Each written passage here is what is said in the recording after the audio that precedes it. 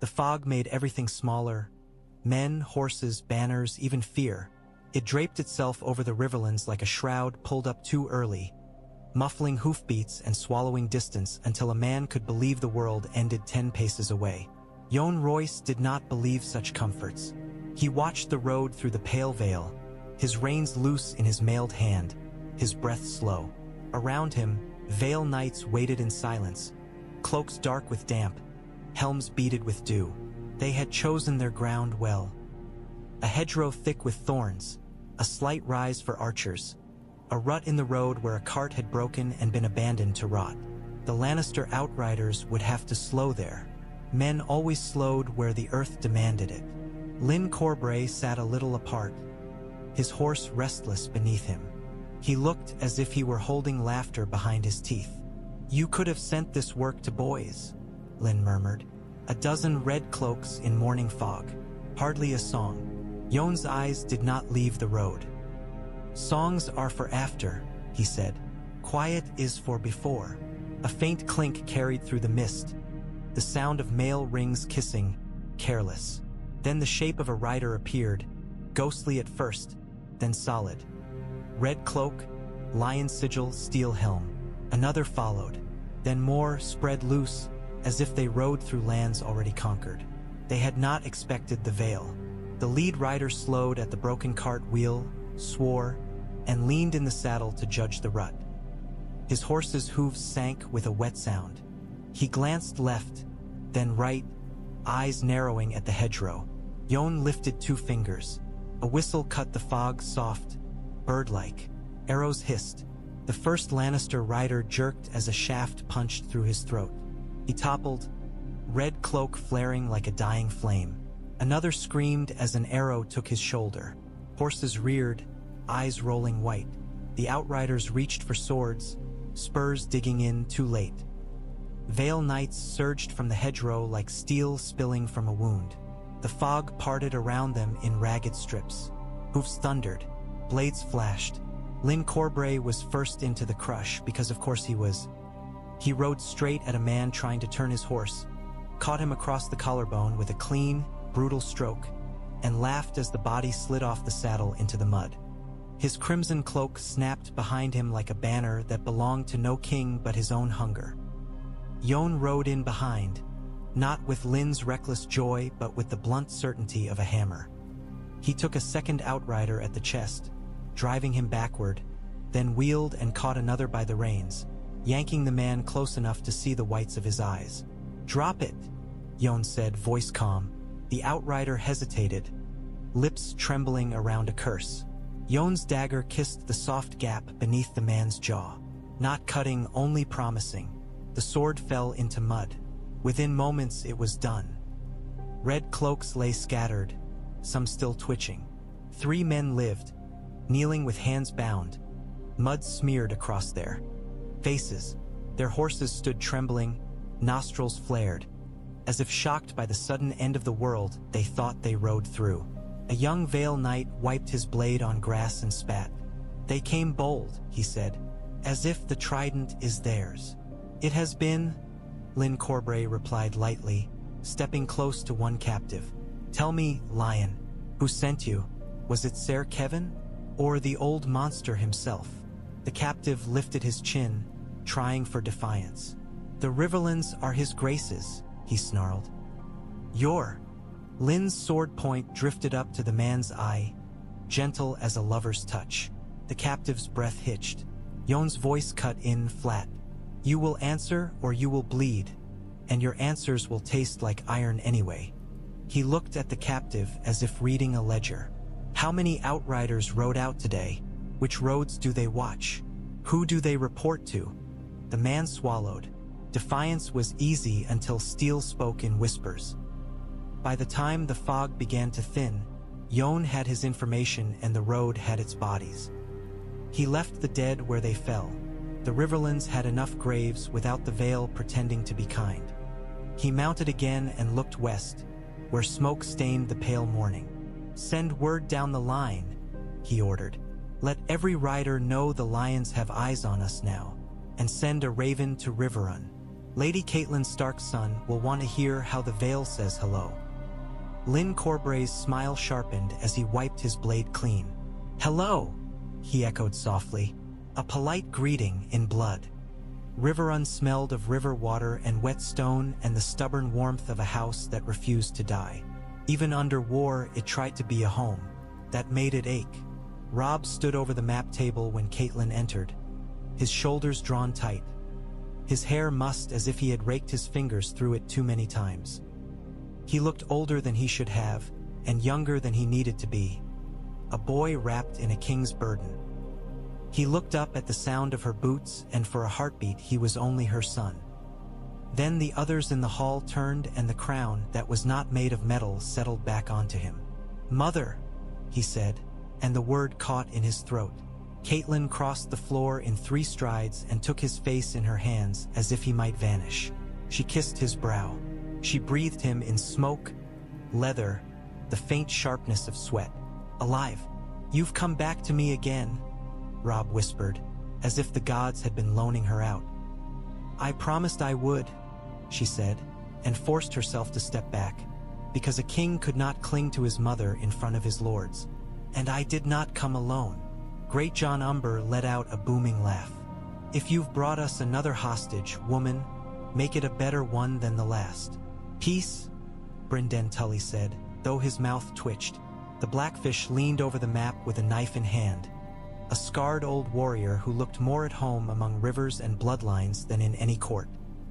"Let her speak." Edmure Tully shifted, impatience in his eyes.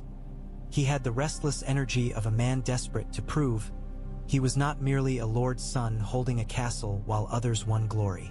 Roose Bolton stood near the shadows, pale and composed, as if war were a weather he observed rather than endured. Catelyn drew the letter from within her cloak. The bronze seal caught lanternlight like a dull coin. Robb's gaze fixed on it. "That's Royce," he said softly. "I," Catelyn replied. "The Vale rides." Silence hit the hall like a wave. Even Grachan's grin faded, replaced by a look of surprised delight, as if someone had offered him a better fight than he dared hope for. Robb broke the seal with careful fingers and read. As his eyes moved across Yohn Royce's blunt words, something in his posture loosened. Only a fraction, but enough for Catelyn to see how tightly he had been holding himself together. "They've opened the bloody gate," Robb said, voice steady. "They've declared a council in Lord Robert's name. They march under Arryn and Royce and Waynwood." He glanced up, disbelief and fierce gratitude bright in his eyes. "They're already in the Riverlands." Brynden Tully exhaled hard.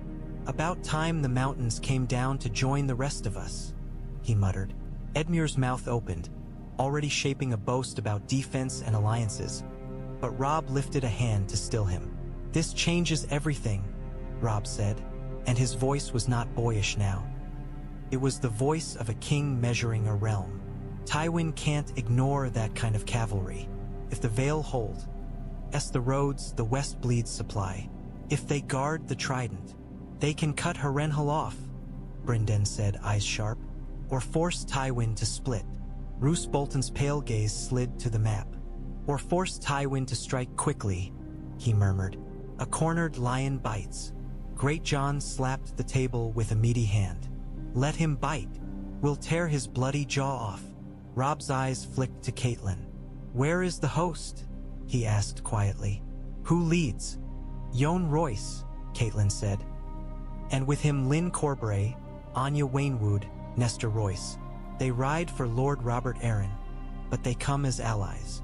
Robb nodded once, jaw working. "Then we meet them," he decided. "Not with a raven, with our banners, with our hands." He turned to the hall. "Send riders. Clear the roads. I want the Vale welcomed like brothers, not treated like strangers." Edmure leaned forward. "And the phrase?" he asked, and there it was, the thorn that never stopped pricking. "Walder Frey will hear of this. He'll count it like coin." Robb's mouth tightened. Catelyn saw the old shame there, the broken promise, the marriage he owed and had not given. War did not forgive such things. "We will deal with Walder Frey," Robb said, voice controlled. But first we secure the Riverlands. First we make the lions look over their shoulders." He looked back at his mother and, for a heartbeat, the king fell away again. "You did this," he said softly. Catelyn shook her head. "The Vale did this," she replied. "I only reminded them they were part of the world." Robb stared at the bronze seal as if it were a talisman. Then he folded the letter with care and tucked it close to his heart, where a crown's weight could not crush it. The first time Robb Stark saw the falcon banners in the flesh, he did not speak. They came over the rise like a blue tide, steel glinting, horses moving with disciplined grace. The Arryn moon and falcon snapped beside bronze runes and green and gold Waynwood colors, and the sight made murmurs ripple through the northern camp like wind through grass. Men craned their necks, boys climbed barrels. Hardened soldiers stared as if they had forgotten what hope looked like when it arrived on horseback instead of in a prayer. Robb rode out with a small escort, Grey whined pacing at his side, silent as a shadow. Catelyn rode with him, her heart beating too hard for a woman who had seen too many banners rise and fall. Yohn Royce reined in and dismounted without flourish. His armor looked heavier up close, rune-etched bronze that spoke of old days and older grudges. He removed his helm, revealing a face weathered by wind and duty. Robb dismounted as well. For a moment, they simply regarded one another. One a young king with a wolf's ferocity in his eyes, the other a seasoned lord with mountain patience. Then Robb extended his hand. Yohn took it, grip firm. "Robb Stark," he said, "King in the north." "Yohn Royce," Robb replied, "Lord of Runestone." "Bronze Yohn," Lyn Corbray called from behind with a grin, as if names were toys. "Don't forget the bronze. It makes him sound like a statue, and he does his best to live up to it." Yohn did not even glance back. "And you are Lyn Corbray," Robb said, gaze cutting to the smiling knight. "Lady Lisa once called you her sharpest sword." Lyn bowed with theatrical ease. "I do cut well," he admitted. Anya Waynwood stepped forward, her posture controlled, her eyes assessing. "Your Grace," she said to Robb, "we come in Lord Robert Arryn's name, and in the Vales." Robb's gaze softened slightly when he looked at her. "Then you honor me," he said, "and you honor my mother." Catelyn felt the words settle into her bones. Honor, spoken aloud, was a strange kind of warmth. Brynden Tully approached, hand resting on his sword hilt as if he could not help himself. "I've been waiting to see if you mountain folk remembered how to ride," he said dryly. Yohn's mouth twitched. "We remembered," he replied. "We simply chose the right moment to remind the realm." Great John Umber guffawed and slapped a man's shoulder hard enough to stagger him. "Now this is a bloody feast," he roared. "Lions, wolves, and now falcons. The gods will choke on the noise we make." Robb turned serious again, gesturing toward the camp. "Come," he said. "We have maps and wounds and enemies enough to share." As they walked, men parted to watch the Vale Lords pass. Some northerners looked suspicious, measuring the newcomers' polished mail and fine horses. Others looked relieved, as if the arrival of allies made the world feel less like a narrowing trap. Inside the command tent, lantern light flickered over maps. Robb pointed to roads and rivers, explaining G positions in a quick, precise voice. Yohn listened without interrupting, eyes moving like a man reading terrain in his mind. When Robb finished, Yohn spoke simply. "You have fought well," he said, "but you have been fighting with half a realm. That ends." "And what do you advise?" Robb asked. Yohn laid a gauntlet finger on the map near the trident. "We secure the crossings," he said. "We guard the roads that feed Tywin Lannister's men. We strike his foragers until his army eats mud. We force him to either retreat toward the west or split his strength to protect what he needs." Lyn Corbray leaned in, eyes bright. "And we hunt," he added. "Hunt hard enough that every red cloak sleeps with a knife in his dreams." Anya Waynwood's voice was cooler. "And we mind politics," she said. "You have enemies who smile. Frey, Bolton, men who would rather be safe than loyal." Catelyn's stomach tightened at the names. Robb's jaw clenched, and she saw him swallow whatever he wanted to say. "We will be careful," Robb promised. Yohn Royce's gaze held his. "Care is not enough," he said. "You are a king, and kings draw knives. We did not ride to watch you die from a blade you did not see." Robb nodded once, accepting the harsh gift of truth. "Then ride with me," he said. The Vale lords bowed their heads, not kneeling, not submitting, but acknowledging alliance. Outside, banners snapped in the wind and men shouted as if the very air could be turned into courage. For the first time in too long, the Stark camp felt like the beginning of something, not the end. Rain turned the riverbank into a trap.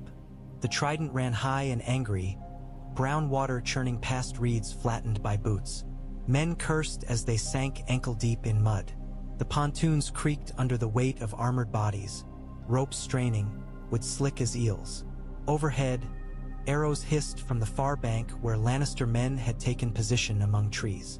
Edmure Tully rode up and down the line, face flushed with urgency. "Hold the bridge," he shouted. "Hold it, damn you. If they burn the pontoons, we lose the crossing."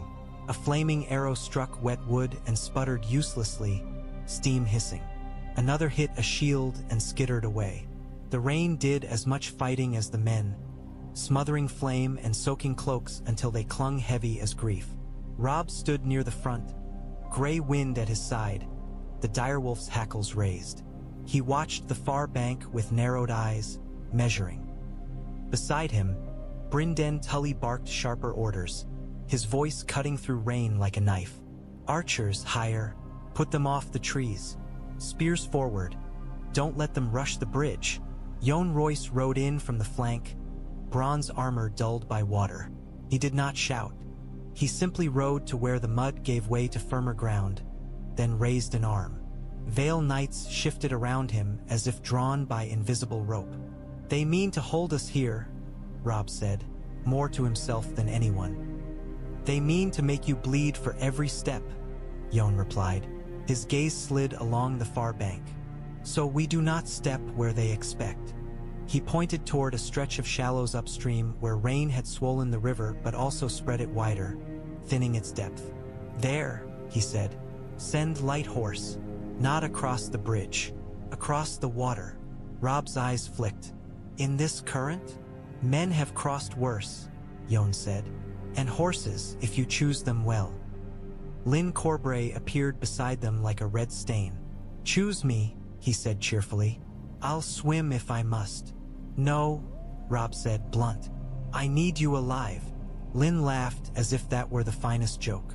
Robb signaled. A dozen Vale riders peeled off, lighter armor, horses lean and strong. They urged their mounts into the shallows. Water surged around legs, splashing high. One horse stumbled, recovered, snorted water. Men leaned low, gripping reins, teeth clenched. On the far bank, Lannister archers noticed too late. They shouted, pointing, loosing arrows in hurried volleys. Rain spoiled their aim. Shafts plunged into water, skipped off wet hides, thudded into mud. The Vale riders reached the opposite side like a spearhead breaking through flesh. They scrambled up, swords flashing, and slammed into the Lannister flank. The red cloaks turned, startled, their line bending like a branch under sudden weight. "Now!" Brynden shouted, and Edmure bellowed agreement, charging forward with the men on the bridge. Shields pushed, spear points stabbed, boots slipped, found purchase, drove again. Robb surged with them, his sword cutting in controlled arcs, gray wind dart. NG at his side, snapping at exposed legs, dragging a man down into the mud where he drowned in filth and panic. The Lannister line broke in pieces, first a small gap, then a widening tier.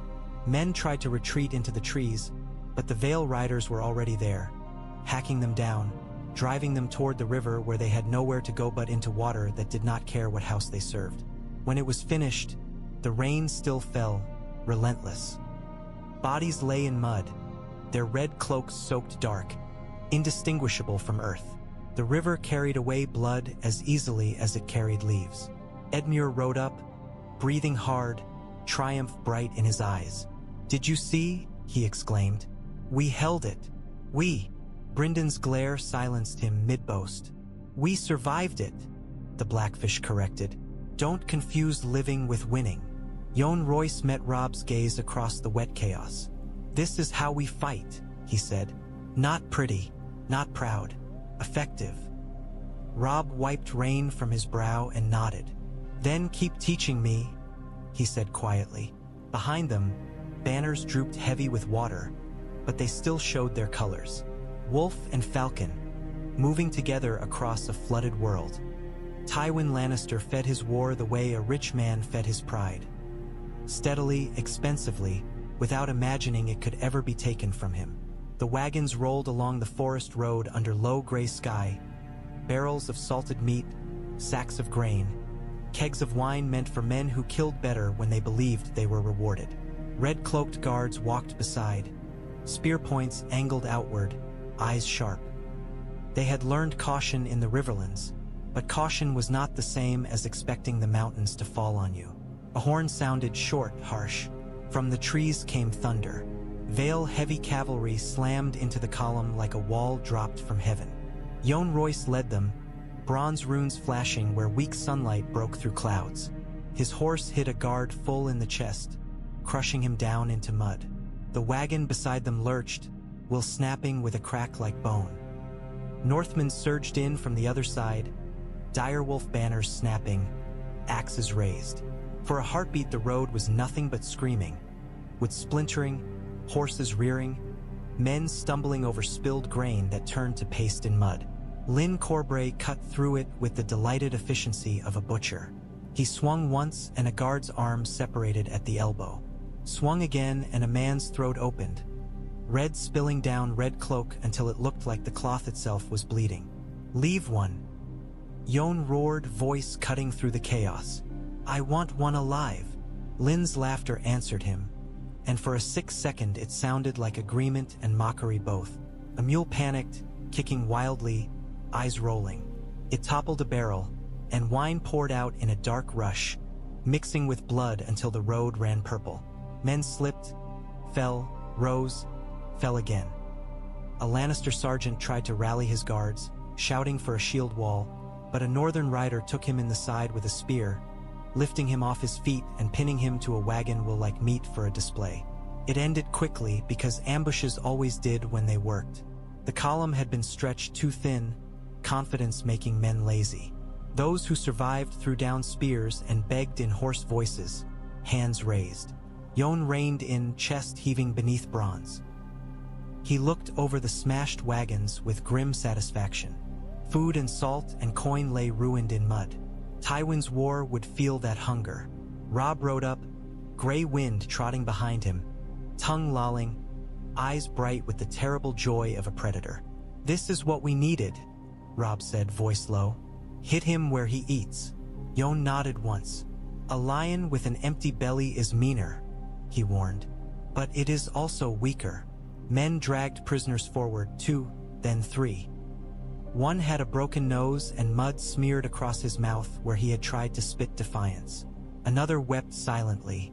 The third stared at Jon with hatred so pure it looked almost calm.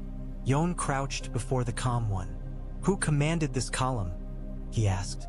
The man's lips curled. "Your mother," he rasped, trying to provoke. Lyn Corbray stepped CLO. A sea sword tip brushing the man's cheek with lazy menace. "He asked a question," Lyn said softly, "and I grow bored quickly." The man flinched despite himself. Jon's gaze held him. "Answer," he said. The prisoner swallowed.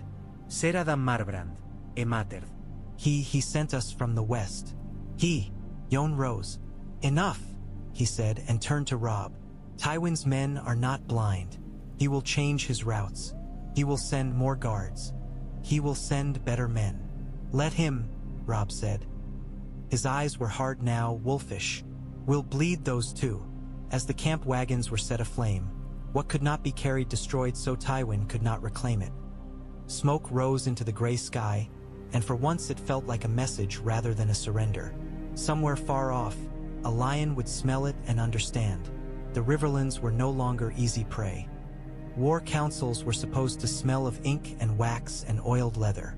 Robb smelled of damp wool and smoke and men who had not slept enough to remember softness. A Vale scout stood at the edge of the tent with a letter in hand. The parchment wrinkled as if it had been hidden close to a sweating body. The wax seal was broken and half smeared, its sigil unclear. "We found him in a ditch," the scout reported. "Bolton colors. He'd been riding hard. Said he'd lost his way. Said he was carrying nothing." Great John Umber snorted. "Lost his way," he growled. "In the Riverlands? A man doesn't lose his way unless he's got something to hide." Roose Bolton's pale eyes slid toward the letter as if it were a curiosity on a table, not a knife pointed at his throat. "Many men lose their way in war," he said mildly. "Fear makes the mind. Fear makes liars." Lynn Corbray cut in from somewhere behind, amused. "Sometimes it makes corpses, too." Robb held up a hand. "Enough," he said, voice controlled.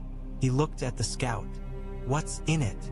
The scout hesitated, then extended the letter. "No name," he said. "No signature. Just directions.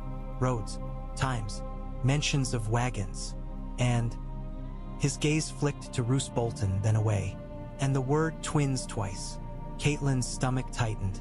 The twins was a word that carried too much weight. Crossing, Frey, oath, the fragile bridge of their war. Jon Royce took the letter and read it once, then again. His face did not change, but his fingers tightened on the parchment until it creaked.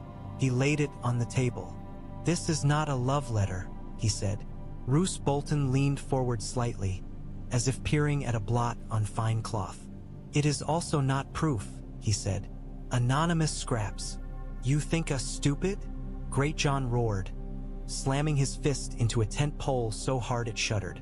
"You think we've never smelled betrayal?" Roose's voice remained calm. "I think war makes men see betrayal in shadows," he replied. "And I think if you accuse loyal bannermen on scraps of parchment, you will..." Robb cut him off.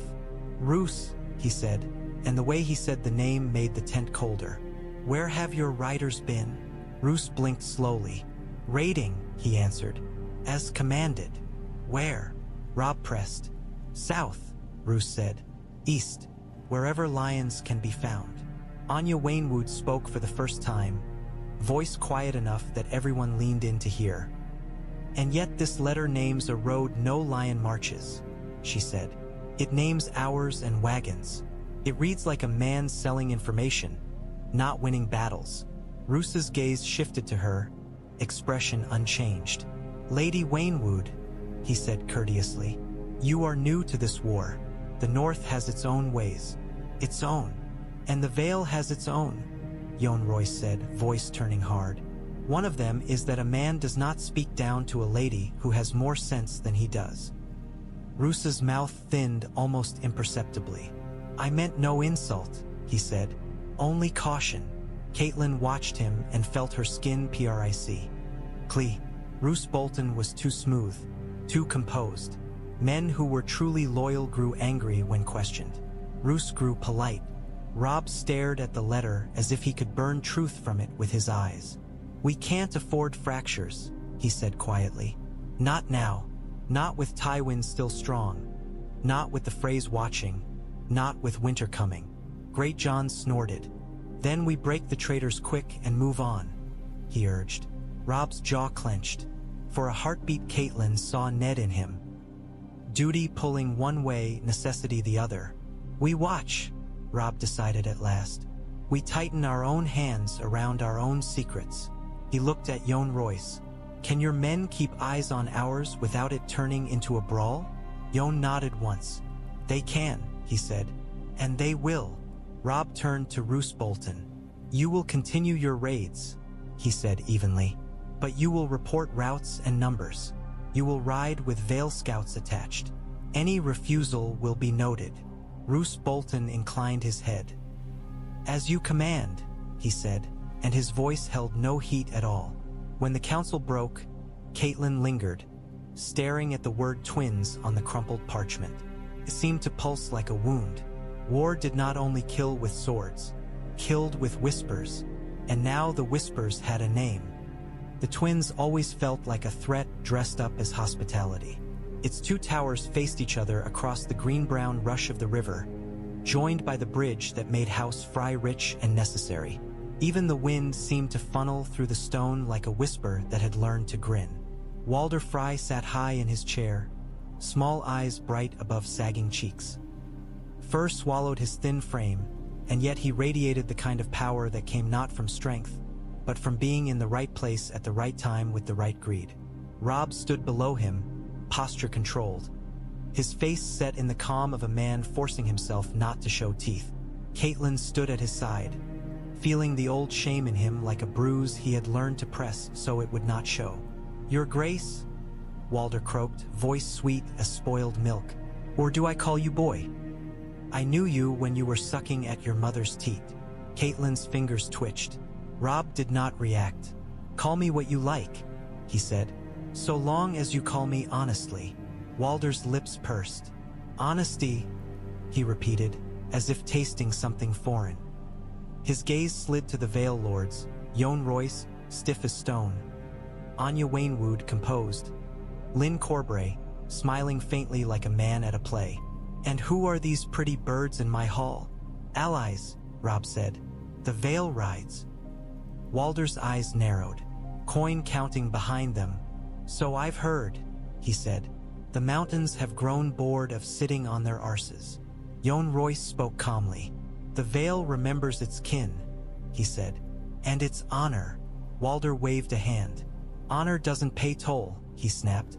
Then his mouth softened again into false pleasantness. "But perhaps honor does bring gifts. Are you here to give me mine, boy?" Robb's jaw tightened. "I am here to mend what I broke," he said. "I swore before gods and men to wed one of your daughters. I failed. That failure has cost us all." Walder leaned forward slightly, eyes sharp. "And why did you fail?" he demanded. "Because you got your little wolf cock tangled in some." "Enough," Catelyn cut in, cold fury rising. The hall quieted, surprised at the steel in her voice. "Say what you demand, Lord Walder, and stop chewing on insults like old meat." Walder stared at her, then cackled. "Cats got claws," he wheezed. "Always did." "Fine. Demand, then. Demand, then. I demand satisfaction. I demand a wedding. I demand your Uncle Edmure takes my Roslyn. And I demand it here in my halls with my guests watching, so the realm sees I am paid what I'm owed." Brynden Tully's eyes narrowed. "Edmure is a lord," he said, "not a coin to be spent." Walder's smile vanished. "He's a Tully," he snapped, "and Tullys are drowning without my bridge. You want to keep your crown on that boy's head. You give me what I ask." Robb inhaled, slow. "Edmure will wed Roslyn," he said, and Catelyn saw the pain in him. Not for Edmure, who would rage and sulk, but for the way war made family into bargaining chips. Walder's eyes gleamed. "And you, Beau? What do I get for you?" Robb did not flinch. "You get my apology," he said. "You get my word that House Frey will be honored for loyalty when this war is done. You get hostages, if you wish, to prove my sincerity." Walder's gaze flicked to the Vale Lords again, calculating. "Hostages," he repeated, and his tone changed, a small shift like a rat sensing a trap. "And what do the falcons say? Will they vouch for you?" Anya Waynwood stepped forward, voice calm. "We will witness the terms," she said, "and we will witness guest right honored properly. The Vale keeps records as well as swords." Walder's mouth twitched. "Records," he muttered. Then his eyes brightened again with an idea. "Fine. Fine. A wedding. A feast. A grand one. We'll drink and sing and make peace. And perhaps the wolves will learn manners." Lyn Corbray's smile sharpened a fraction, but he said nothing. Catelyn watched Walder Frey's face and felt unease coil inside her. The old man had agreed too quickly, too easily. He had demanded payment, yes, but he had not seemed satisfied by it. He had seemed interested. Interest was not loyalty. Interest was a door opening to something hungry. Robb bowed his head stiffly. "Then we will return," he said. With Edmure, with gifts, with vows. Walder spread his hands as if blessing them. Bring music, he croaked. I like music. It makes men forget where their knives are. As they turned to leave, Catelyn heard the river rushing beneath stone, endless and indifferent. For a moment, it sounded like laughter. In a smaller room away from the hall's noise, Walder Frey's smile fell off his face like a mask set aside. The fire snapped in the hearth, throwing restless light across stone. A letter lay open on the table, the wax seal bearing a mockingbird pressed into red. Walder's gnarled hand rested on the parchment, as if pinning it down might pin down the world that was shifting around him. Roose Bolton stood near the wall, half in shadow. He looked as if he belonged there. Quiet, pale, patient, a man shaped for secrets. Beside Walder, Lothar Frey leaned in, whispering, clever eyes darting. They've brought the veil, Lothar murmured. That changes the measure. Walder's nostrils flared. Everything changes, he snapped. Always changing. Wolves here, lions there. Now falcons flapping in my face like they own the sky. Roose Bolton's voice drifted calm as mist. The veil's presence makes a knife harder to hide, he said. But it does not make the knife less sharp. Walder's eyes narrowed. And you still want to use yours, he said, suspicious. Roose's expression barely shifted. I want to survive, he replied. As you do. Walder tapped the mockingbird seal with one crooked finger. The little lord in King's Landing writes pretty, he said, voice sour. He promises gold, titles, marriages. He promises the world, and he isn't even the man wearing the crown. He is close to the men who do, Lothar said softly. Roose's gaze flicked to the letter. Petyr Baelish understands leverage, he said. He understands that a bridge is power, and power must be paid. Walder's mouth twisted. Paid, he echoed. Aye, and I will be paid, but not like a beggar, not like a dog tossed scraps. If I choose the lion, I choose it because it makes me a lord among lords, not a footnote. Lothar's eyes gleamed. They fear the red wedding, he whispered, and Walder's lips pulled into a thin smile at the phrase as if it pleased him. They've been speaking of guest right more than usual. Vale Vichnesis. Records. Men watching doors. Walder snorted. Let them watch, he said. Eyes can be distracted. Roose Bolton's voice remained even. Distraction will be harder, he warned. If the Vale controls your gatehouse, if their knights sit near the high table, if their men stand with yours. Walder slammed his hand down, making cups rattle.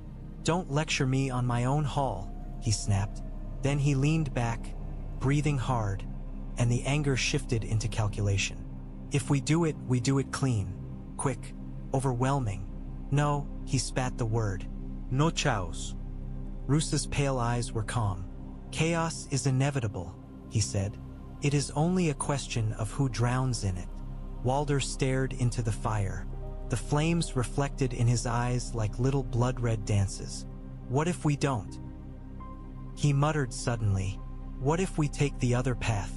What if we stay loyal and the wolves win? The Vale might back them. The Riverlands might. Lothar leaned closer. And if the wolves lose, he whispered, then the lions will come, and they will not merely punish. They will erase. Walder's lips trembled, and for a heartbeat his age showed. An old man balancing fear and greed like weights on a scale.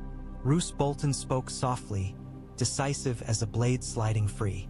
The wolves have teeth, he said, but the lions have gold, and gold buys winter stores, buys swords, buys silence. The Vale's arrival is impressive, but it does not put King's Landing in Robb Stark's hands. It does not end the war. It only prolongs it. Walder's eyes narrowed again, hunger returning. Prolongs, he repeated, which means more cost, which means higher price, Lothar murmured. Walder looked down at the mockingbird letter and smiled slowly, the way a man smiles when he sees a door to profit. Then we raise it, he said. We raise it until they choke on coin. Roose Bolton's shadowy figure did not move, but the air felt colder. "Coin," he said quietly, "and blood." Walder lifted a cup of wine and swirled it, watching the dark liquid cling to the sides. "A toast," he said, voice soft as rot. "To guest right, to weddings, to songs." The fire crackled. Outside, the river ran beneath stone, and the twins waited like a mouth learning how to close. The wedding began as weddings always did. Too much food, too much noise, too many smiles stretched thin. Torches burned along the hall's walls, their light dancing on polished cups and fat gleaming roasts. The smell of meat and bread was almost obscene in a land that had been starving. Frey servants moved like ants, pouring wine, refilling platters, bowing too quickly. Edmure Tully stood at the front with Rosalind Frey, and if a man could drown in his own unease, he would have done it there. He was flushed with drink, laughter forced, eyes darting as he tried to read the faces around him. Faces that belonged to family and strangers alike. Rosalind's veil hid most of her, but the tremble in her hands was visible to anyone who cared to look. Robb sat with Catelyn at the high table. He smiled when required, spoke when required, drank little. Grey wind was not allowed in the hall, Walder's insistence, thinly disguised as courtesy, and that alone made Catelyn want to claw at stone. A king should not leave his wolf outside a den of foxes. Yohn Royce's men were placed with deliberate care. Near doors, near the Bridgeward entrance, near the stair that led to the musicians' gallery. They did not look threatening. They looked attentive. That was worse for anyone hoping to do harm in shadows. Lyn Corbray sat among them, relaxed, wine barely touched, eyes sliding everywhere. He had the air of a man waiting for the interesting part of a story. Brynden Tully watched the doors like a hawk watches grass. His hand rested on his sword hilt beneath the table, hidden by cloth, but Catelyn knew it was there. She knew because hers was hidden the same way. Walder Frey presided like a spider in the center of his web, smiling, telling bawdy jokes, receiving toasts with a quivering laugh. His many sons and grandsons filled the hall, yellow-brown cloaks everywhere, faces too similar, mean mouths, sharp eyes, thin patience. Roose Bolton sat further down the table, pale and still. He drank sparingly, as if preserving himself. His pink cloak hung from his shoulders like flayed skin. Catelyn's gaze caught on it and would not let go. The music began. Fiddles, drums, a flute that squealed too high. Men clapped and shouted. Wine loosened tongues. Edmure's smile grew more genuine as drink blurred the edges of dread. For a moment, it almost felt like peace pretending to exist.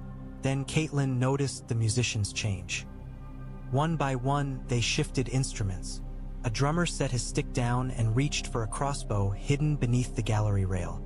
A fiddler's hands did not reach for strings, but for a lever. Catelyn's breath caught. She turned her head sharply toward Robb, and in the same heartbeat, she saw Lyn Corbray's posture shift. No longer relaxed, but coiled. Yohn Royce's gaze flicked up as well, and in it Catelyn saw recognition, cold and instant. Brynden Tully was halfway to his feet. Walder Frey lifted his cup, smiled too wide. "A song," he croaked. "A special song for tea." "He young wolf." "No," Catelyn whispered, and the word was lost beneath the swell of noise. The hall's doors began to close, not slammed, guided as if for privacy. Frey guards moved to bar them, spears angling inward. Robb's hand went under the table, gripping steel. His eyes met his mother's, and for a heartbeat the boy in him flashed. Fear and fury tangled. Yohn Royce rose, slow and deliberate, drawing every eye. "My Lord Walder," he said, voice carrying over music that had begun to falter. "Before songs, let us honor guest right. Again, publicly, so all men remember." Walder's smile twitched. Lyn Corbray stood as well, sword hand resting casually on his hilt. "A fine idea," he purred. "I do love reminders." For a heartbeat, the hall hung suspended between feast and slaughter, between laughter and screams, between a door closing and a blade finding its target. Catelyn tasted iron in her mouth and knew, with cold certainty, that the next breath would change everything. The first bolt took a man in the throat 2 tables down, snapping his head back as if yanked by invisible string. Blood sprayed across a trencher. Someone screamed, high and unbelieving. Then the hall became a storm. Crossbow strings thrummed from the gallery. Bolts hammered into flesh. Men toppled, chairs skidding, platters crashing to stone.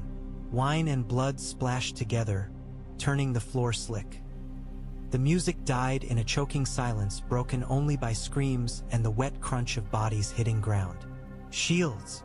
Yohn Royce roared, and Vale Knights surged upward, steel snapping into place. They raised their shields like a moving wall, bolts thudding into wood and iron with ugly impact. 2 knights fell anyway, one bolt finding a gap beneath the arm, another punching through a visor slit. Yet the wall kept moving, relentless as a tide. Robb was on his feet, sword out, voice raw. "To me!" he shouted. "To me!" Catelyn grabbed the table edge to steady herself as it rocked under bodies scrambling. A Frey man lunged across the food, knife raised, face twisted with desperate intent. Brynden Tully met him at the door line and split his skull with a downward cut that sprayed bone and blood onto the wooden bar they were trying to close. "Open that door!" Brynden snarled at men behind him. "Open it or die here!" Frey guards shoved back, spears thrusting, trying to hold the exit. They had practiced this. They had planned it. But planning assumed panic. Planning assumed the wolf would be alone. A Vale Knight slammed into the spear line from the side, shield first, breaking the formation. Another drove a sword into a Frey guard's belly, twisting. The guard screamed and folded. Lyn Corbray vaulted onto the table like a dancer, crimson cloak flaring, and cut down 2 men in quick succession. His smile was gone now. In its place was something pure and bright and terrible. "You wanted a song?" he shouted, and drove his blade through a 3rd man's chest. "Here's your chorus." Robb hacked through the press toward his mother, because even in slaughter he was still Ned Stark's son. He grabbed her arm, pulling her behind him as bolts continued to rain. A bolt struck the chair beside Catelyn and buried itself deep in oak, quivering. "Mother!" Robb gasped. "Stay down." "I will not," Catelyn hissed, but she crouched anyway, because dying foolishly helped no one. Her eyes found Walder Frey at the high end. The old man was half risen, face contorted, triumph struggling with shock. He had expected slaughter. He had not expected resistance that moved like iron. Roose Bolton stood near his seat, strangely still amid the chaos. He did not draw his sword. He did not shout.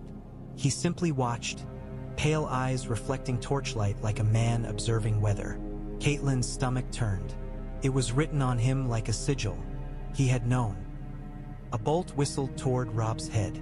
Yohn Royce's shield slammed up at the last instant, deflecting it with a crack. Yohn's eyes met Robb's, fierce and steady. "Move," Yohn commanded. "To the bridge." Vale Knights pressed forward, forming a wedge around Robb and Catelyn, their shields angled, their blades stabbing out whenever Frey men rushed in. The hall was a slaughterhouse now. Men dying in corners, bodies piled near tables, screams turning horses' throats filled with blood. Brynden Tully forced the doors open a fraction, enough for cold air to rush in. Outside, more shouting, men fighting in the yard, steel clashing on stone. The betrayal was not only in the hall, it was everywhere. "Out!" Brynden roared, carving a path with his sword. "Out! Damn you!" Robb shoved through the gap with his wolves and falcons around him. Catelyn stumbled after, boots slipping on blood-slick stone, breath ragged. A Frey guard swung at her. Lyn Corbray's blade took the man's hand off at the wrist, sending fingers spinning into darkness. They burst into the courtyard beneath black sky. Torches flickered in frantic hands. Men fought near the bridge, Vale Knights clashing with Frey guards, some already holding the gatehouse stairs as if they had anticipated this exact moment. A horn sounded, Vale deep and furious. "Bridge!" Yohn shouted again. "Hold the bridge!" Robb's face was streaked with sweat and someone else's blood. His eyes were wild, but he was alive. He turned his head once, just once, back toward the hall where screams still spilled out like smoke. Catelyn followed his gaze and saw Walder Frey framed in torchlight at the doorway. His face twisted with rage now, the plan collapsing in front of him. "You were my guest," Catelyn whispered, voice breaking with hate. "And you chose to be a butcher." Robb gripped her arm and pulled her forward, away from the doorway, away from the past. "Not here," he said harshly. "Not today." They ran toward the bridge under bolts fired from windows, under screams, under the sick, metallic taste of betrayal. Behind them, the twins howled with violence. Ahead, the river rushed beneath stone, cold, relentless, and ready to carry away anyone who stumbled. And above it all, banners snapped in the night. Wolf and falcon, refusing to fall. The Eyrie always felt like a place built for gods, not for men. Too high, too clean, too near the sharp blue cruelty of the sky. The wind found every seam in stone, and even in summer it carried a winter's bite as if the mountains resented warmth as a lie. Catelyn Stark stood beneath pale banners that bore the moon and falcon, and listened to the thin sound of her own breath. She had crossed half a realm to reach this height, brought by old bonds and older hope, and still hope could die in a sentence. "My sister," Catelyn said, keeping her voice gentle, because gentleness was the only blade Lysa Arryn did not raise against. "The Riverlands burn. The Lannisters have put torch to villages that never raised a spear. My father's lands. Your father is dead." Lysa cut in, her voice quick as the snap of a bird's beak. "All fathers die. Mine did. Yours did. Jon did." Her fingers tightened on the arms of her seat. The sapphires at her throat caught torchlight and made tears of it. "And you come here with your wars, and your kings, and your demands." "Not demands," Catelyn said. "Family." At the word, Robert Arryn made a small noise and burrowed deeper into the blue cloak that swallowed him. His hands clutched his little falcon as if the carved bird might take wing and carry him away. His eyes were too big for his face, pale and fever-bright. When he glanced toward the moon door, he did it the way a child looks toward a cliff edge, half fascinated, half sick with the fear of falling. Maester Coleman cleared his throat. "My lady," he said carefully, as if speaking to a candle flame he feared might gutter. "A raven from the bloody gate." Lysa's gaze snapped to him. "We have ravens every day. Ravens bring lies. This one brings seals." The maester's hands trembled as he held the scroll out. Catelyn saw wax stamped with bronze runes. House Royce, pressed hard enough to leave a ridge. Bronze-Yon Royce did not move, yet it felt as if the hall had shifted around him. He was a broad man with a face carved by wind and years, and the bronze plate he wore bore old glyphs that had been old when the Targaryens still sat the Iron Throne. He looked like the sort of lord the Vale had once bred in abundance, hard as mountain stone, stubborn as a high pass in snow. "Read it," Lysa ordered. Maester Coleman broke the seal with an apologetic thumb and began. The words were formal at first. Duties, concerns, the safety of Lord Robert, until the politeness fell away into iron. The Lords Declarant demanded counsel. They demanded oversight of the Aerys gates and granaries. They demanded, in careful language that was still a knife, that Lysa Arryn cease her isolation before her isolation became treason to her own blood. They spoke of Jon Arryn's honor as if it were a lamp left burning in a storm, and they spoke of the Riverlands, of Catelyn's home, as if it were a neighbor's house on fire while Lysa sat behind locked doors counting her silver.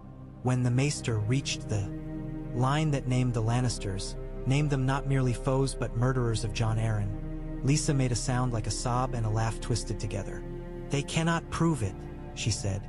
"They cannot. Jon died of what, sister?" Catelyn asked softly. Lysa's eyes flashed. "Of sickness." She stood so abruptly her seat scraped stone. "Of sickness, and I will not have you and your Stark wolves howling in my halls, turning my lords against me. Robert is not safe in war. Robert is not safe with your family." Catelyn finished, before she could stop herself. The word cracked the air. Robert Arryn whimpered, clutching his falcon until his knuckles shone. Bronze Yohn Royce's voice was quiet, yet it carried as if the mountains themselves had learned to listen. "My lady," he said to Lysa, "the Vale has not forgotten Jon Arryn, nor will it." Lysa's mouth worked. Her gaze darted to the guards, to the moon door, to the maester, to Catelyn, as if searching for a path that did not exist. The Eyrie had walls, but it had no corners to hide in. Above them, the sky pressed close and pitiless. "You are all against me," she whispered. "No," Catelyn said. "We are for the Vale, for Lord Robert, for what your husband stood for." Lysa's hand went to her throat, to the sapphires, to the tears she wore because real ones came too easily. "Jon," she breathed, and for a heartbeat Catelyn saw a different woman. Young, frightened, desperate for love in a world that asked little mercy of women. Then the moment passed, and Lysa Arryn's face hardened into something brittle. "I will not march," she said, louder now, so the guards would hear and the stones would remember. "The Vale will not bleed for your war. I am Lady Regent. Idicide." Bronze Yohn Royce bowed his head, the movement slow and heavy as a gate swinging shut. "As you say," he replied, and in the words there was obedience, and in the tone there was none at all. Catelyn felt it then, the change. Not in Lysa, not in the sky. In the air itself, a tension drawn tight enough to sing. The Vale was waking, and when mountains wake, the realm trembles. Down at the gates of the moon, the air smelled of horses and cold iron instead of sky. Here, the Vale felt like a kingdom again. Men stamping warmth into their boots, guards leaning on spears, banners snapping in the wind as if eager to be loosed. Catelyn watched from a sheltered archway, her hands hidden beneath her cloak. The lords did not look like courtiers. They looked like men who had been made by rock and winter and long memory. They spoke in low voices, and their words were clipped, as if even speech was a weight to be measured and carried only when needed. Anya Waynwood's cheeks were raw from cold, yet her gaze was steady. "If Lysa will not hear us," she said, "we must find a way to be heard without her." "And if she calls it treason?" asked Horton Redfort. "Then she teaches the Vale a new word," Anya replied. "One that means doing nothing while our kin are butchered." Lyn Corbray leaned against a pillar, mouth half-curled. "The Riverlands are a ripe orchard," he said. "The lions pick it clean while we sit in our high nests and pretend we do not smell the rot." Nestor Royce glanced toward the steep path that climbed toward the Eyrie. "Lady Lysa has made the Eyrie a cage," he said. His voice held no malice, only weariness. "And cages are made for keeping things in. Or keeping things out," Bronzed Yohn Royce said. When he spoke, the others grew quieter, like men who had learned to listen on battlefields. "Jon Arryn was not a timid man," Yohn continued. "He did not hide behind stone while others bled. He fed the realm with his honor until it grew fat and lazy." He turned his head slightly, and his gaze found Catelyn where she stood. "Lady Catelyn, you have crossed a hard road to ask what you should never have needed to ask." "I did not come to shame the Vale," Catelyn said. "I came because I believed the Vale still remembered." "We remember," Yohn said. "That is the trouble." Lyn Corbray's smile sharpened. "Remembering is a kind of hunger," he murmured. "And hunger demands meat." Anya's eyes flicked to him. "You would gladly feed it with 1,000 men's bones so long as your blade tastes blood." "I would gladly feed it with Lannister bones," Lyn replied, and there was no jest in it. "Or Frey, or any who think the Vale can be ignored." At the mention of House Frey, Nestor Royce made a small, dismissive sound. "Walder Frey is an old weasel with too many holes to hide in," he said. "But the lions are not old weasels. They are lions." Horton Redfort folded his arms. "Tywin Lannister is a long way from the bloody gate," he said. "But he does not need to be close to kill. He has gold. He has tongues. And he has the crown," Anya said. which means he has the law until the law is forced to remember it belongs to the realm, not to a lion. Yohn Royce looked toward the mountains, where the Eyrie perched like a shard of moon. Lisa fears war, he said, and she fears what war brings into a woman's chamber when a woman has something to hide. Catelyn's stomach tightened. She thought of Jon Arryn, of his quiet strength, of how he had stood between Robert's fury and the realm's ruin for years. She thought of the letter that had lured her husband south, the letter that whispered, "The seed is strong." "What are you saying?" she asked. Yohn's face did not change, but his eyes were old as valleys. "I am saying that a regent answers to her lord, not the other way around," he said. "Robert Arryn is Lord of the Eyrie, Lord of the Vale. The Vale bleeds for its lord, not for its lady's fears." "What are you saying?" she asked. Yohn's face did not change, but his eyes were old as valleys. "I am saying that a regent answers to her lord, not the other way around," he said. "Robert Arryn is Lord of the Eyrie, Lord of the Vale. The Vale bleeds for its lord, not for its lady's fears." She imagined Lisa's face when she understood. She imagined the moon door. She imagined the sound of stone underfoot and open sky beneath. "I will not ask you to harm her," Catelyn said quickly. Yohn looked at her, not unkindly. "We are not boys eager for a fight," he said. "But the realm is afire, Lady Catelyn. If we do not move now, the smoke will find its way even into the Eyrie." Lyn Corbray's eyes glittered. "And there is another truth," he said, almost conversational. "If the Vale rides, we do not merely join a war. We choose what kind of realm will rise from its ashes." Catelyn thought of Robb, crowned beneath ancient stone, his direwolf banner lifted by men who had never expected to kneel again. She thought of her daughters far away, and of the sons she might never see. She stepped forward into the cold. "Then choose," she said. "Choose and do not be late. The dead do not wait." For a moment only the wind answered. Then Bronze Yohn Royce nodded once, and in that single motion, the Vale began to turn. That night, the Eyrie did not feel like a castle. It felt like a throat closing.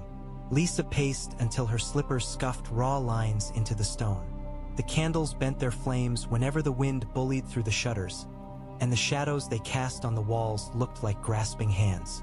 Robert slept fitfully, his small chest rising and falling too quickly, like a bird's. Every so often he made a thin noise and clutched at the blanket as if it might fly away with him. Lisa went to him 3 times and smoothed his hair, pressing her lips to his forehead, whispering that he was safe, safe, safe, until the word felt like a charm that could break if she said it wrong. Maester Coleman waited by the table with a cup that steamed faintly. "My lady," he ventured, "your lord's son is not sick," Lisa snapped. "He is frightened. They frighten him with their counsels and their banners." "The lords are concerned," the maester said, choosing each word as carefully as if he were plucking thorns from flesh. "They fear the Vale's isolation will invite." "Invite what?" Lisa demanded. "The Lannisters cannot climb these mountains. Tywin Lannister cannot by the wind. They cannot reach us." "They reach with ravens," Maester Coleman said, "and with coin, and with promises." Lisa's fingers closed around the crushed letter until the seal cracked. She had told herself she did not care for ravens from King's Landing. She had told herself she did not care for Petyr Baelish's cleverness and his laughing eyes and the way he had once looked at her as if she were the only girl in the world worth knowing. But the seal on the letter was a small bird, and that was enough to make her heart stutter. She had not opened it. Not fully. Only enough to glimpse a line that spoke of chaos and opportunity, of wolves and lions tearing at each other while the Vale remained untouched. He had written about safety. Petyr always wrote about safety because he knew what word made her melt. Now safety was being pried from her hands by men who called themselves Declarant as if declaring made them righteous. "They want my son," she whispered. Maester Coleman's brows knit. "They want to protect him," he said. Lisa laughed, sharp and ugly. "Protect him from me." The maester did not answer, and his silence was the worst answer of all. She looked toward the window. beyond the shutters was nothing but blackness and the faint, distant gleam of snow under starlight. The mountains were endless and indifferent. The sky above them was a cold eye. Jon, she thought, and the name hurt like a bruise pressed too hard.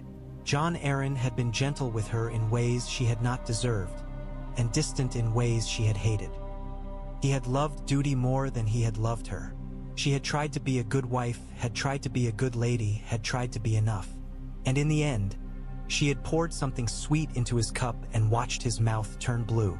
No one knew. No one could ever know. Not even Robert, not ever.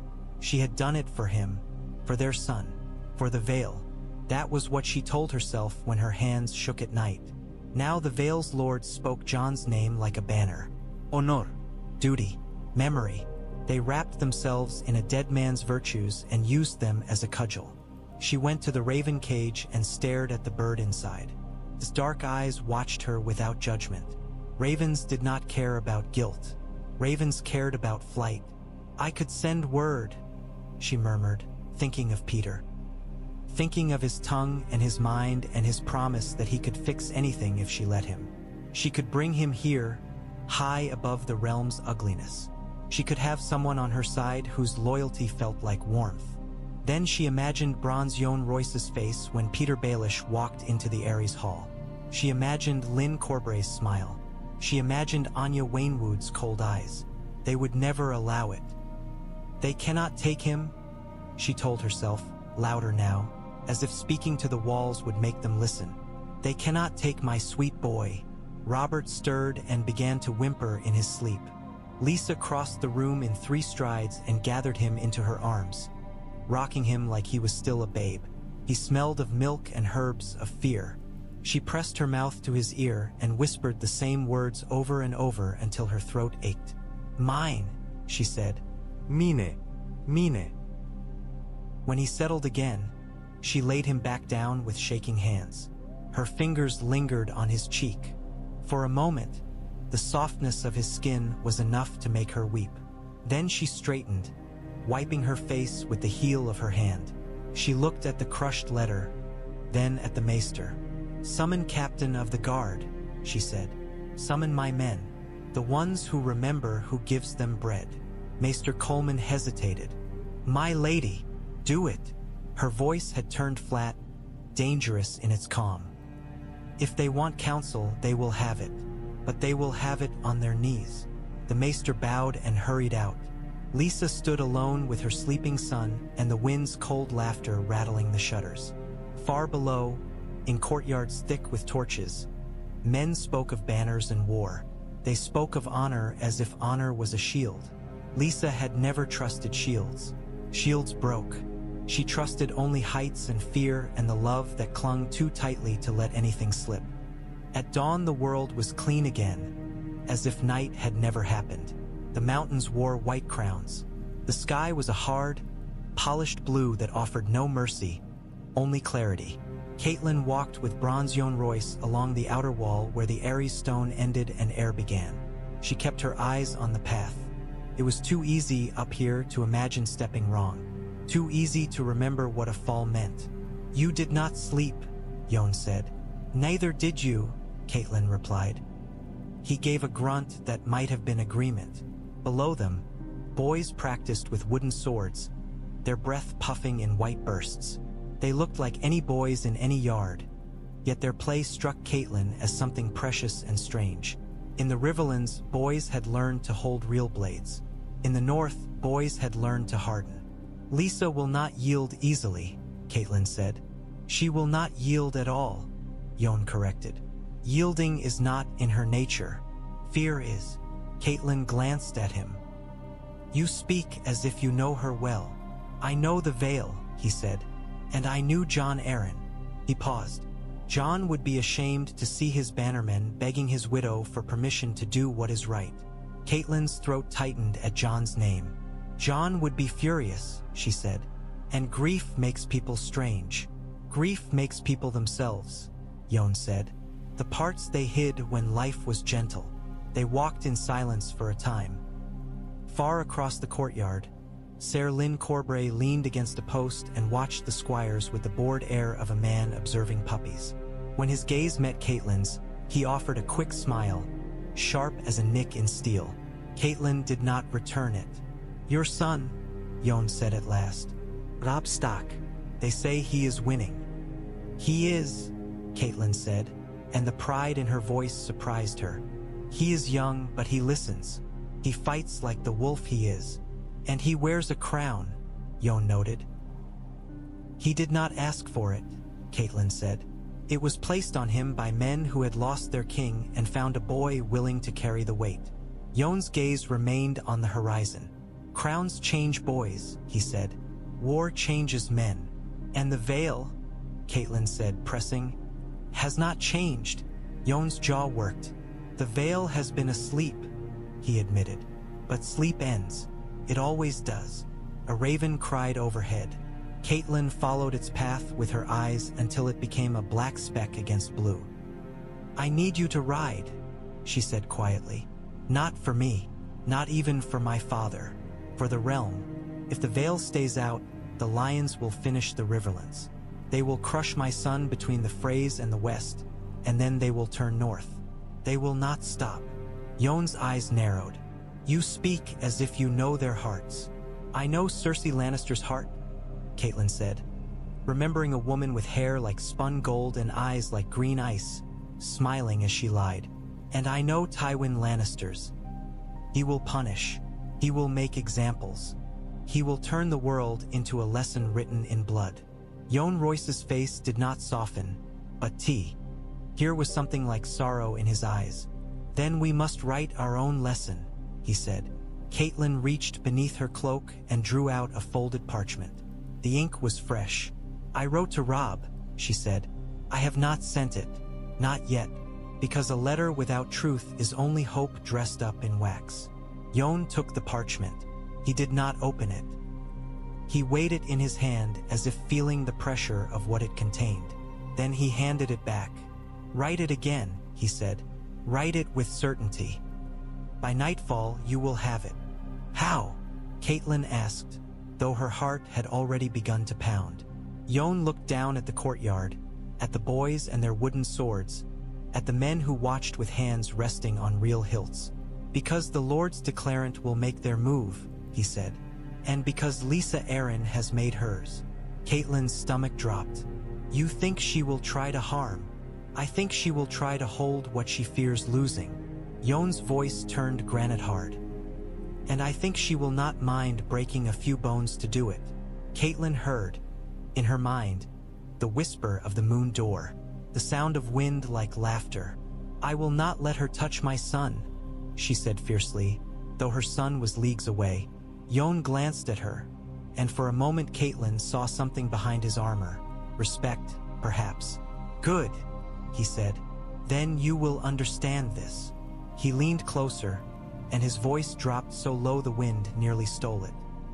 "The Vale rides for its lord," he told her. "For Lord Robert Arryn. That is the law we will use. That is the shield we will raise. And if Lysa Arryn stands in the way of her own son's safety, then she stands alone." Catelyn felt the world tilt beneath her feet. Not the stone, not the sky, but the balance of things. She had come here begging for help. Now she stood on the edge of a quiet coup, watching a kingdom decide whether to pull its lady from the throne she clung to. "Send your letter," Jon said. Catelyn nodded once, and the motion felt like stepping forward. The hall at the gates of the moon was made for winters and judgments. Its stones drank torchlight instead of reflecting it, and the air held the damp smell of old smoke. Men's voices sounded heavier here, as if the mountain itself pressed down on every syllable. Maester Coleman stood at a long table with a book that looked ancient enough to have been bound from the Vale's first dead. His fingers shook as he turned pages. He did not like this. He did not like any of it. But fear could not keep a castle fed. Anya Waynwood placed 3 sealed parchments on the table with the decisiveness of a woman setting down coins. Horton Redfort stood beside her, stiff-backed, his face pinched. Lyn Corbray leaned close to the wall, eyes bright. waiting like a hound at the edge of a hunt. Bronze Yohn Royce stood at the center, and he was so still that Catelyn wondered if he ever moved at all, or if the bronze runes on his armor had simply grown into the shape of a man. They had not invited Catelyn to speak, and she did not ask. She stood off to one side with her hood lowered, listening, letting the Vale's own voice do its work. By ancient custom, Maester Coleman read, voice trembling. When a lord is in minority, his regent holds authority in his name, but the authority remains his. If the regent's actions threaten the lord's safety or the domain's stability, the bannermen may declare counsel in defense of the lord. His eyes lifted, pleading wordlessly for someone, anyone, to stop this before it became something that could never be undone. Anya Waynwood did not blink. The domain's stability is threatened, she said. The realm is at war. The Vale is kin to the Riverlands. The Vale's honor is in question. Horton Redford added, and Lord Robert Arryn's safety is threatened by isolation. A castle is not a shield if it becomes a prison. Lyn Corbray chuckled softly. Say the truth, he urged. Say the word they fear. Anya's mouth tightened. Madness, she said, and the word fell like a stone into water. The doors opened. Lysa Arryn swept in wearing black fur and a gown so dark it swallowed torchlight. Her eyes were red, as if she had been crying all night or as if she had not slept in a year. Behind her came guards in silver helms, their hands tight on spears. She saw the book. She saw the seals. She saw the men standing not as petitioners, but as judges. You dare, she said, and her voice was thin and sharp as an icicle. You dare hold court in my halls. In Lord Robert Arryn's halls, Bronze Yohn Royce corrected calmly. Robert Arryn jerked at the sound of his own name and looked up, blinking, milk trembling in his cup. He did not understand. He understood only that voices were loud and his mother was angry. Lisa's mouth worked. Her gaze darted to the guards, to the moon door, to the maester, to Catelyn, as if searching for a path that did not exist. The Eyrie had walls, but it had no corners to hide in. Above them, the sky pressed close and pitiless. I am his mother, she said. I am his regent. You are bannermen, sworn to me. We are sworn to House Arryn, Anya Waynwood replied. To your son. Lisa's laugh was bitter. My son is sick. My son needs peace. My lady, Maester Coleman began, and stopped when her eyes turned on him. Lyn Corbray pushed off the wall. Peace, he said, tasting the word like wine. Peace is what wolves pray for when their teeth have been pulled. Lisa's face twisted. You would drag my boy into war, she accused. You would put him on a horse and parade him through mud and blood, like a little lordling puppet so you can play hero. No one speaks of parading, Horton Redford said. We speak of joining our kin, of defending the realm, of ensuring no army ever stands at the bloody gate while the Vale sits mute. Lisa's gaze found Catelyn then. You, she hissed. This is you. You have filled their heads with stark lies. Catelyn's heart hammered, but she kept her face still. I spoke of truth, she said, of fire in the Riverlands. And what of the fire you brought into my home? Lysa demanded. What of the Lannister dwarf you tried here? What of the blood you spilled in my hall? Catelyn's hands curled beneath her cloak, remembering Ser Vardy's Aegon's fall. The way men's loyalties could be shattered by a single fight. Bronze Yohn Royce's voice remained steady. We speak now of law, he said. Not of old wounds. Law, Lysa spat. You think you can use law as a leash on me? Anya Waynwood slid one parchment forward. This is a declaration, she said. A council to oversee the gates and granaries and the safety of Lord Robert Arryn. You will remain Lady Regent. You will not be dishonored. But you will no longer close the Vale's eyes and ears to the realm. Lysa stared at the parchment as if it were a snake. And if I refuse? The hall held its breath. Maester Coleman's voice trembled. Then the bannermen may. May what? Lysa demanded, stepping closer. Say it, Maester. Say the treason. Bronze Yohn Royce answered for him. They may act in defense of their lord, he said. Robert Arryn's cup slipped and milk spilled across his lap. He began to cry, high and panicked. Lysa whirled to him instantly, gathering him into her arms, glaring at the men as if they had struck him. "See what you do?" she said, voice breaking. "You frighten him. You frighten my sweet boy." Anya Waynwood's face tightened. "We frighten him because you have taught him that the world beyond these stones is poison," she said. "We would teach him that the world is his." Lysa's eyes went wild. "He is mine." "No," Bronze Yohn Royce said, softer now, and in the softness was steel. "He is the Vale's." For a moment, Catelyn thought Lysa might scream, thought she might lunge for the moon door itself, though it was not here, as if falling could solve anything. Instead, Lysa clutched her sobbing son and backed away, her guards tightening around her like a wall. I'll have my answer," she said, and her voice had turned cold. "Tonight, and if you are still in my halls when the sun rises, you will learn what it means to defy your lady." She turned and swept out, Robert Arryn's wails fading behind her like the cry of a trapped bird. When the doors shut, the hall exhaled. Lyn Corbray's smile returned, bright as fresh blood. "She will strike," he said. Bronze Yohn Royce nodded once. "Then we strike first," he replied. Night came like a blade drawn slowly, the edge catching torchlight as it rose. Catelyn had expected an arrest. She had expected guards at her door, chains, perhaps a quiet shove toward the mountain path and exile. She had not expected the moon door. They came for her while the Eyrie slept uneasily, the corridors empty and echoing. 2 guards with silver helms appeared at the turn of the hall and blocked her way, spears angled like teeth. Behind them, Lysa's voice floated, high and brittle.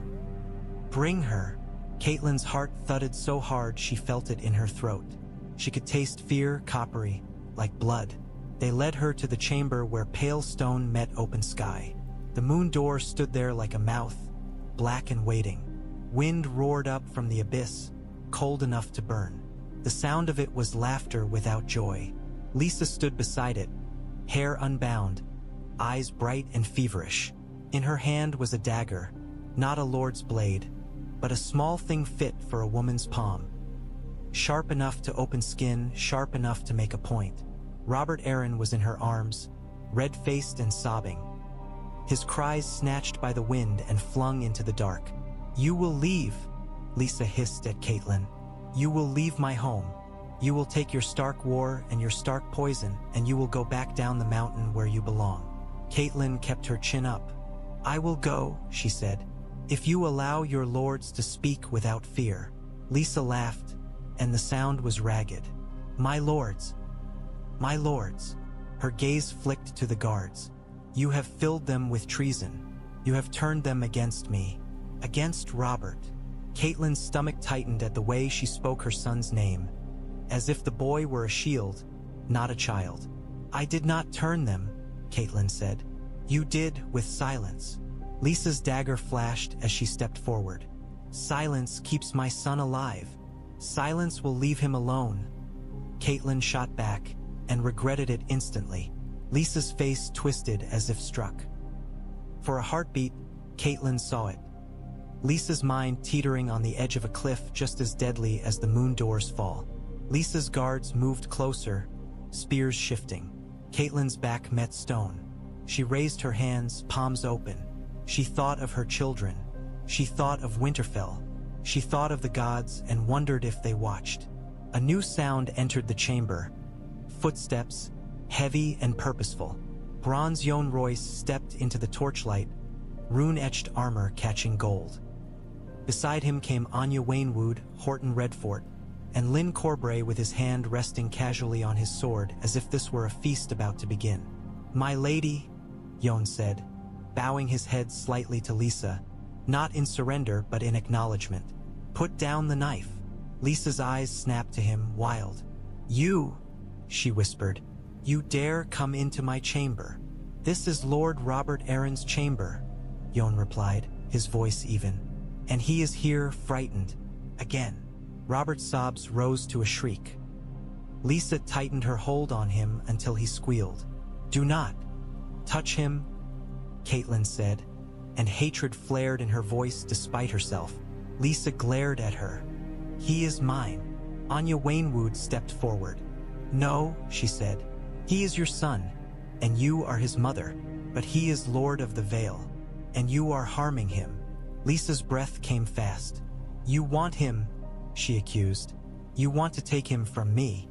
You want to put him in your hands like a little prize." "No one wants your son as a prize," Jon said. "We want him alive. We want him strong enough to rule one day, instead of trembling in your shadow." Lysa shook her head frantically. "No, no, no." Robert's cries turned to choking gasps. Catelyn watched, horror rising in her throat. Lysa was squeezing him without realizing. Or perhaps she did realize and could not stop. Love that tight was a noose. Anya Waynwood stepped closer, palms open. "Lysa," she said, and for the first time she used the woman's name, not the title. "Let him breathe."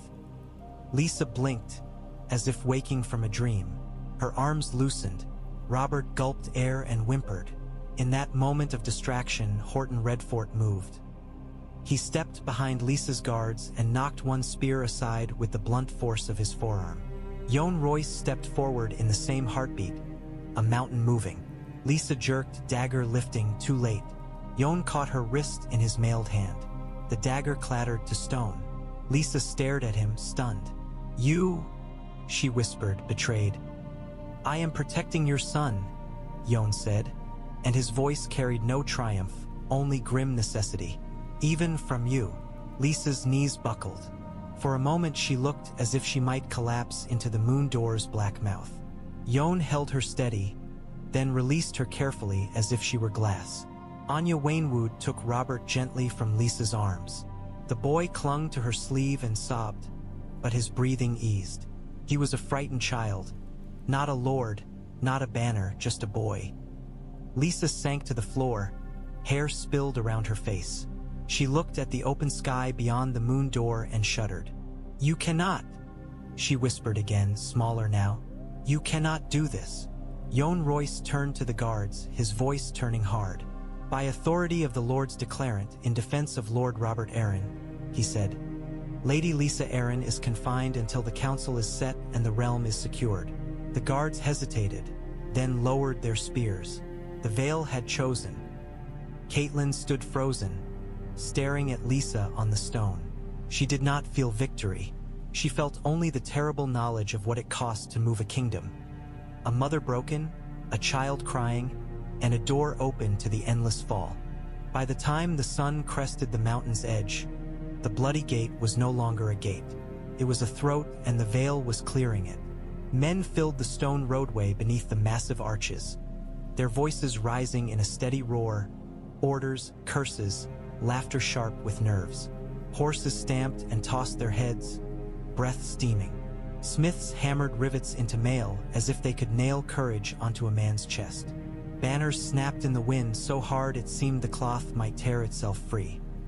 Catelyn stood near a wagon laden with provisions, watching the host gather, and felt something in her chest loosen. Something that had been clenched since the day she heard her husband would ride south. This was what she had come for. This was what she had risked the moon door for. Bronze Jon Royce rode at the front, his bronze armor dull in the harsh light. He did not look like a man about to march to glory. He looked like a man about to march to work. Nestor Royce barked commands at sergeants, his voice carrying across the stone. "Keep the wagons tight. Nogaps, archers to the flanks. If the mountain clans come sniffing, I want them choking on arrows before they taste our mules." The mountain clans. Even now, in war, there were smaller wars, little teeth at the edge of the realm. Lyn Corbray rode past in a ripple of crimson cloak. He turned his head, saw Catelyn, and inclined it with a grin that made her skin crawl. "You look as if you have seen a ghost," he called. "I have," Catelyn answered. "The ghost of what the Vale used to be." Lyn laughed, delighted. "Then watch," he said. "We will make it flesh again." Anya Waynwood approached, cloak pulled tight against the wind. Robert Arryn rode beside her on a small palfrey, bundled in blue wool and furs. His face was pale, eyes wide. He looked as if he expected the sky to swallow him. Catelyn's heart twisted. "Is he alive?" Anya said, her mouth tight. "Frightened, but alive. He is the lord they ride for. It will do him good to see his own men." Robert's gaze flicked to Catelyn. Recognition sparked faintly, then dimmed beneath fear. He clutched the pommel of his saddle with white-knuckled hands. Catelyn stepped closer and lowered her voice. "Lord Robert," she said, "you are brave." He blinked, as if the word did not belong to him. "I don't want to fall," he whispered. "You will not," Catelyn said, and it was not a lie, not if she could help it. "You are surrounded by the Vale. The Vale does not let its lord fall." Robert stared at her, lips trembling, then nodded once, tiny and uncertain. A horn sounded from the gatehouse. The deep note rolled along stone and into the mountains beyond, as if announcing to the world that the Vale had finally decided to speak. Bronze Yohn Royce lifted a gloved hand. The host quieted, not instantly, but like a storm settling. "We ride," he said, and his voice did not need to be loud. "We ride for Lord Robert Arryn. We ride for the Vale's honor. We ride for our kin. We ride because wolves and lions have torn the realm open, and if we do not stitch it shut, it will bleed until winter drinks it dry." A murmur ran through the men, a sound of assent and hunger and fear. "We will not be late," Yohn continued. "We will not be cowards behind stone. We will be the Vale." He lowered his hand. The portcullis rose with a grinding scream, iron teeth lifting from the road. Beyond it lay the high road, winding down into a world that smelled of smoke and blood. Catelyn felt the wind whip at her cloak, and in it she tasted the Riverlands. Mud, ash, grief. She mounted her horse among Vale guards assigned to escort her back to Riverrun. She would ride with them as far as the First Valley, then split south because her place was with her son. And because the Vale needed Robb Stark to see their banners, to believe in something other than doom. As the first line of knights began to move, the ground trembled faintly under hooves.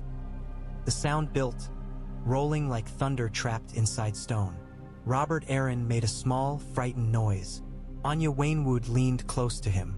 "Listen," she murmured. "That is your name on the road."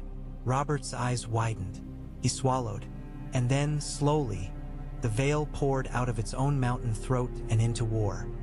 The high road was a scar carved into the mountains, and traveling it with an army made the scar ache. Mist clung to the passes in pale ribbons, curling around hooves and wagon wheels. The cliffs rose on one side and dropped away on the other into emptiness that made Catelyn's stomach tighten even after days of descent. The Vale's men moved with practiced caution, as if every step had been measured by ancestors who had learned where stone crumbled and where it held. Catelyn rode among a small escort, her hands numb inside her gloves despite the fur at her wrists. Ahead, she could see Anya Waynwood's banner, and near it, Robert Arryn's small figure hunched in furs. He looked like a bird caught in its own nest, carried unwillingly toward the storm. Behind and below, the main column moved like a slow river of steel. Bronze Yohn Royce rode at its head. Even from a distance, he seemed to absorb the landscape into himself, another piece of mountain. At a bend in the road, they passed a small shrine to the Seven, stones piled into a crude altar with a carved seven-pointed star. Someone had tied blue ribbons to it. Prayers for safe passage, perhaps, or pleas for mercy from gods that rarely answered. Catelyn found herself whispering names into the cold air.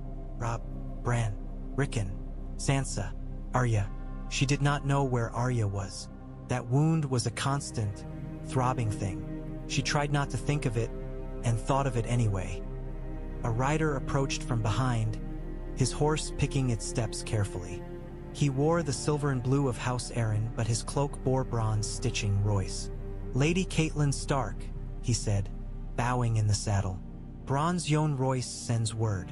Catelyn's heart jumped. "Speak." The rider held out a parchment, sealed with bronze runes. Catelyn broke it with numb fingers and read quickly. The Vale's council had been declared. Lysa Arryn confined. Lord Robert under protection. The banners called. The bloody gate opened. The host marching. At the bottom, in Yon's blunt hand, "Your son will see our falcon. Tell him we ride for the Vale, not for his crown. But we will not let lions eat wolves while we watch." Catelyn's vision blurred. She blinked hard, furious at her own weakness. Tears froze too easily on mountain air. "Thank him," she told the rider. "And tell him the North remembers." The rider nodded and turned his horse back down the line. Catelyn tucked the letter inside her cloak and urged her horse onward.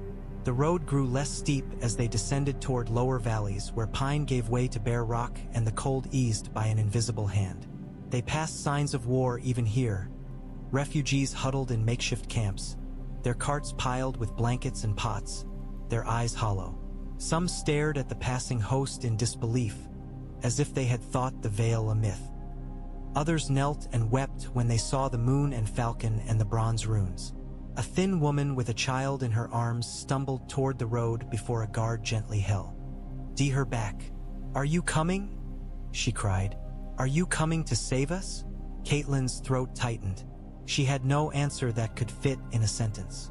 Anya Waynwood rode past the woman and called softly, "We are here," and it was not a promise of peace, not a promise of miracles, just the simple truth of steel on the road. At midday, they halted near a narrow stream that ran clear and icy over stone. Men dismounted, fed horses, checked straps. Robert Arryn was lifted down carefully, his legs shaking. He looked around with fearful wonder at the world that was not carved stone and endless sky. Catelyn watched him for a moment, pity and anger tangled inside her. A child should not be a banner. A child should not be a reason men die. Yet banners were made of cloth, and cloth did not inspire the way a boy's frightened face did. Men looked at Robert and remembered why the Vale existed, not as a fortress but as a people. When the halt ended, Catelyn's escort prepared to leave the main host and ride south toward Riverrun. She tightened her cloak, checked her saddle girth, and glanced back down the line at the marching column.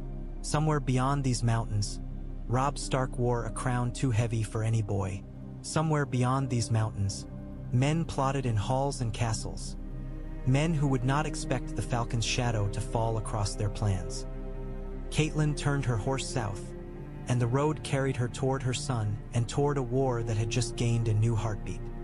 In King's Landing, the air was thick with heat and rot, and the red keep smelled of sweat beneath perfume. The city did not know clean wind. It knew only smoke and salt and the sour breath of too many bodies pressed too close. Petyr Baelish read the Raven's message by candlelight, and the words made something bright flicker behind his eyes. The Vale rides. He could almost taste it. Change was a flavor, sharp and sweet. Across the table, Cersei Lannister's mouth tightened as if she had bitten into something bitter. "Impossible," she said. "That cow Lysa sits in her nest and trembles. She will not move." "She did not," Petyr agreed pleasantly. "Her lords did." Tywin Lannister stood with his hands clasped behind his back, as if he could hold the realm in place by sheer posture. His face did not change, but Petyr had spent enough time around powerful men to recognize the moment their minds recalculated. "Which lords?" Tywin asked. "Jon Royce," Petyr said. "Onyo Vaynwood." Horton Redfort, Nestor Royce, Lyn Corbray. He watched the names land.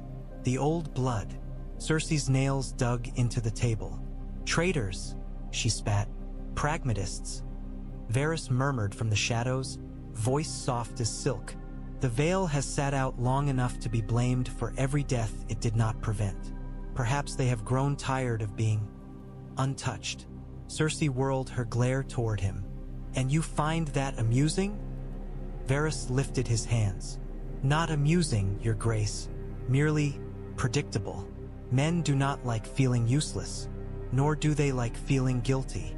Tywin's gaze remained on Petyr. "Why now?" Petyr shrugged lightly.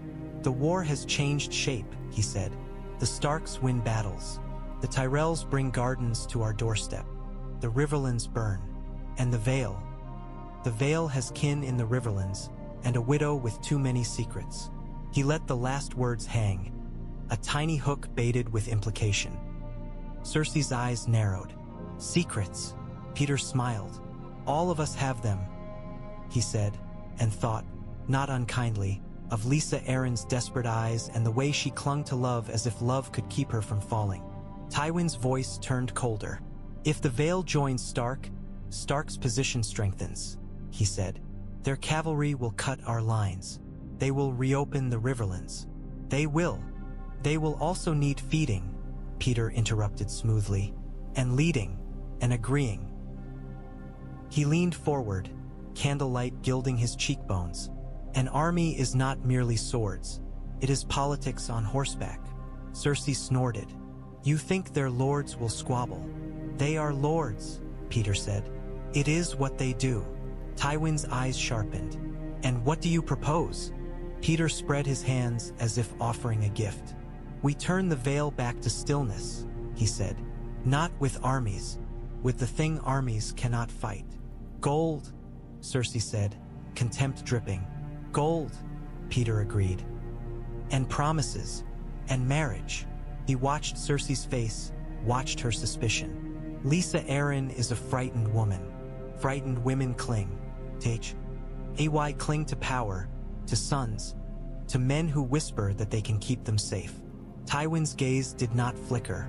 You know her, he said. Petyr's smile softened into something almost sincere. I knew her when she was a girl, he said.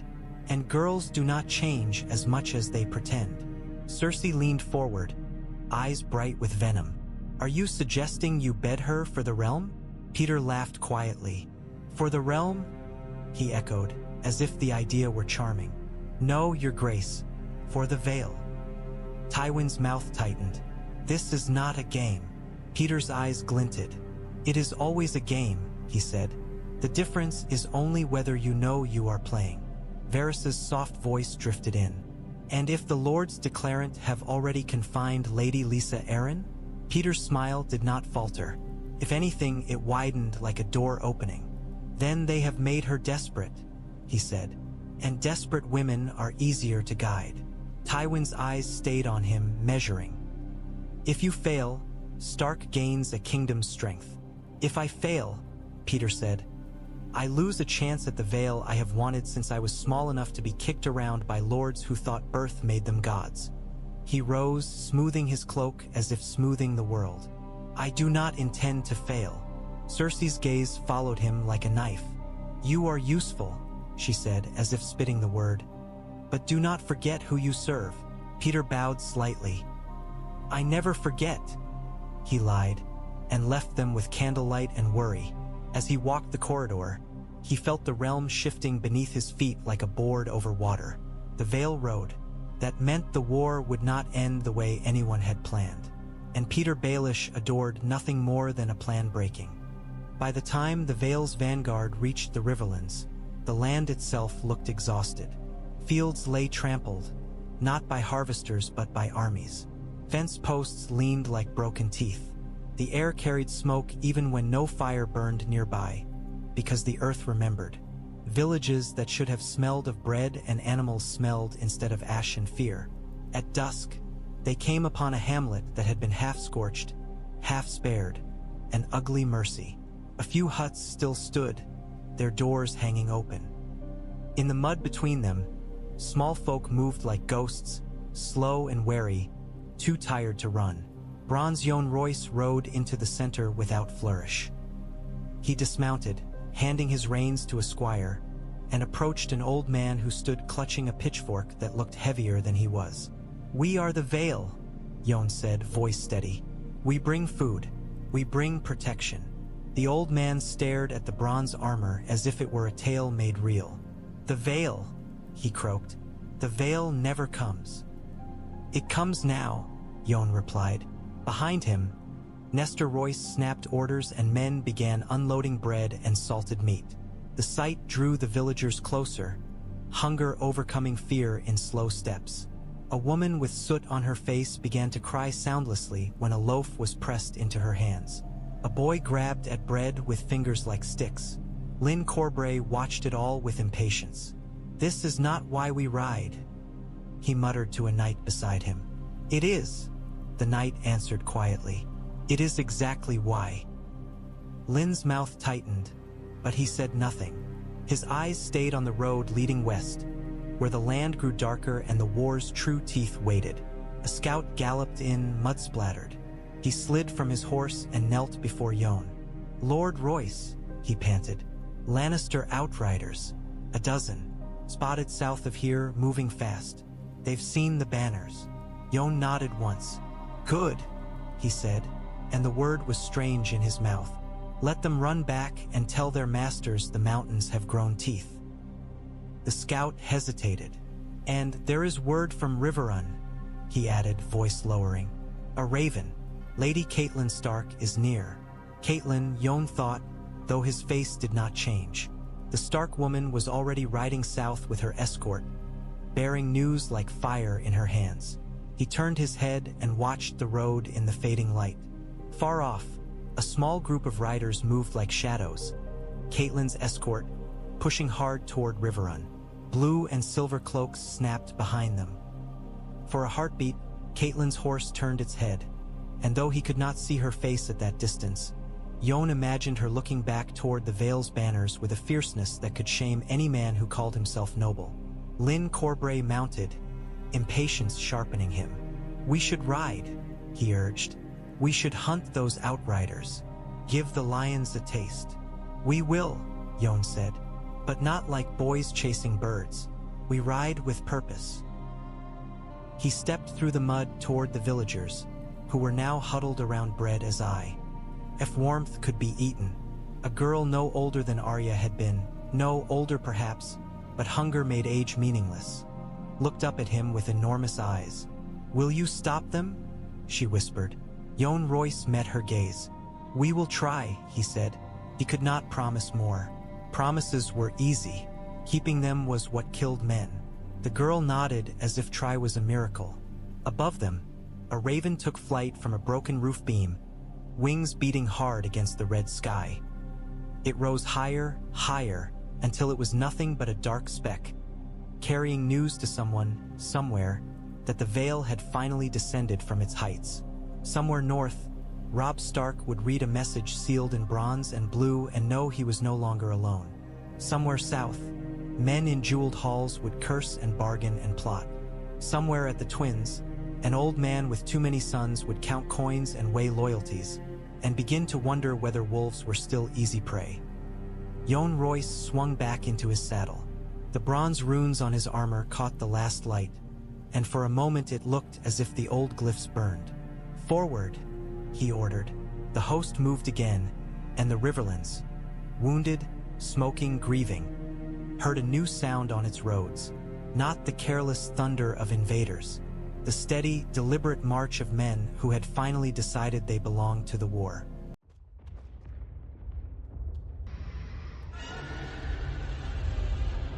The night air outside the hall hit Catelyn like water. Cold, sharp, honest in a way the feast had never been.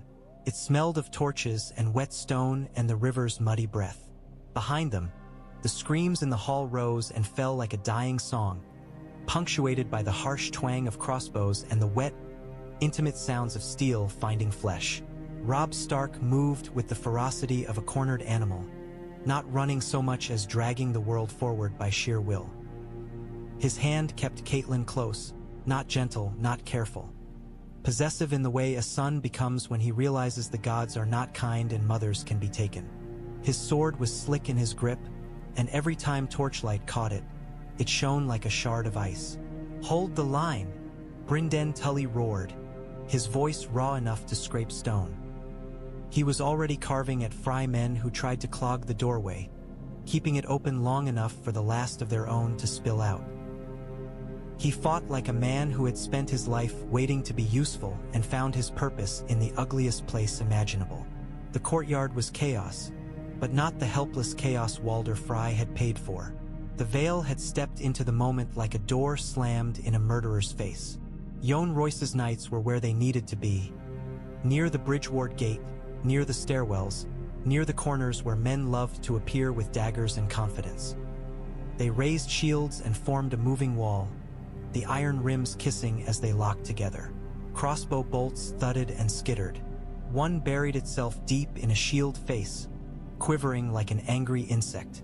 Another found a gap and a man cried out, sound strangled by helm and pride. Yohn Royce stood just behind the shield wall, bronze armor dulling under soot and torchlight. His posture unhurried as if a storm could be measured. He lifted a horn and blew. The note was not pretty. It was a deep, brutal sound that swallowed fear whole and spat it back as discipline. Vale men answered, shifting, tightening, stepping exactly when they should. The sound rolled through the twins and out over the river like a declaration. The trap had snapped, but the prey had teeth. Lyn Corbray laughed once, short, bright, and leapt down from a stone step into a knot of Frey guards. His blade cut fast and clean. A spear thrust at him, and he turned it aside with the lazy grace of a man accustomed to violence, then opened the spearman's throat as if drawing a ribbon. Blood sprayed across Lyn's crimson cloak and vanished into it. Back! Robb shouted, not to his men but to the night itself, as if he could command the world to make room. To the bridge! Vale! Hold the bridge! Already holding. A Vale knight snarled, shield raised as bolts stitched the air. Then gray wind came. He burst into the courtyard with Stark men pouring from the stable yard, his great body low, his fur bristling, his eyes bright with that terrible clarity wolves had when they found a scent they hated. Someone had slipped his leash. Someone had understood that a dire wolf was not a pet to be kept outside a hall for manners. He hit the first Frey man he reached like a thrown boulder, jaws closing on a forearm, snapping bone, dragging the screaming man down into mud and torchlight. The sight broke something in the Frey guards. They had planned to shoot nobles like deer at a feast. They had not planned for a wolf in their courtyard. Gatehouse! Yohn Royce ordered, voice cutting through everything. Take it now. Vale knights surged toward the stair that led up to the western tower's gatehouse, shields angled, swords tucked close. Crossbow bolts rained down from slits. One knight stumbled, caught himself, kept moving. Another fell hard, helm ringing against stone. Men stepped over him without looking back, because looking back was how you died. Catelyn saw shapes moving along the parapets, Frey men running with torches, likely to signal the other tower, to raise the far portcullis to seal the bridge. The twins was a mouth and Walder Frey was trying to close it. Robb's face was streaked with blood that might have been his, might have been someone else's. His eyes met Catelyn's for a heartbeat, and she saw a question there that had no clean answer. How many are dying inside? How many can we save? How much do I sacrifice to keep you breathing? She wanted to tell him to run. She wanted to tell him to burn the twins to the ground and let the river carry away every Frey that remained. She wanted to tell him she could not bear another loss. Not after Ned. Not after what the gods had stolen. But Robb was a king. Kings did not get to choose simple mercies. He tore his gaze away and shouted, Yohn, if we take the gatehouse, we take the bridge, Yohn finished, as if the thought had already lived in his skull for years. A bolt hissed past and struck the stone beside Catelyn's head, splintering into her cloak. She flinched, rage making her throat burn. Move, Robb growled, and hauled her toward the shadow of a buttress where the shield wall could cover them. The courtyard filled with the sound of steel. Frey men charged. Vale shields shoved them back. Gray wind snarled and tore at legs. Somewhere above, the crossbows kept singing their ugly song. And through it all, the Vale's horn sounded again. Steady, brutal, refusing to let the night become a slaughterhouse as planned. The bridge was narrower than Catelyn remembered, or perhaps fear had narrowed it. Stones slick with rain and spilled wine turned treacherous under boots. The river below roared in the dark, hungry and indifferent, carrying away every promise men ever made. Frey men were already at the winch, hands on iron, torches flaring as they shouted to one another. They meant to drop the portcullis and sever the bridge, to trap Wolf and Falcon on the western side while the eastern tower became a fortress of crossbows and laughter. Jon Royce saw it and did not hesitate. "Forward!" he barked, and the Vale's shield wall rolled onto the bridge like a moving cliff. Bolts hammered into shields with jolting force. A man screamed as a shaft found his thigh. Another bolt struck a helm and glanced away with a scream of metal, leaving the knight staggering but alive. Men behind him pressed forward anyway, because the wall could not break without breaking all of them. Robb pushed in behind the shields, gray wind snarling at his side. The direwolf's paws skidded on wet stone. He hated the bridge. He hated the narrowness, the lack of earth, the way the river's smell rose like rot from beneath. But his hatred did not slow him. It sharpened him. Brynden Tully reached the winch line first, because Brynden always arrived at the worst place before anyone else. A Frey captain barreled into him with a sword raised, eyes wide with frantic resolve. They met in a clash that rang against the bridge like a bell. Brynden's blade moved with ugly efficiency, parrying, stepping, cutting low. The Frey captain tried to force him back with sheer weight. Brynden answered by biting the man's ear clean off and headbutting him into the stone. "Now," Brynden snarled, spitting blood, "try hearing me when I say die." He drove his sword up beneath the captain's ribs. The man made a choking sound and collapsed, sliding down Brynden's blade as if the steel were a ladder to hell. Robb reached the winch as two Frey men tried to drag the lever down. He hit the first with the flat of his blade across the mouth, teeth scattering like dice. The second turned with a dagger and a prayer. Gray wind tore his throat out before the dagger ever found skin. Catelyn stumbled behind, the bridge pitching beneath her as bodies fell and men shoved. She saw a boy, no older than Bran, raise a crossbow near a window slit. His hands shook. He fired blindly, bolt disappearing into the crush. A heartbeat later, a Vale spear took him in the chest, and he toppled backward out of sight. The boy's death felt like another sin pressed onto a ledger already too full. "Portcullis!" Jon shouted, pointing up. Windows! Crossbowmen fired from the gatehouse above the western tower, bolts angling down into the bridge's throat. Vale men raised shields higher. The wall slowed, threatened to stall beneath that relentless hail. Lyn Corbray did not slow. He sprinted up the stairway that hugged the tower's inner wall, taking steps. Two at a time, his crimson cloak snapping behind him like blood in the wind. A Frey guard met him at the landing with a spear. Lyn knocked it aside, sliced the man's knee open, then shoved him over the parapet. The guard fell soundlessly into the river's roar. "Lyn!" Robb shouted, voice rough. "Take the gatehouse! Stop the bolts!" Lyn did not answer. He didn't need to. His grin, flashed over his shoulder, was enough.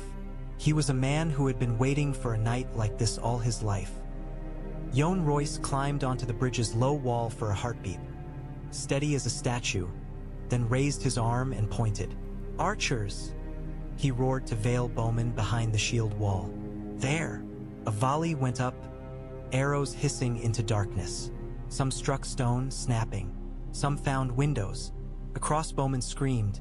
The sound cut short. The bolt hail faltered, then thinned. Robb seized the moment. "Push!" he bellowed. "Push them back!" The shield wall surged. Frey men at the winch stumbled backward, slipping on blood. One fell to his knees and tried to crawl away, hands slick. A Vale knight's sword ended him with a single downward chop. Catelyn saw torches moving on the eastern tower's parapet signals. She saw a second group of Freys gathering, spears ready, waiting for the portcullis to drop and deliver them the advantage. But the portcullis did not drop. Instead, above them, Lyn Corbray reached the gatehouse, and the crossbows stopped singing. A moment later, a Frey man toppled out of the gatehouse window, arms flailing, and hit the bridge stone with a crack that made Catelyn's stomach lurch. Lyn's voice echoed down from above, delighted and furious. "Open it," he shouted. "Open it and let them see how guests leave." Robb's face twisted into something between a smile and a snarl. "Do it," he told Jon. Jon nodded once, and his men moved on the winch like they had trained for it all their lives. The iron teeth of the portcullis began to rise, and with it rose a new truth that Walder Frey had not paid enough to kill. The twins could be taken. They could have run. They should have run. Every sensible instinct screamed that survival meant putting as much river and darkness between themselves and the twins as possible. Robb Stark did not run. He stared at the hall's doorway, at the flickering torchlight and the blur of movement within, and his eyes hardened into something older than his years. The Red Wedding had not been meant to be survived. Surviving it meant the knives were still in the room, still in the hands that had paid for them, still waiting for another chance. If they fled, Walder Frey would claim victory anyway. He would send ravens with lies. He would tell the realm the young wolf had died like a dog in his halls, and no one would be able to prove otherwise. The war would be strangled by rumor even if it escaped by bridge. Robb looked at Jon Royce, rain and blood dripping from his hair. "We take the hall," he said, voice hoarse. "We take Walder. We take hostages. Or this night will chase us forever." Jon did not blink. "Then we take it," he replied, as if castles were simply tasks to be done. The shield wall pivoted, Vale knights moving into the hall's mouth in disciplined steps. The hall stank of blood and spilled wine and hot fat that had been trampled into the rushes. The torches made everything gleam. Steel, puddles, eyes gone glassy. Bodies lay in heaps where nobles had been laughing minutes before. Catelyn's gaze caught on a woman's arm stretched across a toppled bench, bracelets still on her wrist, fingers curled as if reaching for something that wasn't there. She did not let herself look at the face. Crossbow bolts still lay scattered like broken teeth. The musician's gallery above was a nest of murder, but Lyn Corbray had already begun to rip it apart. He stormed the stair with 3 Vale men behind him, his blade flashing. A crossbowman tried to reload, hands shaking so hard the bolt slipped. Lyn kicked the crossbow away, grabbed the man by the collar, and slammed him into the wall hard enough to make his skull ring. "Play?" Lyn hissed in his ear, and then cut him down. Vale knights climbed with shields raised, catching the last desperate shots. One bolt punched into a shield and stuck there, quivering, as if the weapon itself refused to leave. Another bolt struck a man's shoulder. The knight grunted, kept climbing, blood running in a thin line down his arm. The Vale moved like a machine with a single purpose: stop the bolts, stop the slaughter, turn the hall from a trap into a battlefield where courage mattered. Robb advanced below them, gray wind prowling at his side, hackles raised.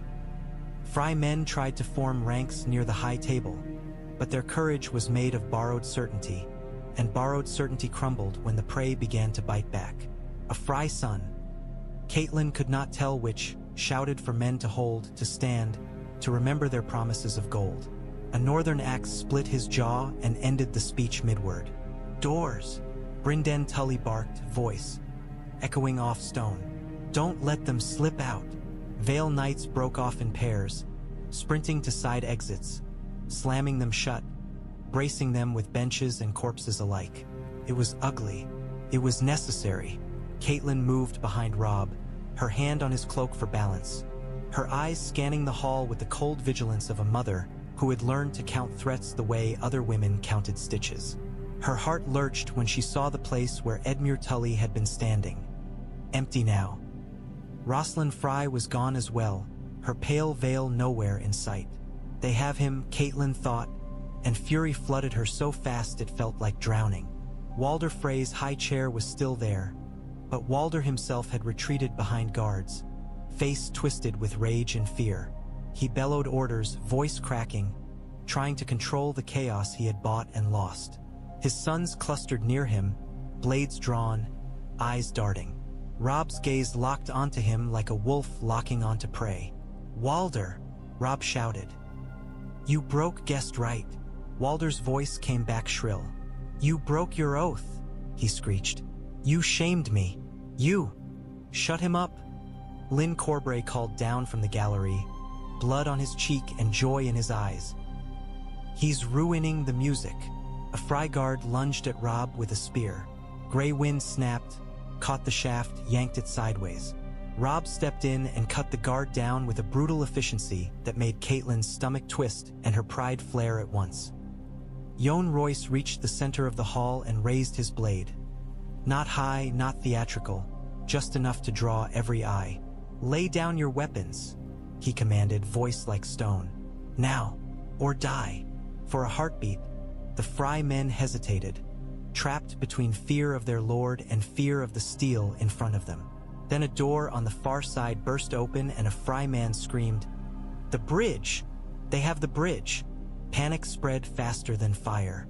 Men began to drop weapons, hands rising. Others turned and ran, only to slam into braced doors and veil steel. Walder Frey's face contorted. He tried to retreat further, to vanish into his own maze of stone. Robb Stark stepped forward through blood and broken benches, eyes fixed, sword steady. "Not tonight," Robb said, voice low enough that only those closest heard it. "Not again." They found him where old men always tried to hide when their schemes failed, behind younger men.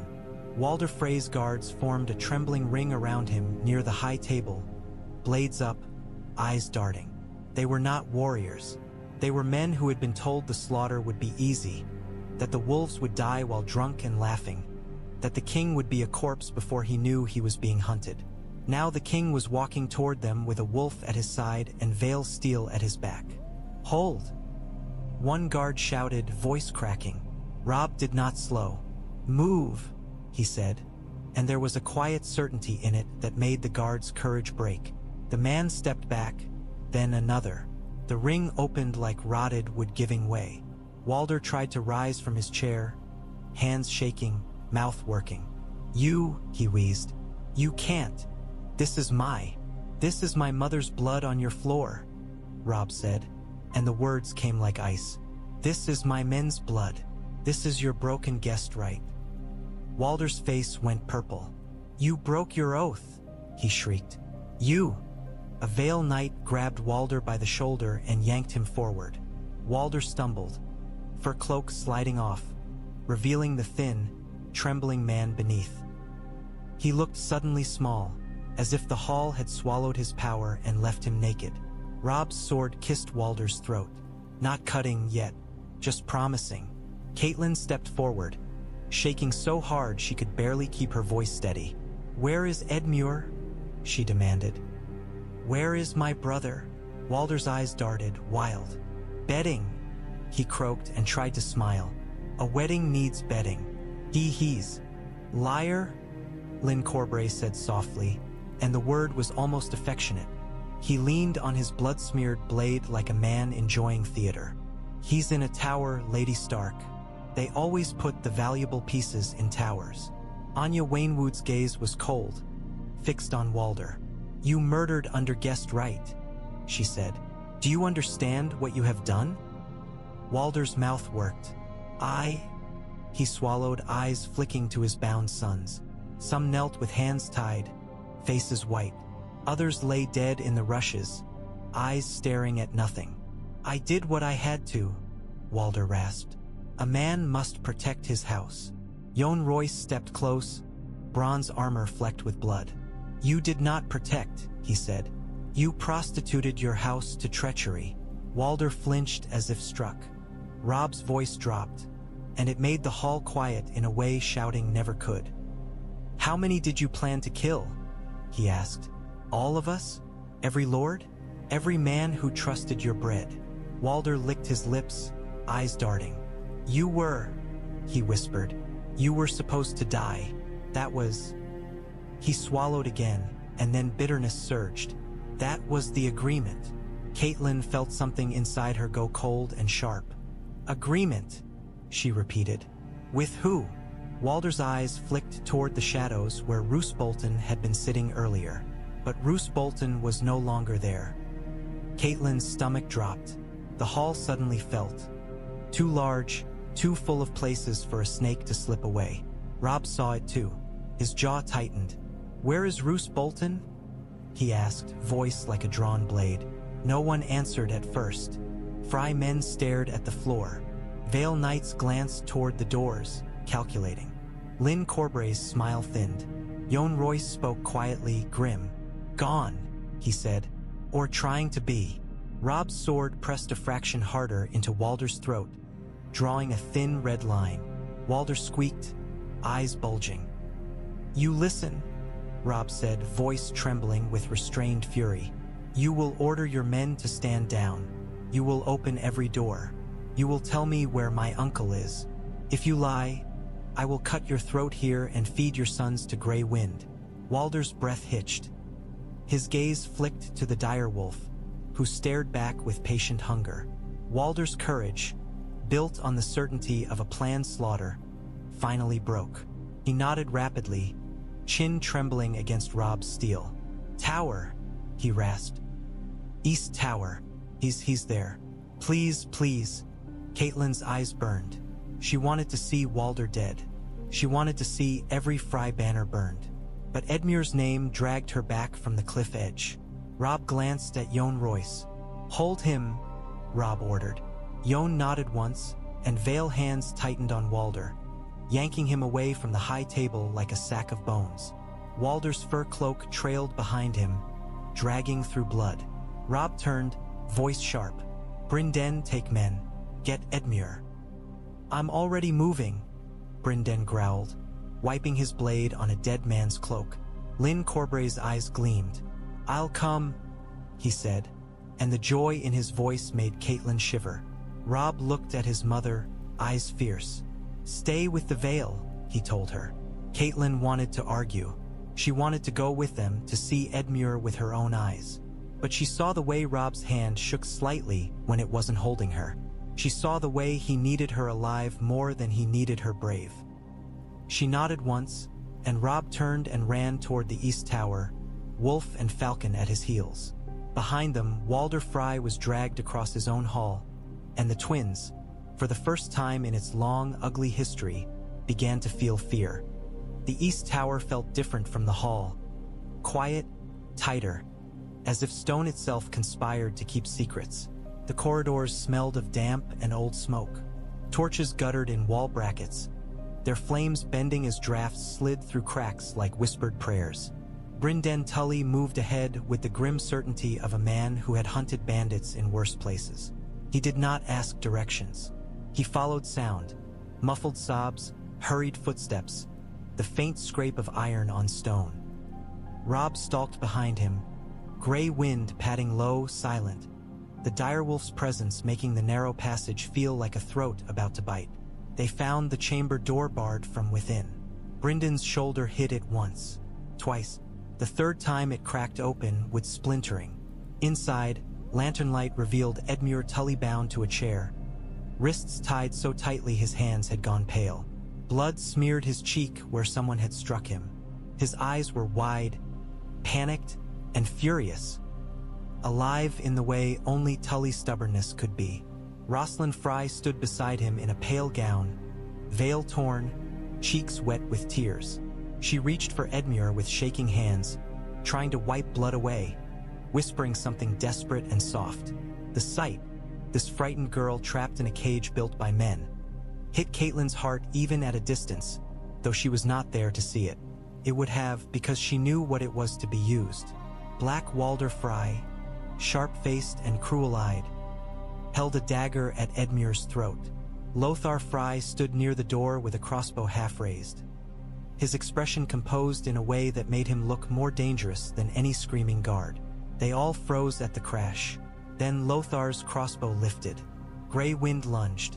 The direwolf hit the chamber like a storm, teeth bared, and the space suddenly felt too small for human schemes.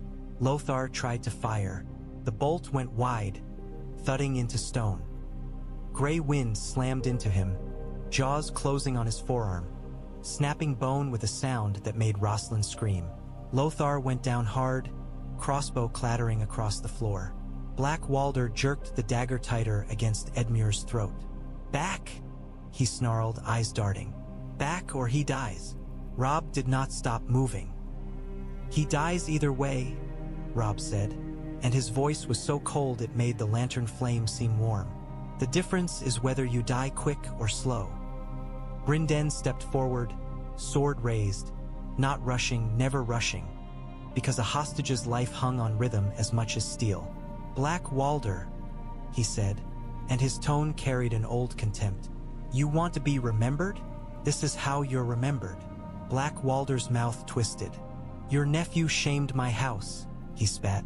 He trusted your bread," Brynden snapped, and the anger in him finally cracked through his usual dryness. "And you answered with bolts." Rosalind sobbed, shaking her head. "I didn't know," she whispered, voice breaking. "I didn't know, I swear." Black Walder's dagger trembled, not with fear but with fury. "Shut up," he hissed. D at her, and for a heartbeat his attention flicked away. That was all Lyn Corbray needed. He appeared in the doorway like a red ghost, blade flashing. He did not charge Black Walder. He threw a dagger, quick, practiced, ugly. The knife buried itself in Black Walder's thigh. Black Walder screamed, his grip loosening for an instant. Brynden moved. His sword swept in a flat arc, smashing Black Walder's wrist hard enough to make bone crack. The dagger fell. Edmure sucked in air like a drowning man breaking surface. Robb was on Black Walder before the man could recover. He drove his sword through Black Walder's shoulder and pinned him against the wall, close enough that their faces were nearly touching. "Guessed right," Robb hissed, and the words sounded like a curse. "Say it." Black Walder spat blood. "Wolf." Robb ripped the blade free and slammed the man to the floor with his boot. "Bind him," Robb ordered, voice shaking now, not from fear but from the strain of not becoming the monster he wanted to be. Brynden cut Edmure's ropes with quick strokes. "You're alive," he growled, as if that were both greeting and reprimand. Edmure staggered up, rubbing his wrists, eyes blazing. "Alive," he snarled. "And I'm going to." Robb grabbed him by the shoulder, hard. "Not now," Robb said. "We live first. We punish after." Edmure's gaze flicked to Rosalind, who stood trembling, hands clasped in front of her as if praying. She looked at him with raw fear, waiting for hatred. Edmure's jaw clenched. "Did you know?" he demanded. Rosalind shook her head violently. "No," she whispered. "I swear on the seven. I was..." Her voice broke. "I was told to smile." Edmure stared at her for a long moment, and then something like disgust flickered. Not at her, but at the men who had used her as bait. "Get her out," Edmure said, voice rough. Robb's eyes narrowed. "She's a Frey. She's a girl," Edmure snapped back, and for the first time that night, the young lord's stubborn heart sounded like his father's. "And she didn't pull the string." Robb hesitated, then nodded once. "Fine," he said, "but she stays under guard." Lyn Corbray smiled, pleased by the mercy as if it were another kind of cruelty. "Mercy makes better stories," he murmured. Grey Wind still had Lothar pinned, teeth at his throat, growling low. Lothar's face was gray with pain and terror. Robb looked down at him, eyes cold. "Call your men off," he said, "or the wolf eats." Lothar tried to speak, choked instead. Grey Wind's growl deepened. Lothar nodded frantically, and in that narrow stone chamber, the red wedding finally began to die. Dawn came pale and reluctant, as if the sun did not want to look at what men had done in the night. Mist rose from the river in thin sheets, curling around the twin stones like breath from a dying mouth. The courtyard was littered with the evidence of broken oaths. Bodies covered in cloaks, blood scrubbed into dark stains that would never truly leave. Men moved quietly now, voices low, as if speaking too loudly might wake the dead. Robb Stark stood on the bridge with his sword down at his side, rainwater dripping from his hair. He stared at the river as if it might offer answers. Grey Wind sat nearby, panting, muzzle-stained. The direwolf's eyes followed every movement, not trusting peace because peace had tried to kill them. Catelyn stood behind Robb, wrapped in a cloak someone had thrown around her when the night finally slowed. She felt older than she had ever felt. She felt like a woman carved hollow by grief and held upright by stubbornness alone. Yohn Royce had already turned victory into order. Vale men guarded the gatehouse and the winch. Archers watched the parapets. Frey survivors were lined in the courtyard under spear points, hands bound, faces gray. Some stared forward with empty eyes. Others sobbed. A few, too proud, too foolish, glared as if hatred could turn time backward. Walder Frey knelt among them, bound, hair disheveled, face streaked with grime and humiliation. The old man looked smaller now, as if the night had shrunk him. His eyes still darted, still counted, still searched for leverage like a starving rat searching for crumbs.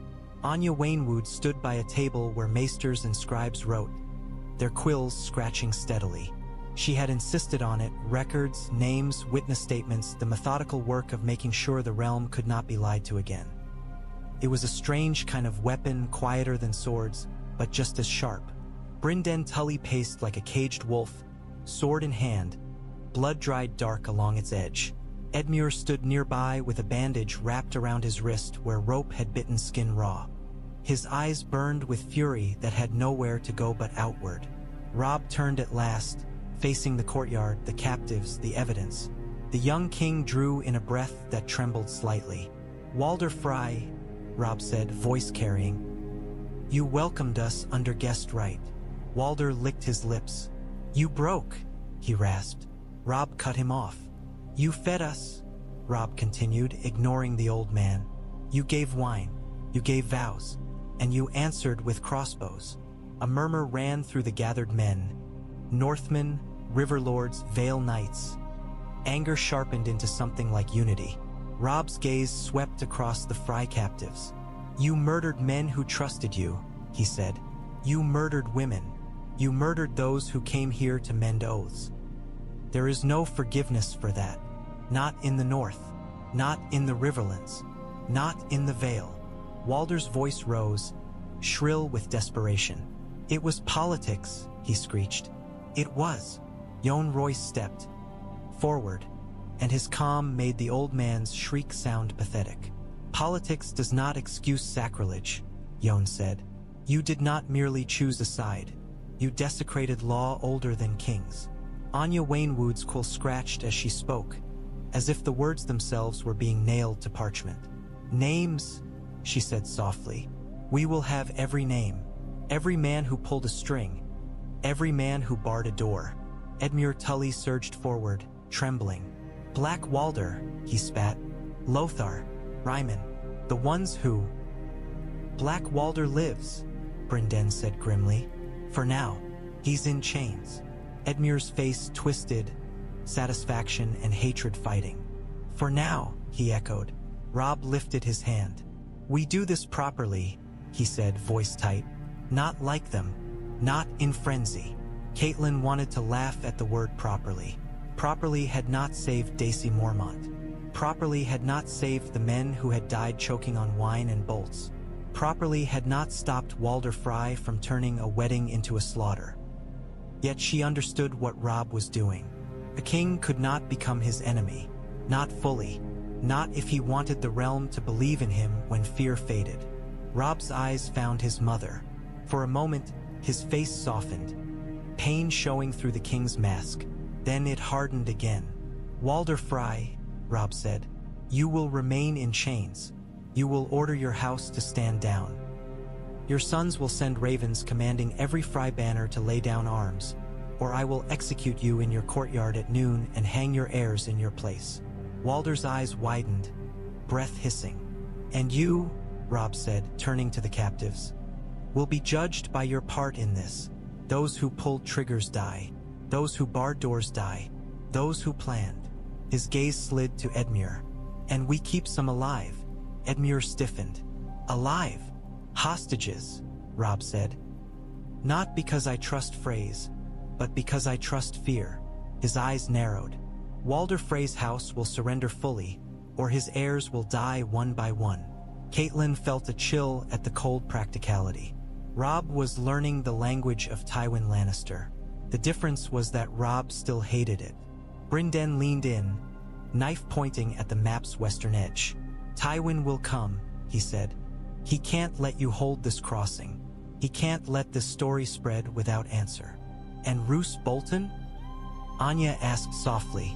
The chamber went quiet. The empty space where Roose should have been felt like a missing tooth. He's gone, Robb said, and there was anger in it now, sharp and personal. He slipped out during the fighting, took his men, left no word. Or left plenty of word, Lynn Corbray murmured, eyes gleaming. Just not for us. Yohn Royce's jaw tightened. We should treat him as enemy until proven otherwise, he said. Robb's hand clenched on the table edge. I cannot declare him traitor without proof, he said, though the words sounded like he hated them. Not yet. If I do, I split the north, and Tywin wins without swinging a sword. Catelyn watched her son and Dee felt something twist inside her. Pride and fear braided together. Ned would have demanded proof even as the knife entered his ribs. Robb was doing the same because he had been raised by honor in a world that rewarded treachery. Anya Wainwood's voice was calm, relentless. Then we find proof, she said. Vale riders can hunt. Vale eyes can watch. We will not let another knife hide in our shadow. Robb nodded once, decisive. We hold the twins, he said. We send ravens. We punish publicly. And then we move. Where? Edmure demanded, hungry for action. Robb's gaze dropped to the map, to the river veins feeding the realm. Harrenhal, he said, or the roads that feed it. If Tywin comes east, we bleed him. If he stays west, we starve him. His eyes lifted, wolf-bright. And if he brings the Tyrells, we make them regret choosing the wrong war. Grey Wind's ears pricked at the shift in tone, as if the direwolf understood the language of purpose. Outside, the river kept running beneath the bridge they now held. For the first time since Ned Stark had gone south, the North's war felt like it had direction again. Hard, brutal direction, paid for in blood on a wedding floor. In King's Landing, the sun rose over a city that did not deserve dawn. Heat settled into the streets even in early morning, clinging to stone and sweat and the stink of too many lives pressed together. Ravens beat their wings above the red keep like omens that had learned to fly. Tywin Lannister read the message once, then again, and crushed the parchment in his fist until wax and paper tore. He did not shout. Tywin Lannister did not waste sound when silence could do more damage. Cersei stood across the table, pale, lips tight. Say it, she demanded, voice trembling with rage. Say you're wrong.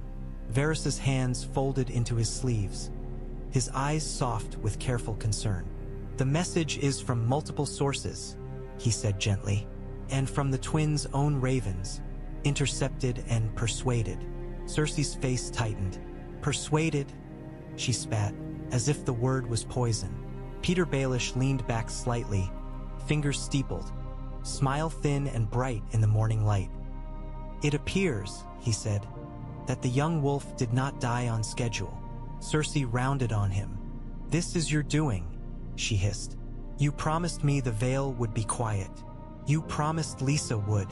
I promised you Lisa Arryn would not ride, Petyr corrected smoothly. And she did not. Tywin's gaze snapped to him, cold. Speak plainly, Tywin ordered. Petyr's smile did not falter. The Lords Declarant removed her from power, he said. They declared council in Lord Robert's name. They rode. And now the twins is in chaos. His eyes glinted. Walder Frey tried his trick anyway. He failed.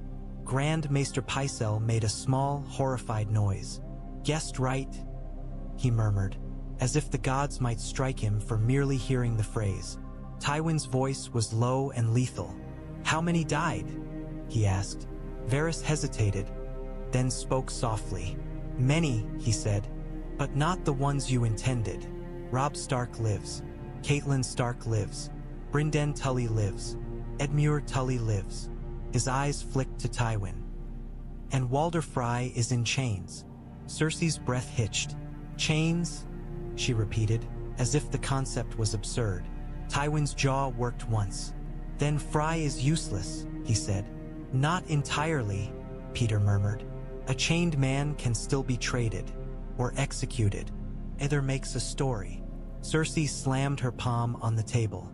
Stories, she spat. This is a war. Tywin raised a hand and Cersei fell silent. Not because she agreed, but because she had been trained since girlhood to recognize her father's authority like a collar. Tywin looked around the chamber, eyes sharp. The purpose of the twins was simple, he said.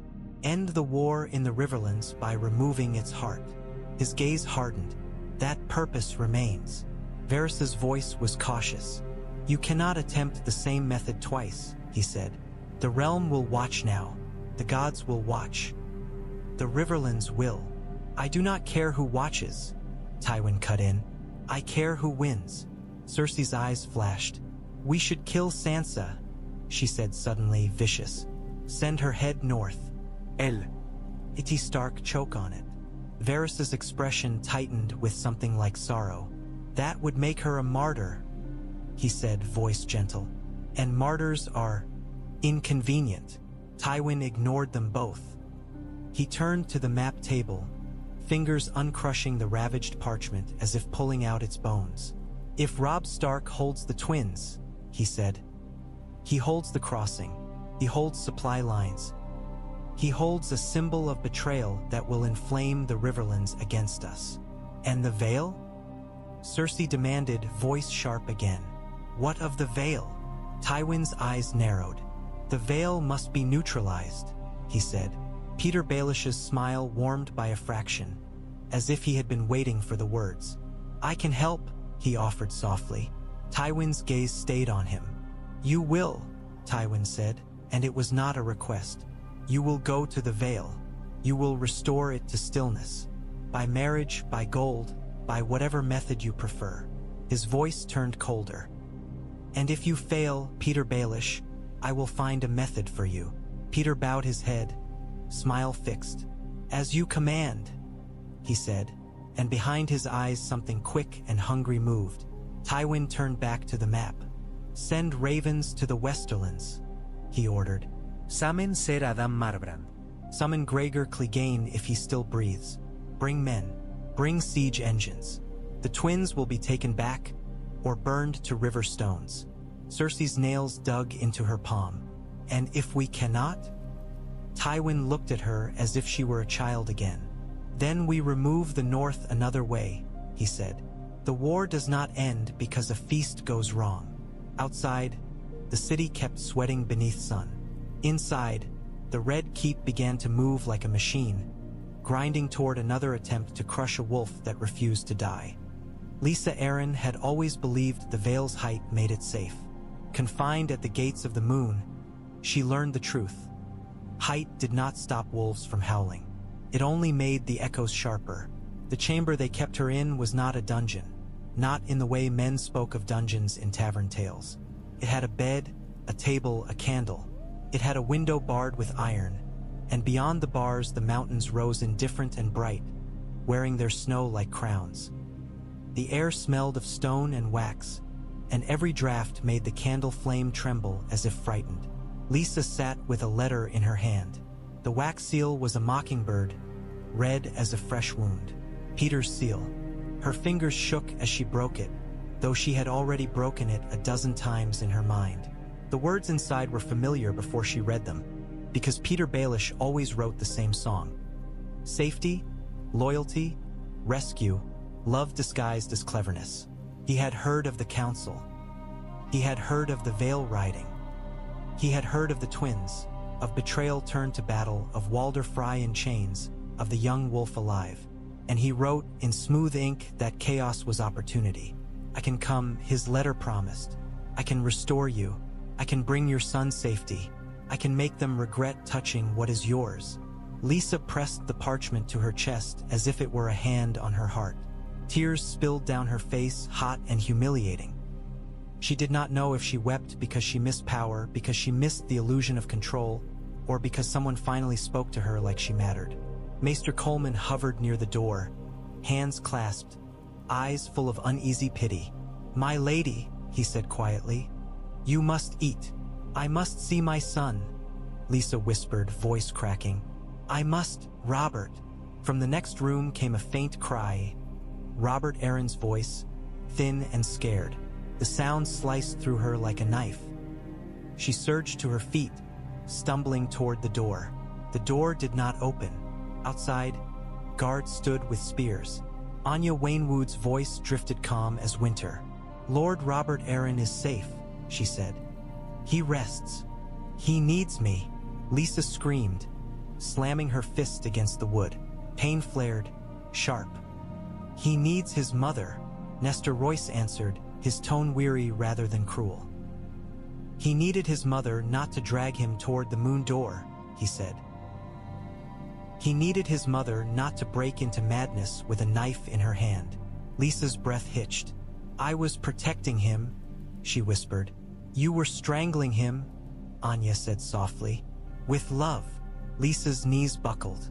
She slid down the door, clutching Petyr's letter like a lifeline. She hated them. She hated their calm righteousness. She hated that they were probably right. But hatred did not warm a bed at night.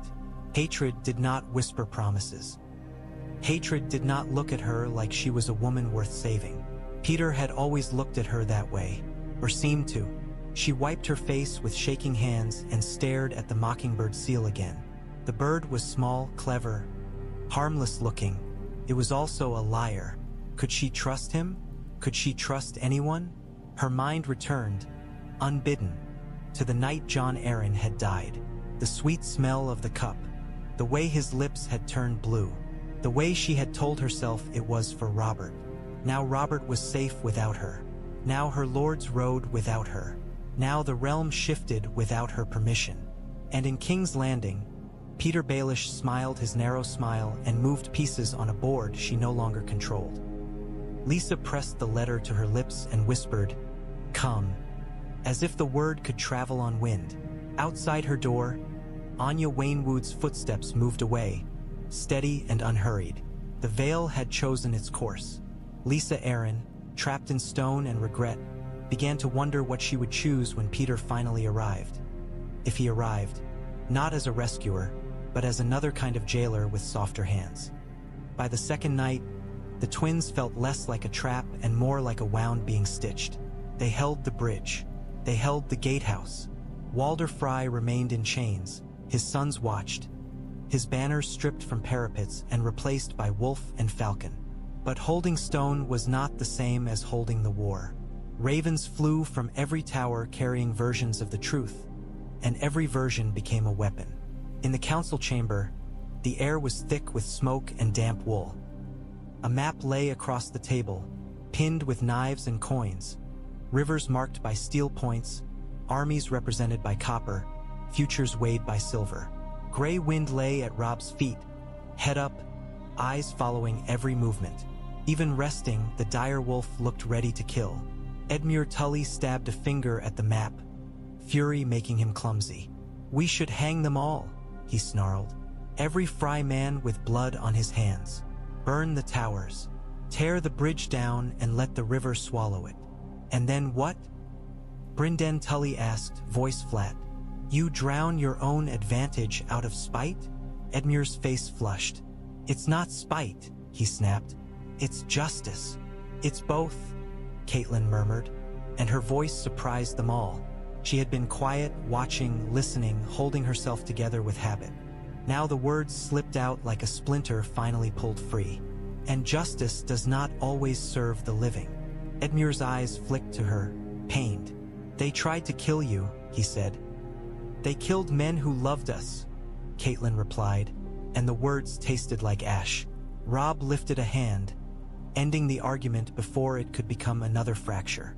"We will punish," he said, "but we punish with purpose." His eyes slid to Yohn Royce. "Tell them." Yohn Royce leaned over the map, gauntlet finger tapping the river crossing. "The Twins is a choke point," he said. "It feeds armies, controls movement. If we burn it, we give that advantage back to Tywin Lannister." His gaze lifted, steady. "We hold it. We garrison it. We use it." Anya Waynwood noided. "And we use the story," she added. "We send ravens to every lord in the Riverlands, every lord in the Vale, every lord who pretends to be neutral. We name the men who broke guest right. We publish witness statements. Her eyes hardened. We make it impossible to call this anything but treason and sacrilege. Lyn Corbray lounged near the wall, cleaning his blade as if the steel were a pet. And we hang a few, he said lightly. People like hanging. It gives them something simple to understand. Robb's mouth tightened at Lyn's casual cruelty, but he did not dismiss it. War made use of ugly truths. We hang those who fired, Robb decided. Those who barred doors. Those who planned. His gaze slid to Edmure. And we keep some alive. Edmure stiffened. Alive? Hostages, Robb said.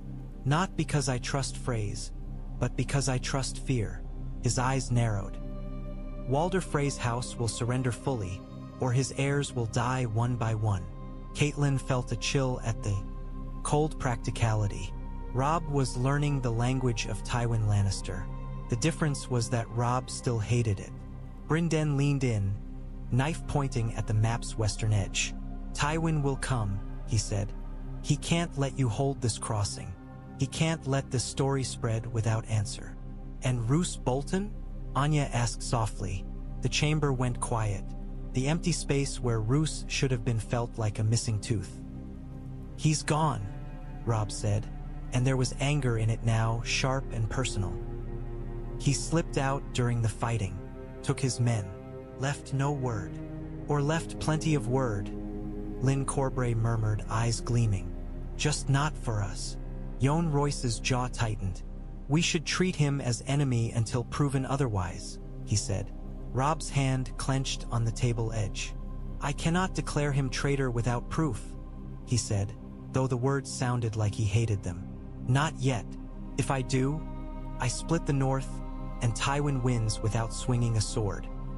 Catelyn watched her son and felt something twist inside her. Pride and fear braided together. Ned would have demanded proof even as the knife entered his ribs. Robb was doing the same because he had been raised by honor in a world that rewarded treachery. Anya Waynwood's voice was calm, relentless. Then we find proof, she said. Vale riders can hunt. Vale eyes can watch. We will not let another knife hide in our shadow. Robb nodded once, decisive. We hold the twins, he said. We send ravens. We punish publicly, and then we move. Where? Edmure demanded, hungry for action. Robb's gaze dropped to the map, to the river veins feeding the realm. Harrenhal, he said, or the roads that feed it. If Tywin comes east, we bleed him. If he stays west, we starve him. His eyes lifted, wolf-bright. And if he brings the Tyrells, we make them regret choosing the wrong war. Grey Wind's ears pricked at the shift in tone, as if the direwolf understood the language of purpose. Outside, the river kept running beneath the bridge they now held. For the first time since Ned Stark had gone south, the North's war felt like it had direction again. Hard, brutal direction, paid for in blood on a wedding floor. The executions were quick, not merciful. Nothing about hanging was merciful, but quick enough that the twins could not pretend they had time to bargain. Frey men who had fired bolts, who had barred doors, who had laughed while guests died, were marched into the courtyard beneath pale morning and forced onto rough wooden platforms. The ropes tightened, the bodies kicked, then they stilled, swaying slightly in the river breeze like ugly wind chimes. Robb Stark watched without flinching, and Catelyn hated that her son had learned how. She stood beside him, hood up, face cold, because if she let herself weep, she feared she would never stop. Walder Frey was made to watch too, bound and guarded on a balcony. His eyes glittered with hatred and helpless calculation. He still looked for leverage, even as his men swung below. He still searched for some bargain that could turn dishonor into profit. There was none. When it was done, Robb turned away from the gallows and looked out over the bridge. The river ran beneath it as it always had, uncaring, carrying away what it carried. But the bridge itself now held banners that did not belong to Frey arrogance. Dire wolves and falcons hung heavy in the damp, cloth darkened by rain, symbols weighted by survival. Anya Waynwood stood near the bridge's entrance with scribes and guards, watching the host prepare to move. She had insisted on recording everything. Names, crimes, witnesses, the exact words Robb spoke when he declared guest right broken. The realm would hear. The realm would be forced to choose how to answer. Jon Royce mounted his horse with the steady gravity of a man who did not believe in endings. Vale heavy cavalry formed behind him, steel quiet, horses snorting, men adjusting straps. They had lost some in the hall and on the bridge. They did not mourn loudly. They carried their dead like stones in their chests.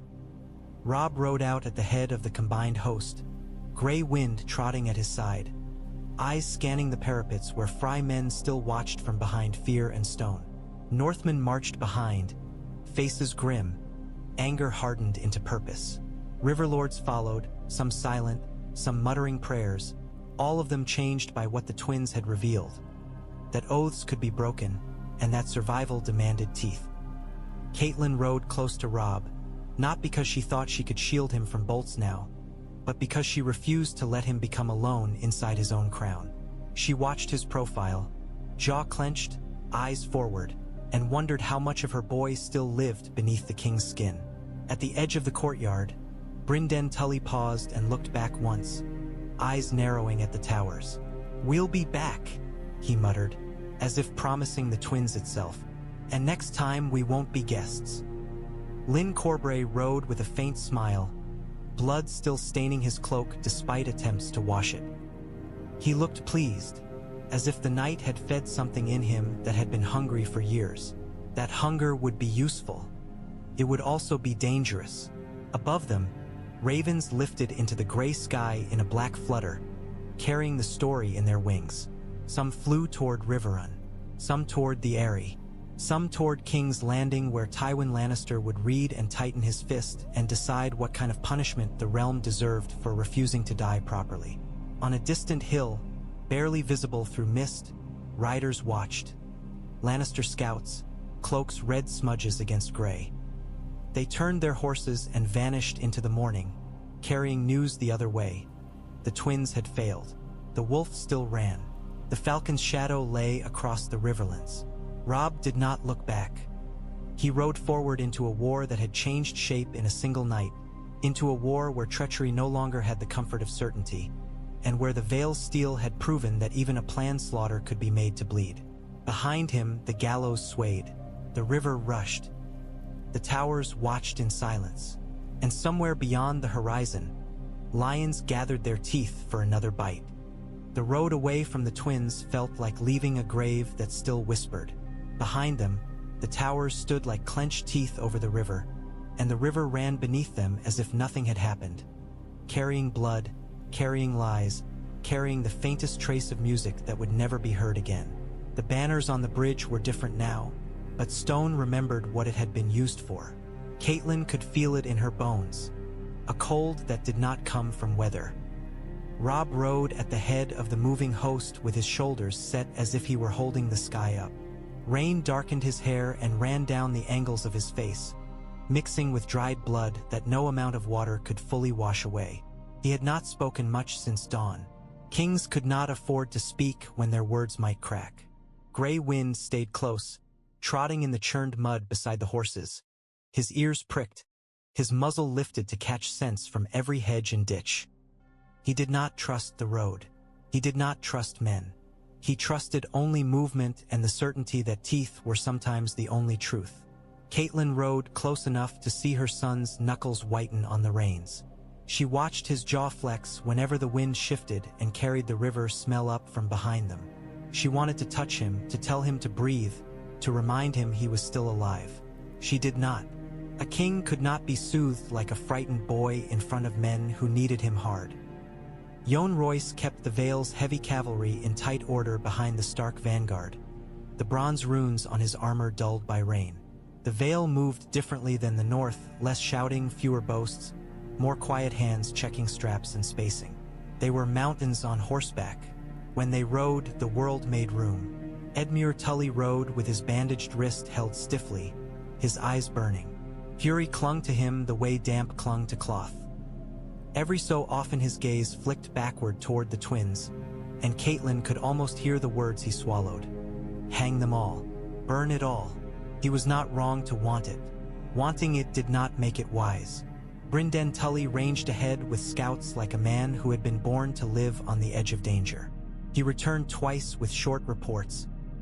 Lannister riders seen on distant hills, small bands of armed men slipping into woods, smoke rising to the west where another village had been offered to the war like meat to wolves. Tywin's eyes are open, Brynden said the second time, rain dripping from his beard. And they're moving. Robb's gaze did not shift. Let them watch, he replied. Watching doesn't feed them. Lyn Corbray laughed softly, amused by the coldness in a boy king's voice.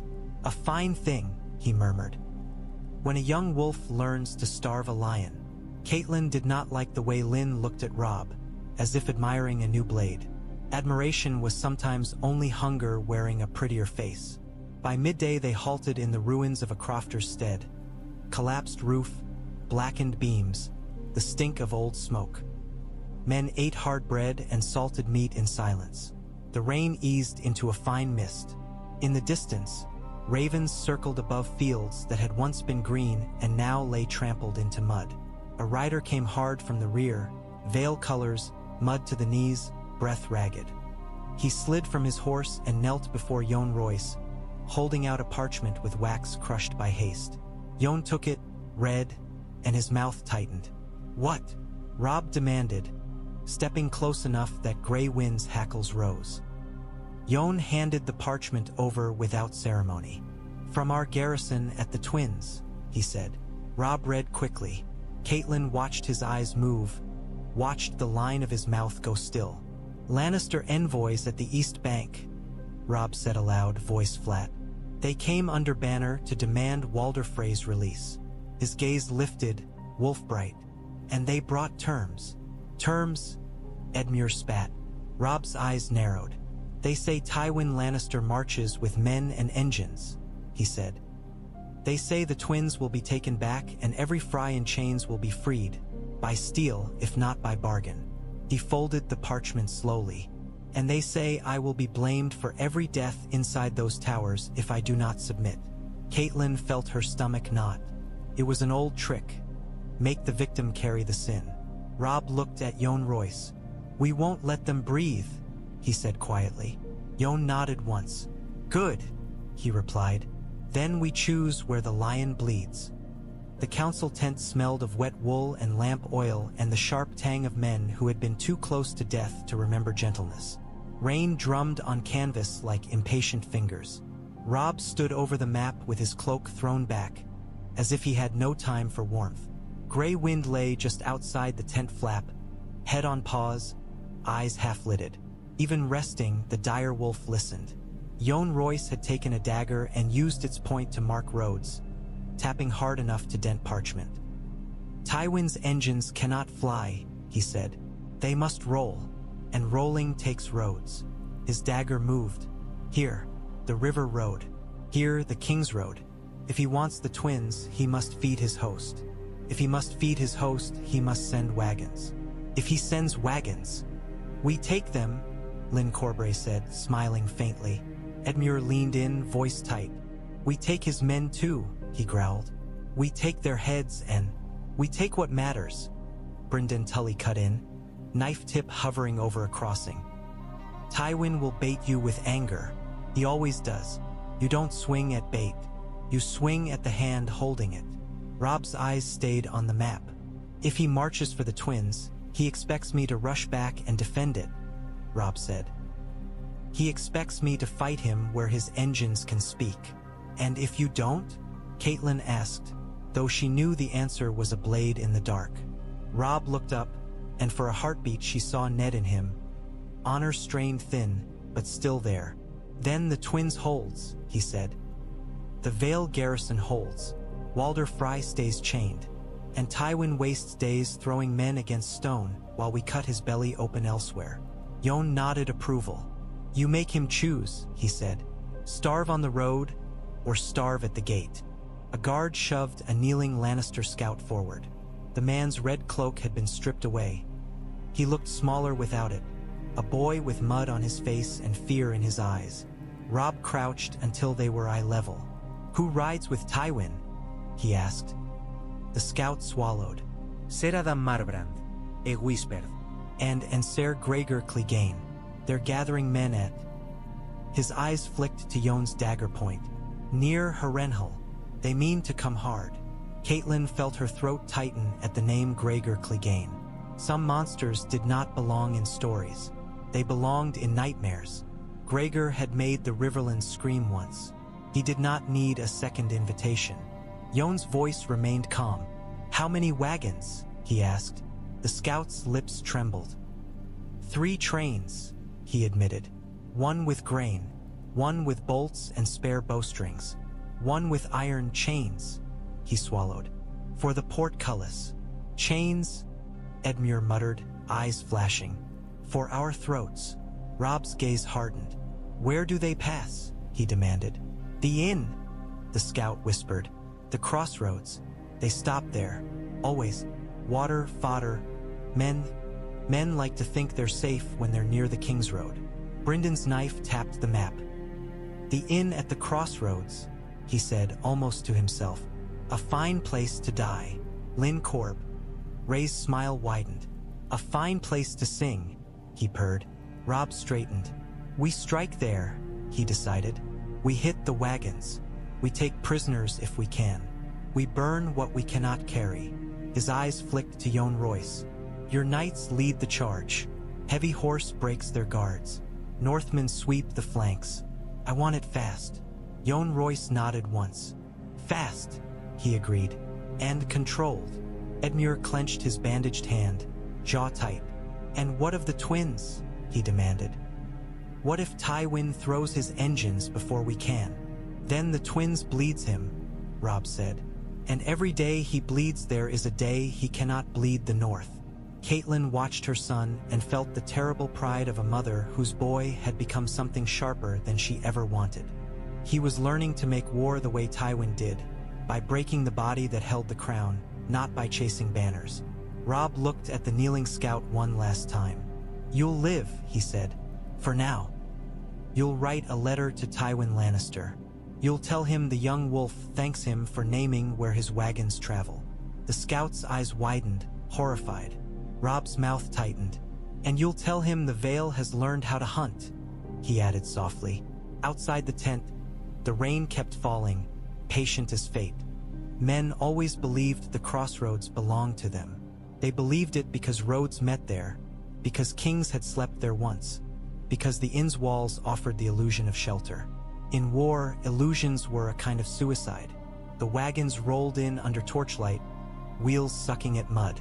Guards in red cloaks cursed the rain and warmed their hands over small fires, muttering about wolves and bandits. They were tired. They were hungry. They thought the Vale's banners were far away and that the young wolf was busy licking wounds at the twins. Jon Royce watched them from the tree-lean, bronze armor darkened, his horse steady beneath him. Around him, Vale knights sat silent, lances angled, breath held. Northmen waited in the brush with axes and bows, faces smeared with mud to kill shine.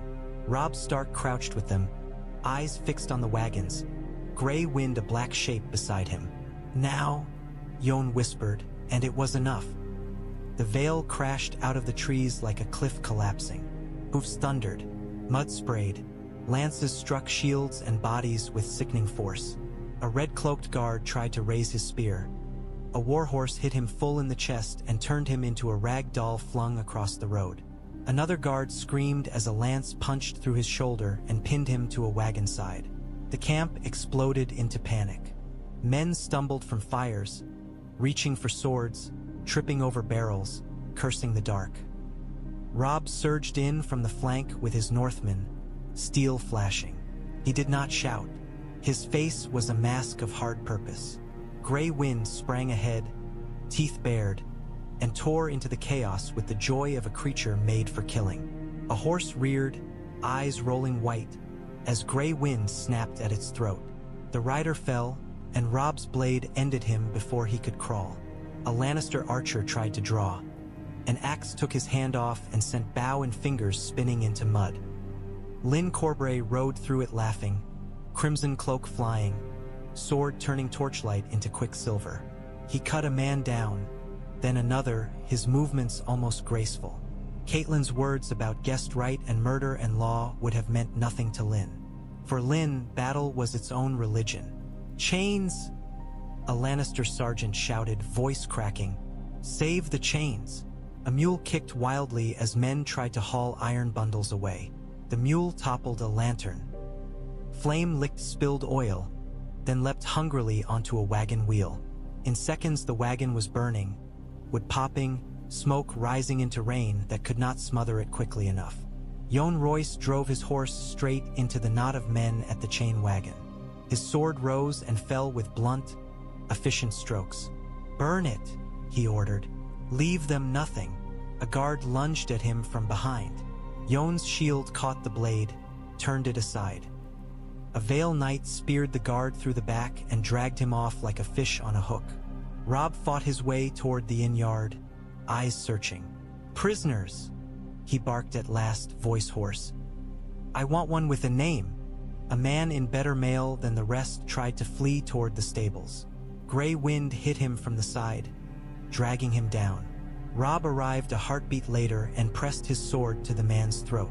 "Name," Robb demanded. The man spat mud.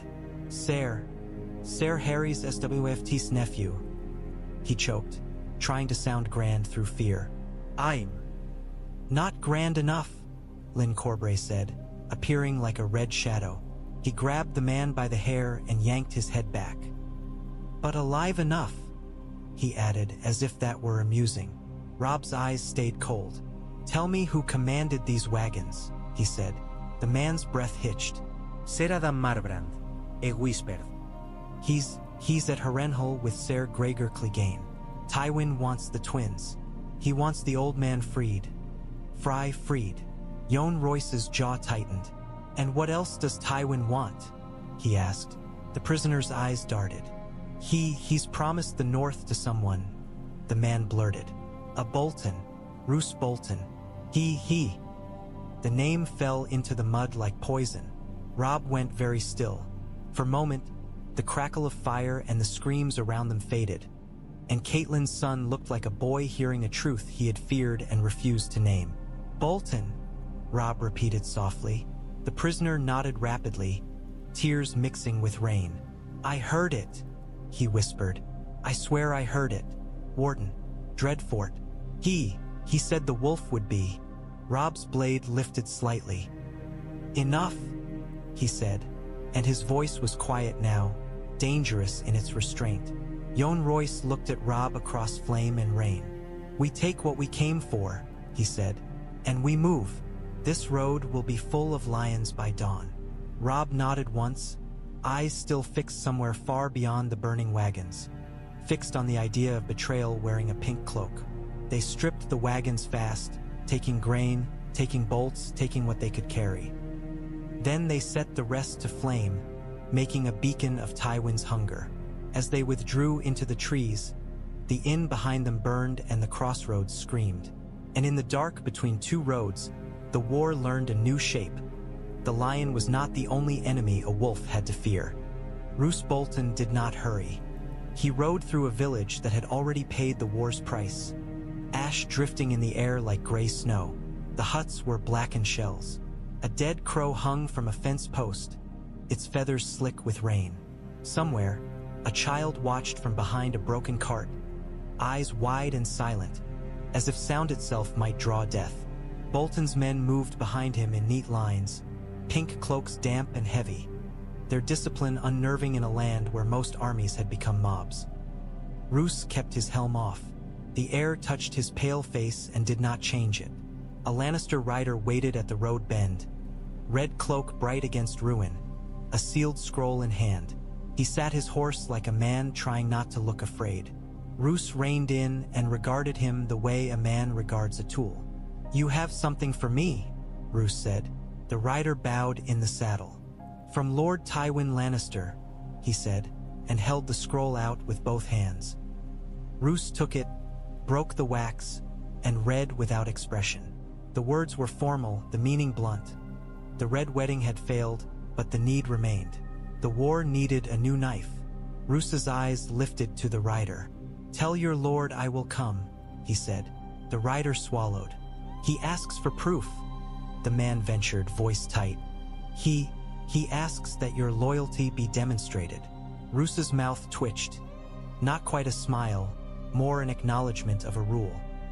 Loyalty is always demonstrated, he said softly. The question is only how much blood one must spill for men to believe it. The rider's throat bobbed. Roose looked past him, down the ruined road. There is a Stark supply camp 3 miles east, he said, voice calm. A small one. Wagons, grain, spare arrows. Boys guarding it who still think banners mean protection. He turned his pale gaze back to the rider. My men will take it tonight. The rider's eyes widened. Tonight? Roose nodded once. And in the morning, he continued, send ravens. Tell your lord the wolves bleed even without feasts. The rider bowed again, too quickly. Yes, my lord. As the man turned his horse and rode hard, Roose Bolton watched him go, unblinking. There was no triumph in his face. No joy. Only the patient inevitability of a man who had decided which side of the world would survive. Behind him, one of his captains leaned close. If the young wolf wins, the captain murmured, voice uneasy, the North will never. The young wolf will not win, Roose said, and the certainty in his tone was colder than any threat. He glanced toward the child behind the cart, saw the small face watching, and felt nothing at all. He has too many honest men and too few honest days. He nudged his horse forward. His men followed. The ashes drifted. The village stayed silent. And a new betrayal began to take shape, quiet as a knife sliding into a sheath. Harrenhal loomed behind Tywin Lannister's pavilion like a curse made of stone. Even in rain, its black towers seemed to drink light. The air around it felt wrong. Too heavy, too old. As if the castle itself remembered every scream it had ever held and wanted more. Inside the pavilion, Tywin stood over a map table, hands clasped behind his back. The gold lion on his breastplate gleamed despite the damp. When Roose Bolton was brought in, Tywin did not look up at once. He finished reading a report, placed it down, and only then lifted his eyes. Roose knelt. It was a performance, and both men knew it. Lord Bolton, Tywin said at last, voice mild. You were meant to deliver me a dead king. Roose's pale gaze remained steady. Plans fail, he replied. Opportunity remains. Ser Adam Marbrand stood at Tywin's right, expression tight, eyes flicking over Roose like a man measuring whether a snake had fangs. In the back, Qyburn hovered with quiet interest, as if watching surgery. The twins, Tywin said. An embarrassment. Roose did not flinch. An obstacle, he corrected. Embarrassments are for pride. Obstacles are for removal. Tywin's mouth tightened slightly. Then remove it. Roose's voice stayed soft. The Vale changed the terms, he said. They brought discipline where there was meant to be drunken panic. They put shields where there were meant to be throats. His eyes narrowed a fraction. But discipline can be broken. Shields can be turned. Wolves can be made to bite each other. Tywin's gaze sharpened. And you offer to do this, he said, not as a question. Roose inclined his head. I offer to finish what was begun, he said. Not in a hall with music, but in a war with hunger. Tywin walked around the table slowly, like a lion circling a wounded animal. Why? He asked simply.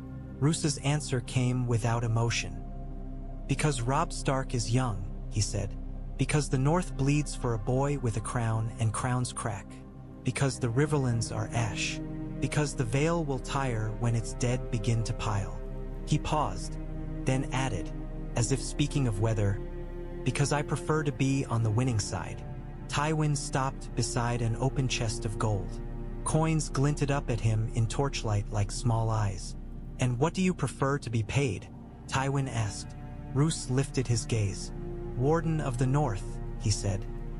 Legitimacy for my bastard son. Lands. His voice did not waver, and the understanding that when the war ends, the Dreadfort's banner will fly without question. Se Adam Marbrands Mout Dictanat. A high price for a traitor, he muttered. Roose's eyes flicked to him, calm. Traitors are only traitors while they lose, Roose said. When they win, they are founders of new orders. Tywin studied him for a long moment. Then he reached into the chest and lifted a handful of coins, letting them slide through his fingers back into gold with a soft, relentless sound. You will have your price, Tywin said, if you deliver your proof. Roose bowed his head slightly. You will have it, he replied. Tywin leaned in, voice lowering. This time, he said, I do not want chaos. I want certainty. Roose's mouth twitched. Certainty is a myth, he said, but I can offer you something close. Tywin straightened. Robb Stark is striking my wagons, he said. He thinks hunger will weaken me. It will, Roose said softly. If you let it. Tywin's eyes hardened. I will not, he said. I will take the twins back. I will free Walder Frey, and then I will make the Riverlands remember what happens when men refuse to die properly. Roose rose from his kneel with Tywin's permission, as if standing were a reward. Then let me open the wolf from within, he said. Give me leave to move among his rear camps. Give me a seal that makes men believe I still serve him. His pale eyes glinted faintly. And when he turns his face toward you, I will put my knife between his ribs. Tywin's gaze held him, cold and measuring. Do it, Tywin said at last. And fail, Lord Bolton, and there will be no north for you to rule. Roose bowed, accepting the threat like a familiar cloak. Understood, he said. Outside, Harrenhal's towers watched in rain. Inside, lions and leeches negotiated the realm's next round. Petyr Baelish arrived at the gates of the moon as if he had never been afraid of mountains. He rode through the courtyard with his cloak neat despite travel, his mockingbird clasp bright against dark cloth, his smile in place as if smiles were armor he had learned to polish. Snow dusted the stone steps, the air bit at exposed skin. Petyr breathed it in like wine. Anya Waynwood waited with Nestor Royce and Maester Coleman, guards arrayed behind them in silver helms. They did not greet Petyr with warmth. They greeted him with attention, sharp, assessing, the way men greeted a blade offered hilt first. My lords, Petyr said pleasantly, dismounting with ease. My lady. His eyes lingered on Anya with that practiced charm that pretended respect and calculated weakness. You have been busy. We have been necessary, Anya replied, voice even. Petyr's gaze flicked to Robert Arryn, bundled in furs near the door, eyes wide and frightened. And there's my sweet lord, Petyr cooed softly. Lord Robert Arryn. You look well. Robert stared at him as if staring at a stranger in a dream. His hands tightened on his cloak. Mother? He whispered, voice thin.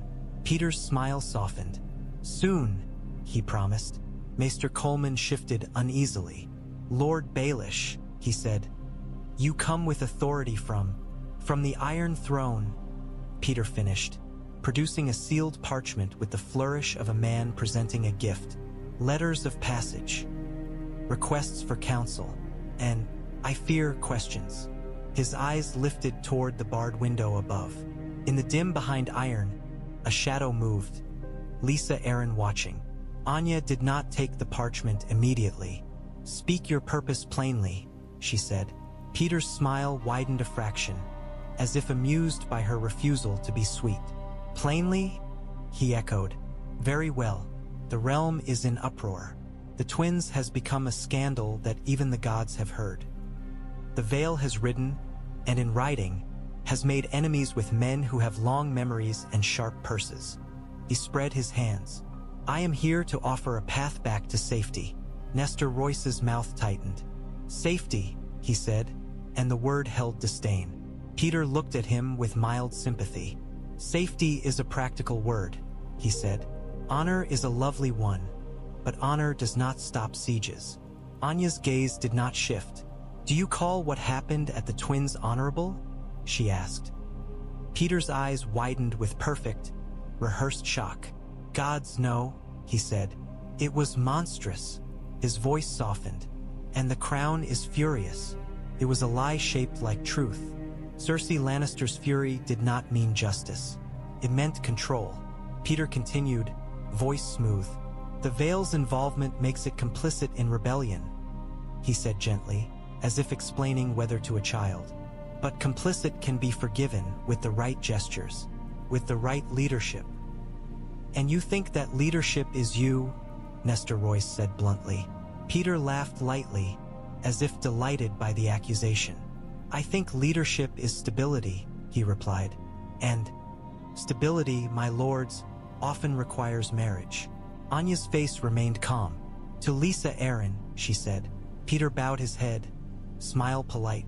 To Lysa Arryn, he confirmed. If the Lady Regent is restored, guided, aided, loved, the Vale can withdraw its banners without shame. It can claim it acted in confusion under the pressure of grief. It can return to being what it has always been. He glanced around the courtyard. High, safe, untouched. Anya's voice turned colder. Untouched is what the Riverlands were before the Lions, she said. Look where that got them. Petyr's smile did not crack, but something in his eyes hardened. And look where touching the war has gotten the Vale, he said softly. Dead knights, broken oaths, the crown's suspicion. Robert Arryn's thin voice rose again. Mother, he whispered, frightened. Petyr looked up at the barred window, and his smile turned tender in a way that made Maester Coleman's stomach twist. My lady, Petyr called softly. It's Petyr. I've come. The shadow behind the bars stilled. Anya's hand lifted slightly. You will be housed, she told Petyr. You will be watched, and you will not see Lady Lysa Arryn alone until the council agrees. Petyr bowed as if the restriction were a compliment.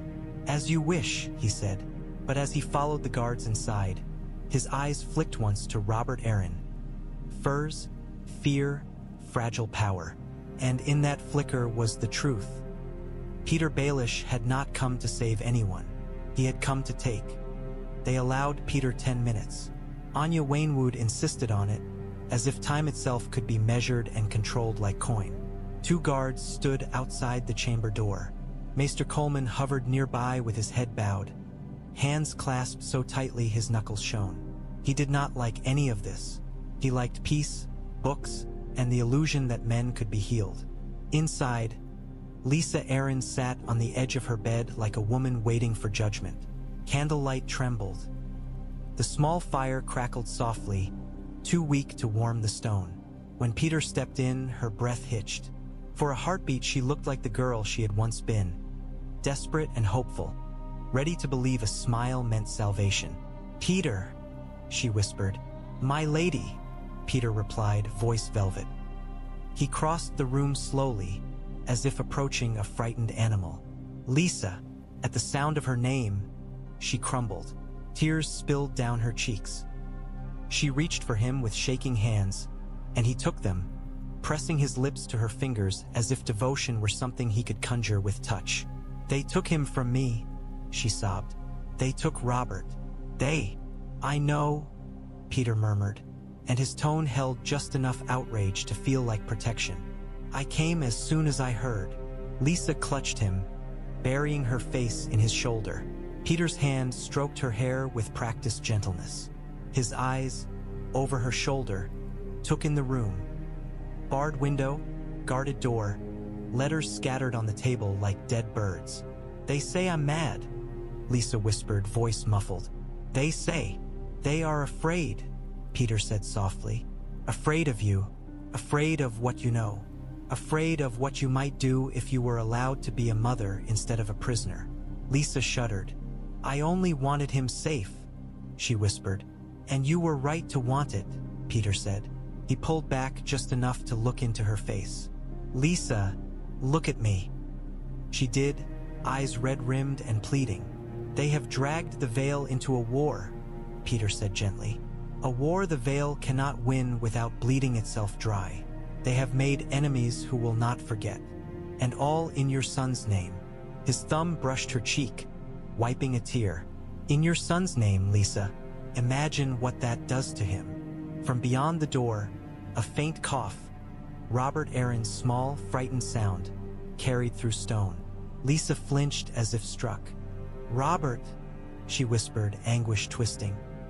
Petyr leaned in, voice lowering. "You can fix this," he said. "You can be restored. You can be seen as the rightful regent again. The lords will accept it if you give them a bridge to retreat across." His gaze flicked to the table where a silver ring sat on cloth, a mockingbird stamped into its face. "Marry me." Lisa stared at the ring as if it were a miracle. "Marry you," she breathed. "I will protect you," Petyr promised. "I will protect Robert. I will smooth the realm's anger. I will speak to Tywin Lannister. I will speak to the crown." His smile warmed. "And you will no longer be alone." Alone. That word was the hook. It always had been. Lisa's hands trembled as she reached toward the ring, but her eyes flicked up, sharp for a heartbeat. "And the Vale?" she whispered. "They rode. They have men in the Riverlands. They must be recalled," Petyr said, voice gentle as a lullaby. "Not with shame, with necessity. You issue the order in Robert's name, his health, his safety, the Vale's stability. You bring your knights home." His eyes held hers. "If you do not, the crown will call the Vale traitor. Tywin will march, and your son will grow up under siege." Lisa's breath hitched. Fear flooded her. "They will kill him," she whispered. "They will try," Petyr said, "unless you act." Lisa's fingers curled around the ring. She looked at Petyr as if he were the only solid thing in a world that kept falling away. She began. Petyr's eyes softened, and his voice dropped into something intimate and coaxing. "You are not a monster, Lisa," he murmured. "You are a mother." He kissed her forehead. "Let me help you be one." Lisa closed her eyes, tears spilling again. Petyr Baelish's hand rested lightly on her shoulder, steady as a knife resting in a sheath. Outside, the guard's shadows shifted beneath the door. Time moved, counted in heartbeats and breath, and somewhere far away, in muddy fields, wolf and falcon bled, while a mockingbird taught a grieving woman how to sing the song he wanted. Harrenhal was the kind of castle that made a man believe in curses. Its walls rose like black cliffs. Its towers stabbed the sky, broken teeth from some ancient bite. Even at a distance, it seemed to pull heat from the air and replace it with a cold that smelled of old smoke and older death. Robb refused to camp too close. He had learned not to put his men under the shadow of things that had killed too many kings and too many hopes. They watched from a tree line, cloaks pulled tight, horses held quiet. Lanterns moved along the battlements in slow loops. Patrols. Men's voices drifted faintly over the walls, tired, careless. Harrenhal always made men feel safe because it was too big to imagine falling. That was its trick. Brynden Tully crouched with a hand on the earth, eyes narrowed. "Lannister patrols are thin," he murmured. "Too many men out hunting food. Tywin's host eats like a beast." "And beasts can be led," Jon Royce replied. Robb watched the gate, jaw tight. "We can't siege it," he said. "Not with Tywin moving. Not with the twins needing men. Not with Roose Bolton." His mouth tightened at the name, refusing to say more. Jon's gaze slid to him. "Then we don't siege," he said. "We make it bleed." Robb nodded once. "Foragers," he said. "Wagons. Patrols. Everything that leaves those walls dies." Lyn Corbray lounged near a small fire covered by cloaks to hide flame. He looked delighted by the darkness. "A hunting season," he murmured, "and lions are fat prey." Gray wind was low to the ground, staring at Harrenhal's gate as if the stone itself offended him. His ears flicked at every distant sound. He did not fear the castle. Wolves did not fear stone. Wolves feared traps, and Harrenhal was a trap made of walls. A raven arrived, flapping wetly, landing on Robb's forearm with a sharp claw. The bird's legs bore a small strip of parchment. Robb unrolled it, eyes moving quickly. Caitlin, who had been kept behind the line for safety, edged closer enough to see his face change. "What?" she asked. Robb's jaw clenched. "The twins," he said. "Tywin's vanguard probed the east bank again. And," he swallowed, "and someone attacked one of our rear supply camps last night." Catelyn's heart thudded. "Who?" Robb's eyes lifted, and the cold in them made her stomach sink. "Bolton men," he said. The words hung in the air like smoke. Yohn Royce's gaze hardened. "Proof?" he asked. Robb shook the raven slip once. "Bodies left," he said. "Wagons burned. Pink cloth found on a spear shaft." His voice went rough. "It's not enough to declare him traitor to every northern lord, but it's enough to know what direction the knife comes from." Brynden Tully spat into the dirt. "Leech," he muttered. "I knew it." Robb stared at Harrenhal as if the Black Towers might answer. "Tywin wants the twins," he said. "Bolton wants my back." He looked at Yohn. "We hit Marbrand and Clegane hard. We make Tywin bleed now, before he and Bolton coordinate." Yohn nodded onk. "Then we choose a field," he said, "and we make sure the lion walks into it." Robb's hand tightened on the raven slip until it crumpled. "And if Bolton keeps striking my rear," he added softly, "I'll have to cut him out." Catelyn saw the tremor in her son's control and realized what the war was doing, teaching him to carve away parts of his own house to keep the rest alive. Harrenhal's lanterns kept moving along the battlements, indifferent. In the dark, the wolf and the falcon began to decide which enemy to kill first. The ford was a simple place. Stones under shallow water, reeds bent by wind, mud that sucked at boots. It had no banners, no songs, no history worth remembering. War chose such places because war loved the ordinary. It loved turning common ground into slaughter. Gregor Clegane rode into the ford like a god of ruin, black armor slick with mist, his horse enormous beneath him. Lannister men followed, red cloaks bright against gray morning. They moved with the brutal confidence of men who had burned villages and never been punished for it. They expected frightened small folk. They expected scattered wolves. They did not expect a mountain's worth of steel to fall on them from the left. Yohn Royce's heavy cavalry hit like thunder made flesh. Lances lowered. The first impact crushed the Lannister front rank as if it were straw. Men screamed and vanished beneath hooves. Horses reared, slipping on wet stones, eyes rolling as they collided with bodies and steel. Robb surged from the right bank with Northmen shouting, gray wind a black blur beside him. The dire wolf leapt at a horse's hind leg, dragging it down. Rider and mount toppled into the water with a splash that turned instantly red. Arrows hissed from the riverbank.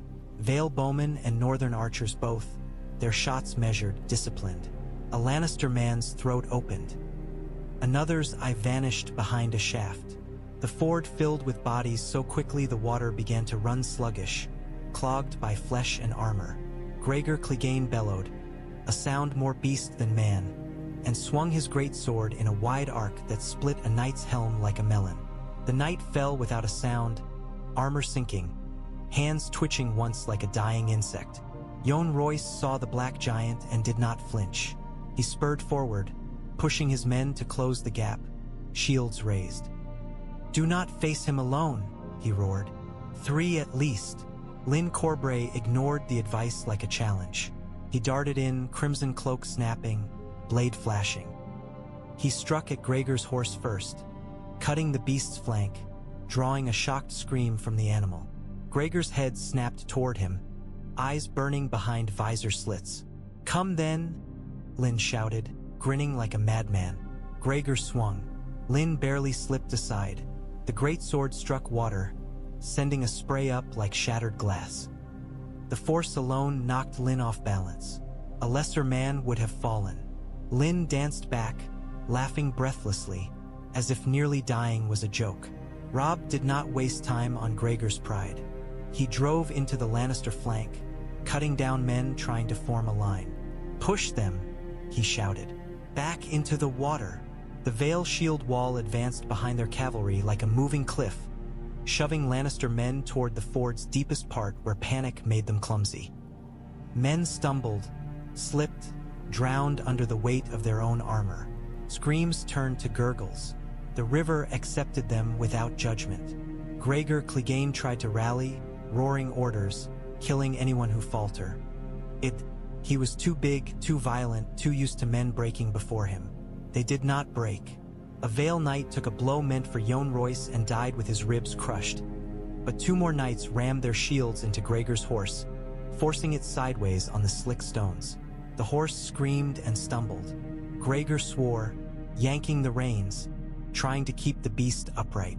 Grey Wind saw the stumble and lunged. The direwolf hit the horse's throat. Teeth sank in. The horse screamed again, a horrible, choking sound. Gregor hacked down with his greatsword at the wolf. Grey Wind sprang back at the last instant, the blade cutting only mist and spray. Robb's heart stuttered. "Grey Wind!" he shouted, and fury ripped through him like fire. He drove forward, aiming not at Gregor's armor but at the straps, the joints, the places steel needed flesh to move. His blade skated off black plate, sparked, bit into leather. Gregor turned toward him, slow and terrible. For a heartbeat, the world narrowed to black steel and gray eyes behind slits. Then Jon Royce's lance struck Gregor's horse again, and the beast finally went down. Gregor hit the water with a splash that shook the ford. For an instant, the mountain was not a god.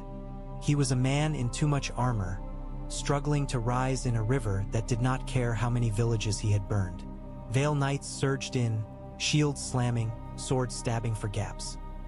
Gregor roared, swinging wildly, crushing a man's shoulder with a backhand blow that snapped bone like dry wood. Lyn Corbray darted in again, not laughing now. He drove his blade into the gap beneath Gregor's arm, where black plate met leather. The strike did not kill. It did not even slow Gregor much, but it made him bleed. Gregor's roar turned to a scream of pure rage. Robb seized the moment. "Now!" he bellowed. 3 men hit Gregor at once. Shield to face, spear to thigh, sword to the back of the knee. Gregor staggered, knee buckling. He did not fall. He was too stubborn to fall.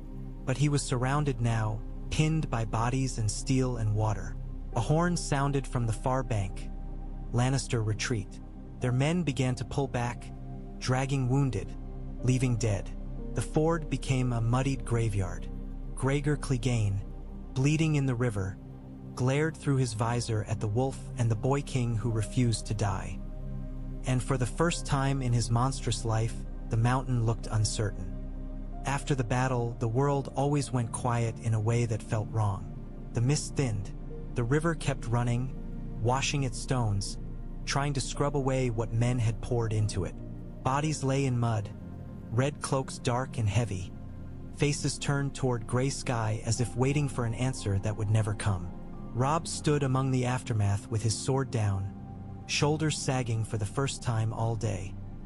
Grey Wind pressed close, wet fur bristling, muzzle lifting to sniff at corpses with wary disgust. The dire wolf had taken a cut along his shoulder, nothing deep, but enough to make Robb's stomach twist every time he saw the blood on black fur. Jon Royce moved through his men, checking wounds with blunt efficiency. A Vale knight knelt beside a fallen comrade and closed the man's eyes with a gloved hand. "No prayers," just the small gesture of respect. Brynden Tully came to Robb with a strip of parchment in hand, rain-soaked and smeared with mud. "Caught this on a rider," he said. "Tried to slip south." Robb took it and read. His face did not change. Something behind his eyes did. He handed it to Catelyn. The seal on the parchment was a flayed man. Catelyn's fingers went numb around it. She read the cramped words, each line another turn of a knife. Troop movements, supply routes, the position of the twins' garrison. The planned hour Tywin's vanguard would probe again. And at the bottom, cold as winter, the wolf survives because he trusts. Remind him what trust buys. Her breath hitched. "Roose," she whispered. Edmure Tully swore viciously. "Hang him," he spat. "Flay him with his own damn knives."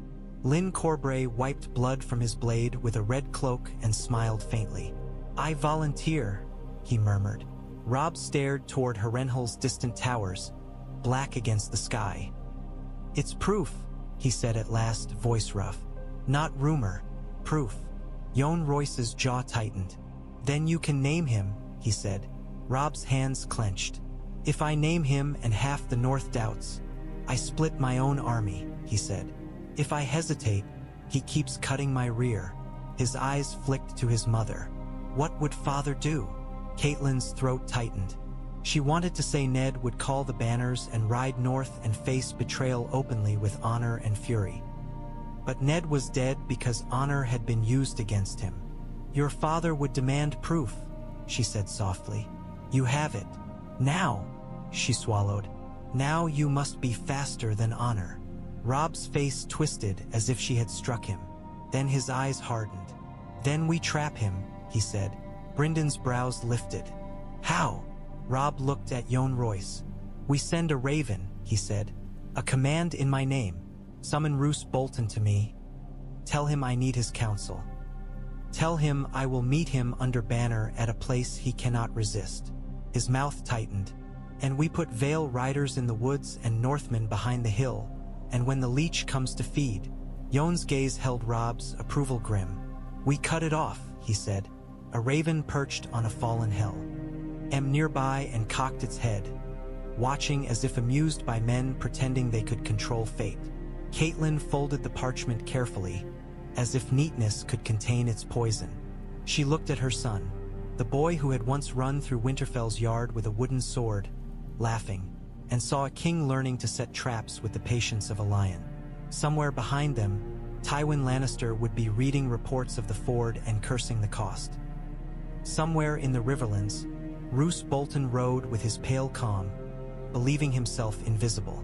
Robb Stark lifted his head, rain on his lashes, and gave the order that would decide whether his war died from enemies outside or betrayal within. "Send the raven," he said, "and tell Roose Bolton his king wants to see him."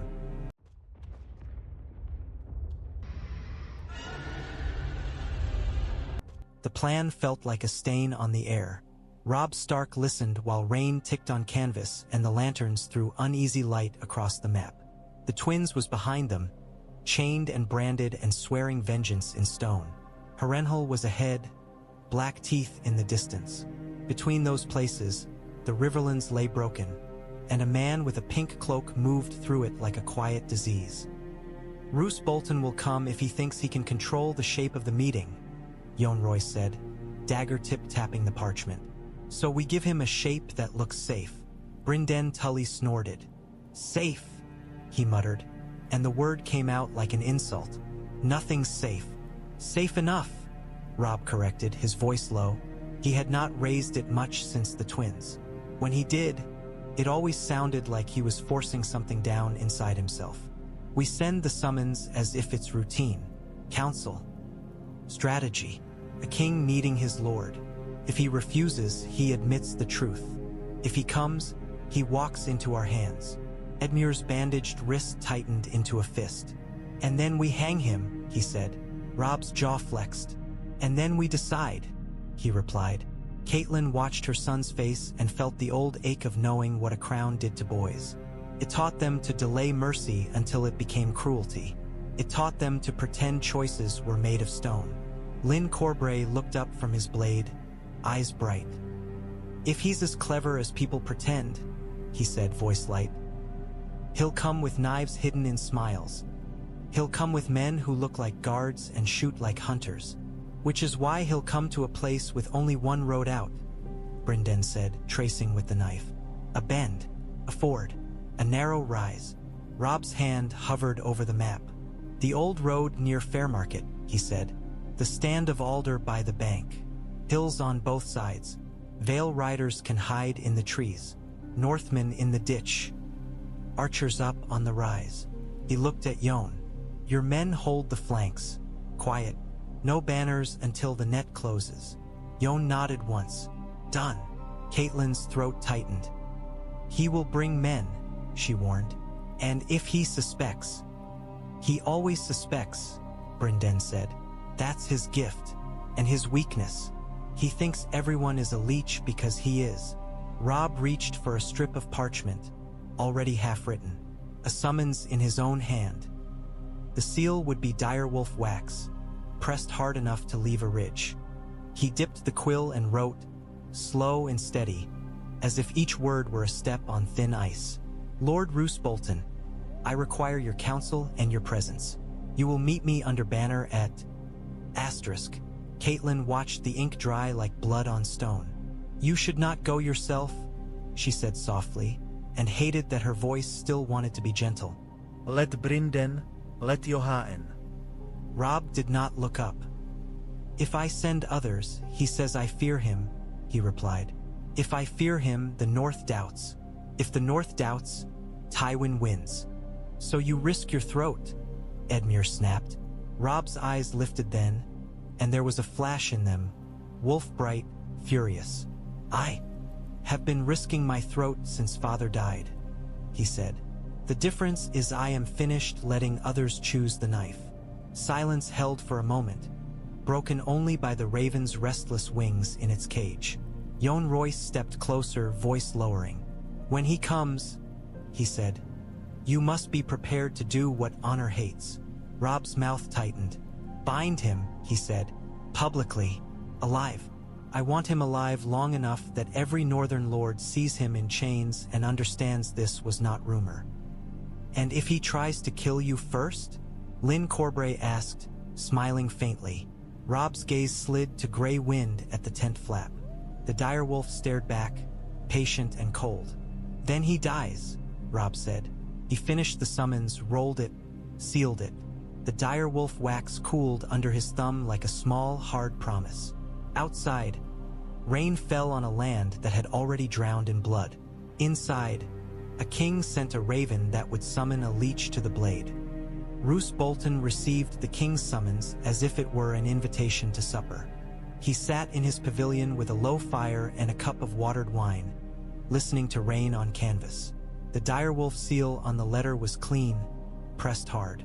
Roose turned it once between his fingers, feeling the ridges, then broke it with calm precision. He read without expression. Across from him, Walder Frey sat stiffly, hands folded in her lap. She had been given to Roose as part of the old bargain. Before the twins turned into a battlefield and before Walder Frey became a chain thing howling behind stone. Valda's eyes followed Roose's face the way a mouse watches a cat, always expecting motion that would mean death. Steelshanks Walton stood behind Roose with his hands clasped, the hard lines of his face softened only by the rainlight. Another Bolton captain leaned in, voice lowered. It's a trap, the captain murmured. Roose looked up slowly. Everything is a trap, he said. The question is who sets it. He read the letter again, not for meaning but for tone. A king requiring counsel. A king choosing a meeting under banner. A king trying to sound steady while his world cracked. Roose's mouth twitched faintly. He wants me to come, he said. Steelshanks Walton's eyes narrowed. And if you do?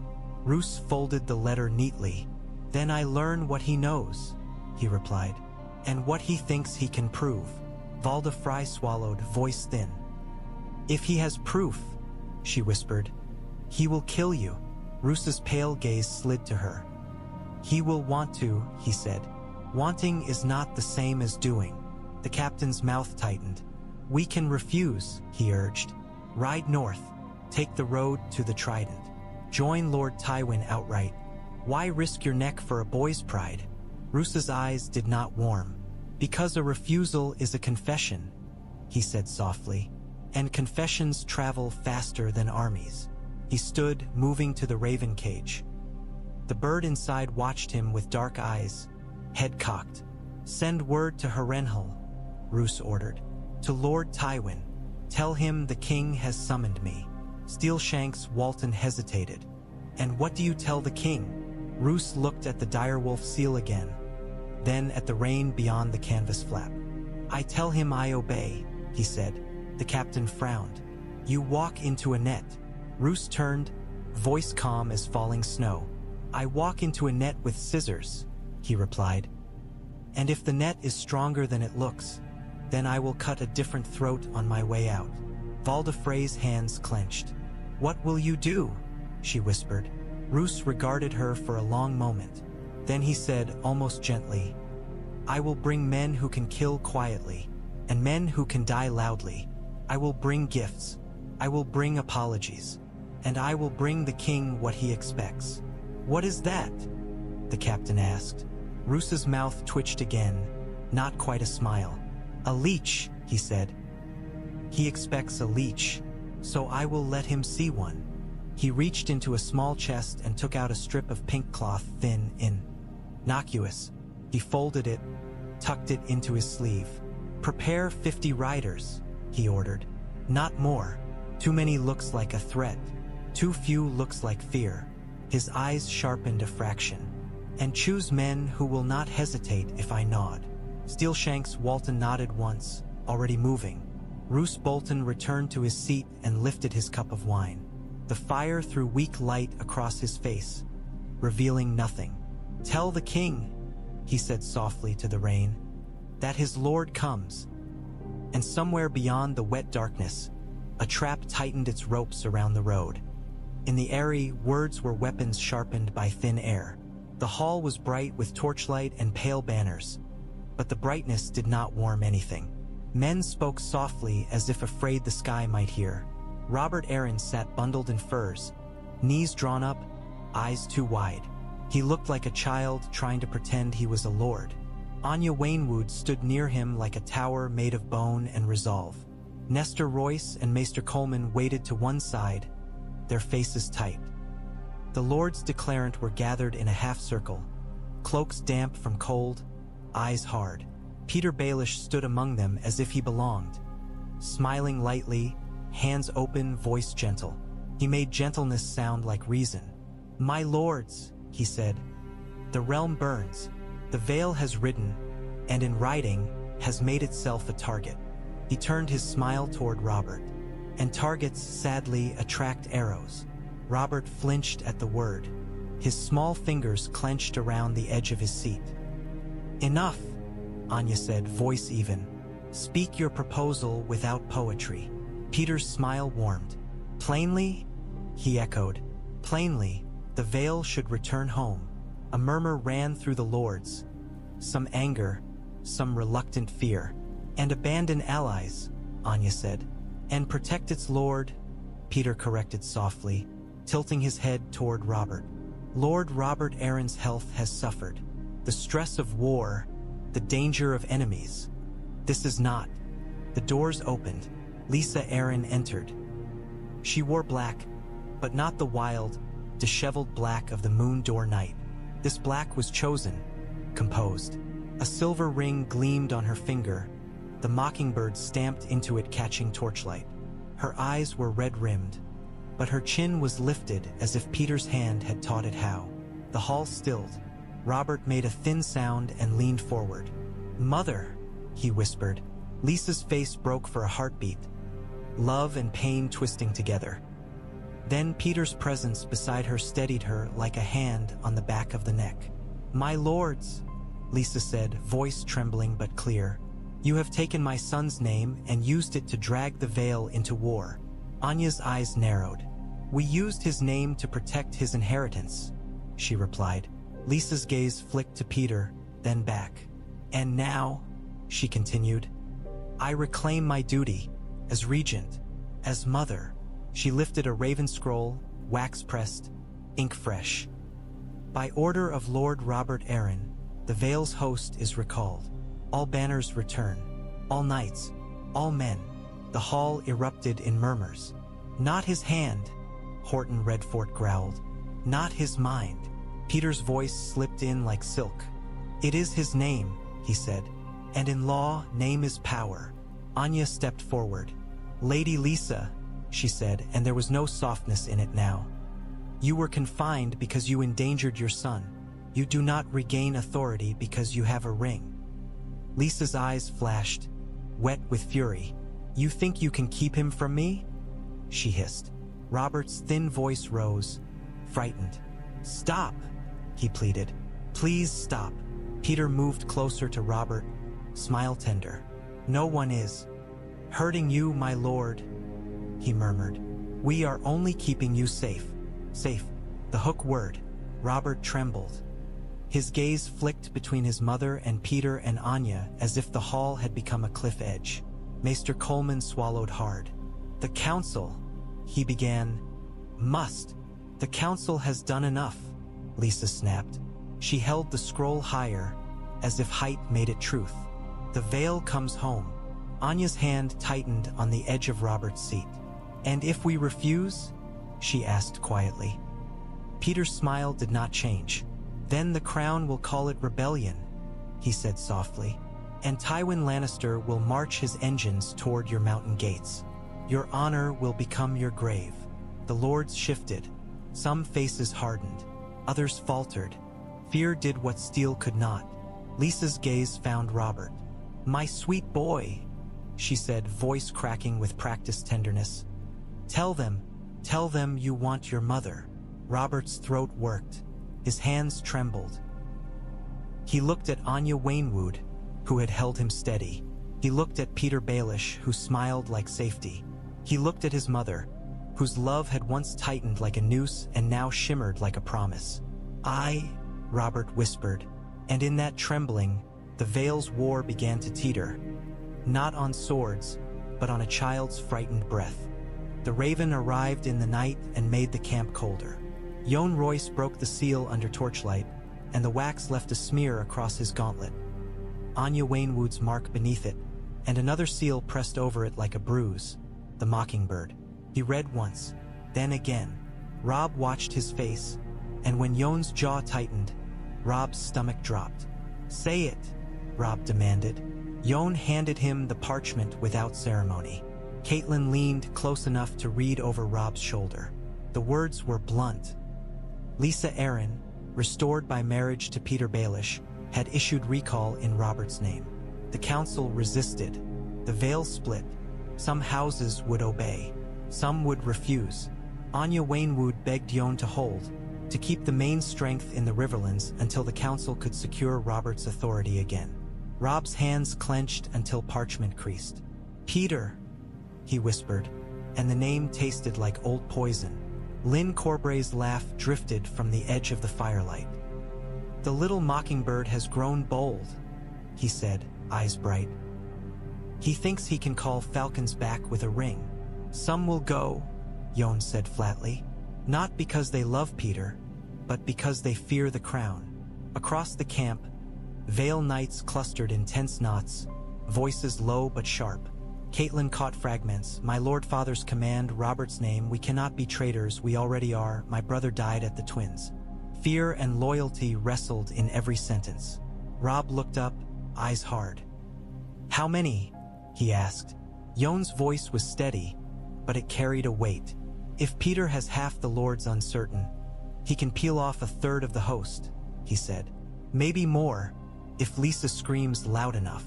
Edmure Tully strode into the torchlight, bandaged wrist held stiffly. "Peel off," he snapped. "We're not a bloody orange." Brynden Tully caught his arm and shoved him back slightly. "Quiet," the Blackfish hissed. "This is how wars die. By men shouting at each other while the enemy sharpens blades." Robb stared at the recall message as if he could burn it with his eyes. "If the Vale leaves," he said, voice low, "Tywin's engines take the twins. Harrenhal holds. Bolton breathes. We lose the Riverlands. And if we disobey," Jon replied, "the Vale becomes rebel by decree. Petyr will sell that decree to Tywin like a jewel." Catelyn's throat tightened. "Anya will fight him," she said, though the words sounded like prayer. Jon's gaze flicked to her. "She will," he agreed. "But she is one lady against a man who has made a life of turning law into a knife." Robb folded the parchment with brutal care. "Then we make our own law," he said. Jon raised an eyebrow. "Meaning?" Robb's gaze swept the camp. "Any Vale man who leaves now leaves through my lines," he said. "Peacefully. No blood. But every man who stays swears to you, Jon Royce, not to Lisa Arryn, until Lord Robert Arryn's authority is settled." His mouth tightened. "And we send ravens ourselves, to the Lords Declarant, to the Vale houses. We tell them the truth. Petyr Baelish is selling their honor. Lynn Corbray's smile sharpened. "And if they don't care?" he asked. Robb's eyes went wolf-cold. "Then I fight with whoever stands," he replied. "I have learned not to beg men to be brave." Grey Wind growled low at the horse line, sensing the tension the way wolves sense storms. Jon Royce read the camp the way he read terrain. He saw fear in the Vale men's eyes. He saw rage in the Northmen. He saw a king trying to hold allies together with sheer will. "Then we hold," Jon said at last. His voice carried just enough steel to quiet the nearest arguments. "Those who will leave, leave. Those who will stay, stay. And we ride before Tywin can use this crack." Robb nodded once, decision hardening like ice. Behind them, in the dark, the river kept running. And far away, in the Ares' thin air, a child's name was being used like a rope to pull an army home. The meeting place was ordinary enough to be believable. A muddy riverbank, alder trees dripping rain, mist curling low over water like breath. 2 banners planted in the mud, the dire wolf and the flayed man. So close that their cloth almost touched when the wind shifted, as if the war itself wanted to knot them together. Robb Stark stood beneath the dire wolf with Brynden at his shoulder and Catelyn just behind, her hand resting on her cloak's clasp like it could steady her heart. Grey Wind crouched near Robb's boots, head low, eyes fixed on the treeline. Jon Royce was not visible. That was the point. Vale knights hid among the alders, shields dark with wet, horses held quiet, archers tucked into brush on the rise. The trap was set like a jaw held open. Roose Bolton arrived with the precision of a man who did not like surprises. 50 riders, no more. Enough to look respectful. Enough to kill a king if the road turned favorable. Roose rode at their head on a pale horse, pink cloak damp, helm off. His face was the same calm mask it had always been, as if he had never betrayed anyone in his life. He reined in at the edge of the banners and lifted a hand in greeting. "Your Grace," he said, voice soft. Robb did not return the gesture. "Lord Bolton," he replied. Roose's eyes flicked briefly to Catelyn, then away, polite, distant, as if she were a lady at court and not a mother who had survived a slaughter.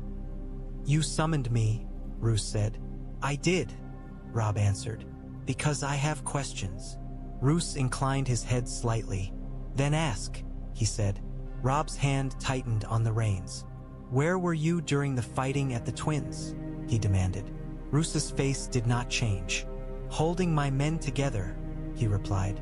"When I saw the hall turn into chaos, I withdrew to preserve what strength remained. A dead lord is of no use to his king." Brynden made a sharp sound, half laugh, half cough. "Convenient," he muttered. Roose's eyes slid to him. "Pragmatic," he corrected. Robb's voice sharpened. "My rear camp was attacked," he said. "Men died. Supplies burned. Pink cloth was found on a spear." Roose's gaze remained steady. "Pink cloth can be stolen," he said. Robb reached into his saddlebag and pulled out the parchment with the flayed man's seal. He held it up where the damp light could catch the wax. Roose's eyes flicked to it, just a flicker. For a heartbeat, something tightened behind the calm. Then it smoothed again. "Explain this," Robb said. Roose did not reach for it. "A forged seal," he said softly. "A crude attempt to break trust at the moment you most need it." Catelyn felt her nails dig into her palm. He could lie with such ease. Ned would have looked away. Roose stared straight. Robb's jaw clenched. "The letter names troop movements only you could know," he said.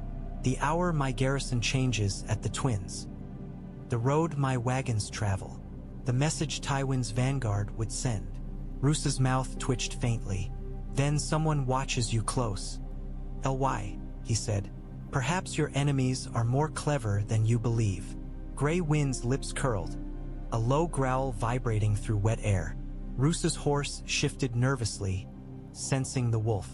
Roose's gaze dropped to the dire wolf. "An impressive beast," he murmured. "A pity if he were to be put down." Robb's eyes flashed. "Threaten him again," Robb said, voice low. "And you will not leave this bank alive." Roose's calm held. "I do not threaten," he said. "I observe." For a moment, mist thickened, and the river's sound seemed louder, as if the world leaned in to listen. Robb took one step closer, boots sinking into mud. "I trusted you," he said, and the words came out like a wound reopened. "My father trusted you." Roose's eyes remained pale and unreadable. "Trust is a tool," he said softly, "like a blade, like a crown. It must be used carefully." That was the moment Robb knew. Not because Roose confessed he never would, but because Roose spoke of trust the way a butcher spoke of meat. Robb's hand lifted slightly. In the alders, Yohn Royce's men tightened their grips, and Roose Bolton, still calm, still polite, began to smile with his eyes, just a fraction, as if he too had been waiting for the trap to close. The first arrow took a Bolton rider in the mouth and ended the lie mid-breath. The man toppled backward off his saddle, blood spraying into mist. The sound that followed was not a scream but a wet, surprised gurgle, like a man trying to swallow water and finding only death. Then the alders came alive. Vale archers loosed in disciplined volleys, shafts hissing through rain. Bolton riders shouted, raining hard, trying to form a line. Horses reared, eyes rolling, as arrows struck flanks and necks. Steel flashed, mud churned under hooves. Yohn Royce surged out of the trees with a wall of shields, bronze armor dull and terrifying. His men hit the Bolton flank like a closing door, shield rims slamming into riders' legs, knocking men down into mud where their swords became useless weight. Roose Bolton did not shout. He did not flail. He simply drew his blade, clean, practiced, and turned his horse as if he had expected this exact moment. "Your Grace," he called softly, and in the softness was mockery. "So it is war between us at last." Robb answered with steel. He rode forward, blade cutting in hard arcs, aiming not for honor but for efficiency. Gray wind launched beside him, jaws closing on a horse's throat, dragging it down. Rider and mount hit the mud together. The rider tried to crawl away. Gray wind ended that thought with a snap. Brynden Tully fought like a man who had waited too long to kill the right enemies. He drove into a Bolton rider, sword up beneath mail, and ripped it free with a grunt. Another Bolton man swung at him. Brynden ducked and split the man's knee, then finished him with a quick thrust to the throat. Catelyn backed toward a tree, dagger in hand, breath ragged. She was not a warrior, but she had been hunted enough to know what survival looked like. A Bolton rider broke through the chaos toward her, eyes wild, sword raised. Catelyn raised her dagger, ready to die ugly if she had to. A Vale shield slammed into the rider's horse, throwing both horse and man sideways. The rider hit the ground and did not rise. Yohn Royce moved past Catelyn without looking at her, a bronze shadow doing what it had come to do. "Roose!" Robb shouted, forcing his horse through mud toward the pale lord. Roose turned smoothly, meeting Robb's charge with cold calculation. A Bolton rider tried to intercept. A Vale spear took him through the ribs and yanked him off the saddle like a sack. Roose and Robb circled for a heartbeat, Wolf and Leech. "You cannot hold the north without me," Roose said, voice carrying strangely calm through screams. "Half your lords fear my name more than your crown." Robb's eyes burned. "Then they will learn new fear," he snarled. Roose leaned in slightly, as if confiding. "You are young," he said. "You believe killing one traitor kills betrayal." His blade lifted, and the strike came fast, aimed at Robb's shoulder, where mail met leather. Robb barely caught it. Stil ran. The force jarred Robb's arm to the elbow. Gre. Wind snarled and lunged toward Roose's horse. Roose's horse panicked and sidestepped, nearly throwing him. Roose recovered with the same calm he had used to betray a king. "Wolf," he hissed, and slashed at Grey Wind's muzzle. The blade cut fur and skin. Grey Wind yelped, sharp, furious, and sprang back, blood bright on black. Robb's roar was not human. It was pure rage. He drove his horse forward, shielded by Vale men now closing in like iron jaws. Roose tried to pull away, but Yohn Royce's shield wall had already cut off the easiest path. Bolton riders fought desperately, trying to carve a corridor for their lord.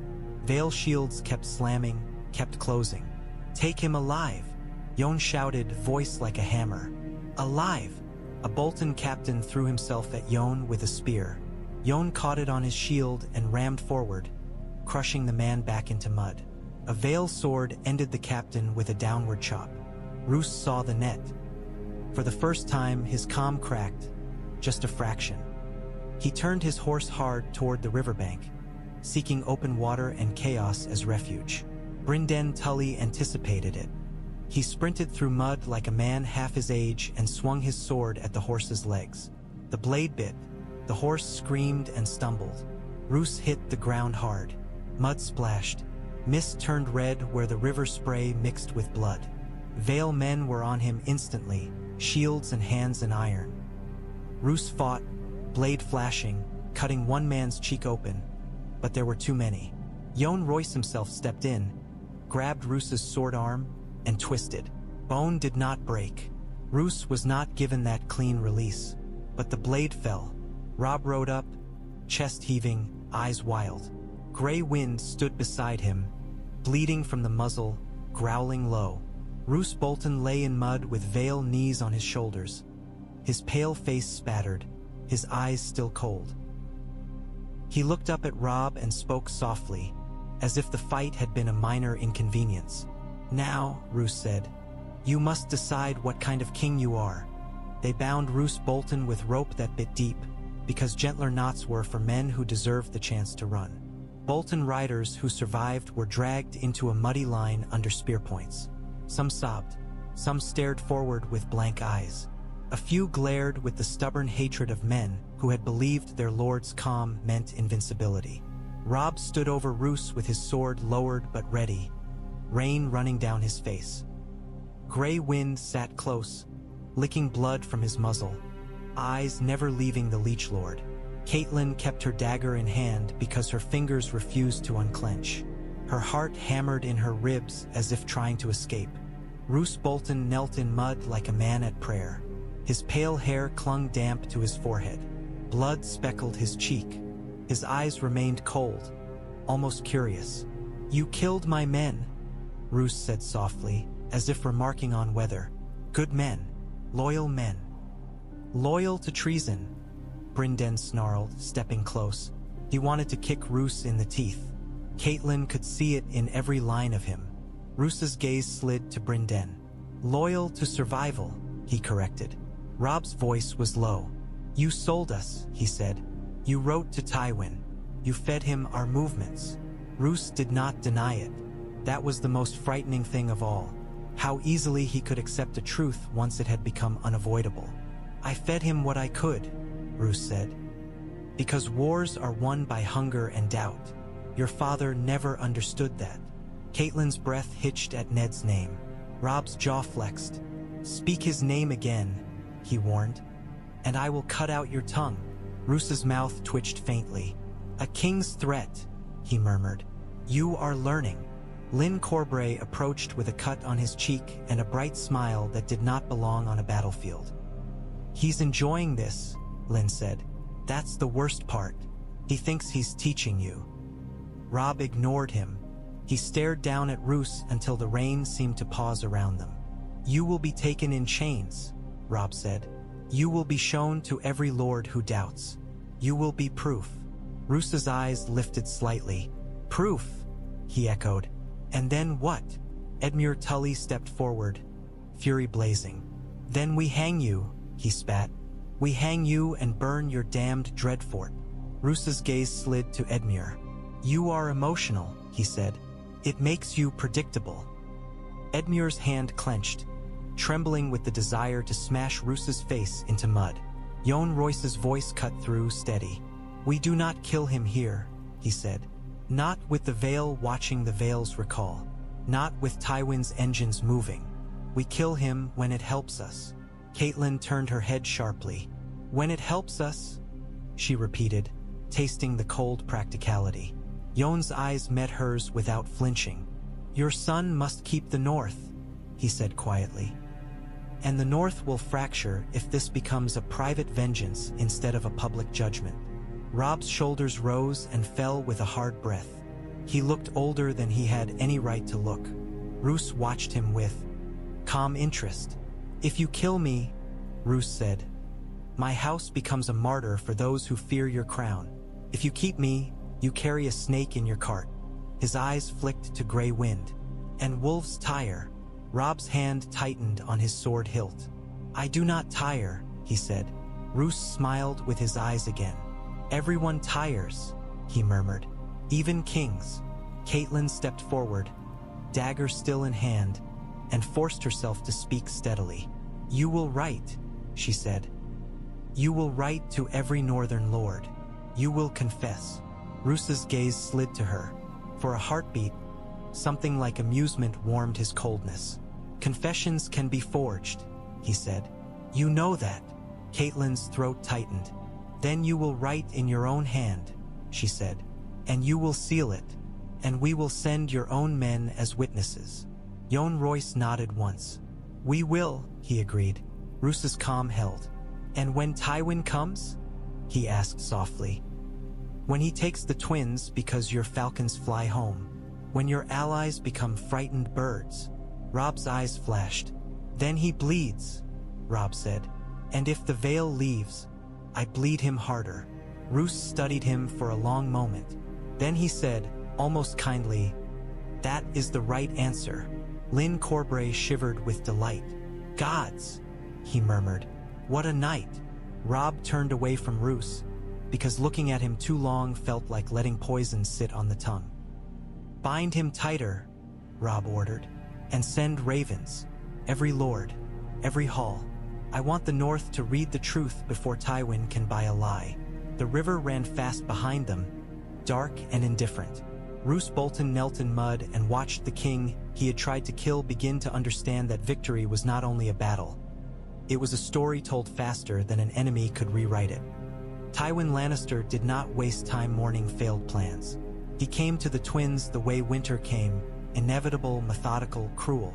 On the east bank, siege engines rose in ugly silhouettes.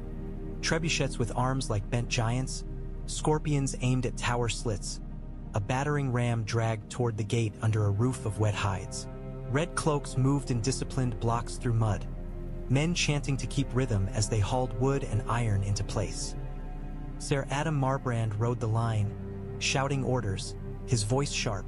Behind him, the black bulk of Ser Gregor Clegane moved like a shadow, too large to look human, his presence turning men's courage into something brittle. Across the river, the twins' towers bristled with defenders. Vale shields lined batementes. Northmen crouched behind stone with bows. Pitchpots waited like black teeth. The bridge itself was choked with barricades. Wagons overturned, timbers braced, every inch prepared to make the crossing a slaughter. Edmure Tully stood on the bridge tower with rain on his hair and anger in his spine. He looked less like a lord who had been bound to a chair and more like a man who had finally found something worth dying for. "Hold!" he shouted down the line. "Hold until they choke." The first stones flew. A trebuchet arm swung, and the air screamed as a boulder arced toward the western tower. It struck with a crash that shuddered through stone. Dust burst outward. Men on the battlement staggered, coughing. Another stone followed, then another, each impact like a fist hammering a door. Fire arrows streaked in, hissing through rain. Some died in wet air. Some struck wood and caught. Smoke rose, thin and black. A scorpion bolt punched into a shield and drove a Vale knight backward. The knight fell with a cry, shield pinned to his chest by the thick shaft. Men hauled him away, blood trailing. "Archers!" Edmure roared. "Windows! Kill the hands!" Vale bowmen loosed, arrows thudding into red cloaks on the far bank. A Lannister man toppled off the ram roof. Another stumbled and was trampled under the ram's weight. The attack did not stop. Tywin's men did not stop. That was the point. Inside one of the towers, Walder Frey watched through a slit window, chains on his wrists, his face twisted with impotent hatred. His house was being fought over like a carcass. and he could do nothing but snarl. On the battlements, a Vale captain shouted, "They're bringing ladders!" Ladders rose from the mud, shoved forward by men hunched under shields. Northmen met them with axes, chopping wood, pushing them back into the river's drop. One ladder tipped.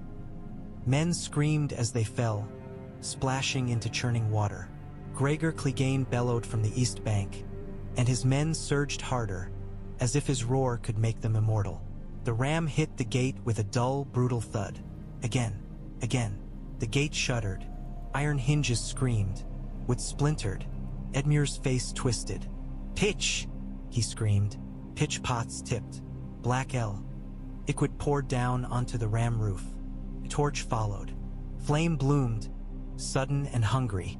Men beneath the roof screamed, dropping the ram handles as fire licked through seams. Some ran. Some were shoved back by officers' swords. Marbrand shouted, forcing them forward again. The ram hit the gate even as it burned. The twins held, for now. But holding was not winning. Holding was bleeding slowly while an enemy measured how much blood you had. A raven lifted from the western tower and vanished into gray sky, carrying desperate ink toward the host that had ridden away. Robb Stark was not here to see the stones strike. Not here to hear the gate groan. Tywin Lannister counted on that. And on the far bank, beneath red banners and gray rain, he prepared to break the twins open like a lesson carved into wood. The raven reached them at noon, breathless with ink. Robb broke the seal with fingers still stained faintly red from the riverbank fight. He read once and his face went still. He read again, and something behind his eyes turned to iron. Catelyn leaned in, stomach tightening before she saw the words. Tywin Lannister has begun siege. Stones falling. Gate struck. Fire on the bridge. Hold uncertain. The twins. Robb's hand crumpled the parchment. Then he forced it flat again as if crushing paper would not help. Jon Royce stepped closer, reading the message from Robb's posture alone. "He came," Jon said. "He came," Robb echoed, voice flat. "And he's breaking my bridge while I stand here with a leech in chains." Roose Bolton sat bound to a wagon axle nearby, rope cutting into his wrists, his pale face composed.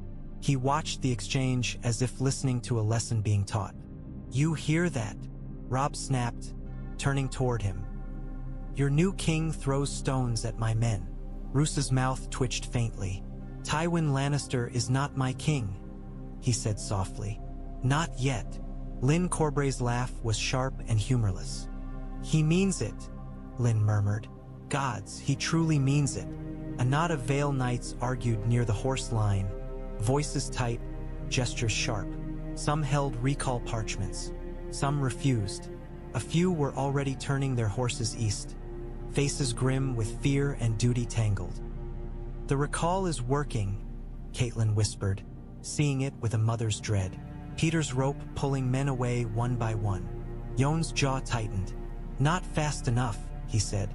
"But it will hurt." Robb looked at the departing knights and then at the horizon, where a thin smear of smoke rose. Battle smoke, siege smoke, the twins calling like a wound reopening. Gray wind limped beside him, the cut along his muzzle crusted, his shoulder stiff. The dire wolf still growled at Roose whenever the Leech Lord shifted, as if the wolf could smell betrayal through rope. Brynden Tully rode up, mud splashed to his knees. "We can turn back," he said bluntly. "Ride hard. Hit Tywin's siege line before he settles. A relief strike. And leave Roose," Edmure demanded, riding in behind, eyes blazing. "Leave him alive?" Robb's jaw flexed. The choice was a knife with two edges. Revenge or survival. Proof or speed. Jon Royce's voice was steady. "We take Roose with us," he said. "Or we kill him now and carry his head as proof." Catelyn flinched, not because she pitied Roose, but because killing him now would be an answer too simple for the war they were in. Robb stared at Roose for a long moment. "If I kill you," he said softly, "your men scatter, your house becomes a story. If I keep you, you are leverage." His eyes narrowed. "You like leverage, don't you?" Roose's gaze met his. "Leverage is survival," he said. Robb's mouth tightened. "Then you will help me survive," he said. He turned to his captains, voice rising. "We ride for the twins," he ordered. "Now, no rest, no comfort. Vale those who stay stay to the end. Those who go, go. And may the gods judge you for what you abandon." Some Vale men stiffened. Some looked away. Robb swung into his saddle and leaned down to Grey Wind, pressing his forehead briefly to the direwolf's wet fur. "Hold," he whispered. "Hold together." Grey Wind huffed, a low, steady sound. Behind them, Roose Bolton sat bound to the wagon and watched the host turn like a blade toward the siege smoke. He said nothing, but Catelyn saw the faintest satisfaction in his eyes, as if even captured. He could still pull the war's strings by forcing a king to choose between two bleeding fronts.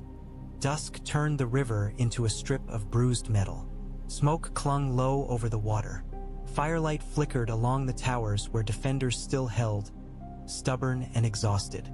The gate was splintered, blackened. The ram had struck it until the wood began to look like meat. On the east bank, Tywin Lannister stood among his engines with his cloak dry beneath a canopy, as if rain respected him. His posture was the same as always, hands behind his back, face carved from certainty. Ser Gregor Clegane loomed nearby like a black pillar, great sword resting on his shoulder, blood drying on his armor from some earlier cruelty. Tywin watched the gate. He watched the bridge. He watched the tower slits where arrows still snapped out. Then he saw movement on the distant road. Banners, dire wolf, falcon, bronze runes. A ripple ran through the Lannister line. Officers shouted.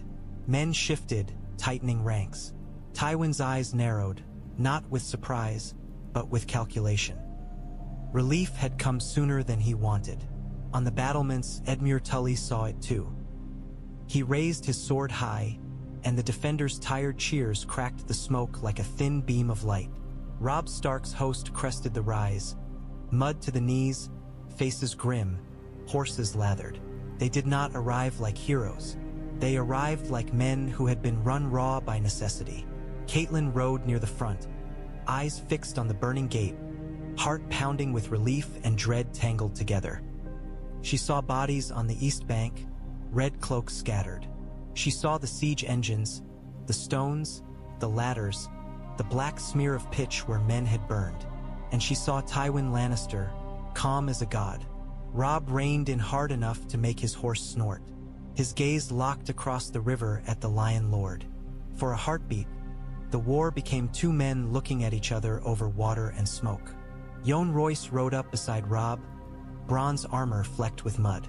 "We hit the engines first," Yohn said. "Break his teeth." Brynden Tully's voice was a growl. "And we hit his morale. Drive them into the river." Behind them, a wagon rolled with a chained figure bound to it. Roose Bolton. Tywin's gaze flicked, sharp, and for the first time that evening his face changed, only a fraction. Recognition, interest, anger held under control. Robb saw it and felt the cold satisfaction of a king who had brought proof to the battlefield. "You wanted the North bought and delivered?" Robb shouted across the water, voice carrying in the damp air. "Here's your merchant." Roose Bolton lifted his pale face and said nothing. Tywin did not answer. He did not need to. His engines spoke for him, and his soldiers moved at his command. A horn blared from the east bank.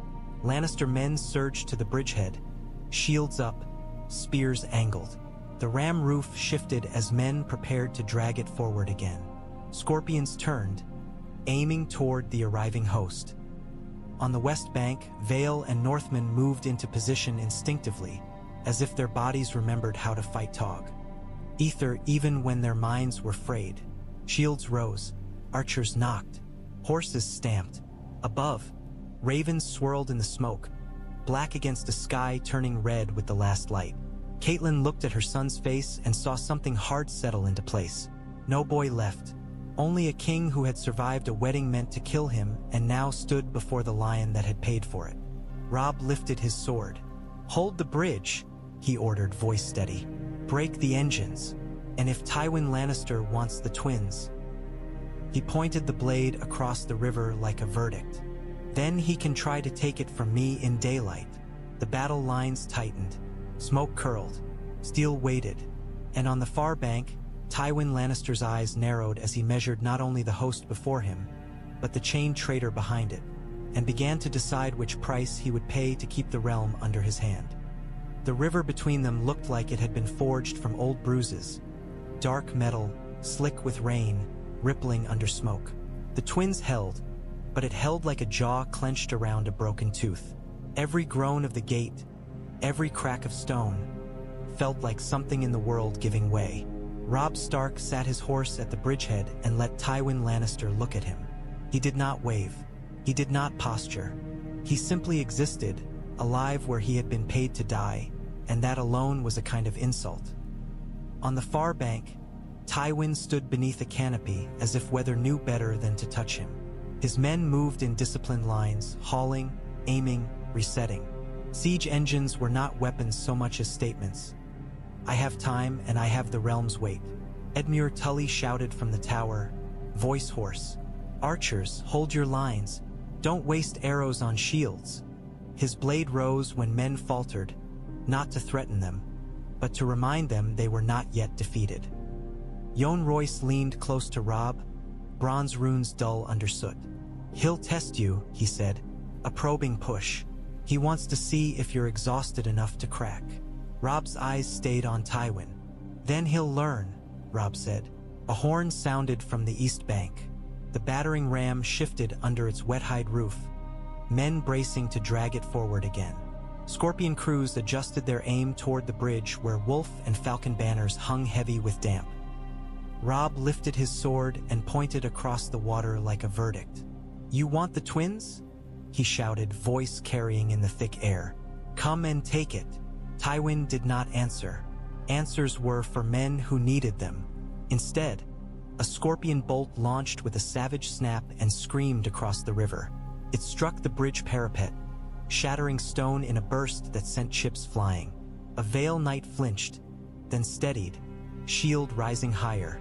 "Shields up," Brynden barked. "Eyes on the damned windows." Gray wind growled low, hackles rising, as if the castle itself smelled wrong. The direwolf's muzzle still bore a cut from Roose Bolton's blade, crusted and angry, and the sight of it made Robb's grip tighten on his reins. Behind Robb, the wagon rolled forward a yard, and the chains clinked. Roose Bolton sat bound, pale face spattered with mud, eyes unreadable. He did not beg. He did not curse. He watched Tywin's engines the way a man watched a tide, weighing whether it would drown him or carry him somewhere useful. Robb turned his head just enough to let Roose see his expression. "You built this," Robb said, voice low. "You and Frey and Lion Gold. You built a night meant to end me." Roose's mouth twitched faintly. "Wars end men," he replied. "You are simply hard to end." Robb's eyes flashed, and he leaned toward Jon. "We don't sit here while he bites," Robb said. "Not again. Not after the twins. We take the teeth." Jon's gaze sharpened. "A sortie," he said. "A raid," Robb corrected. "Tonight, while he thinks we're too tired to move." He looked up at the darkening sky. "We burn the engines. We break the ram. We kill whoever commands the lines." His eyes slid toward the black bulk of Gregor Clegane. "And if the mountain comes to meet us, we make sure he doesn't return." Jon nodded once, approval grim. "Then we need silence," he said. "And speed." Robb lowered his sword. The gesture was small, but it rippled through his men like an order. Shields tightened. Archers stopped wasting breath on curses and saved it for the fight. Across the river, Tywin's lines kept moving, patient as stone. Between them, dusk thickened, and the twins waited, half broken, half defiant, while a king prepared to strike in the dark. Night made everything smaller. The towers, the river, the men inside them. It also made every sound louder. A dropped buckle sounded like a bell. Cough sounded like betrayal. In the western tower's inner yard, torches were kept low and covered, their light trapped under cloaks. Robb stood with Jon Royce and Brynden Tully over a rough sketch scratched into damp parchment. Trebuchet positions, scorpion angles, the ram's shelter, the tents where officers slept. "Here," Brynden said, knife tapping. "Marbrand's men are thickest near the left engine line. Tywin keeps his command closer to the center under canopy. He won't move unless the whole bank burns." "We don't need him to move," Robb said. "We need his engines dead." Jon Royce's voice was steady. "We go upstream," he said. "Small boats, quiet crossing. Then we hit from behind, where shields are lazy." Edmure strode in and out of torch shadow like a man trying to keep his anger from turning into stupidity. "I'll hold the bridge," he promised, bandaged wrist tight around a sword hilt. "If the gate breaks while you're gone, I'll die on it before I let it open." Robb looked at him, and for the briefest moment something softened, gratitude, perhaps. Then the king returned. "You won't die if you can help it," Robb said. "You hold long enough for us to make the East Bank scream." Catelyn stood near the wall, watching men prepare. Her hands were cold despite the torch heat. She recognized the look in Robb's eyes now, a look Ned had worn when he went to face Jaime Lannister in the street. Acceptance, not fear. The difference was that Robb had learned acceptance could not be clean. "You're going," she said quietly. Robb did not pretend otherwise. "I have to," he replied. "They won't commit if it's only Brynden.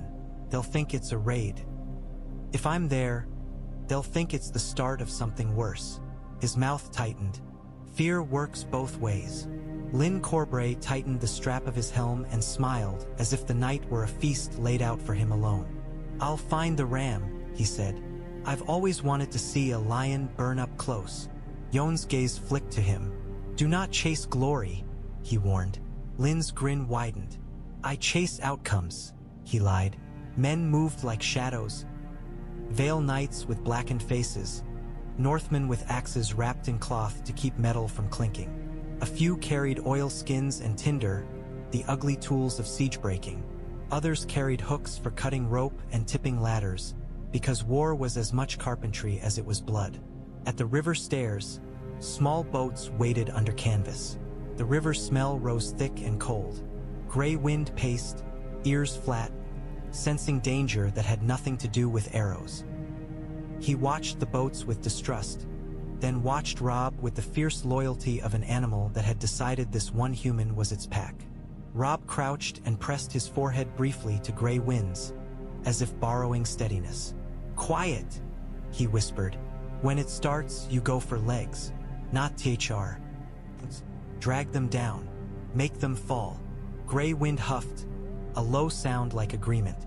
Brynden stepped close to Robb, voice low enough for only him. "If you see Tywin," he said, "do not chase him. Don't let him make you reckless." Robb's eyes stayed hard. "I won't chase," he promised. "I'll burn." Jon lifted a hand, and the men fell still. "Now," he said. The boats slid into the river with barely a ripple. Oars dipped slow. The twins behind them held its breath. And in the dark, Wolf and Falcon began to cross the water that Tywin Lannister thought belonged to him. They came out of the reeds like the river had birthed them. Boots sank into wet grass. Rain pattered on helms. The siege line smelled of sweat and oil and wet hides. Men trying to keep flame out, never imagining flame would come from behind. Jon Royce lifted 2 fingers. Vale men spread, a disciplined fan of steel moving through shadow. Northmen slipped between tents, axes wrapped until the last moment. Robb moved with them, sword low, breath controlled, his world narrowed to targets. Ropes, beams, men with torches. The first kill was quiet. A sentry turned too late, mouth opening. Gray wind hit him, dragging him down into mud. The man's scream died in the wolf's jaws. Then fire. A Northman splashed oil along a trebuchet's frame. A Vale knight struck flint. The flame took, hesitant at first in the rain, then greedy as if remembering what it was made for. The trebuchet's ropes smoked, then snapped with a sound like a throat tearing. Shouts erupted. Men stumbled out of tents, half-dressed, eyes wide. "Raid!" someone screamed. Raid! Ser Adam Marbrand burst into torchlight near the central line, sword drawn, face hardening fast. He was not Tywin, but he was no fool. He shouted orders that made men stop running and start forming. Shields! Form up! Protect the engines! Robb saw him and felt the cold focus of a man who had finally been given a name worth cutting. He drove forward with 3 Vale Knights at his shoulder. Arrows snapped from the darkness, Northmen in the brush. A Lannister man dropped with a shaft in his eye. Another stumbled as an arrow took his thigh. Marbrand turned, recognizing the direwolf pin, the wolf itself snarling at Robb's side. His eyes widened, then narrowed. "So you came," Marbrand said, voice rough with disbelief. Robb answered with steel. Their blades met, rang, slid. Marbrand fought well, trained, disciplined, his strikes measured. Robb fought like a man who had survived a wedding designed to murder him. He did not duel for pride. He cut for openings. Marbrand tried to circle. A Vale shield slammed into his side, throwing him off balance. Robb's blade kissed Marbrand's forearm, drawing a line of blood. Marbrand snarled and drove a thrust at Robb's ribs. Robb turned it aside by a hair and stepped in close, shoulder to shoulder, the intimacy of killing. "You came to free Frey," Robb said, voice low. "Here's your freedom." He wrenched Marbrand's sword arm down and drove his blade through Marbrand's mail where it gaped at the armpit. Marbrand's breath left him in a choked sound. His eyes went wide, then strangely calm, as if he had always known how men like him died, in mud, not in songs. Robb ripped the blade free. Marbrand fell. Around them, the siege line unraveled. Scorpion crews tried to swivel their weapons, but Northmen were already on them, axes chopping at cranks, cutting bowstrings, spilling bolts into mud.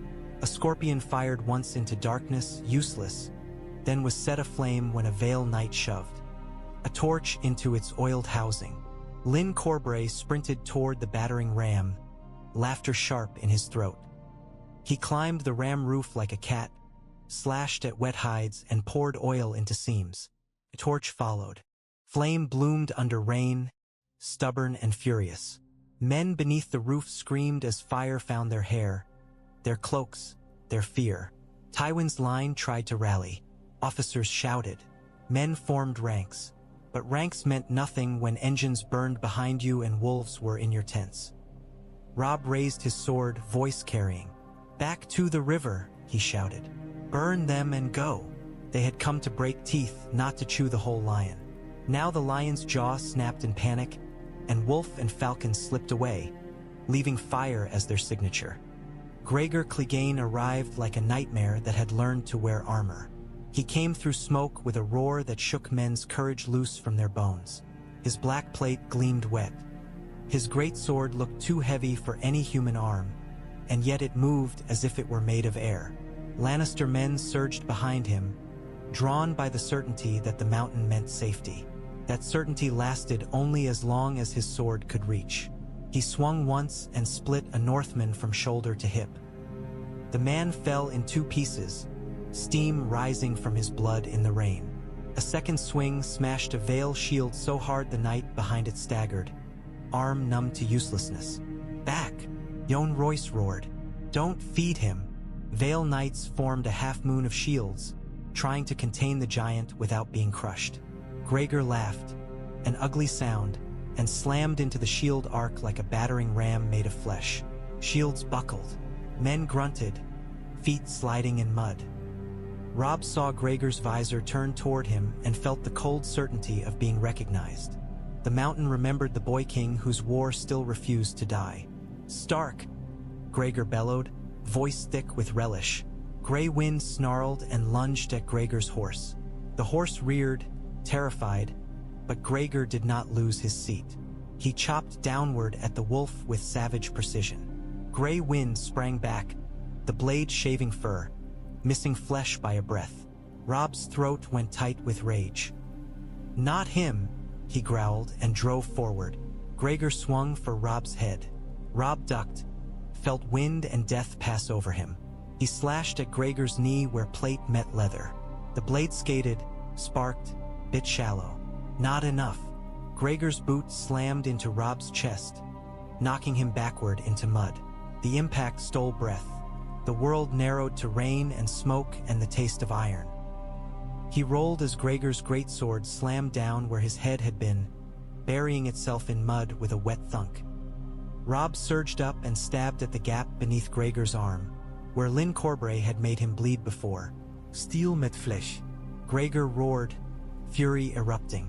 Lyn Corbray appeared near the flames, face lit gold and red, grin bright with madness. "He bleeds!" he shouted, delighted. "The mountain bleeds!" Gregor turned toward Lyn and raged. That was the mistake. Jon Royce's voice cut through the smoke. Now! A Vale knight drove a spear into Gregor's horse's flank. Another slammed a shield into its shoulder. The horse screamed, stumbled, legs sliding on churned mud. Gregor tried to wrench it upright by brute force. Grey wind seized the horse's throat. Teeth sank. The horse's scream turned into a choking, horrible sound. Collapsed. Gregor hit the ground hard, the impact sending mud splashing. For a heartbeat, he was simply a man in too much armor in a world full of knives. Vale shields slammed down, pinning him. Spears jabbed for joints. A Northman swung an axe at the back of Gregor's knee, trying to cut tendon. Gregor roared and heaved, throwing. Gia shield off as if tossing a blanket. He crushed a man's skull with his gauntlet, bone cracking like dry wood. He seized a spear shaft and snapped it. Robb stepped in close, breathing hard, and aimed for the throat slit. Gregor's gauntlet caught the blade, stopping it inches from his visor. The force shoved Robb back again. Gregor's head snapped toward him, eyes burning behind black slits. "Boy!" Gregor growled. Robb spat mud. "Monster," he answered. Then Jon Royce drove the butt of his spear into Gregor's helmet with all the strength of the mountains behind him. The blow rang like a bell. Gregor's head jerked. The visor slit wavered. Robb struck. His blade found the gap. Slid in. Not deep enough to kill cleanly, but deep enough to steal breath. Gregor's roar turned into a rasp. Vale men surged tighter, shields and steel closing like a coffin lid. For the first time, the mountain's strength looked less like certainty and more like thrashing against the inevitable. Robb wrenched his sword free. "Leave him," he shouted, voice raw. "We're not dying here." They pulled back in disciplined bursts, leaving Gregor in mud and pain, leaving smoke and burning wood as their answer. Gregor Clegane did not die. He did not deserve that release. But he bled in the rain while Wolf and Falcon slipped into darkness, and the memory of it would haunt every red cloak who had ever believed monsters could not fall. Retreat was not running. Retreat was living long enough to strike again. They reached the river with smoke behind them and horns rising on the east bank like angry beasts. Arrows hissed out of the darkness, striking water with sharp splashes. One shaft thunked into a boat's side and quivered. "Row!" Jon Royce bellowed, voice like stone. "Row or die here." Vale men bent to oars, muscles burning. The boats surged forward, water slapping hard against wood. Wounded men groaned, clutching bleeding limbs. A young squire stared at his own blood with the stunned disbelief of someone seeing mortality for the first time. Robb sat low in the lead boat, breath ragged, a cut on his brow streaming down his cheek. He pressed cloth to it without looking, eyes fixed on the dark shape of the twins ahead, home, fortress, prison, all at once. Gray wind swam beside the boat, powerful strokes cutting through water. His eyes stayed on the east bank, ears flat, as if daring arrows to try him. A bolt splashed near his muzzle. The wolf did not flinch. Brynden stood in the rear boat, bow in hand, shooting back into shadow. He loosed, drew, loosed again, each arrow a small act of spite. "Come on then," he snarled into the night. "Come and die in the water." A Lannister arrow struck a rower's shoulder. The man cried out and nearly dropped the oar. Jon shoved a shield over him without thinking, catching the next shaft with a dull thud.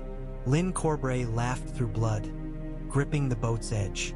"They're angry," he said brightly. "That means we did it right." Save your breath, Robb muttered. You'll need it to keep bleeding. Lynn's grin widened. I always bleed, he replied. It's the only way people remember me. The boats hit the west bank hard. Men spilled out, dragging wounded, hauling oars, stumbling on slick stones. Vale shields rose as archers on the battlements fired into darkness, covering their return. Arrows streaked from the towers and thudded into the east bank's mud. Edmure met them at the river stairs, face smeared with soot and exhaustion. Did you? He began. Engines burned, Jon answered before Edmure could finish. Scorpions crippled. Marbrand dead. Edmure's eyes widened, savage satisfaction blooming. Dead, he echoed. Robb forced himself upright, swaying slightly. He looked toward the east bank where flames still licked at broken wood. The siege line was chaos now.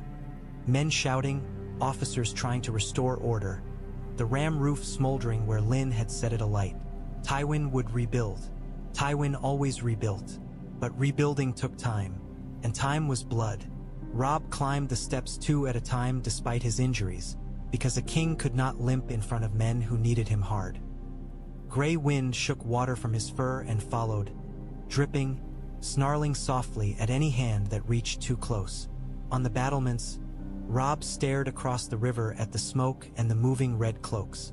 He imagined Tywin's face when he learned Marbrand was dead. Indeed, the mountain was bleeding. He imagined the calculation, the tightening of the jaw, the silent decision to pay a different price.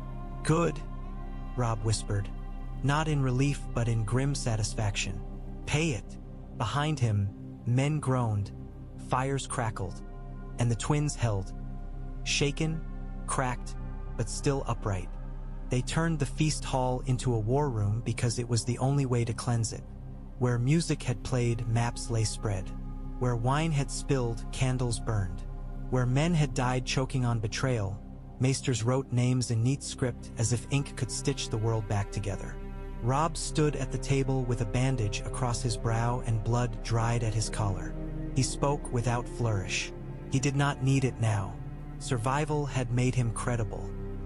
Tywin's line is shaken, Brynden said, knife tapping the east bank. Engines burned. Marbrand dead. Men scared. He looked up. But he'll hit the gate again at first light. He wants a win he can show the realm.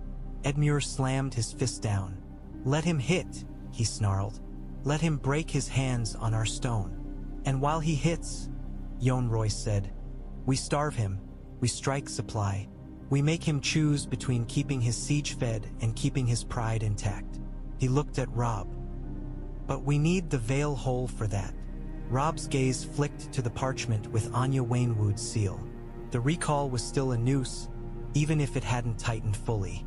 We keep whoever stays, Robb said, and we send ravens faster than Petyr can. His mouth tightened. Truth isn't enough. It has to arrive first. Roose Bolton sat in chains against a pillar, pale face calm, eyes watching as if he were an invited guest. The sight of him there, present, silent, poisonous, made Catelyn's stomach turn. You, Robb said abruptly, turning toward him. Right. Roose lifted his gaze. What would you like me to write? He asked, soft as silk. The truth, Robb snapped. Your bargain with Tywin. Your promise. Your betrayal. He stepped closer until Roose had to tilt his head up. And you seal it. In your own wax. In your own hand. Roose's mouth twitched. Truth is a malleable thing, he murmured. Robb's sword was out before Roose finished the sentence. The blade's point kissed Roose's throat, not cutting, just promising. Right? Robb repeated, and the word was no longer a request. For the first time, Roose's calm wavered, just a fraction, like a thin sheet of ice cracking under weight. He looked past Robb toward Jon Royce, as if seeking the old rules of courtesy. Jon's face was stone. Right, he echoed. Brynden slid parchment and quill across the table. You can be clever while you bleed, he said, or you can be clever with ink. Roose's eyes returned to Robb. If I write, he said softly, you kill me anyway. Robb's voice dropped. "If you write, you might live long enough to be judged by northern lords," he said.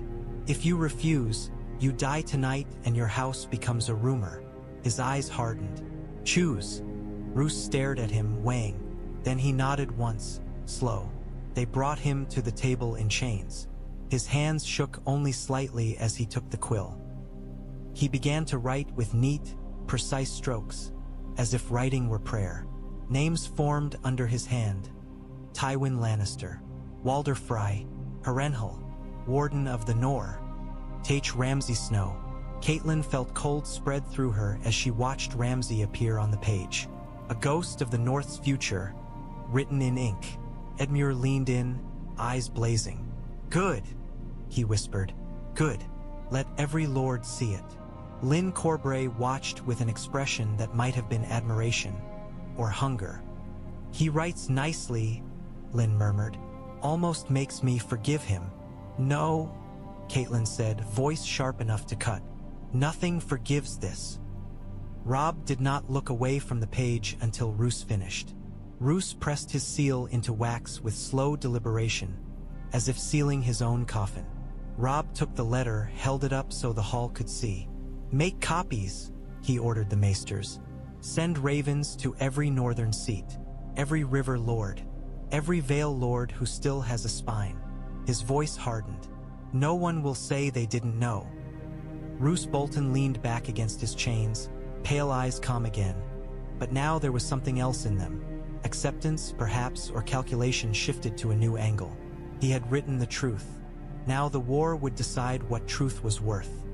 The Eyrie did not understand smoke. It understood only wind. Morning light poured into the high hall, cold and merciless. The Vale lords stood in divided clusters, some near Anya Waynwood with faces set like stone, others nearer Petyr Baelish with eyes cautious and fearful, weighing what side would keep their children alive. Robert Arryn stood between worlds. He trembled beside Anya, furs hanging off his small shoulders, hands shaking. He looked too small to carry any decision. That was why Petyr had chosen him. Lisa stood close behind Robert, one hand on his shoulder, the other clutching the recall scroll. Tears streaked her face, but her chin was lifted, Petyr's lesson in posture made visible. Petyr Baelish smiled gently, palm resting against Lisa's back as if he were steadying her. His eyes moved over the hall, counting, measuring, placing invisible coins on invisible scales. Maester Coleman entered with a raven message in his trembling hands. The wax seal was unfamiliar in this hall. Flayed man pressed into dark wax beside Direwolf. The room went quiet. Anya stepped forward and took the parchment, eyes scanning fast. Her face did not change. That was how Catelyn Stark's sister's allies were made, with controlled fury. She held the parchment up. "A confession," she said, voice clear. Petyr's smile faltered by a fraction. Lisa's eyes widened. Anya read, Roose Bolton's own hand, naming Tywin Lannister, naming Walder Frey, naming the price, Warden of the North, lands, legitimacy, naming betrayal not as rumor, but as ink. A low murmur rose, sharp and stunned. Horton Redfort's mouth tightened. "So the leech writes what we always suspected," he muttered. Nestor Royce's eyes narrowed. "And the young wolf lives long enough to make the leech bleed truth," he said. Petyr lifted a hand slightly, calm returning. "Confessions can be forced," he said gently, "written under threat. It proves only that war makes men say what victors want." Anya's gaze snapped to him. "Then you tell me," she said, voice cold, "why you are so eager to pull the Vale's men away from the only force in the Riverlands that is punishing treachery." Petyr's smile warmed again, practiced. "Because I wish to protect Lord Robert Arryn," he said softly. "And because the crown will not forgive the Vale if it keeps riding with a rebel king." "Rebel?" A Vale lord near Anya spat. Lisa's voice rose, thin with panic and conviction braided together. "Robert is afraid," she cried. He cannot, he." She looked at her son, pleading. "Tell them, sweet boy. Tell them you want your mother. Tell them you want to go home." Robert's throat worked. He looked at Anya Waynwood, who had held him steady without crushing him. He looked at Petyr Baelish, who smiled like safety. He looked at his mother, who wept like love and fear tangled into one. He looked, finally, at the parchment in Anya's hand. A traitor's confession. A story of knives and gold and broken bread. Robert swallowed. His voice came out small. He began. The hall held its breath. Robert's hands shook, but he lifted his chin the way a child did when trying to imitate courage. "I want the Vale safe," he said, words stumbling. "I don't want people to die." Petyr's smile softened, ready to catch the next sentence. Robert's eyes flicked to the flayed man's seal again, and something in him seemed to harden. Not much, not enough to make him brave, but enough to make him stubborn. If we leave," Robert whispered, then the bad men win." His voice trembled. "I don't want the bad men to win." Silence struck the hall like a slap. Petyr's smile froze. Lisa's breath hitched. "Robert," she whispered, shocked, as if her son had spoken a language she did not teach him. Anya Waynwood's eyes softened, just a fraction. "My lord," she said quietly, "that is wisdom." Robert's eyes filled with tears, but he did not look away. "I want them to come home," he whispered, "but not like cowards." The lords shifted. Some faces tightened with shame. Others lifted with fierce relief. Petyr Baelish's eyes narrowed, just slightly. He had misjudged one thing. Even fragile boys sometimes hated being used. And in the Ares' cold light, the Vale's recall stopped being certain. It became a fight. Dawn showed Tywin Lannister the cost in clean light. Charred timbers lay scattered where trebuchets had stood. Ropes smoked. A scorpion's frame was twisted like a dead insect. Men moved through the wreckage with grim faces, hauling what could be salvaged, stepping over bodies that had cooled in rain. Tywin walked among them without hurry, hands behind his back, eyes taking inventory. He did not mourn Marbrand with words. He mourned him with calculations. Nearby, Ser Gregor Clegane was led away, black armor streaked with mud and blood. His arm held stiff against his side. His helmet was off, revealing a face like a smashed statue. His eyes were red with rage that had nowhere to go but inward. Tywin did not look at him long. Even monsters were resources, and resources could be replaced, if not in strength, then in terror. A raven arrived. The bird landed on a post beside Tywin's canopy, shook rain from its feathers, and offered its leg like a dagger. The captain took the message, broke the wax, and went pale. He handed it to Ser Kevan Lannister, who read once and swallowed hard, then handed it to Tywin with reluctant hands. Tywin read, Roose Bolton's seal, Roose Bolton's hand, Roose Bolton naming his bargain. Tywin's face did not change, but something in his eyes tightened, the way a man's eyes tightened when a knife slipped in his grip.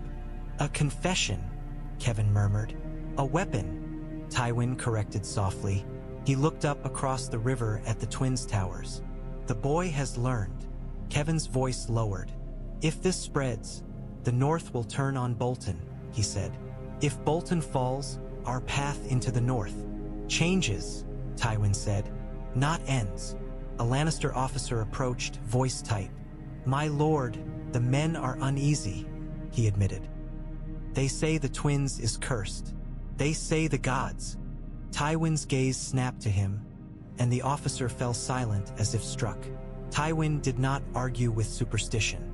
He crushed it with presence. "The men will do what they are paid to do," Tywin said, "and what they fear not doing." He folded the confession letter with precise fingers. "Send word to every lord who matters," he ordered. "Call it coerced. Call it lies. Call it Northern Theater." His eyes narrowed. "And send word to Petyr Baelish." Kevin's brows lifted. "Baelish?" Tywin's voice turned colder. "If the Vale stays in the Riverlands, I will be fighting wolves with falcon claws," he said. "That cannot stand." He glanced toward the far tower where smoke still rose. "The Twins is stone. Stone can be broken. Alliances can be broken faster.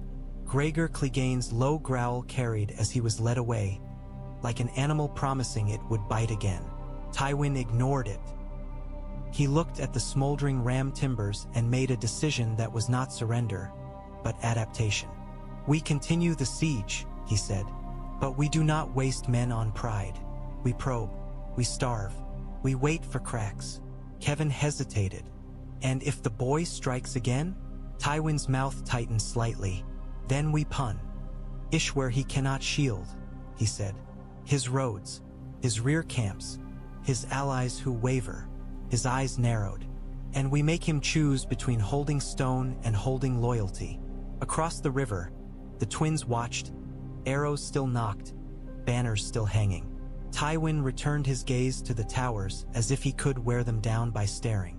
He had failed to end the war in a feast hall. He would not fail to end it with time. They kept Roose Bolton in a cold stone room because warmth felt like kindness, and no one in the twins had appetite for kindness anymore. A single candle burned, its flame bending each time Wind found a crack. The light made Roose's face look paler, more carved, as if he were already a corpse practicing stillness. Robb stood over him with the confession letter in hand. The wax seal had been broken and remade a dozen times. Copied, pressed, sent on raven legs into the realm like a plague of truth. "You wrote it," Robb said. Roose's gaze lifted, calm. "I did," he replied. Catelyn stood near the door, arms wrapped around herself, as if holding her body together could keep her from falling apart. She had watched too many betrayals become history.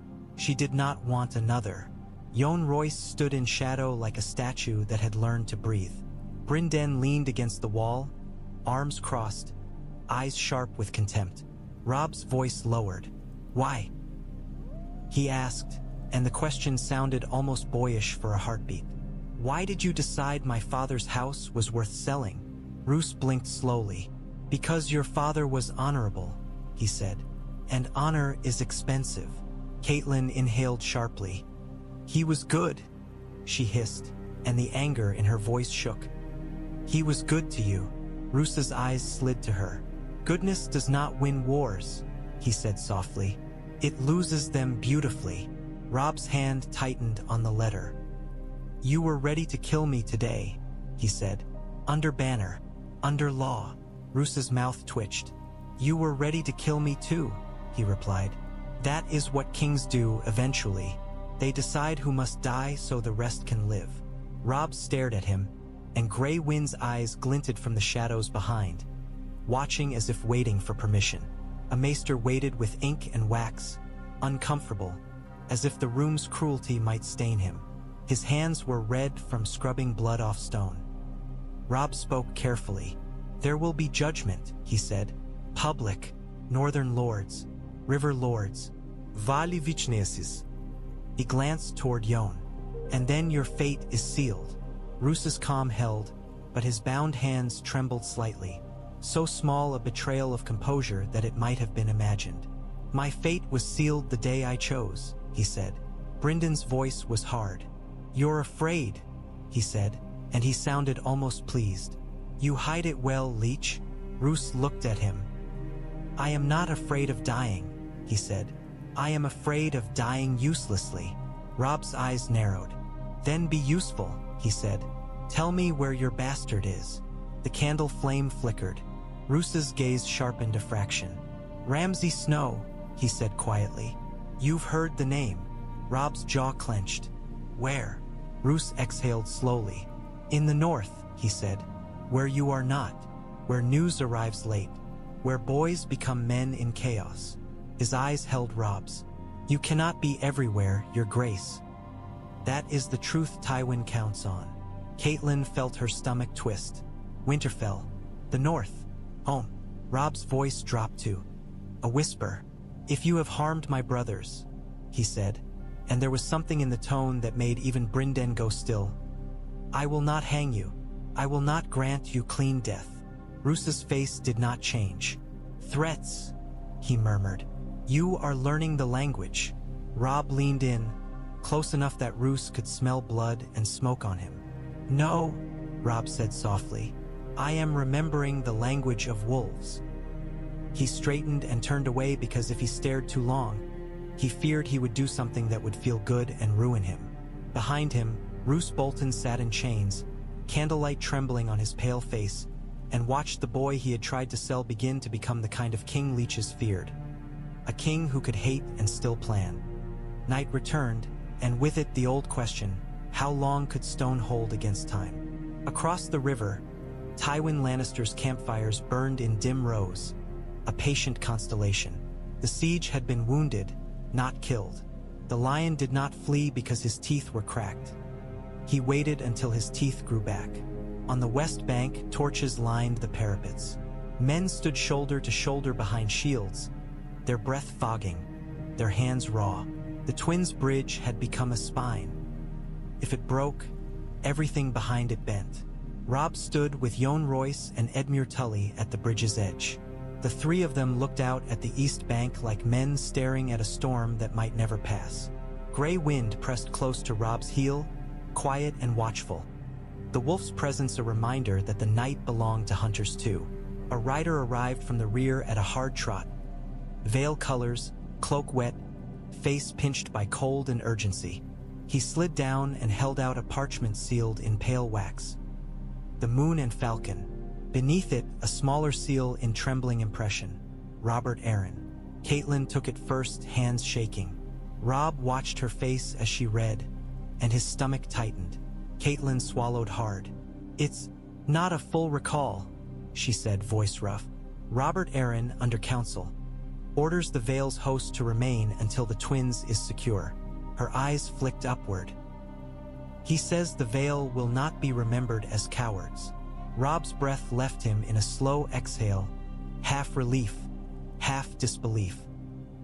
He said that, Robb murmured. Yohn Royce's mouth tightened. Not smiling, never that, but something like pride flickered behind his eyes. A fragile lord, he said softly. With a spine after all. Behind them, more hoofbeats approached. A small knot of Vale riders arrived. Men who had begun to turn east with the recall in hand and had turned back again. Their faces were grim. One had a bruised cheek. Another carried a broken strap tied crude around his wrist. We came back, the lead rider said, voice hoarse. Petyr Baelish tried to name us traitors in the Ares yard. Anya Waynwood stood against him. He swallowed. Lord Robert Arryn spoke. Lyn Corbray laughed quietly, delighted. The boy has bite, he said. I like him. Edmure's eyes stayed on the far bank. It won't stop Tywin, he muttered. No, Robb agreed. His voice was steady now, iron settling. But it stops the crack from becoming a break. Brynden Tully joined them, rain dripping from his cloak. Tywin's probing, he warned. Small boats, quiet ladders. He'll test all night. Robb nodded once. Then we test him back, he said. He turned his gaze across the river. Somewhere over there, Tywin Lannister was reading Roose Bolton's confession and deciding how many men he could afford to lose before pride became stupidity. Robb Stark had been called a boy king. He had been called a rebel. He had been called dead.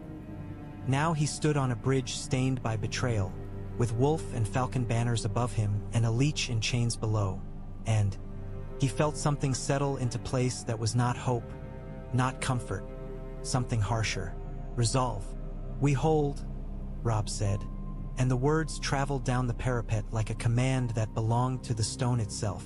We starve him, we raid him, we bleed him, and when he finally tries to cross, he lifted his sword slightly, not pointing, not boasting, only promising. We make the river remember.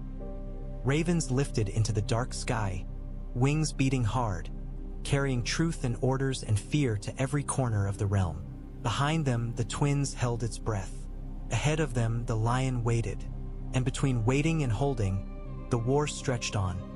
No longer ending in one night of music, but grinding toward the kind of victory that only comes when men decide they will not die on someone else's schedule.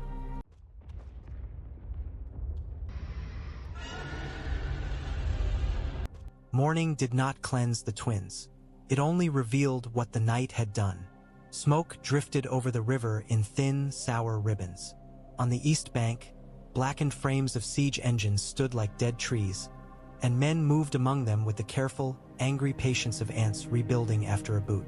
Across the water, Tywin Lannister's canopy still stood, stubborn as his will, and the line of red cloaks had tightened into a new shape, less confident, more wary, as if the darkness had taught them the river could bite. Robb Stark stood on the battlement with a bandage at his brow and dried blood at his collar. He watched the east bank the way a wolf watched a snare, not afraid, but alert to the moment it might tighten. Beside him, Yohn Royce was silent, bronze armor dull in the weak light, his presence an anchor. Catelyn stood just behind them, hands hidden in her cloak, eyes fixed on the far side as if staring hard enough could force the lion to blink.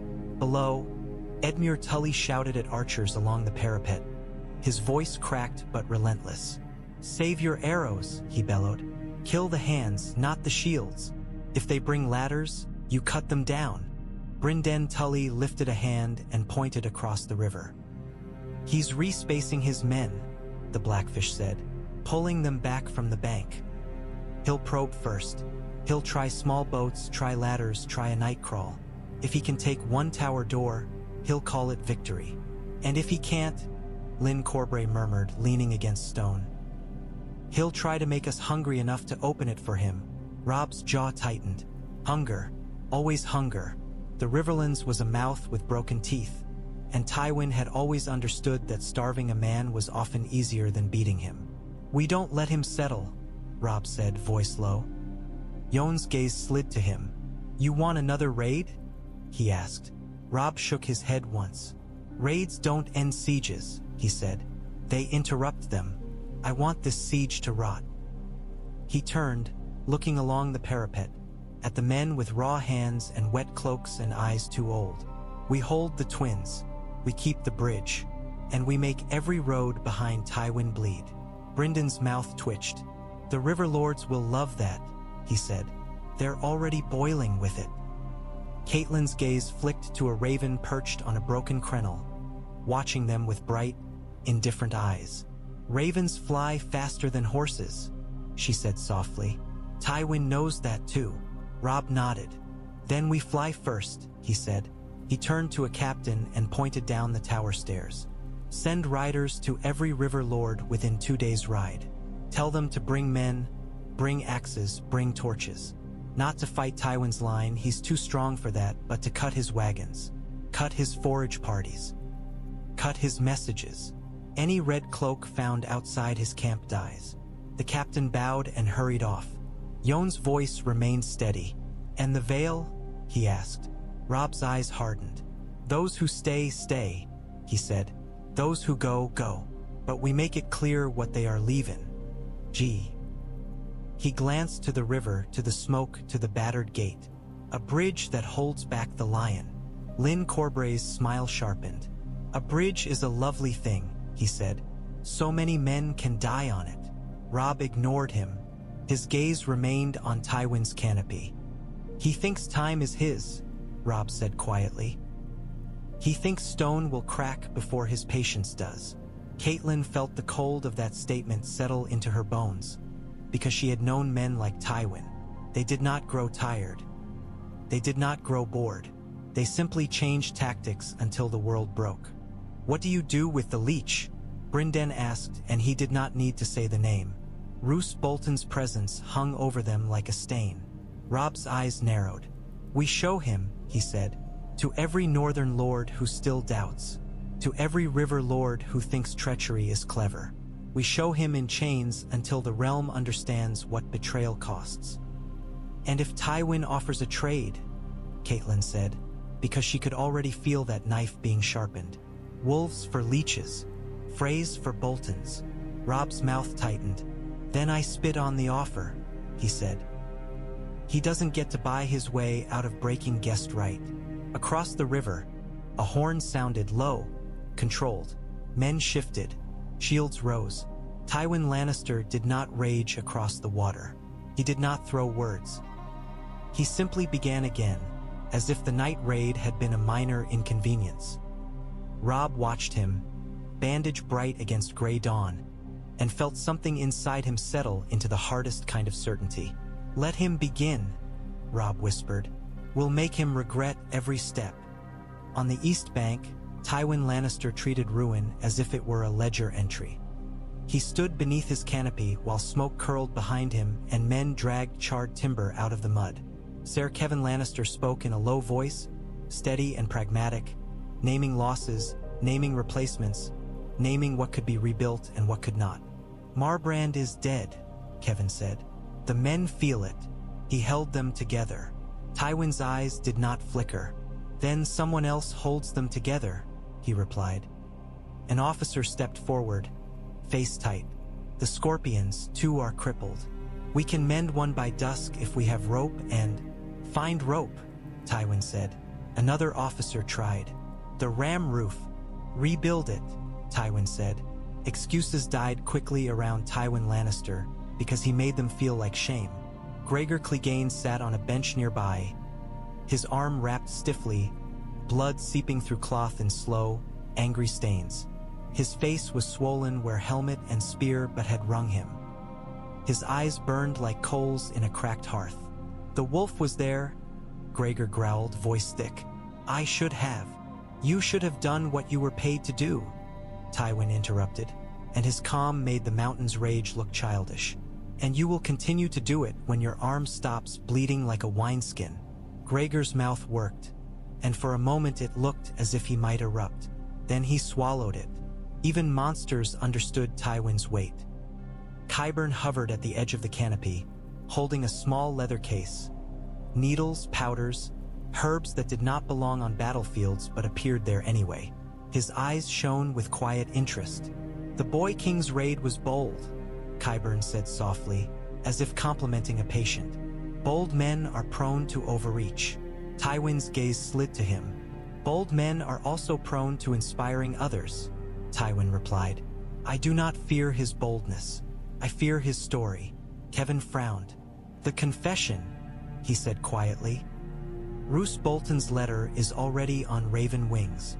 Tywin's mouth tightened. "Then we drown it," he said. "We call it coerced. We call it theater. We call it northern lies." His eyes narrowed toward the twins. "And we make a louder story. The twins falls. The rebel king is humbled. The Vale learns what happens when it rides against the realm." Captain swallowed. "The Vale," he began, "may not leave Robert Arryn." Tywin lifted a hand, stopping the sentence. "Petyr Baelish exists for a reason," he said. "If he cannot pull the Vale home with rings and whispers, he will pull it home with fear." Kevan's gaze sharpened. "And if Baelish fails?" he asked. Tywin's answer was simple. "Then we create a new fear," he said. Qyburn's fingers brushed his leather case. "Fear can be administered," he murmured. Tywin ignored the insinuation, but his eyes did not soften. He looked at the towers across the river and spoke as if he were naming the weather. "We stop striking the gate until we must," Tywin said. "We probe all night. We force them to stand awake. We cut their sleep. We cut their food. We cut their hope." He turned, gaze sharp. "And we punish the lands that feed them. Burn any village that sends bread across that bridge. Hang any man caught carrying arrows. Make them watch their own people suffer for their stubbornness." Kevan hesitated. "That will inflame the Riverlands." "It is already inflamed," Tywin replied. "Let it burn where I can see it." Gregor Clegane's low laugh rumbled, eager. "I can burn," he said. Tywin looked at him. "You will," Tywin answered, and the words were not permission so much as assignment. "But you will burn where it hurts him, not where it pleases you." The officers bowed and scattered, carrying Tywin's calm cruelty outward like a contagion. Tywin remained beneath the canopy, smoke curling behind him, the river between him and the towers like a line drawn in ink. He had wanted a feast to end this war.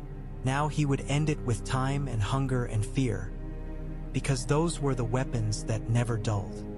In the Eyrie, the war arrived as paper and breath. Anya Waynwood held Robb Stark's raven scroll so Robert Arryn could read it without his hands shaking too badly. The direwolf seal had been pressed hard into wax, as if the king who used it wanted the veil to feel the weight of his thumb. Robert's eyes moved slowly across the words. He read like a frightened child forced into the language of knives. Carefully, pausing, swallowing, returning to lines as if making sure they did not change when he blinked. Petyr Baelish stood a few steps away, smile stretched thin. His mockingbird clasp gleamed, and the gleam looked suddenly arrogant in this hall of pale stone and sharper honor. Lysa Arryn hovered beside him, hands ringing, her ring catching light like a promise she could not fully understand. Around them, the Vale Lords split into clusters, voices tight. "Tywin will march on the bloody gate," one said. "He cannot," another snapped. "He bleeds at the twins." "He bleeds and still walks," a third muttered. Anya lifted her voice, cutting through the murmurs. "Lord Robert Arryn has ordered the host to remain until the twins is secure," she said. "That is the law of this hall." Peter's smile warmed at once, practiced. "The law of this hall," he echoed softly. "And the law of the realm?" He lifted his hands, gentle as a priest. "My lady, I do not oppose courage. I oppose suicide." Nestor Royce's mouth tightened. "Call it what it is," he said. "You oppose war because war does not pay you as cleanly as peace." Peter's eyes flickered. "Peace pays everyone," he said. "It keeps children alive." Robert flinched at the word children, as if it were a threat. He looked up at Petyr, then at Anya, then down again. His throat worked. Horton Redfort stepped forward with the second parchment.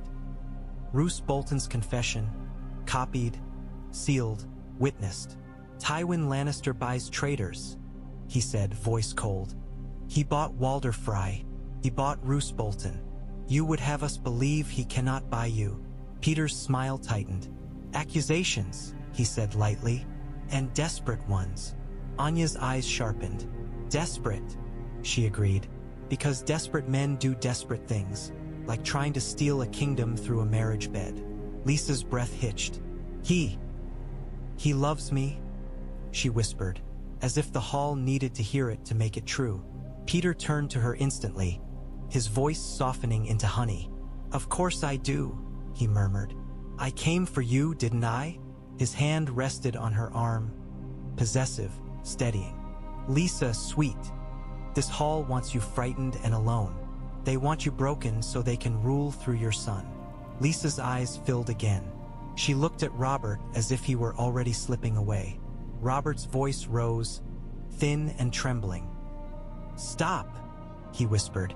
The word barely carried, but it carried enough. The hall quieted because the hall had learned to listen when its lord tried to speak. Robert swallowed hard. I don't want," his breath hitched. "I don't want you to fight." Peter's smile softened, ready to catch him. "Then you recall them, my lord," he whispered. "You bring them home. You keep your people safe." Robert's hands shook around the direwolf scroll. He looked at Anya, and there was a pleading in his eyes, a child begging not to be pushed onto the cliff edge. Anya stepped closer, voice gentle in a way that did not sound like manipulation. "My lord," she said, "if we leave now, Tywin Lannister takes the twins. He frees Walder Frey. He tells the realm the Vale ran home while guests bled. He makes your name a mockery." She paused, letting the truth breathe. "And he will come for your gates next, when he has finished punishing the Riverlands." Robert shuddered. He did not want to be brave. He wanted to be safe. The tragedy was that safety demanded bravery. His gaze flicked to the moon door, to the guards near it, to the open sky beyond. He swallowed again, small throat working like a man trying to push a stone down. "I said," Robert whispered, voice cracking. "Not like cowards." Lisa's face twisted, hurt and desperate. Peter's eyes narrowed, only for a heartbeat. Anya's posture straightened, relief and resolve braided together. "Then we hold to your word," she said, "and we send ravens to every Vale Lord, every banner." Her gaze hardened. "We make it clear, Any man who runs now runs from his own lord. Petyr laughed softly, as if amused by idealism. And when Tywin's gold reaches them first? He asked. When fear reaches them first? Anya's eyes locked onto him. Then we meet fear with truth, she said. She lifted Roose Bolton's confession. And we meet gold with steel. The wind pushed the curtains, making them billow like pale ghosts. Robert Arryn stood trembling with a raven scroll in his hands. And for once he did not look toward the moon door. He looked toward the world. They caught the courier where the road still smelled of burnt thatch. A small village lay in ruins nearby. Black beams, collapsed roofs, ash drifting like gray snow. Crows perched on fence posts and watched men with the patient hunger of creatures who never needed to choose sides. The Riverlands had become a place where even birds looked wiser than lords. The Lannister courier tried to ride through fast, head down, cloak pulled tight. Vale riders took him from the saddle with practiced violence, dragging him into the mud and binding his hands before he could say his first lie. Northmen held him down, boots on his shoulders, as if pinning him could pin the message too.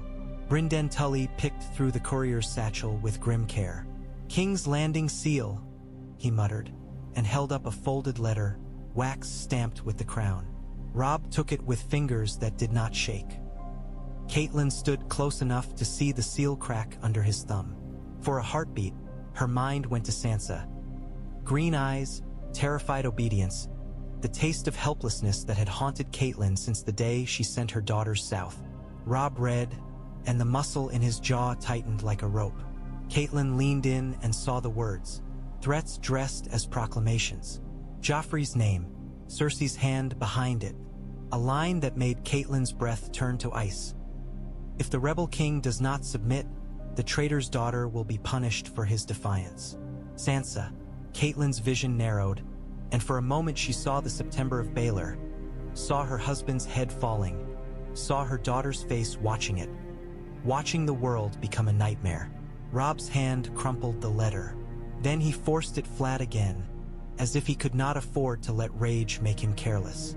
Yohn Royce watched him, bronze calm. "They press where they can," Yohn said quietly. "They always do," Catelyn whispered. The courier lifted his head, lips trembling. "I was told to deliver it," he said quickly, voice breaking. "That's all. I'm just—" Gray wind snarled, low and vibrating. The courier flinched hard enough to bruise his own pride. Robb crouched until they were eye level. "Who else carries messages like this?" Robb asked. The courier swallowed. "Ravens," he whispered. "Riders. Gold cloaks." He shook his head, desperate. "They want the realm to believe you're doomed. They want your men to hear their threats and think you can't protect your own blood." Robb's eyes hardened. "And can I?" he asked, not as a question to the courier, but as a question to the world. Catelyn placed her hand on Robb's shoulder, careful, brief. "We will," she said. "We will bring her home." Robb's gaze stayed on the courier.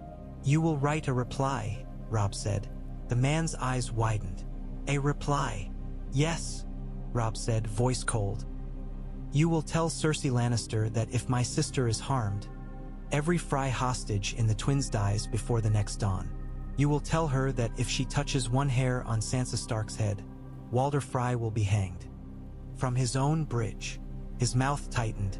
"And you will tell her the Vale rides, and the North does not kneel." The courier trembled. "They'll kill me," he whispered. Robb's smile was thin and humorless. "Then they admit I spoke truth," he said. Brynden grunted approval. "That's a message worth dying for," he muttered.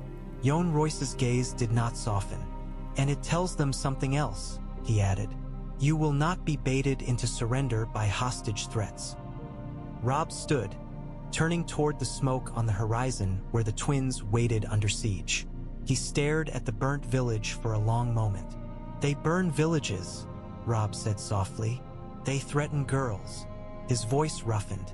"They think that makes them strong." He looked down at his sword, at the edge still stained from too many nights. "It makes them targets," he said. "In King's Landing, cruelty wore a crown and called itself justice. Joffrey Baratheon lounged on the Iron Throne as if it were built for him and not for the men it had cut. He smiled down at the hall with boyish delight, a predator discovering that fear could be made into entertainment. Cersei stood beside him in green silk, posture perfect, eyes sharp. Her smile was thinner, more controlled, less joy, more calculation. Sansa Stark stood below, hands clasped so tightly her fingers looked bloodless. Her face was pale, her eyes lowered, as if staring at the floor could make her invisible. It did not. Nothing made you invisible in King's Landing. Not innocence, not obedience, not tears. Margaery Tyrell watched from a little distance, expression careful, her own smile soft and unreadable. Varys stood near a pillar, hands folded, eyes full of quiet concern that might have been real and might have been theater. In this city, even concern could be purchased. A gold cloak stepped forward and bowed, offering a letter. The courier's reply, carried by fear and mud and the certainty that any message could become a weapon. Cersei took it first. Her eyes moved across the words, and something in her face tightened. She passed it to Joffrey with a flick of her wrist. Joffrey read aloud, his voice gleeful at first, until he reached the lines about hostages and hangings. His smile faltered, his cheeks flushed. "They threaten me?" he squeaked, and the squeak betrayed the child beneath the crown. "They threaten your mother's plans," Cersei said, voice soft enough to sound soothing and sharp enough to cut. "And they threaten the Freys." Joffrey's eyes flicked toward Sansa, and something ugly stirred there. "Then we should," he began, and his gaze sharpened like a blade. "We should cut her." Sansa's breath hitched, but she did not run. She could not. She stood like a statue carved from fear. Margaery's voice slipped in, gentle as silk. "Your Grace," she said softly. "The realm watches." Joffrey turned on her, bristling. "Let them watch. They will," Margaery agreed, still smiling. "And the faith will speak, and the lords will whisper." Her eyes flicked briefly toward Varys, then back. "A king is strongest when he appears merciful." Cersei's mouth tightened at the word merciful. She did not believe in mercy. She believed in control. Varys stepped forward slightly, voice soft. "The Freys are useful," he murmured, "and a hostage is only useful while she lives." Joffrey's face twisted. "She's not useful," he spat. "She's a wolf." Sansa's hands trembled. She stared at her own fingers and tried to imagine snow. Winterfell, the smell of pine, her father's voice, anything that was not this hall. Cersei leaned close to Joffrey, speaking low enough that only he could hear, but Sansa saw the movement and knew poison when she smelled it. "If you kill her," Cersei whispered, "you make Robb Stark righteous. You make him a martyr maker." Her eyes narrowed. "If you keep her breathing, you keep a hook in his mouth." Joffrey's lip quivered. "He's supposed to be dead," he muttered. "He isn't," Cersei said. Joffrey flung the letter down. "Then I want him to suffer," he snarled. Cersei straightened, smile returning, cold, composed. "He will," she promised. She looked down at Sansa as if appraising a piece of jewelry. "And you will be very careful," she told her softly, "because if your brother keeps making threats, the price will come due. Not in one dramatic cut, but in small, endless humiliations." Sansa lifted her eyes then, just for a heartbeat. She looked at Cersei and saw not a queen, but a predator wearing a crown's shadow. Varys's gaze met Sansa's for an instant, and in it she saw something like pity. It did not help. Pity did not open doors. Above them, the raven cage rattled faintly, as if the birds inside sensed how many messages would be needed to keep the realm from slipping. Cersei turned away from Sansa and spoke to the court, voice bright. "We will respond," she announced. "We will show the realm what happens when rebels threaten the crown." And in the throne room, the Iron Throne gleamed, hungry as ever, while a girl from the north stood very still and listened to her fate being discussed like a strategy. Tywin Lannister tested the twins the way a man tested ice, quietly at night with men he could afford to lose. Fog rolled over the river, thick and low, swallowing the far bank's fires and turning the water into a moving sheet of black glass. The sound of oars was almost nothing, soft dips, slow pulls, men holding their breath as if breath could betray them. Small boats slid out of the east bank's darkness, low in the water, packed with red-cloaked men crouched beneath damp cloaks. Grappling hooks lay at their feet like metal claws. Their plan was simple: reach the west parapet unseen, throw hooks, climb, open something from within. A crack, a moment. That was all sieges needed. On the west bank, the twins waited in silence. Archers lined the parapet with bows drawn, their faces blackened, their breath held. Vale men and Northmen stood shoulder to shoulder behind stone, eyes narrowed, listening not to sound but to the feeling of the fog. Where it moved wrong, where it thickened, where it hid shapes. Edmure Tully stood by a cauldron of pitch with a torch in hand. His jaw clenched so hard it looked painful. He had wanted glory once. Now he wanted only to keep the gate closed. Robb watched from a shadowed battlement with gray wind beside him. The wolf's ears pricked. Jon Royce stood near, one hand lifted, fingers poised to signal. "Wait," Jon whispered. The boats drifted closer, closer. Robb's heart beat slow and heavy. He could feel the temptation to fire too soon, to turn fear into noise. Noise was what Tywin wanted. Noise meant panic. Panic meant mistakes. Gray wind growled low, barely more than vibration. Hooks rose in the boats, hands tightening around wet rope. Jon's fingers moved. Down the parapet line, Vale and Northmen shifted as one organism. Arrows knocked, strings tightened. "Now," Robb said softly. The night answered with a hiss. A volley snapped out, arrows vanishing into fog and returning as screams. A boat lurched as a man fell across it. Throat opened. Another boat rocked, a shaft buried in a rower's chest. Oars splashed wildly. Men cursed. "Hooks!" Someone shouted from the boats. Desperate. "Throw, throw!" Edmure slammed his torch into the pitch cauldron. Flame leapt. The pitch caught like hungry black fire. "Boo!" Edmure roared. Pitch spilled down from the parapet in thick, burning sheets. It hit the nearest boat's prow and clung, flame licking across wet wood as if rain did not exist. Men screamed when burning pitch touched cloaks, hands, faces. One man threw himself into the river, splashing, trying to drown fire with water. The river took him, and the fire followed, floating on the surface in ugly orange patches. A grappling hook flew anyway, clanging against stone. A rope went taut. A red-cloaked man began to climb, teeth clenched. Gray wind surged forward with a snarl, lunging at the rope where it met parapet. His jaws closed. He shook once, savage and sudden. The rope snapped. The climber fell back. Into the boat with a crack and a scream. More arrows hissed. More boats rocked. Men tried to turn back, oars churning. From the east bank, a horn sounded, retreat. The surviving boats spun clumsily, trying to escape the trap they had sailed into. Some made it, some didn't. One boat caught fire fully and became a drifting torch on the water, men tumbling out of it like burning dolls. Robb watched the retreat through fog, expression hard. Tywin's test had cost men. It had not cost the twins. "Again," Robb murmured, not as a complaint but as certainty. "He'll try again." Jon nodded once. "And we'll kill them again," he replied. The fog swallowed the last boat, and the river went quiet again.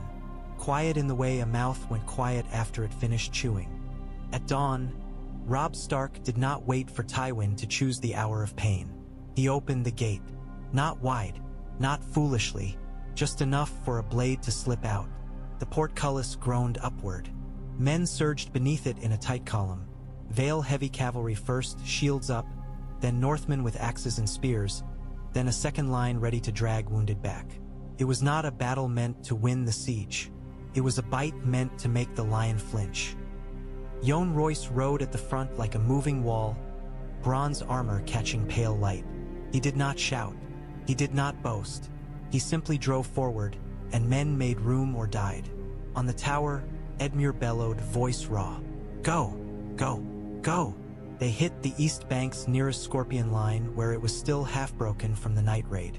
Lannister crews scrambled, hands fumbling for cranks, eyes wide with the shock of being attacked from the side they thought had been contained. Cut the strings! Robb shouted, and Northmen surged in, axes biting into taut bowstrings and thick rope. A Scorpion fired once, wild. The bolt tore through a Vale shield rim and embedded in a horse's flank. The horse screamed and went down, thrashing. A rider rolled free, came up with his sword already moving.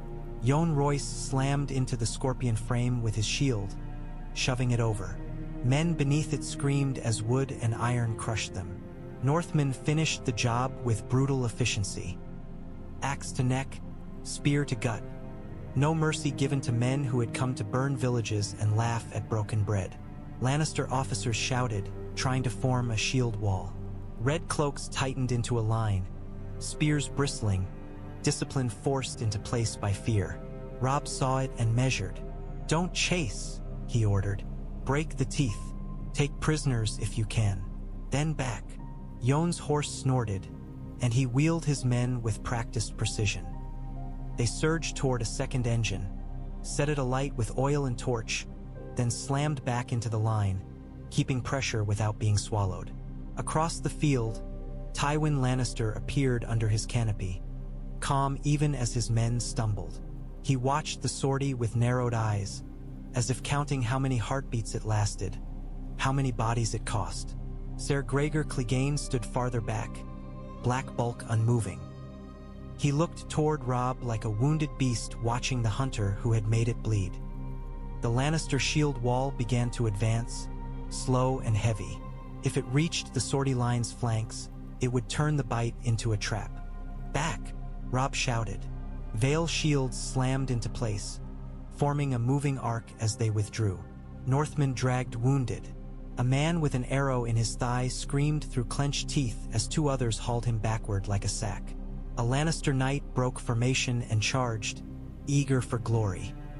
Grey wind lunged from the sortie's shadow and took the horse's leg out. Horse and rider fell hard. Robb's sword ended the rider before he could rise.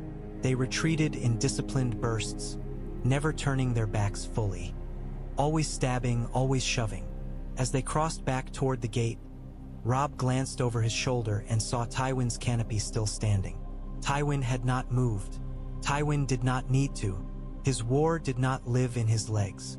It lived in time. Yet the scorpions behind the shield wall were burning. The teeth were breaking. The gate swallowed wolf and falcon again, and the portcullis slammed down. On the west bank, men breathed hard, faces smeared with soot and blood, hands trembling with the realization that they had stepped into the lion's mouth and stepped back out again. Robb stood on the bridge afterward, staring across the river at Tywin. Behind him, Roose Bolton's chained wagon waited like a reminder that betrayal had been captured but not yet killed. Robb lifted his sword slightly, not in salute, not in challenge, only in promise. Tywin stared back. Neither man looked away. The Riverlands did not need to be asked twice to hate Tywin Lannister. When Robb sent word, quiet, urgent, men began to appear from places war had taught them to hide. River lords who had been licking wounds brought riders. Small folk who had lost children brought knives. And from the woods came men who did not wear any lord's colors at all, only the ragged certainty of those who had decided the law had failed them. Beric Dondarrion arrived at dusk like a rumor made flesh. His armor was battered. His cloak was patched. His eyes looked too old for his face. And in his hand, when he chose to show it, flame danced along steel as if the sword itself remembered a different kind of justice. Thuras of Myr stood near him with a torch and a crooked grin, smelling of smoke and cheap wine and faith that refused to die. Jon Royce regarded them with wary respect. Brotherhood, he said, voice neutral. Outlaws, Edmure would have called them. Saints, small folk whispered. Robb saw only weapons. They burn our villages, Beric said, voice quiet. They hang our sons. They take our daughters. We bleed them back. Robb nodded once. Then bleed them where it matters, he replied. That night, a Lannister foraging party slipped into the woods beyond Tywin's camp, confident behind red cloaks and steel. They moved like men who believed the war belonged to them, collecting grain, taking chickens, dragging a sobbing farmer by the collar as if he were loot. They never saw the line of hidden men among the brush. They never saw Grey Wind crouched low, ears flat, eyes bright. They never saw Beric Dondarrion's flaming sword until it was too late. The ambush began with silence. An arrow through a throat, a blade in a back, a man's scream cut short by a hand clamped over his mouth. Then the woods erupted. Grey Wind hit the first Lannister horse and dragged it down, jaws snapping, mud and leaves spraying. Riverlord men surged from brush with spears, pinning red cloaks to trees.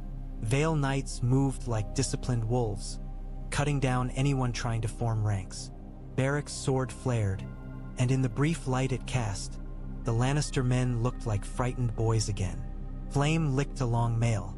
A man screamed when fire kissed his sleeve. Thuras shouted something in a language the Lannisters did not understand and laughed as if death were a tavern joke. A Lannister sergeant tried to rally, "Shields! Shields!" But his shield meant nothing when a flaming blade cut through the fear behind his eyes. Beric's sword struck, and the sergeant fell, hands reaching for a faith he didn't have. The farmer they had dragged stumbled free, eyes wide. He stared at Robb Stark's direwolf pin as if seeing a legend. "Go," Robb told him, voice hard. "Hide. Live." The man ran into darkness, sobbing. When the ambush ended, the woods smelled of smoke and blood. Bodies lay among fallen leaves, red cloaks darkened with mud. The surviving Lannisters were bound and gagged, their eyes wild. Biri. C looked at Robb, flame dying down on his blade until it was only steel again. "This is justice," he said softly.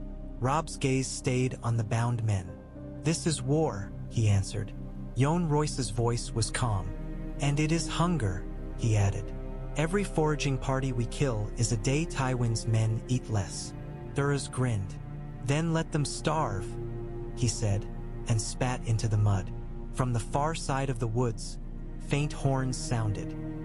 Tywin's camp reacting, searching, trying to understand why the Riverlands kept biting. Robb turned his horse toward the twins, toward the siege, toward the slow grind of stone and time. "Again," he said, and the men who had learned to survive in broken woods nodded, because in the Riverlands, again was the only prayer left that mattered. Truth did not travel alone, traveled with anger. When Roose Bolton's confession reached the north, it did not arrive as ink. It arrived as an insult. Men came to the twins with faces carved from rage and disbelief. Lords who had bled under Robb Stark's banner, who had watched brothers die and told themselves it meant something. Some came ready to kneel. Some came ready to accuse. All came ready to demand a shape to the world that made sense again. In the western tower, torches burned hot, casting hard shadows across stone. Great John Umber was there, huge and furious, fists like hammers. Other northern lords crowded the room, cloaks dripping, boots muddy. Vale witnesses stood near the wall, quiet, watching, because Robb needed the realm to see this was not a private vengeance. It was judgment. Robb held the confession letter in his hands and read it aloud, voice steady despite the heat in the room. Tywin's name, Walder Frey's name, Harrenhal, Warden of the North, Ramsay Snow. Each name landed like a stone thrown into still water, making ripples of curses and sharp breaths. Karstark man snarled, eyes bright. "It's a lie," he spat. "Forced ink. Forced hand." Great John Umber slammed his fist on the table so hard the candle flame shook. "If it's a lie," he roared, "then why does it taste so true?" Robb's gaze cut across the room, cold. "Because you all felt it," he said. "In the way Bolton men drifted from fights. In the way supply camps burned. In the way he vanished from the twins before the bolts even stopped singing." A lord with a fish embroidered on his cloak, white and silver, spoke quietly. "If Roose Bolton betrayed, his house must answer," he said. The dread fort must be brought to heel. Robb nodded once, and Catelyn felt her heart tighten at the implication. The North would be forced to turn its knives inward. "Bring him," Robb ordered. The doors opened, and Roose Bolton was dragged in under guard, chains clinking. His pale face was calm. He looked like a man attending court, not a traitor facing wolves. The room snarled. Great John Umber surged forward like a storm. "Leech," he bellowed. "I'll tear your—" Yohn Royce's voice cut through, sharp. "Hold," he commanded, and his calm made even Great John pause. Vale Steel stepped subtly into place, not threatening, only reminding. "This is a judgment, not a brawl." Robb stepped closer to Roose. "You wrote it," he said. Roose's gaze moved over the northern lords like a man counting cattle. "I did," he replied. A hush fell. Anger held at bay by the simple horror of a traitor admitting truth without shame. Robb turned to the room. "You wanted proof," he said. "Here is proof. Here is the man. Here are Vale witnesses. Here are maesters ready to record every word." He looked back at Roose. "Speak. Tell them if you wrote it willingly." Roose's mouth twitched faintly. "Willingly," he said. The room erupted, curses, threats, the sound of men losing the ability to pretend this was politics. One lord's hand went to his sword. Another spat on the floor. Robb raised a hand, and the room quieted because the room remembered he was king. "You will be judged," Robb said, voice iron. "Not by my anger alone. By the North. By my mother's house. By the Vale, who watched men die under guest right." His eyes narrowed. "And while Tywin Lannister stands across our river, you will remain alive in chains, because your death is a weapon and I will use it when it hurts him most." Great John Umber's lip curled. "Let me hurt him now," he growled. Robb's gaze did not soften. "You will hurt him by holding," Robb said. "By bleeding his wagons. By not splitting when he wants you to split. By proving the North does not crack just because one leech tried to drink it dry." Roose Bolton watched Robb with pale interest. "You sound like a man who has learned," he murmured. Robb leaned close. "I learned from you," he said softly, "and I will unlearn you from my kingdom." He stepped back, and the guards dragged Roose out again, chains scraping stone. As the doors shut, the northern lords looked at Robb Stark. Boy no longer, king hardened by betrayal. And for the first time since the twins, the room felt united by something sharper than grief. Purpose. Sunset painted the river copper, and the copper looked like blood that had decided to glow instead of dry. Tywin's campfires on the east bank burned in dim lines, patient and stubborn. The siege remained. It would remain until something broke. Stone, men, hunger, or politics. Robb had learned that wars ended when one side could no longer afford its story. On the bridge, Robb stood with Yohn Royce and Brynden Tully, looking out across the water. Catelyn joined them with a fresh raven scroll, wax pressed with a rose. "Tyrell." Her stomach tightened as she broke it and read. The words were careful and polite, and that politeness made them dangerous. The Tyrells spoke of stability, of the realm's suffering, of the stain of guest right broken, of the need for order. And beneath all that, a single line that made Robb's jaw tighten when Catelyn showed it to him. "Lord Tywin Lannister is required in King's Landing." The Crown's alliances strain. Brynden's brows lifted. "A leash," he muttered. The roses tug the lion back to the city. Yohn Royce's gaze sharpened. "If Tywin leaves," he said, "the siege loses its heart. And if he stays," Robb replied, "he risks losing the city's alliance." He looked at the rose seal again, eyes narrowing. "They're not offering help. They're offering a dilemma." Lyn Corbray leaned on the parapet, smiling faintly. "Dilemmas kill kings," he said pleasantly, "or make them." Below, Edmure Tully shouted at men moving pitch and stone, preparing for the next night's probes. His voice rose like stubborn defiance. The twins was not a castle built for comfort. It was built for holding. Now it held for its life. Catelyn's gaze drifted to the guarded wagon near the tower stairs. Roose Bolton's chains glinting faintly. The leech sat silent inside, listening, always listening, as if even now he could still find a way to make his betrayal useful. Robb followed her gaze and then looked back across the river. "If Tywin leaves," Robb said, voice low, "he'll leave someone to keep biting. Kevin," Brynden guessed, "or a stubborn captain with orders to burn everything between here and Riverrun." Jon nodded. "But a captain cannot buy kingdoms," he said. "Only lions can." Robb's mouth tightened. "Then we make him choose to be a lion somewhere else," he said. He looked at the rose seal again. "And we make sure the realm hears the truth while he's busy pretending to be necessary." Catelyn's throat tightened. "And Sansa," she whispered. Robb's eyes flicked to her, pain flashing through the iron. "I haven't forgotten," he said. "I won't." He turned back to the river. "If Tywin pulls back," he said, "we don't chase blindly. We take Harrenhal. We take his roads. We take his fords." His voice hardened. "And when the lion runs to his city, we follow the blood trail he leaves." Jon Royce's posture remained steady. "The Vale will ride with you," he said quietly. Robb exhaled. "Slow. Then let the realm see it," he replied. Ravens lift, head into the orange sky, black wings beating hard, carrying messages, truth, threats, bargains, far beyond the river's copper gleam. Across the water, Tywin's campfires burned.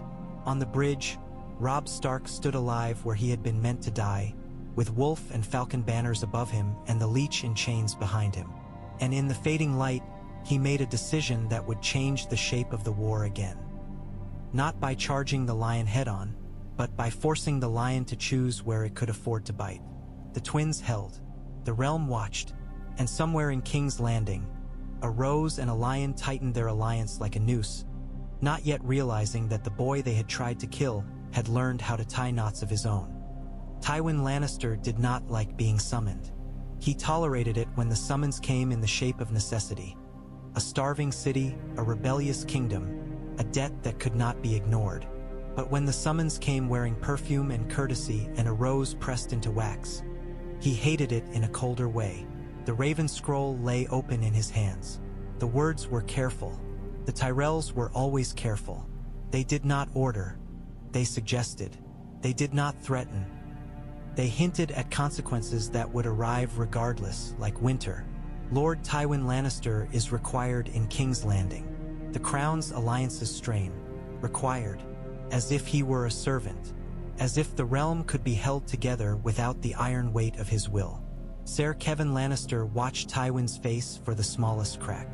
"They mean Joffrey Baratheon," Kevan said quietly. "And Marjorie Tyrell. And the court. The roses want you close to remind the boy what he owes." Tywin's eyes did not lift from the parchment. "The roses want me close so they can measure how much power they can steal while I am distracted," he replied. Behind them, smoke curled from the blackened remains of burned engines. Lannister men hauled fresh timber and rope through the mud, rebuilding teeth that had been cracked in the rain. They would rebuild. Tywin always rebuilt. The question was not whether he could rebuild the siege.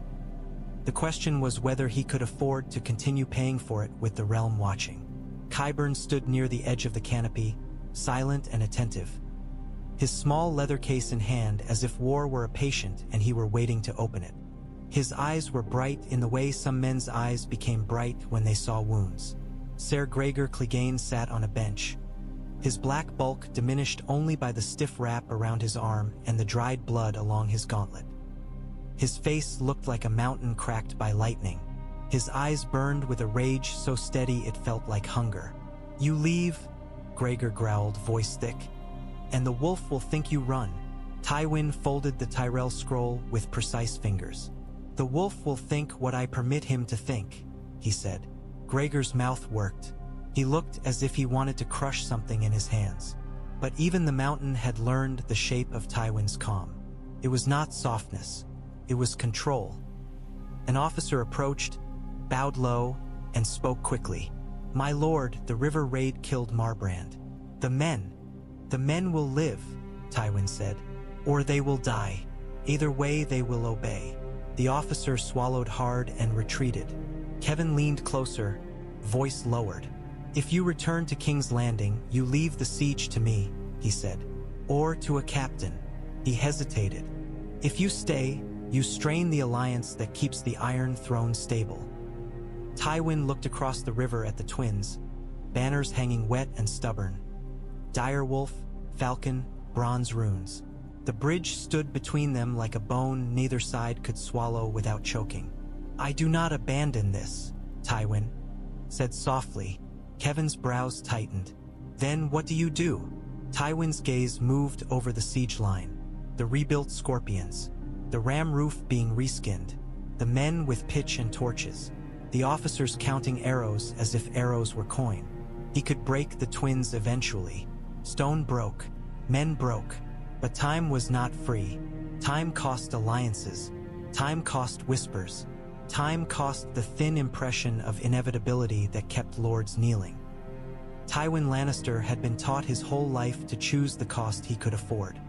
He turned the Tyrell scroll in his hand once, then handed it to Kevin. Send my reply, he said. Polite, immediate, obedient enough to soothe their vanity. Kevin's eyes narrowed. And the siege? Tywin's mouth tightened. The siege continues, he said. But it changes. He looked toward Qyburn. No more waste. No more hammering the gate like a fool. I want pressure, not spectacle. Qyburn's thin smile flickered. Pressure can be arranged, he murmured. Tywin ignored the tone and spoke to Kevin instead. You will remain here with enough men to keep their sleep broken, he said. Probe, starve, burn their roads. Make the Riverlands choke on its own loyalty. Kevin nodded slowly. And you? Tywin looked again at the twins' battlements, imagining Robb Stark there with his bandage and his wolf and his stubborn refusal to die on schedule. I will return to King's Landing, Tywin said, and I will make sure the realm understands this siege is not my desperation. It is my choice. His eyes hardened. And I will send a message across that river that Robb Stark cannot ignore. Gregor's low laugh rumbled. A message, he echoed.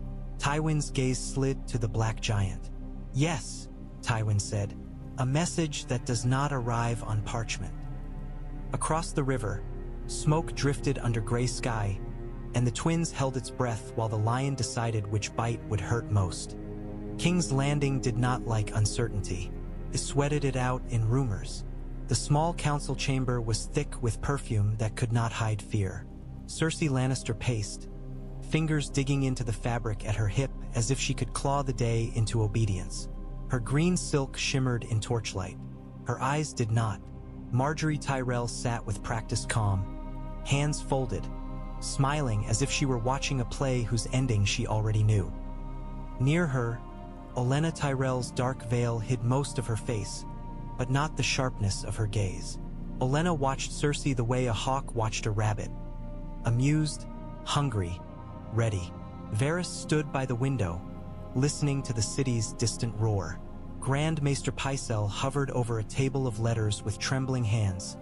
The wax seals a little army of promises and threats. From beyond the chamber door, Joffrey Baratheon's voice rose in an ugly whine. Something about traitors, wolves, and the satisfaction of cutting. Cersei snapped. He is embarrassing, she hissed. Marjorie's smile did not change. He is young, she said gently. Young men enjoy certainty. Olenna's soft chuckle came like a blade drawn lazily. Young men enjoy being told they are gods, she said. And gods often sulk when they're reminded they can bleed. Cersei's eyes flashed. And you've come to remind me of what, exactly? Olenna tilted her head. That Lord Tywin Lannister is needed, she replied. Very much needed. Pycelle cleared his throat, voice quavering. A raven from the Riverlands, he said. Reports of the siege at the Twins, and of Ser Adam Marbrand's death. Cersei's mouth tightened. Marbrand, she spat. That wolf refuses to die, and now he refuses to lose properly. Varys's voice drifted in, soft. The failed slaughter at the Twins has become a story, he murmured. and stories travel faster than armies. Olenna's veil shifted slightly as she leaned forward. Which is why, she said, we would prefer the story to end. Her gaze pinned Cersei. Quickly, Cersei's laugh was bitter. And you think my father will wave a hand and end it? He's not a god. No, Olenna agreed.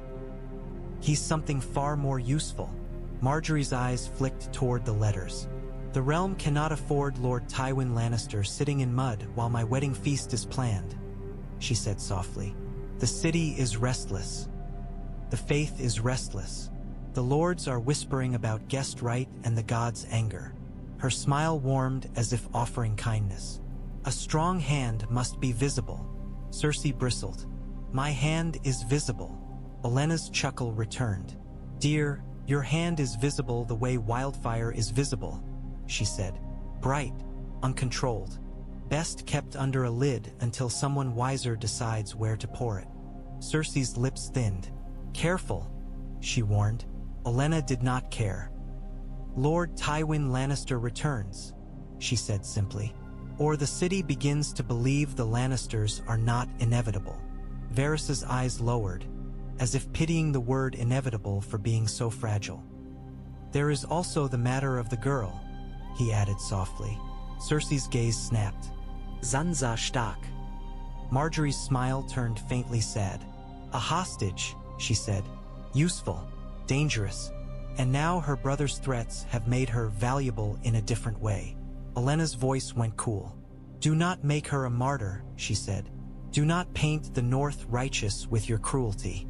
If Robb Stark wants hostages, let him ask. If he wants to bargain, let him bargain. She tilted her head. And if he refuses, let his stubbornness starve him. Cersei stared at the rose seal on the table as if she wanted to crush it with her teeth. You are very eager to speak of starving, she said. Olenna smiled beneath her veil. My dear, she replied, we Tyrells grow things.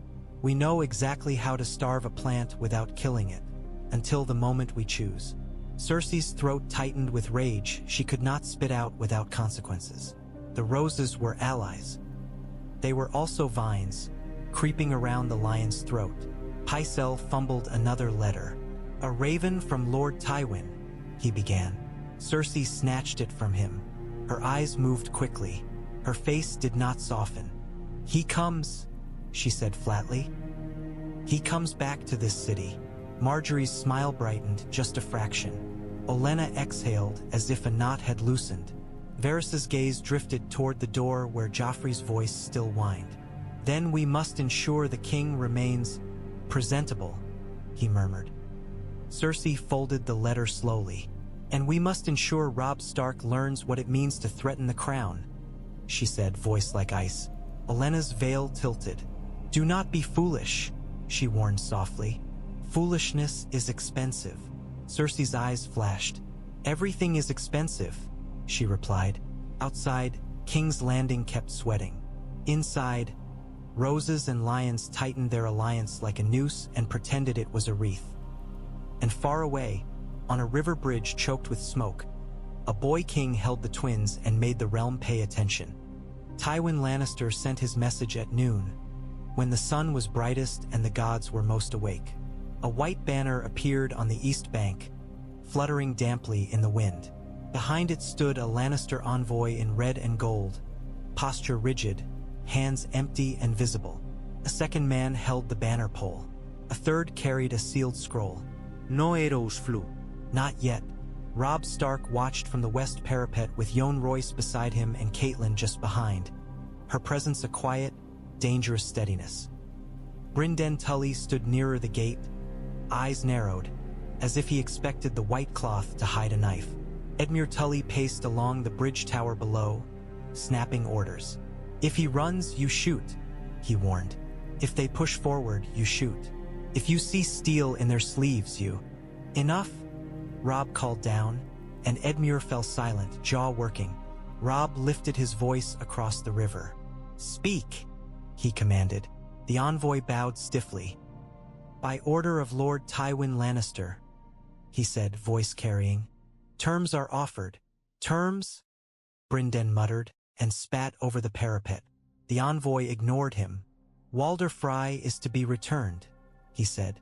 "Roose Bolton is to be returned. In exchange, the crown will return Sansa Stark alive and unharmed, and will recognize the Riverlands' grievances under." Catelyn's breath turned to ice at her daughter's name.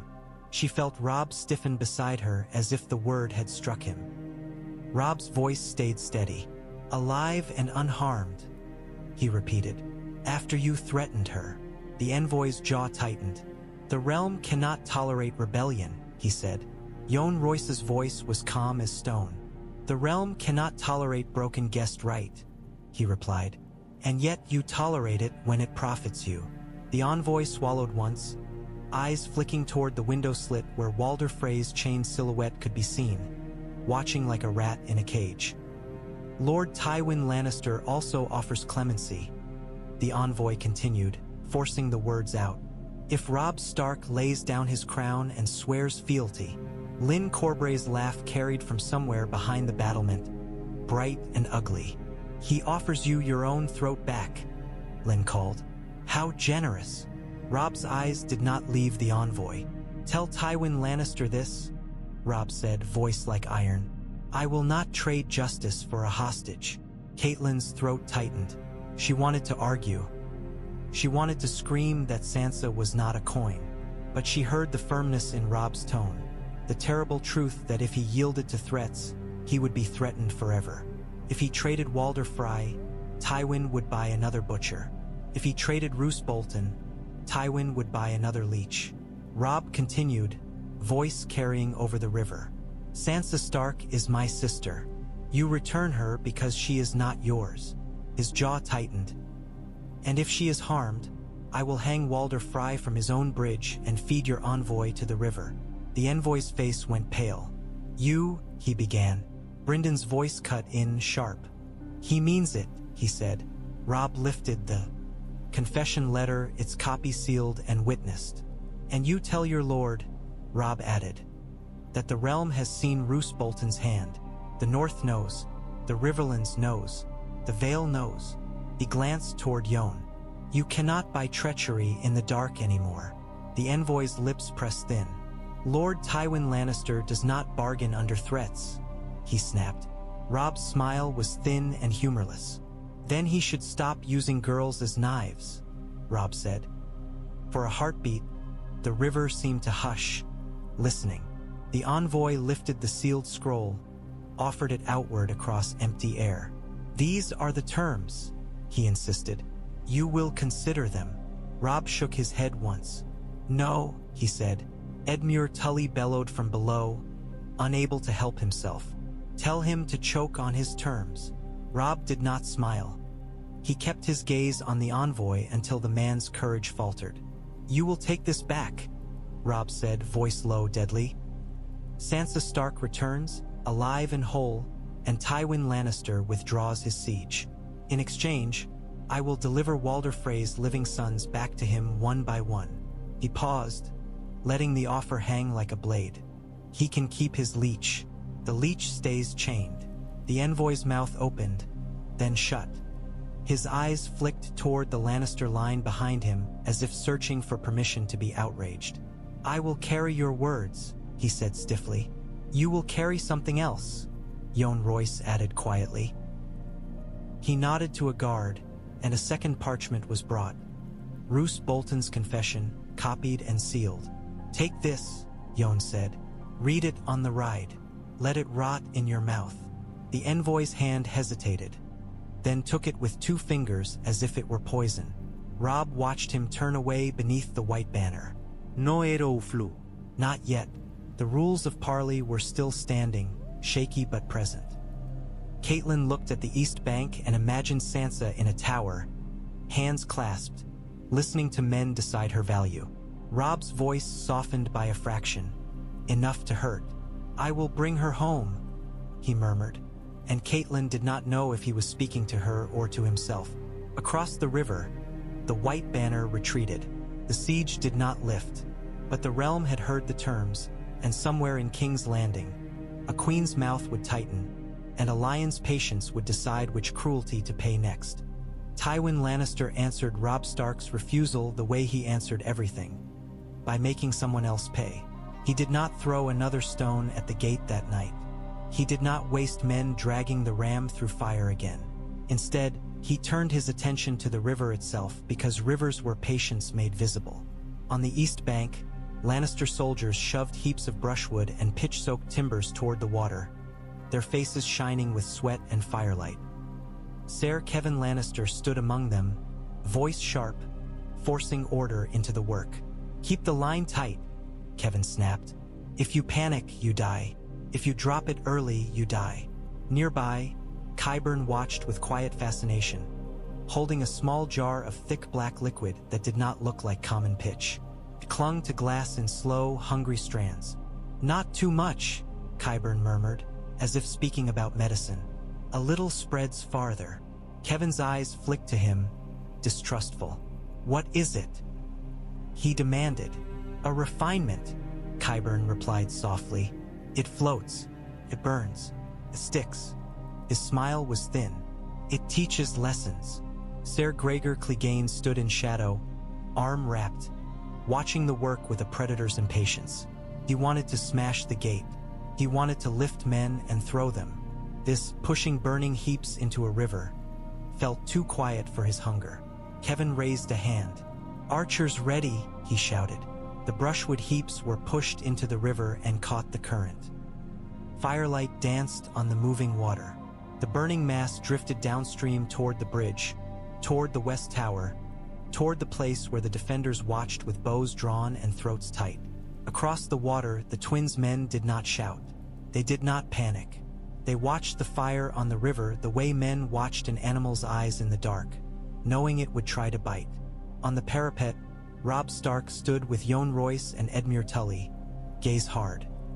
"He's trying to set the bridge," Edmure snarled. "He's trying to set the mind," Jon corrected. "A bridge can be repaired." Fear lingers. More burning heaps followed, one after another, a slow procession of flame on water. The smell reached the west bank. Pitch, smoke, something sharper that made eyes water. "Hooks," Robb ordered. "Get hooks on ropes. Drag it aside." Men rushed with long iron hooks, their faces lit orange by drifting fire. They lowered hooks into the water, caught at burning timber, and hauled. The current fought them. The flames licked at the hook shafts, blackening wood, biting fingers with heat.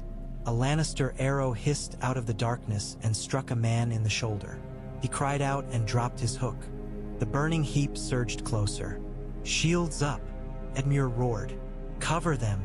Veil shields rose along the parapet, catching the next arrow volley with thuds and cracks. Northmen returned fire, arrows vanishing into shadow and returning as distant screams. The largest burning heap slammed against the bridge's outer timber braces and stuck. Fire Lee. King greedily. Men cursed. Hooks tugged. The wood groaned. Robb saw the jar in Qyburn's hands across the river, just a glint of glass catching flame, and understood that this was not mere pitch. This was something meant to cling. "Water!" Robb shouted. "Buckets! Sand! Smother it!" Men ran with buckets, with wet cloaks, with sand sacks ripped open. They dumped and pressed and beat at flame. Smoke rolled upward, thick and choking. The fire fought back, stubborn, crawling. Found seams, licked them, tried to burrow. Gray wind snarled, the sound low and furious, as if the wolf could smell the intent in the smoke. Robb stepped forward himself, grabbed a wet cloak from a stunned man, and slapped it down over the most stubborn flame. Heat burned his hands through cloth. He did not flinch. He pressed harder until the flame died into smoke. "Again," Jon Royce muttered, not despairing, only grim. "He'll do it again." Robb looked across the river through smoke and saw Kevan Lannister's silhouette and, farther back, the black bulk of Gregor Clegane and the stillness beneath Tywin's canopy. "He thinks he can teach us to fear the river," Robb said softly. Edmure's eyes burned. "Let him try," he snarled. The burning heaps drifted past, broken apart, smothered, dragged aside. The bridge did not catch, but the night had been spent awake, choking on smoke, bleeding from arrows, exactly as Tywin intended.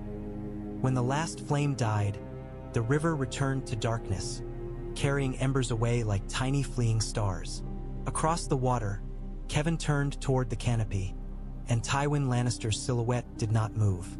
The siege tightened without a single stone thrown, and in the twins, men coughed in smoke and understood that holding was not only fighting. Holding was enduring the enemy's patience. In the Eyrie, Petyr Baelish tried to solve defiance the way he solved everything, by making it personal. He cornered Lysa Arryn in the Moon Door chamber because the Moon Door made people remember falling. Fear did half his work for him. Torchlight flickered on pale stone. The open Moon Door yawned black, wind roaring up from the abyss like laughter without joy. Lysa stood near it, face wet with tears, hands trembling. Petyr's hand held her wrist.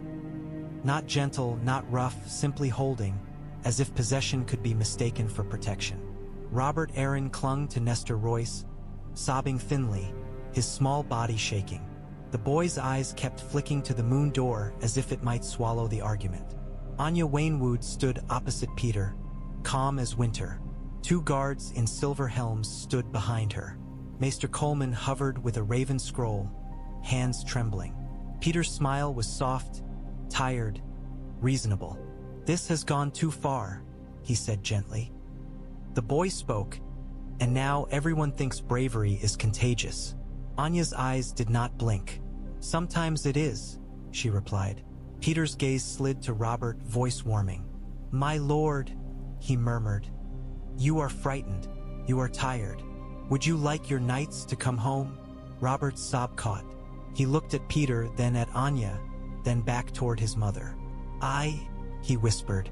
Lysa surged forward, desperate. "Robert," she pleaded, tell them you want to be safe." Anya spoke softly, careful not to break the boy with her words. "My lord," she said, "safe does not mean hiding while bad men win." Petyr's smile thinned by a fraction. "Bad men," he echoed, and the echo was almost mocking. He stepped closer to Anya. "You speak of bad men as if the world is simple. It isn't. The world is hunger and coin and threats. The Vale cannot fight the crown and survive." "The Vale is not fighting the crown," Anya replied. "The Vale is fighting treachery." Petyr's eyes flashed, quick and angry beneath the charm. "Treachery," he said, tasting the word. "A lovely word that means whatever the speaker needs." Maester Coleman swallowed and held up the raven scroll. "My lady," he murmured to Anya. Another message from the twins, Lord Robert Arryn's seal again. "He insists the host remains." Lysa's breath hitched. Petyr's grip tightened on her wrist. "You see what they're doing?" Petyr hissed softly to Lysa, too low for most to hear. "They're using your son like a banner. They're stealing him." Lysa's face twisted, panic blooming. "They are," she whispered. Petyr lifted his voice, turning the whisper into theater. "My lady wife," he announced, "as regent you will command the Vale home. If these lords refuse, they are traitors to House Arryn." His eyes locked on Anya. "And traitors fall." The wind howled through the Moon Door as if laughing at the word fall. Anya's voice stayed even. "If you push for the Moon Door," she said, "you will discover how quickly the Vale stops tolerating your little games." Petyr's smile returned. "Sharp. Games," he murmured. "This is survival." Robert's thin voice rose, breaking, raw. "Stop!" he screamed, and the shout startled even him. Tears poured down his cheeks. "Stop! Stop! Stop!" Silence slammed into the chamber like a door. Robert's small hands clenched in Nestor Royce's cloak. He looked at his mother. He looked at Petyr. His mouth trembled. I don't like him," Robert whispered, voice barely there. Lysa went still as if struck. "Robert," she breathed, wounded. Petyr's smile froze. Robert swallowed hard, trying to be brave and failing and trying again. He makes me scared," Robert whispered. "Not the war. Him." The words hung in the air like a knife. Anya Waynwood stepped forward one pace, gentle now. "My lord," she said. "Then you will be safe."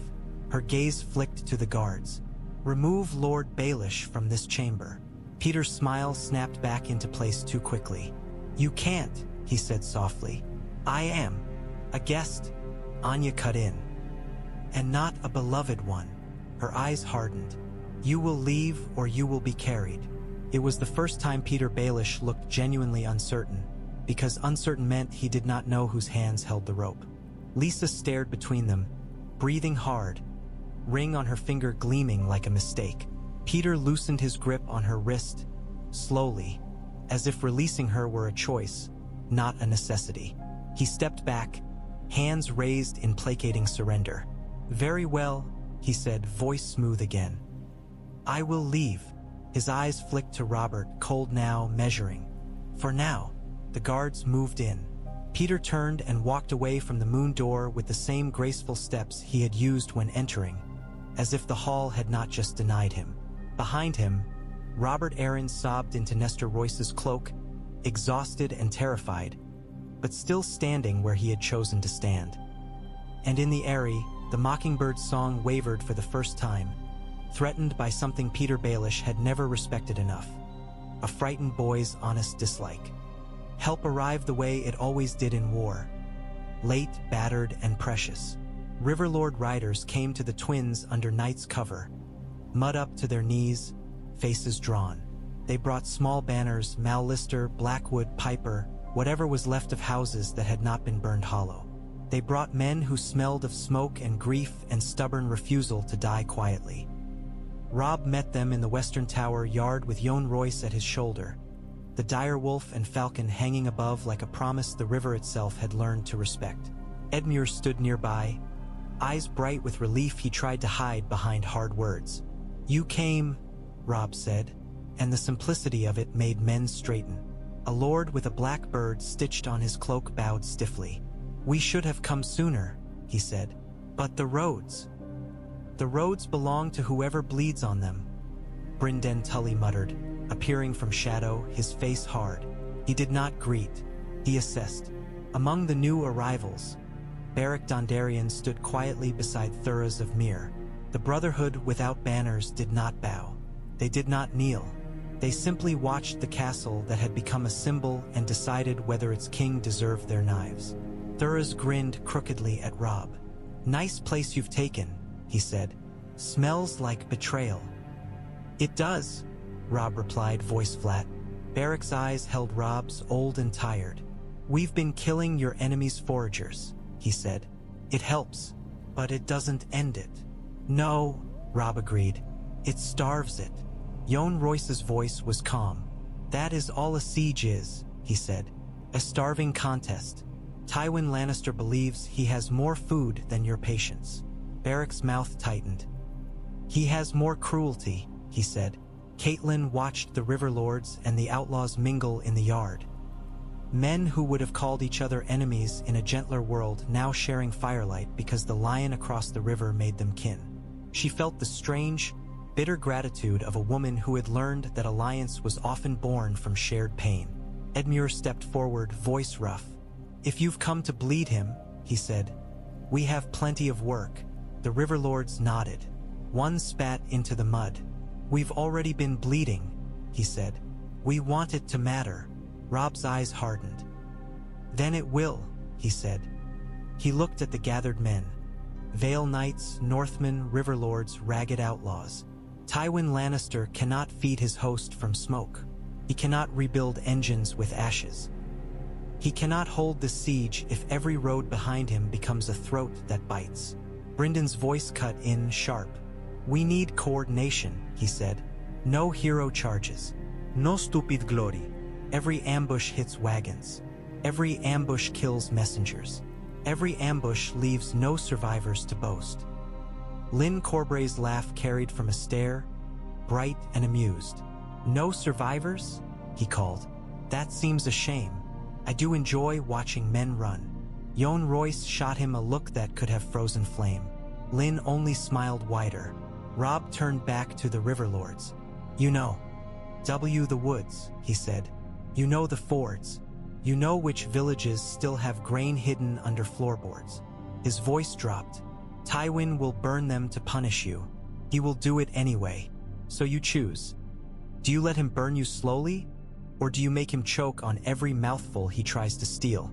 A lord's jaw tightened. "We make him choke," he said. Beric Dondarrion nodded once.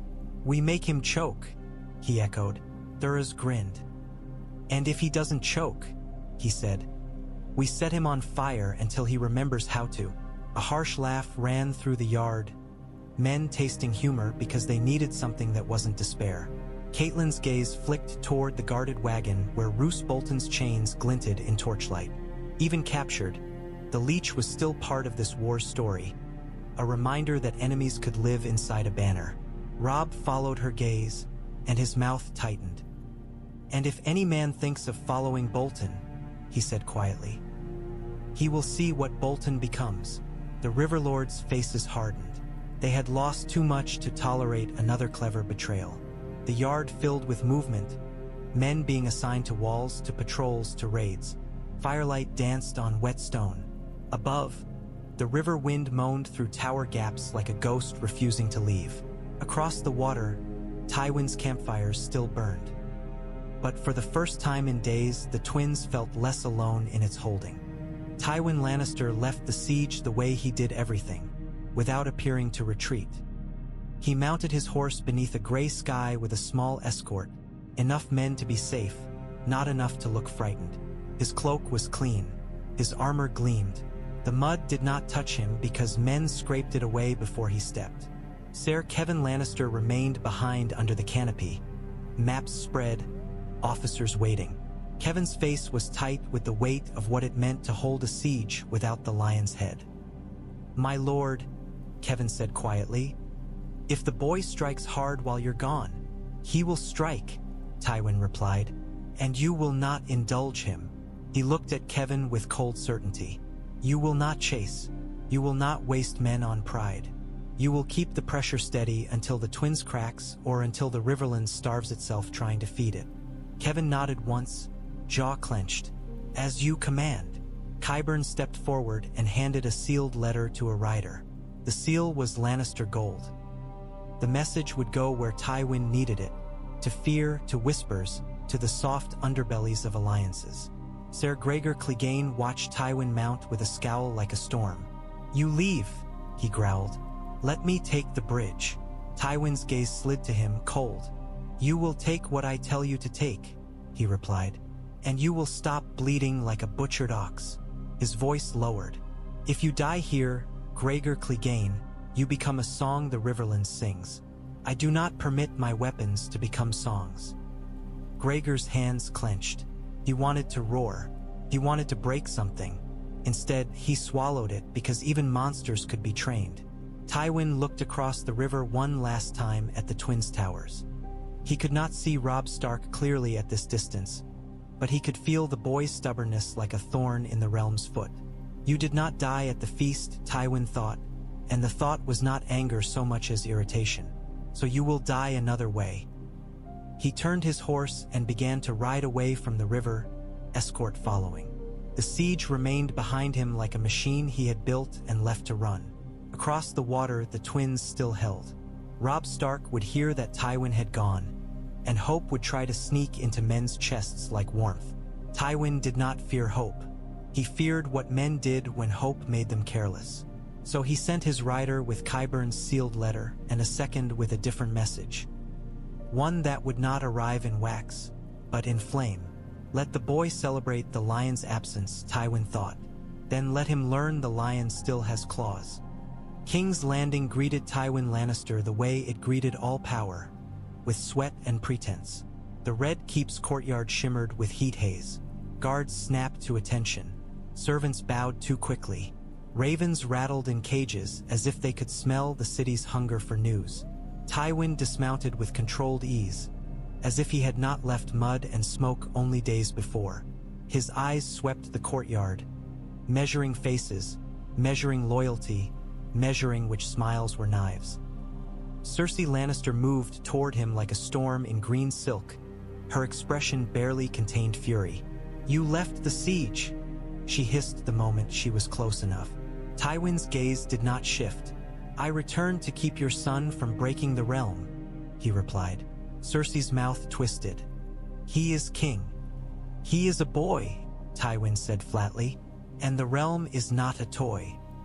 Above them, Joffrey Baratheon watched from a balcony with a pouty scowl, fingers tapping the railing as if the world existed to entertain him.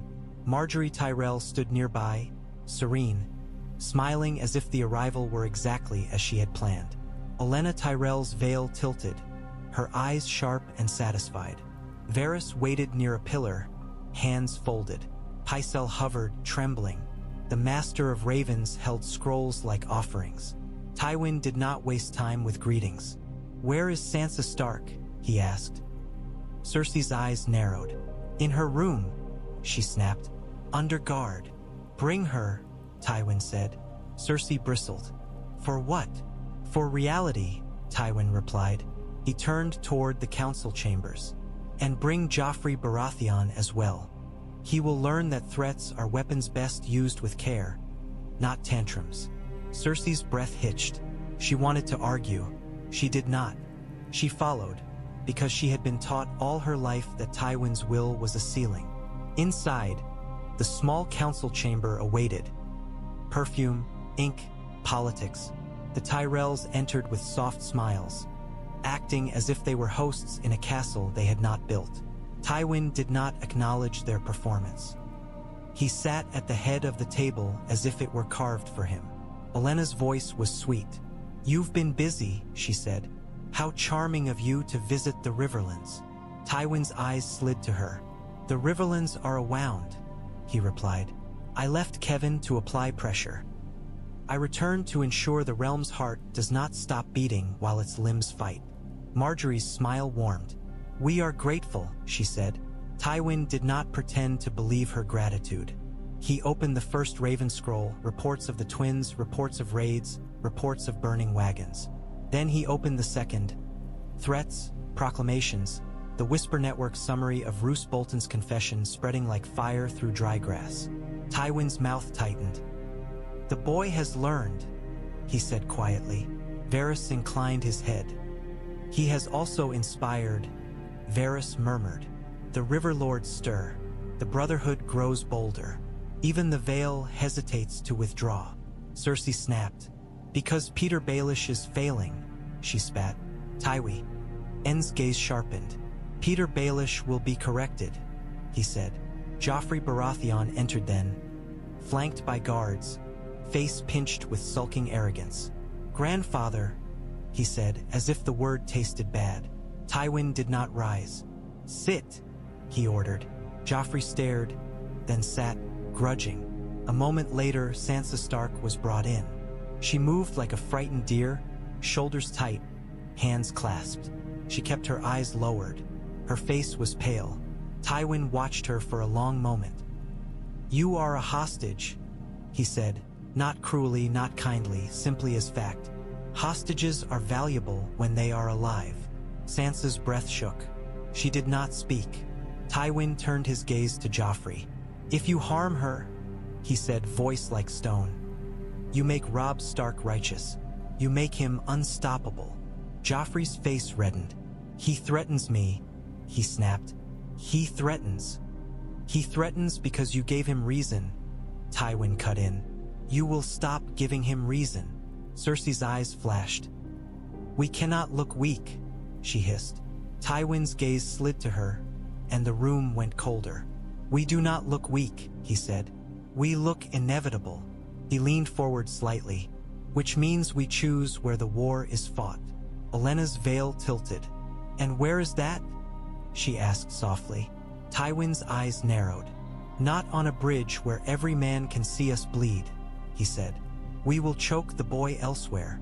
He glanced at Sansa. "We will remind him what he cannot protect." He glanced at Joffrey. "And we will remind the realm who holds the city." Sansa's hands trembled. She could feel the noose tighten without anyone touching her.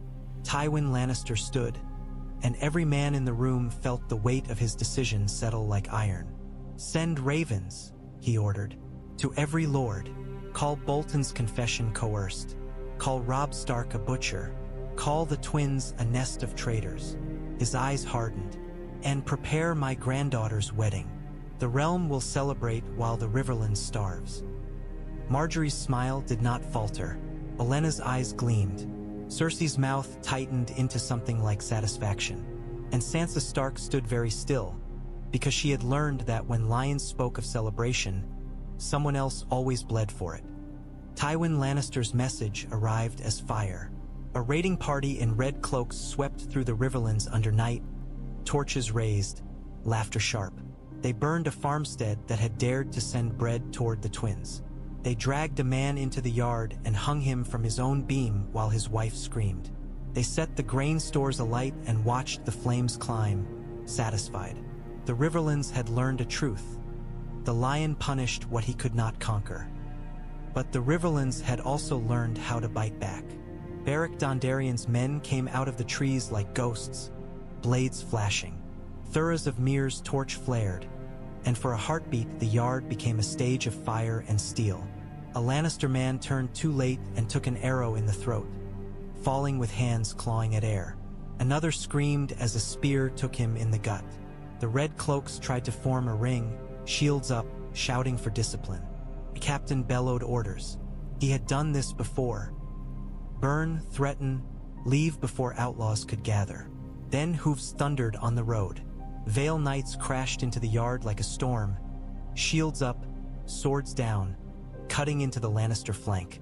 The captain's eyes widened in disbelief. "The Vale!" he shouted, voice breaking. The Vale, Lyn Corbray would have laughed. But Lyn was not there. These were quieter men, Royce men, Waynwood men, moving like discipline made flesh.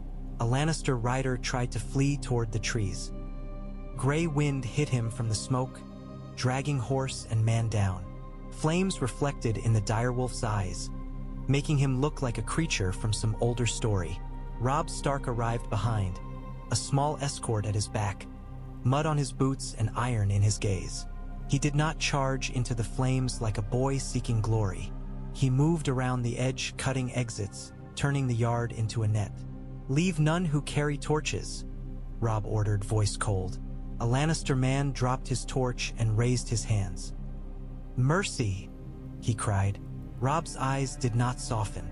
"Mercy was in the bread you burned," he replied. Beric Dondarrion stepped close, blade wet. "We take prisoners," Beric said quietly. "We trade them. We learn." Robb nodded once.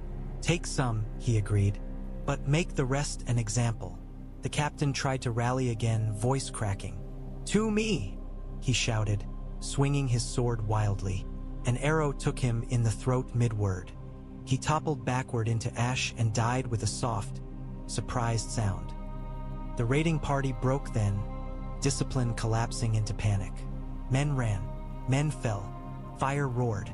When it was done, the farmstead still burned, but the Lannister men lay in the yard like thrown red cloth, and the surviving small folk stared at Robb Stark and the Vale Knights as if seeing justice made real for the first time in years.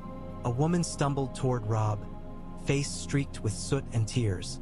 "They took my boy," she sobbed. "They!" Robb's jaw tightened. He looked at Beric, then at Yohn Royce's men. "Find him," he ordered. "If he lives, bring him back, Tach." The woman's hands flew to her mouth. She did not believe.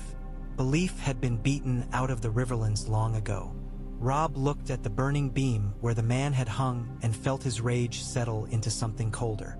Tywin Lannister wanted to teach him he could not protect everything. Robb Stark would answer by making sure the lion paid for every lesson. As the flames crackled, a raven lifted from a nearby tree and vanished into night, carrying news toward the twins. The siege was not only on the bridge. It was on the entire Riverlands, and the Riverlands had begun to fight back like a wounded animal that refused to be butchered quietly. By midnight, the twins felt less like a castle and more like a heartbeat. Maps covered the table. Raven scrolls piled high like driftwood after a flood. Maesters copied Roose Bolton's confession again and again. Wax seals pressed until their fingers went numb, because truth had to be repeated until it became louder than gold. Robb stood over the table with Jon Royce and Brynden Tully, eyes shadowed, jaw tight. Edmure pointed at Harrenhal on the map, finger jabbing as if he wanted to punch the castle through parchment. If Tywin leaves the siege to Ser Kevan Lannister, Edmure argued, we hit Harrenhal, we take it, we take his belly. And if Kevan stays steady? Brynden asked. Then we keep starving him, Jon replied. We do not chase the lion's tail while its claws still scratch at our bridge. Catelyn held a letter in her hands, knuckles white. Sansa's name lay on the page like a wound. The Crown's threats were not just words anymore. They were a tightening rope around a girl's throat. Robb saw it and his eyes softened for a heartbeat, pain cutting through iron. I haven't forgotten, he said quietly. Catelyn's voice shook. They will hurt her, she whispered. They will try, Robb replied, and the steadiness in his voice was the only thing keeping Catelyn from breaking. And we will answer. Beric Dondarrion stood near the wall, silent, watching the lords argue. He looked like a man who had died and kept walking anyway, and perhaps he had. His presence made the room feel less noble and more honest. In the corner, Roose Bolton sat in chains, pale eyes fixed on the map. He did not speak unless spoken to. That was his punishment for now. Silence while men shaped the world he had tried to sell. You look like you're still counting, Brynden muttered toward him. Roose's mouth twitched faintly. Counting is how men survive, he replied softly. Robb's gaze snapped to him. You survived, Robb said. Now you will watch your survival become useless. Roose's eyes remained calm. Uselessness is the only death I fear, he murmured. Jon Royce's voice cut through the tension. A raven from the Vale, he said, holding up a fresh scroll. Robb took it and broke the seal. The message was short, written in Anya Waynwood's hand and stamped with Lord Robert Arryn's seal. The Vale host remained. Petyr Baelish had been removed from the Ares Inner Council. Any lord who fled now would be named in the Vale's records as a coward. Robb exhaled slowly. Relief tried to rise in him like warmth and found iron instead. Good, he said. Catelyn's eyes closed briefly, gratitude sharp as pain. Brynden's mouth tightened into something like approval. Then we bleed the lion until he's forced to choose between siege and city, he said. Robb nodded once, decision settling. We hold the twins with enough men to make it unbreakable, he said. Edmure commands the towers. Jon, your knights hold the bridge line. His gaze turned to Beric. The Brotherhood high. T.S. the woods. Every wagon. Every messenger. Every raider. Beric inclined his head. We already do, he said quietly. Robb's eyes narrowed, voice dropping. And I will send a message to King's Landing, he said. Not a threat, a certainty. He looked at Catelyn. Sansa Stark will come home. Catelyn's throat tightened. She could not speak, so she nodded. Robb turned back to the map, finger tracing the roads leading to the city. Tywin Lannister thinks he can end wars with feasts, with fear, with time, Robb said softly. Let him. His eyes hardened. I will end this one by taking away the thing he trusts most. And what is that? Edmure asked, voice rough. Robb's gaze lifted to the piled raven scrolls, to the confession copies, to the banners above the table. Wolf and falcon hanging together like a promise the realm could not ignore. Control, Robb said. Outside, the wind rattled the windows like impatient fingers. Inside, the twins' war room burned with candlelight and resolve. The siege still waited across the river. King's Landing still held Sansa Stark. Tywin Lannister still had time, and roses and lions still tightened their alliance. But now the Riverlands had begun to bite everywhere at once. The Vale had refused to be recalled by a mockingbird's ring, and a boy king who should have died at a wedding was learning how to squeeze the realm's throat without ever stepping into the lion's mouth again. The next move would not be a single battle. It would be the slow collapse of the lion's certainty, until even Tywin Lannister was forced to admit that time was not his alone.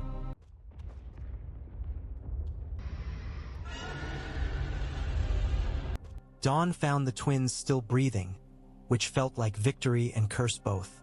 The war room stank of wet wool and smoke and ink. Raven scrolls lay piled like driftwood after a flood.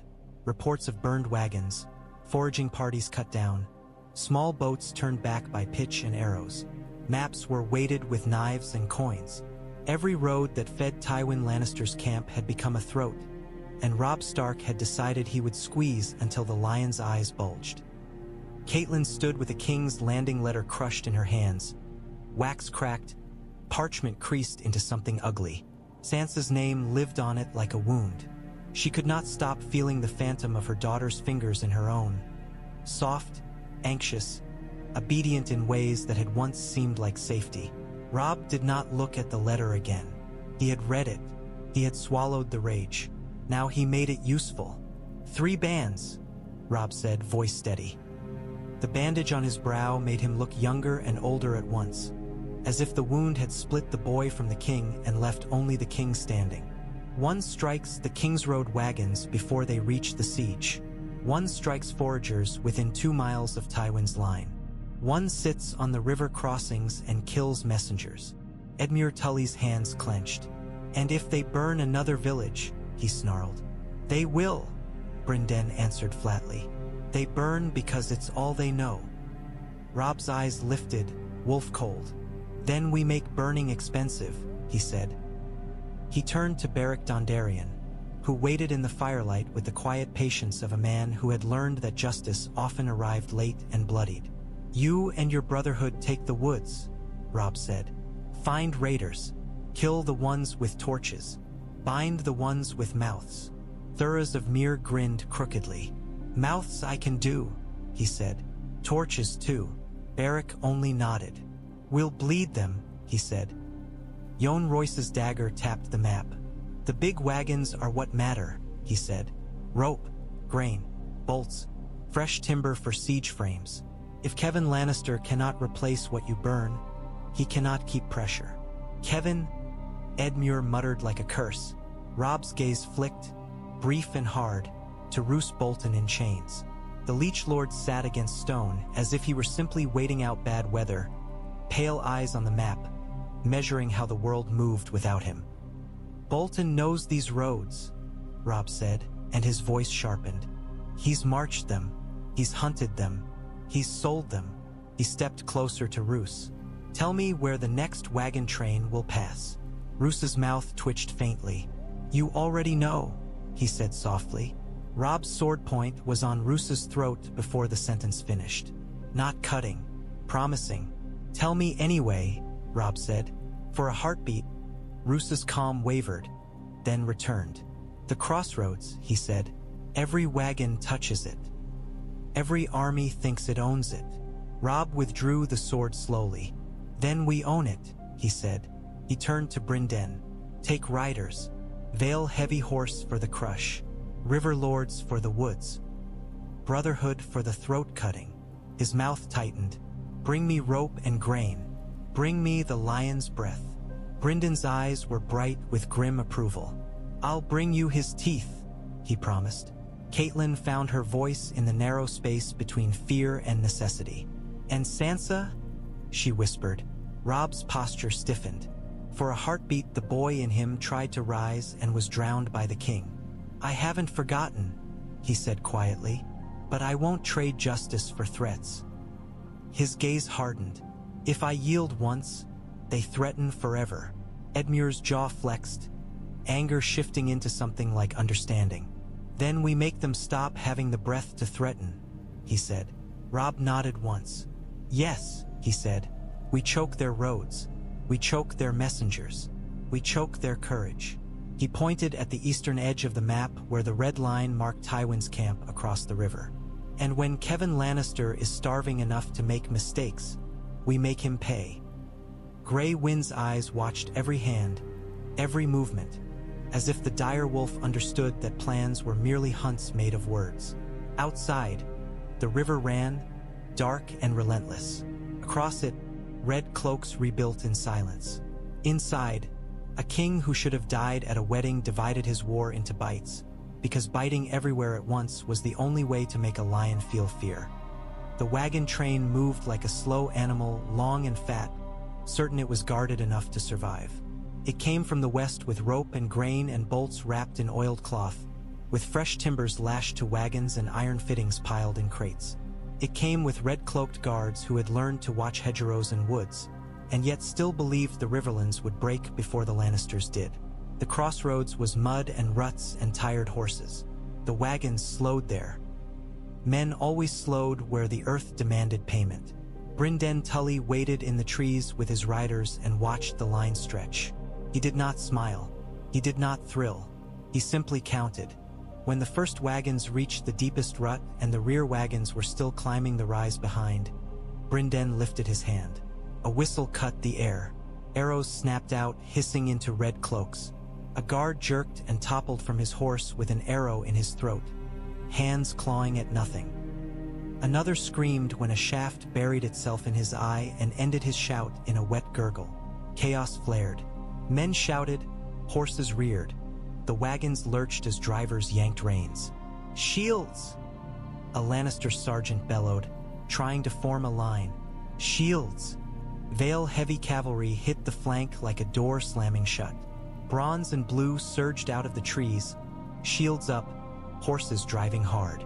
The first impact crushed two men together, armor clanging, bodies folded into mud. A lance punched through a sergeant's shoulder and pinned him to a wagon side, his scream turning ragged as the wagon jolted.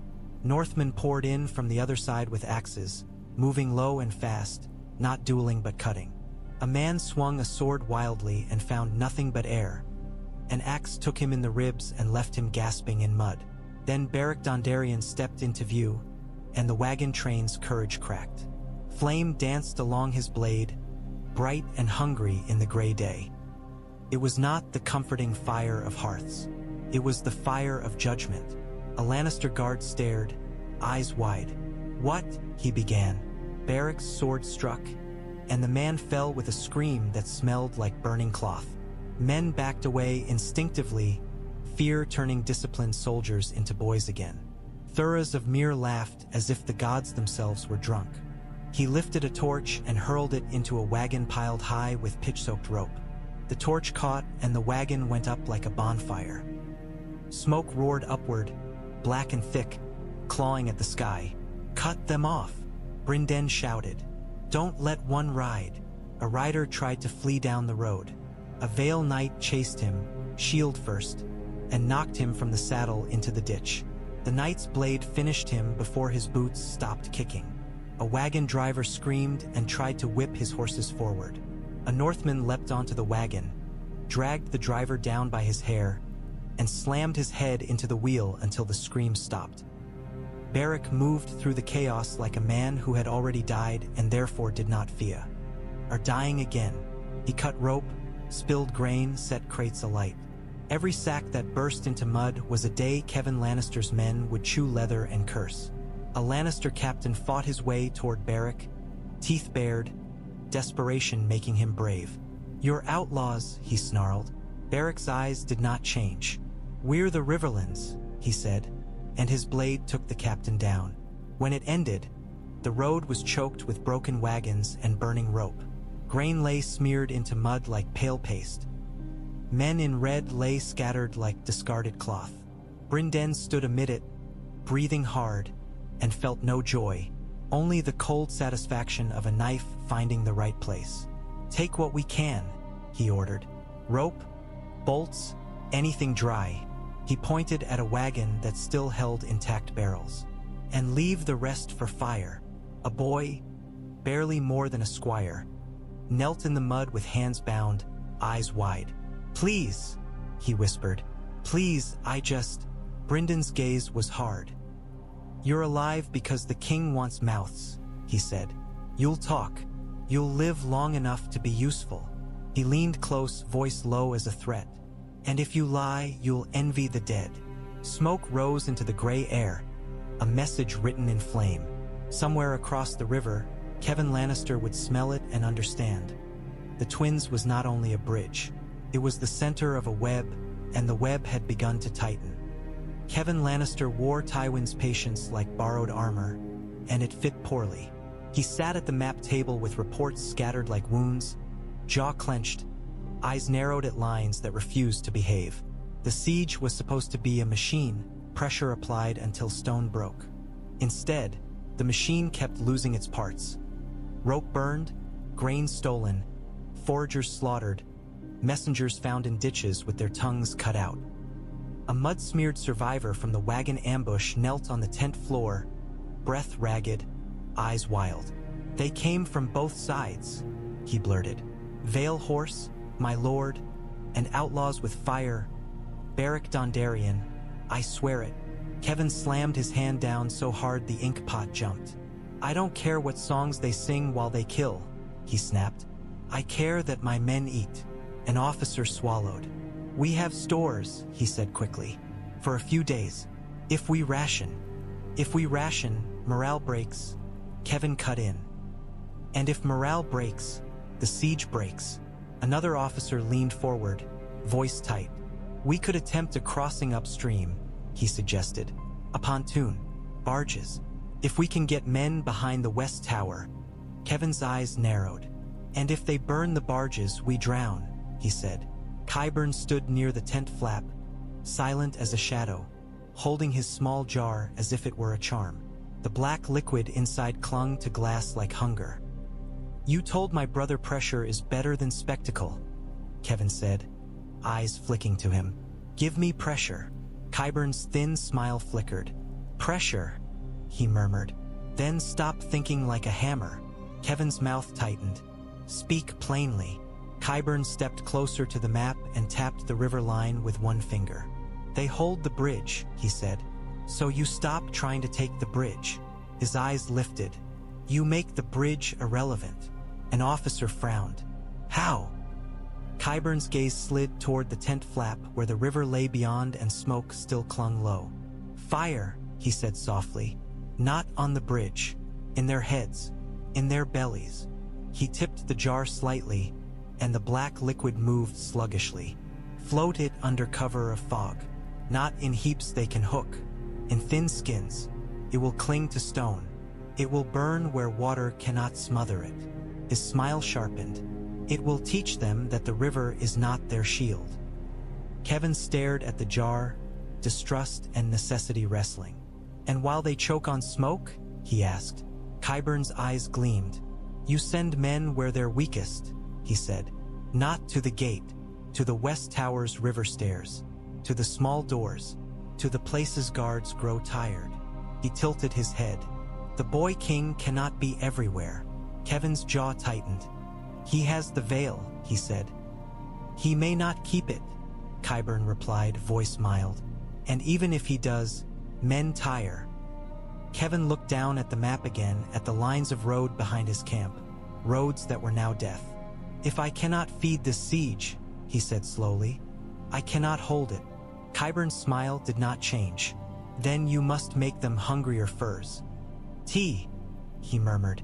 Kevin exhaled, hard. He could feel Tywin's absence like a weight missing from the tent. Tywin would have made this decision in one heartbeat and never looked back. Kevin had to carry it in his chest like a stone. "Prepare a night probe," Kevin ordered at last. "Small boats, ladders, and Qyburn's refinement." His voice hardened. "And double the raiding parties. Burn any hamlet that sends bread toward that bridge." An officer hesitated. "That will drive more small folk to Stark," he warned. Kevin's eyes turned cold. "They're already there," he said. "Let them learn what loyalty costs." Outside, the rebuilt scorpion frames creaked as men worked. Ravens rattled in cages. The river kept running. Kevin Lannister stared at the map and felt the siege become what it truly was. Not a battle of stone, but a battle of endurance. And somewhere on the west bank, Robb Stark was turning endurance into a weapon too. The fog returned like a familiar enemy. It rolled over the river in thick sheets, swallowing torchlight and turning the world into a narrow tunnel of breath and listening. The twins' men stood silent on the parapets, bows drawn, eyes straining, because fog was where Tywin liked to hide his tests. Below, the river moved in a slow, black whisper. Then something else moved with it. thin skins of darkness drifting against the current, barely visible until the fog shifted and revealed a faint sheen. Robb saw it from the battlement and felt his stomach tighten. Not brushwood, not crude burning heaps, something subtler, something meant to slip under hooks and laugh at buckets. Qyburn, Jon Royce murmured beside him. The first skin brushed the stone brace beneath the bridge and split. Black liquid spread like oil and caught flame where a hidden wick touched. Fire blossomed low, clinging to stone and wood. It did not leap up in dramatic tongues. Crawled, patient and hungry, eating seams. Men on the river stairs shouted. Water! Edmure bellowed, torch already in his hand, eyes wide with rage. Sand! Smother it! Buckets poured, but the fire floated. Wet cloaks slapped down, but the liquid clung. Smoke rose, sharp and choking, and it felt less like an attack on timber and more like an attack on lungs. Out of the fog, shapes emerged at the river stairs.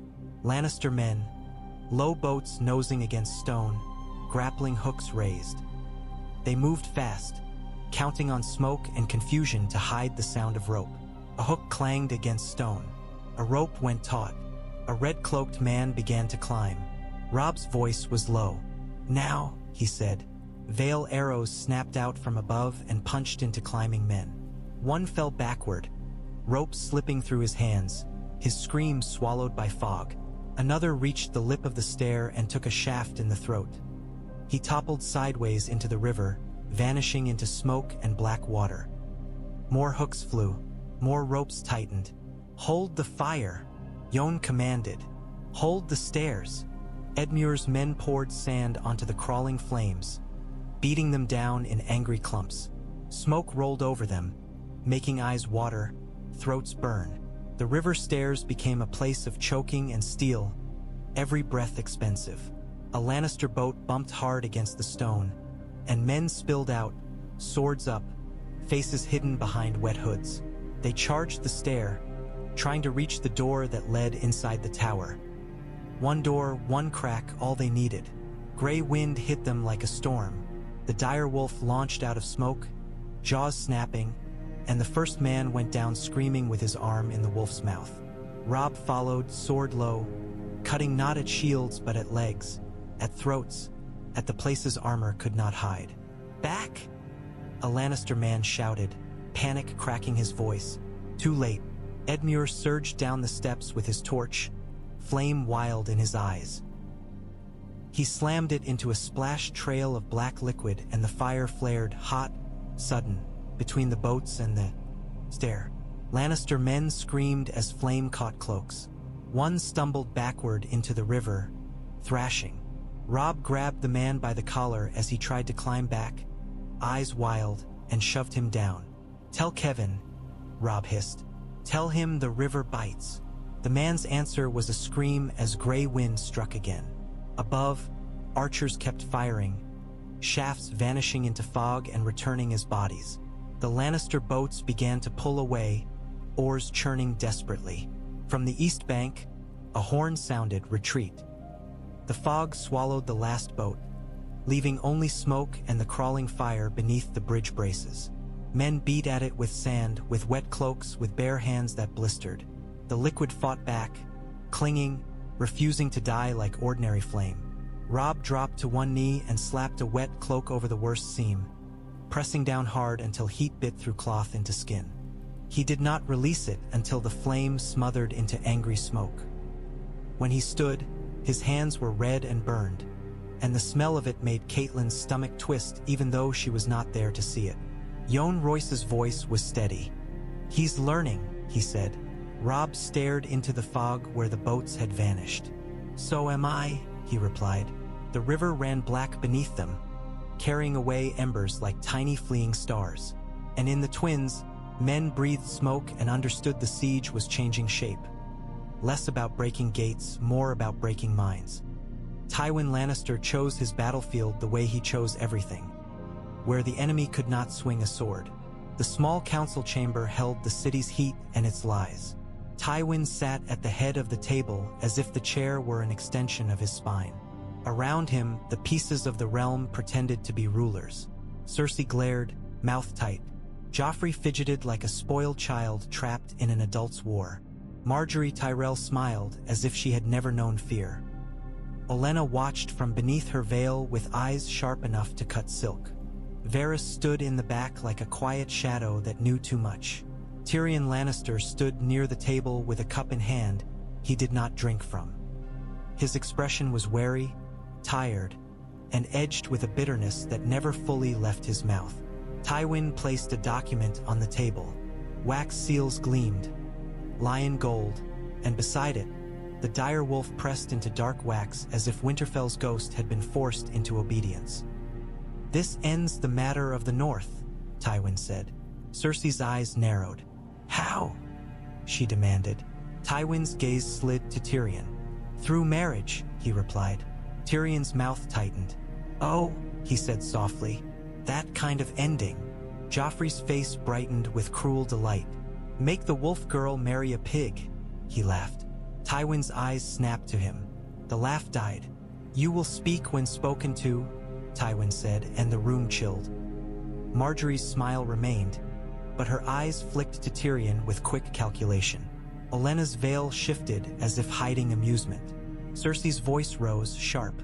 "You cannot be serious," she hissed. "Sansa Stark is a key," Tywin cut in. "And keys go where locks are." Tyrion's cup trembled slightly in his hand. "And I am the lock," he said, voice dry. "How flattering." "You are a Lannister," Tywin replied, "and you will do what House Lannister requires." Tyrion's eyes flashed. "You require a child," he said, and the word child hung dangerous in the air. Tywin's face did not change. "I require Winterfell," he said. "I require the North Tide to this city by law." He leaned forward slightly. "Robb Stark can hold a bridge. He cannot hold a marriage contract signed before gods and men." Varys spoke softly, cautious. "It will provoke him," he warned. Tywin's gaze remained cold. "Good," he said. "Let him rage. Rage makes mistakes." Olenna's voice drifted in, sweet as poison. "And what of the girl's wishes?" she asked with false innocence. Tywin's eyes slid to her. "The girl's wishes are irrelevant," he replied. "She is a hostage. Hostages do not get wishes. They get leverage." Margaery's smile softened into something that might have been pity or strategy. "It will be difficult," she said gently. "The people have a taste for love stories." Tywin's mouth tightened. "Then we feed them a different story," he said. "A story of reconciliation. A story of the realm healing." He glanced at Joffrey. "A story of the king's mercy." Joffrey's lip curled. "Mercy is boring," he muttered. Chivinyigi ignored him. He looked at Tyrion again. "You will marry Sansa Stark," he said. "You will claim Winterfell in her name." His voice dropped. "Iron. And you will be grateful, because I could have given her to a man who enjoys hurting things." Cersei's eyes flashed, and she knew Tywin meant Joffrey. Tyrion's throat worked. He looked away, jaw tight, as if swallowing something bitter. "And if I refuse?" he asked quietly. Tywin's gaze did not waver. "Then you are no son of mine," he said. "And you will discover how small a man becomes when he no longer carries a lion's shadow." Silence held the room. Varys's eyes lowered, pity useless. Olenna's veil hid whatever smile might have appeared. Margaery watched Tyrion like a woman watching a man step onto a knife. Tyrion set his cup down slowly and stared at the direwolf seal on the contract as if it were a wound pressed into wax. "Very well," Tyrion said at last. His voice was steady, but something inside it broke. "I will marry her." Tywin nodded once, as if confirming a simple account. "Good," he said. "Send for the High Septon, prepare the September, and ensure the girl understands the honor she is being granted." Cersei's smile returned, thin and satisfied. Joffrey's eyes gleamed with anticipation. The Tyrells looked pleased in the way gardeners looked pleased when a plant bent the way they wanted. And somewhere far away, on a bridge choked with smoke, Robb Stark fought a siege with steel while Tywin Lannister strangled his hope with ink. Sansa Stark learned of her wedding the way she learned everything in King's Landing. As a sentence, not as a choice. The chamber they kept her in smelled of lavender and trapped air. Thin sunlight fell through the high window and made dust motes drift like tiny ghosts. On the bed lay a veil, pale and delicate, as if the softness of cloth could disguise the hardness of what it meant. A Septa stood near the wall with folded hands, face pinched in a constant expression of disappointed prayer. 2 gold cloaks waited outside the door, their shadows stretched long across the stone. Sansa sat on the edge of the bed and held a piece of cloth in her hands. Some scrap she had kept, a habit of home. Her fingers clenched and unclenched as if trying to remember what it felt like to hold something that belonged to her. The door opened. Tyrion Lannister stood there, smaller than his reputation and heavier than his jokes. His eyes looked tired. He held his hands open as if showing he carried no weapon. "I didn't choose this," he said quietly. Sansa did not look up at first. She had learned that looking at men in the city often invited them to believe you belonged to them. "I know," she whispered. The words surprised her. They were true and they were useless. Tyrion stepped inside, stopped as if unsure how close he was allowed to be. "My father believes he can win wars by writing them," he said. Sansa's throat tightened. "My brother wins wars by bleeding," she replied, and the thought of Robb's blood made her chest ache. Tyrion flinched, not with fear, but with a kind of shame. "Yes," he said, "and your brother has been inconveniently alive."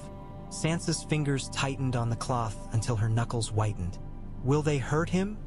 she asked, and hated herself for asking as if a Lannister might offer comfort.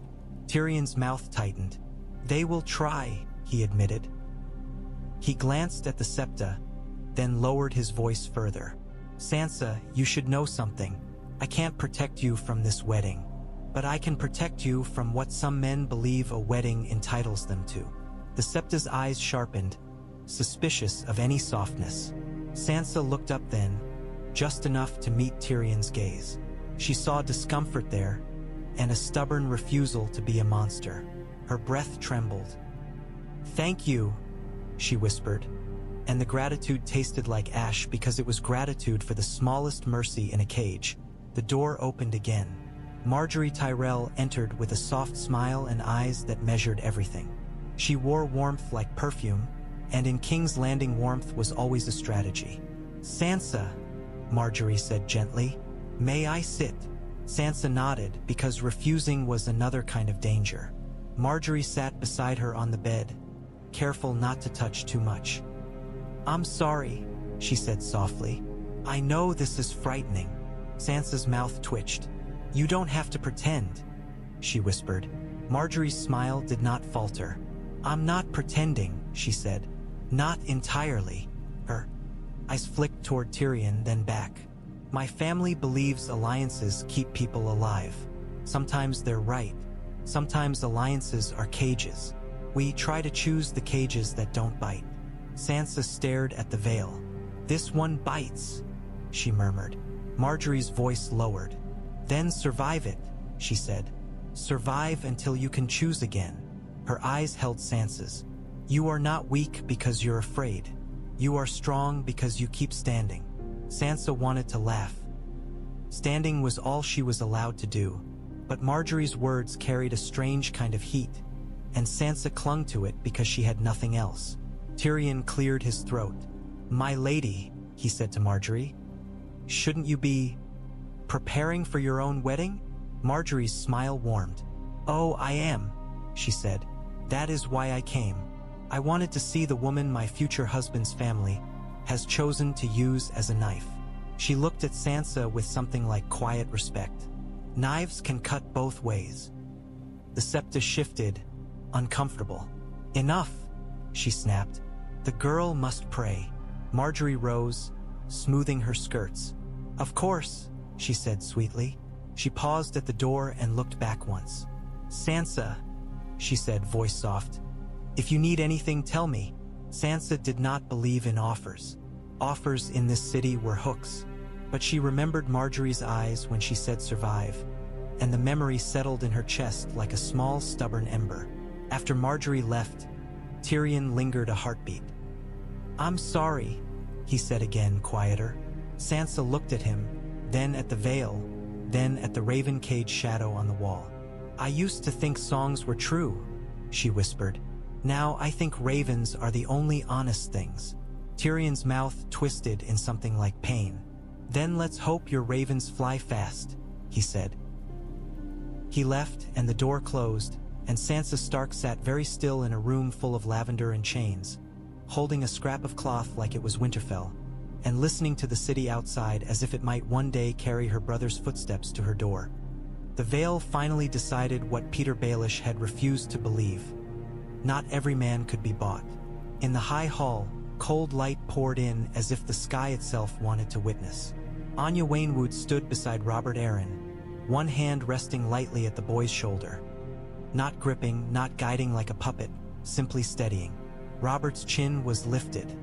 His eyes were wet, but his voice had found a strange, stubborn firmness. Petyr Baelish smiled tightly as guards stepped closer. His hands lifted in a gesture of innocence that had persuaded queens and fools alike. "My lady," Petyr said softly, looking at Anya as if she were unreasonable whether. "This is unnecessary. We are allies." "You are a guest," Anya replied, "and you have exhausted your welcome." Lysa Arryn surged forward, panic in her eyes. "No," she whispered. "Petyr, don't." Petyr turned to her, and for a heartbeat his smile softened into something that looked like tenderness. "Lysa," he murmured, and the softness was a blade too. "Don't be frightened. They won't dare." Nestor Royce's voice came like a hammer. "They will," he said. Petyr's eyes flicked, quick, assessing. He saw the lords around him with faces set like stone. He saw the guards' hands on spear shafts. He saw the room's mood, and he understood, finally, that charm had found rock. Robert Arryn's thin voice rose, trembling but clear. "I don't want him," he said. The words cut. Lysa's face twisted as if struck. Petyr's smile froze. Anya's voice softened. Just enough. "My lord," she said. "Speak if you wish." Robert swallowed hard.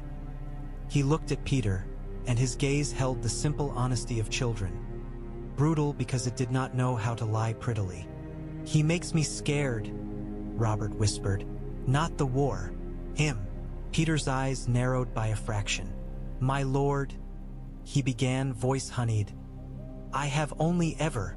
"Enough," Anya cut in. "You have used the boy's name like a rope. You have used his mother like a door.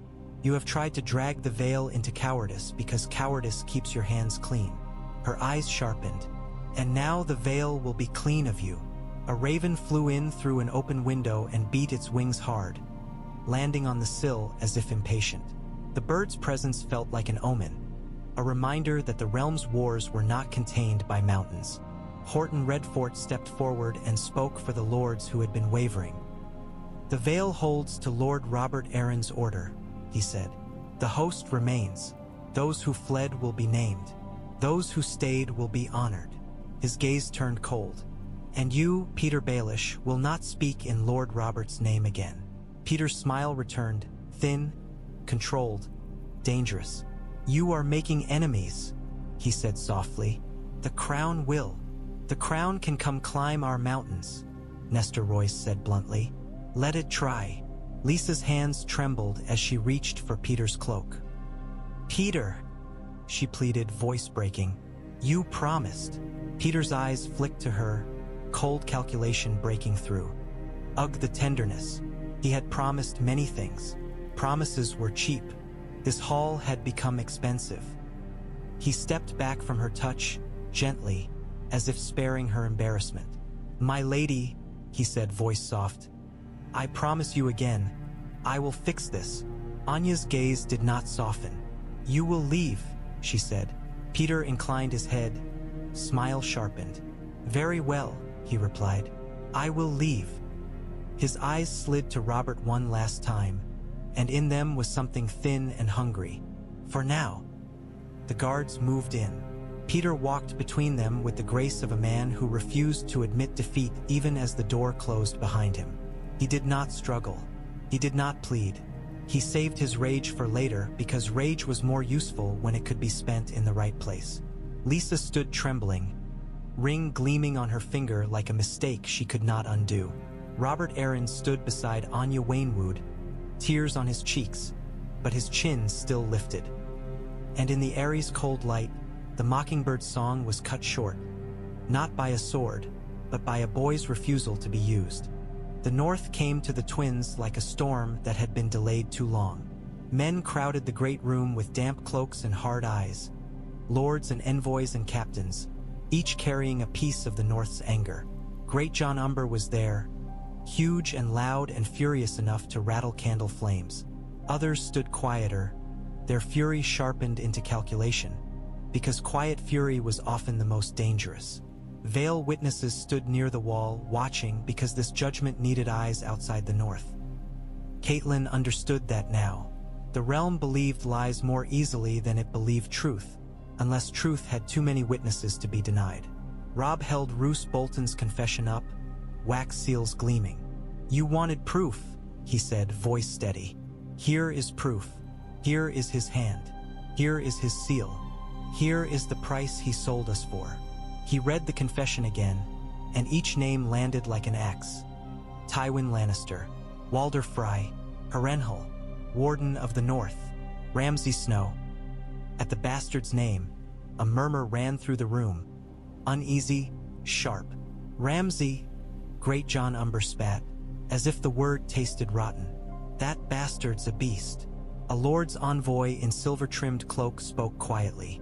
"If Ramsay Snow holds the Dreadfort's cruelty," he said, "he will spread it. The North must act." "Act?" A Karstark man snarled. "We should flay Bolton and be done." Jon Royce's calm voice cut through. "Flaying is a Bolton custom," he said. "Do not become what you hate." Great John slammed his fist on the table. "I don't care what we become," he roared. "I care that leeches don't drink my king." Robb lifted a hand. The room quieted because the room remembered he was king, and because the siege across the river made any fracture feel like death. "Bring him," Robb ordered. The doors opened, and Roose Bolton was dragged in under guard, chains clinking. His pale face was calm. He looked around as if counting men, weighing whether any of them could be bought even now. The room snarled. Great John surged forward, bellowing. "Leech!" Vale shields shifted, subtle, not threatening Great John, reminding him. Jon's gaze was a warning without words. Robb stepped between the fury and the captive. "You will have him," Robb said to the room. "Not today, not in chaos. You will have him in judgment, with every lord present, with the Vale watching, with maesters writing." His eyes narrowed. "And when he dies, he will die in a way the realm cannot call rumor." Roose's eyes met Robb's. "You are building theater," he said softly. Robb's smile was thin. "You taught me," he replied. "You taught me that truth is not enough. It must be seen." A lord spat. "He admits it," the man growled. Roose's mouth twitched faintly. "I admit nothing I cannot deny later," he said. Catelyn stepped forward, voice sharp. "You admitted it in ink," she said. "And the ink is on raven wings." Roose's eyes slid to her, mild. "Ink can be questioned," he replied.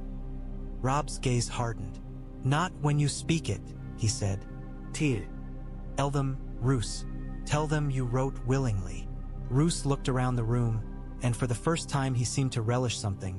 This audience, this anger, this proof of how much poison one man could spill. "Willingly," he said. A stunned hush hit the room. Even Great John Umber's roar died in his throat. Robb turned to the northern lords. "The Dreadfort will be commanded to arrest Ramsay Snow," he said. "Every Bolton bannerman will be required to swear again, or be treated as traitor." His voice dropped. "And the North will not splinter because one leech tried to drink it dry."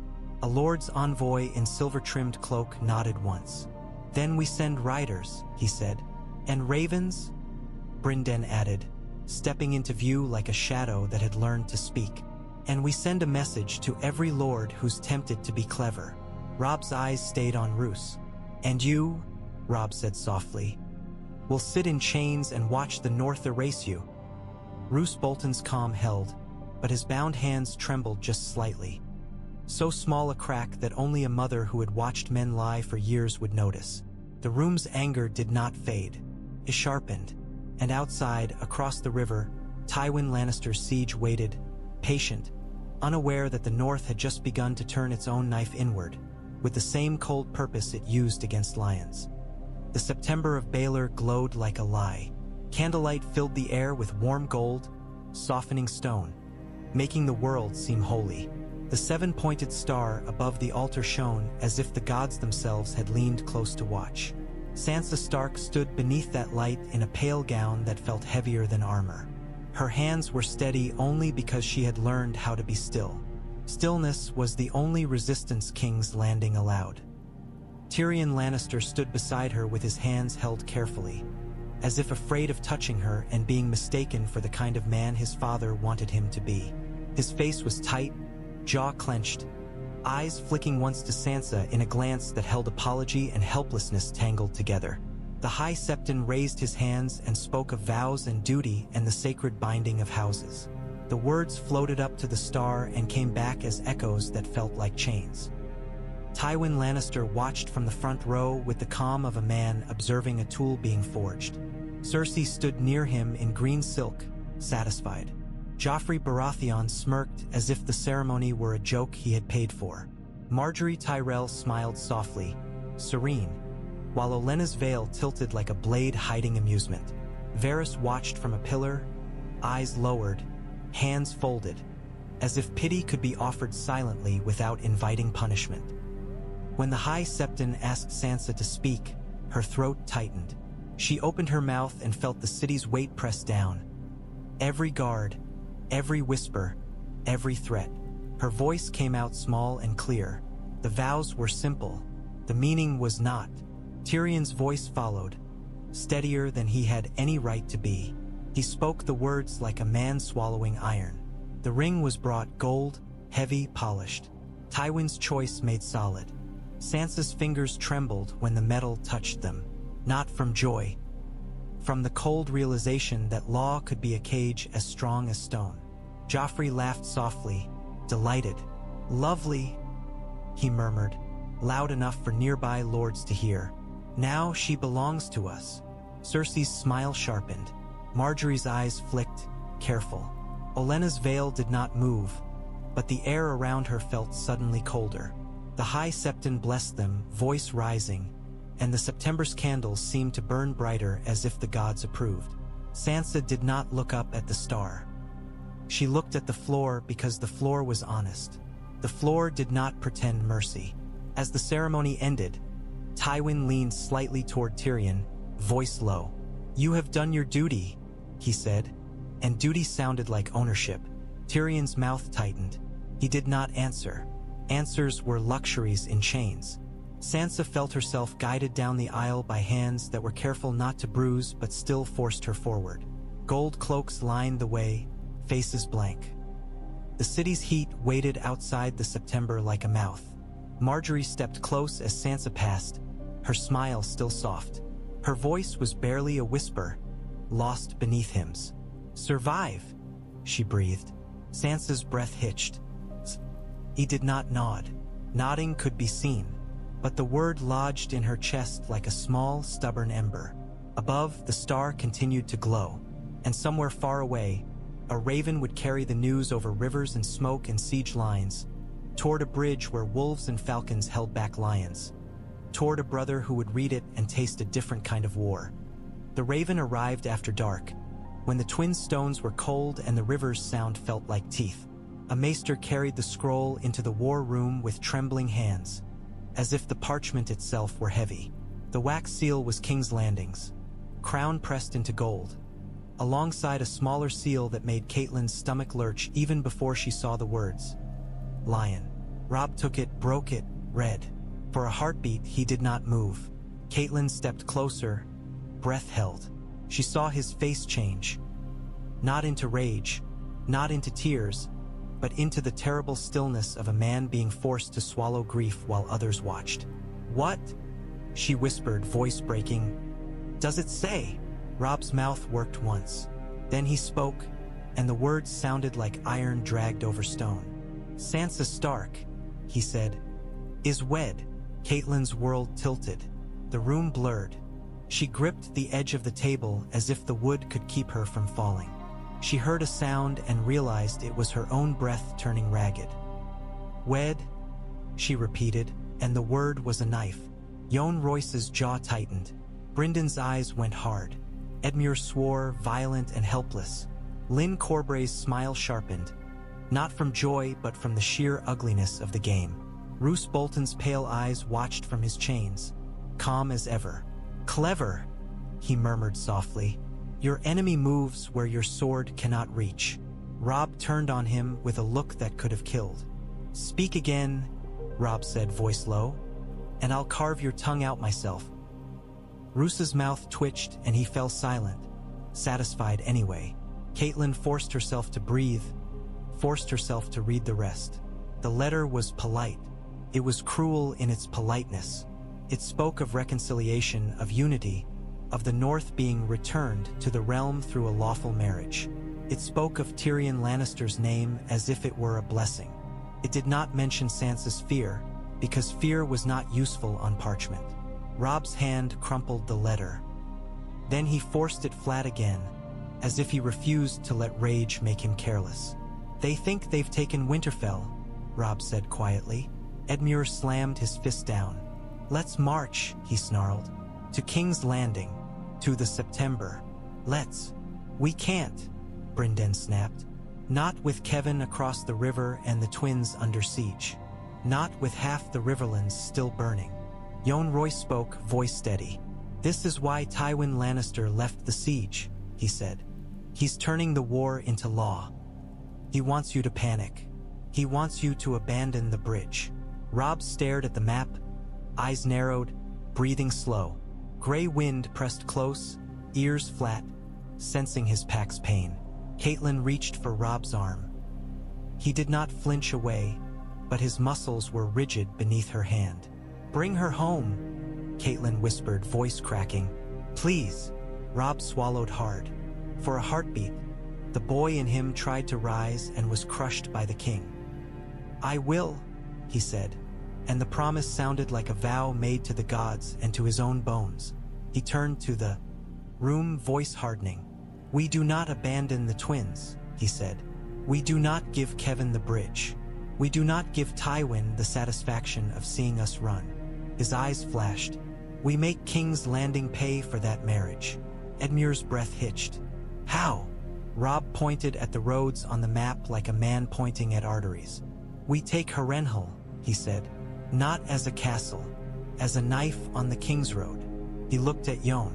"Vale Cavalli, river lords in the woods, brotherhood for the shadows."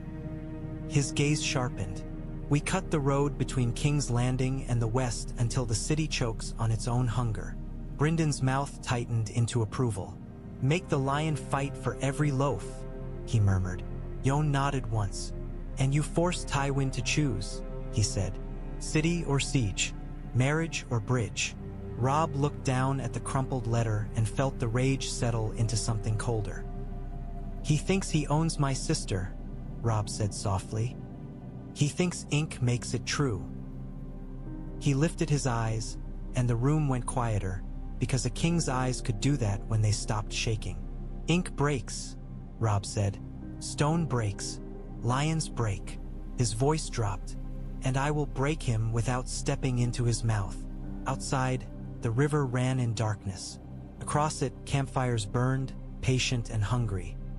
Inside, a mother held her grief like a blade, and a boy king who had survived a wedding meant to end him began to plan a war that would reach past bridges and sieges and strike at the heart of the realm. Because now the war was not only about crowns. It was about bringing a sister home from the city that had stolen everything and still demanded more. Somewhere in the dark, ravens flew faster than fear. And somewhere ahead, on a rain-slick Kingsroad, the next trap was already being laid. Robb Stark read the raven again. not because he expected the words to change, but because he needed to feel them harden into something he could carry without breaking. Sansa Stark weht. Tyrion Lannister, husband. Winterfell claimed in ink. Catelyn stood behind him, breath shallow, hands gripping her cloak so tightly the fabric creaked. She did not weep. She could not afford to, not in front of men who would mistake grief for weakness.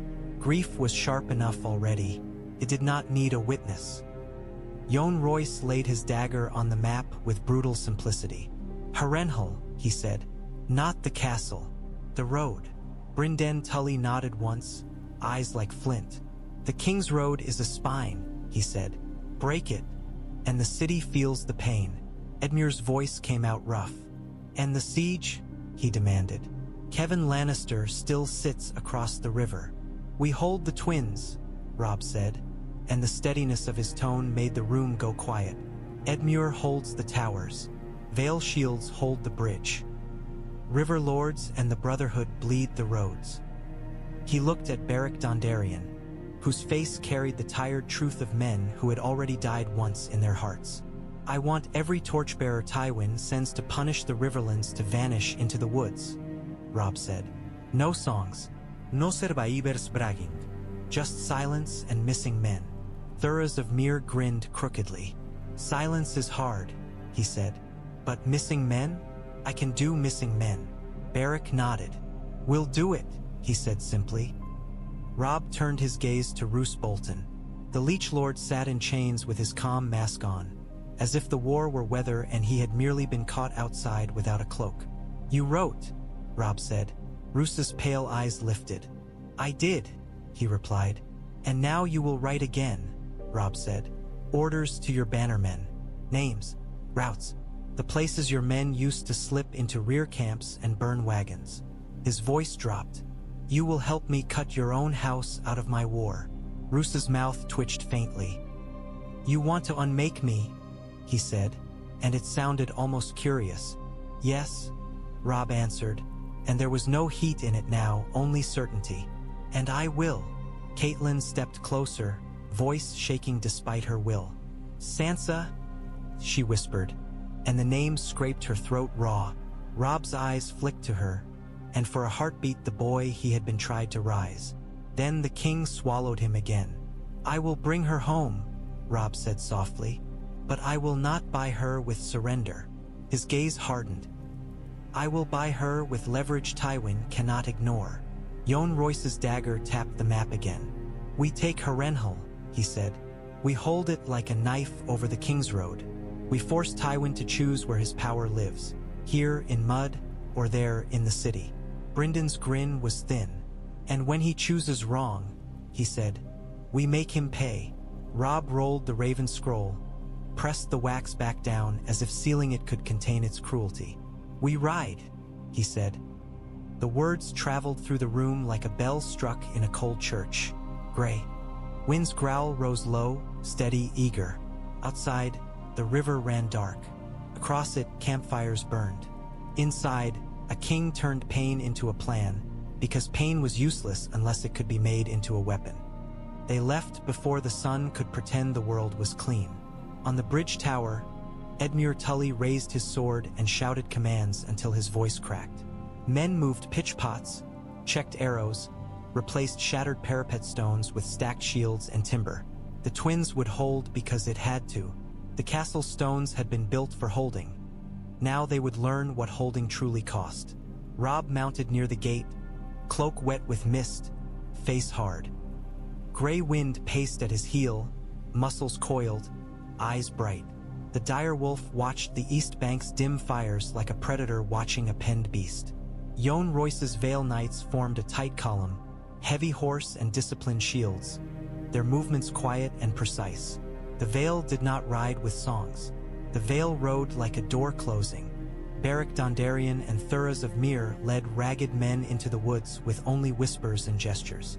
The Brotherhood without banners did not need banners. They were a banner made of missing sons and burned farms.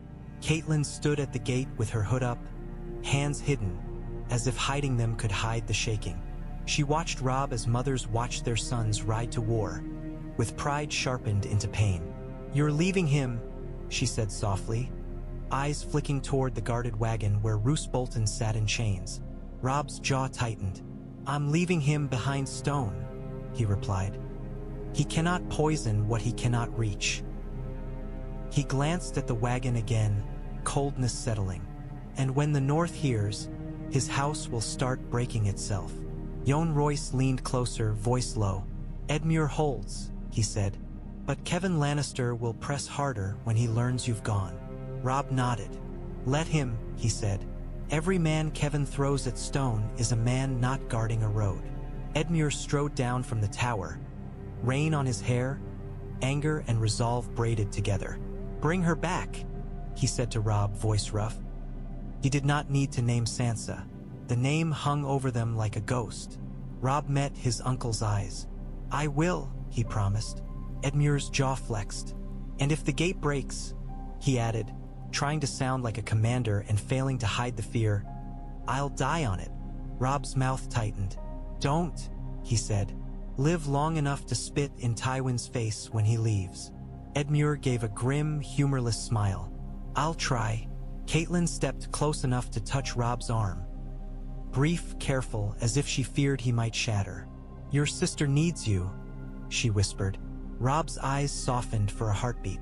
"So do my men," he said, and the words were the cruel truth of crowns. "I can't bring her home if I lose here." He turned his horse. The Vale column shifted with him. Northmen fell into line. Barracks outlaws vanished into trees like shadows swallowing fire. Robb rode out through the gate beneath wolf and falcon banners, leaving the twins behind to hold against the lion's patience. Across the river, the East Bank campfires burned in stubborn rows. Kevin Lannister would see the movement soon and thin. Kay the Boy King was fleeing. Robb Stark did not flee. He hunted. Harrenhal rose out of the Riverlands like a nightmare that had decided to be permanent. Its towers were too big, too black, too broken to feel human. Stone that had once meant power now meant ruin, and ruin had a gravity of its own. Even from a distance, the castle felt like it was watching, patient, cursed, hungry for more names to swallow. Robb Stark watched it from a wooded ridge with Jon Royce beside him. Vale knights waited in disciplined silence, lances down, horses held quiet. Northmen crouched in brush, faces smeared with mud, hands on axe hafts. Beric Dondarrion stood near Thuras of Myr, his sword unlit for once, flame kept in reserve like a prayer. "Lannister banners," Brynden Tully murmured, peering through branches. "Not many." Jon's gaze narrowed. "Tywin stripped it," he said. "Or Kevin did. They need men at the twins." His voice stayed flat. "That makes this place takeable." Robb's mouth tightened. "Takeable doesn't mean easy," he said. Nothing about Harrenhal was easy. Even the air near it felt wrong. Too heavy. As if the castle remembered every scream it had ever held and wanted to hear them again. Beric's voice came quiet. "We can get men inside," he said. "Old tunnels, postern doors. Harrenhal has more holes than honor." Thuras grinned. "Holes are good," he said. "Holes are how you put fire where you want it." Robb's eyes stayed on the walls. Red cloaks moved along battlements, slow and careless, as if the castle's size made them safe. Men always believed stone made them safe. Men always forgot stone could be climbed, burned, undermined. "We don't storm," Robb said. "We split." He pointed. "Beric, your men take the postern if you can. Quiet. No torches until you're inside. Jon, Vale Heavy Horse takes the gate once it opens. Northmen follow and clear the yard." His gaze hardened. "I want their commander alive if possible. I want names. I want orders. I want to know exactly what Tywin's left here." "And if we can't take him alive?" Brynden asked. Robb's answer was ice. "Then take his head," he said. Catelyn rode behind the main ridge, kept out of the first strike but close enough to be part of the war spine. She watched her son's posture and recognized it. The same rigid focus Ned had worn before battle, the same refusal to let fear become noise. Below, smoke rose from distant farms, thin black fingers clawing at the sky. Tywin's punishment was already crawling through the Riverlands. Every hour wasted was another barn burned, another child running, another mother weeping into ash. Robb saw the smoke too. His jaw tightened. "Now," he said. Beric vanished into the trees with men moving like ghosts. Thuras followed with his torch hidden under his cloak. Vale riders shifted, preparing to explode forward.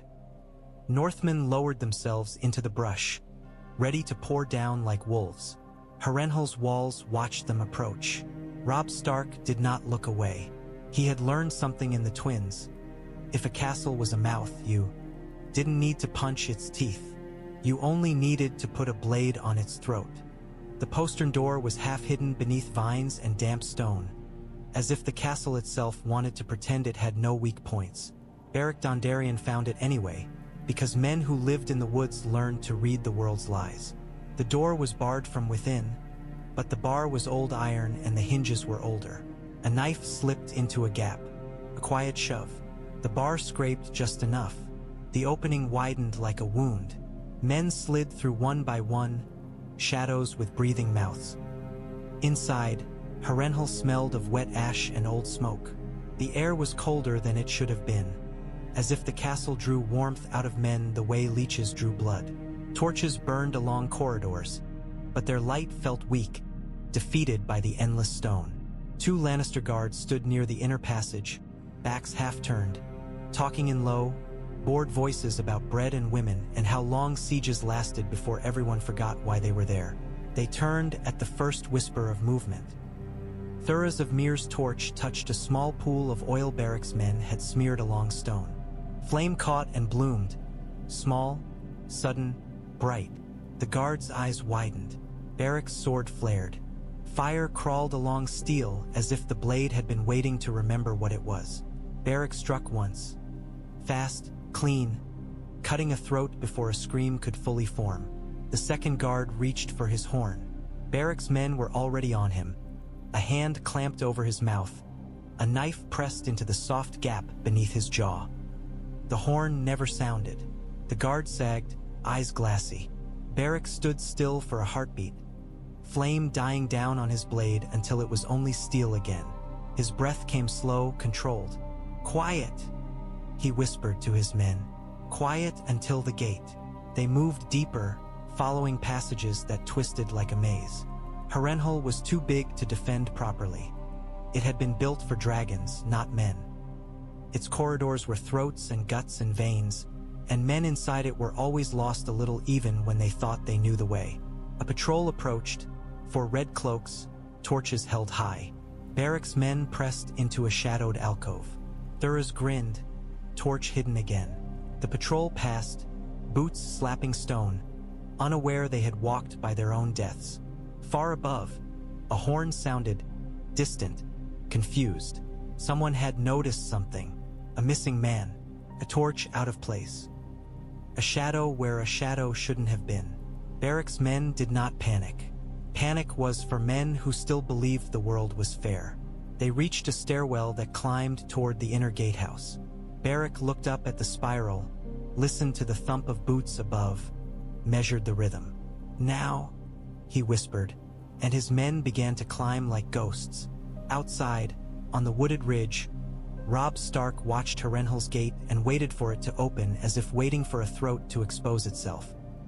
Inside, Beric Dondarrion moved through the castle's dark belly with fire held in check, because fire was loud and loud invited slaughter.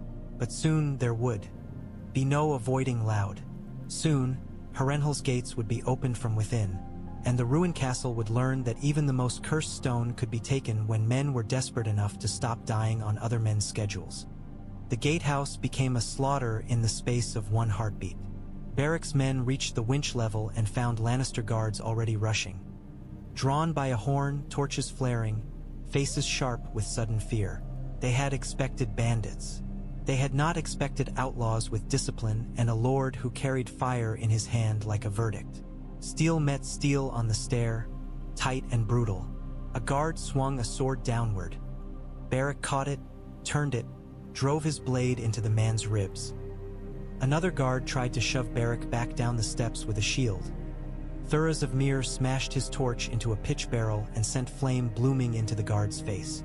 The man screamed, dropped his shield, hands clawing at burning hair. "Turn it!" Beric shouted, and 2 of his men threw themselves at the winch, cranking with desperate strength. Chains groaned, heavy wood shuddered. Below, the main gate began to move. Outside, Robb Stark saw it, the smallest shift, the first inch of opening, and his world narrowed to a single command. "Now," Robb roared, and the Vale crashed forward. Jon Royce led the heavy horse like a bronze avalanche, shields up, hoofs pounding.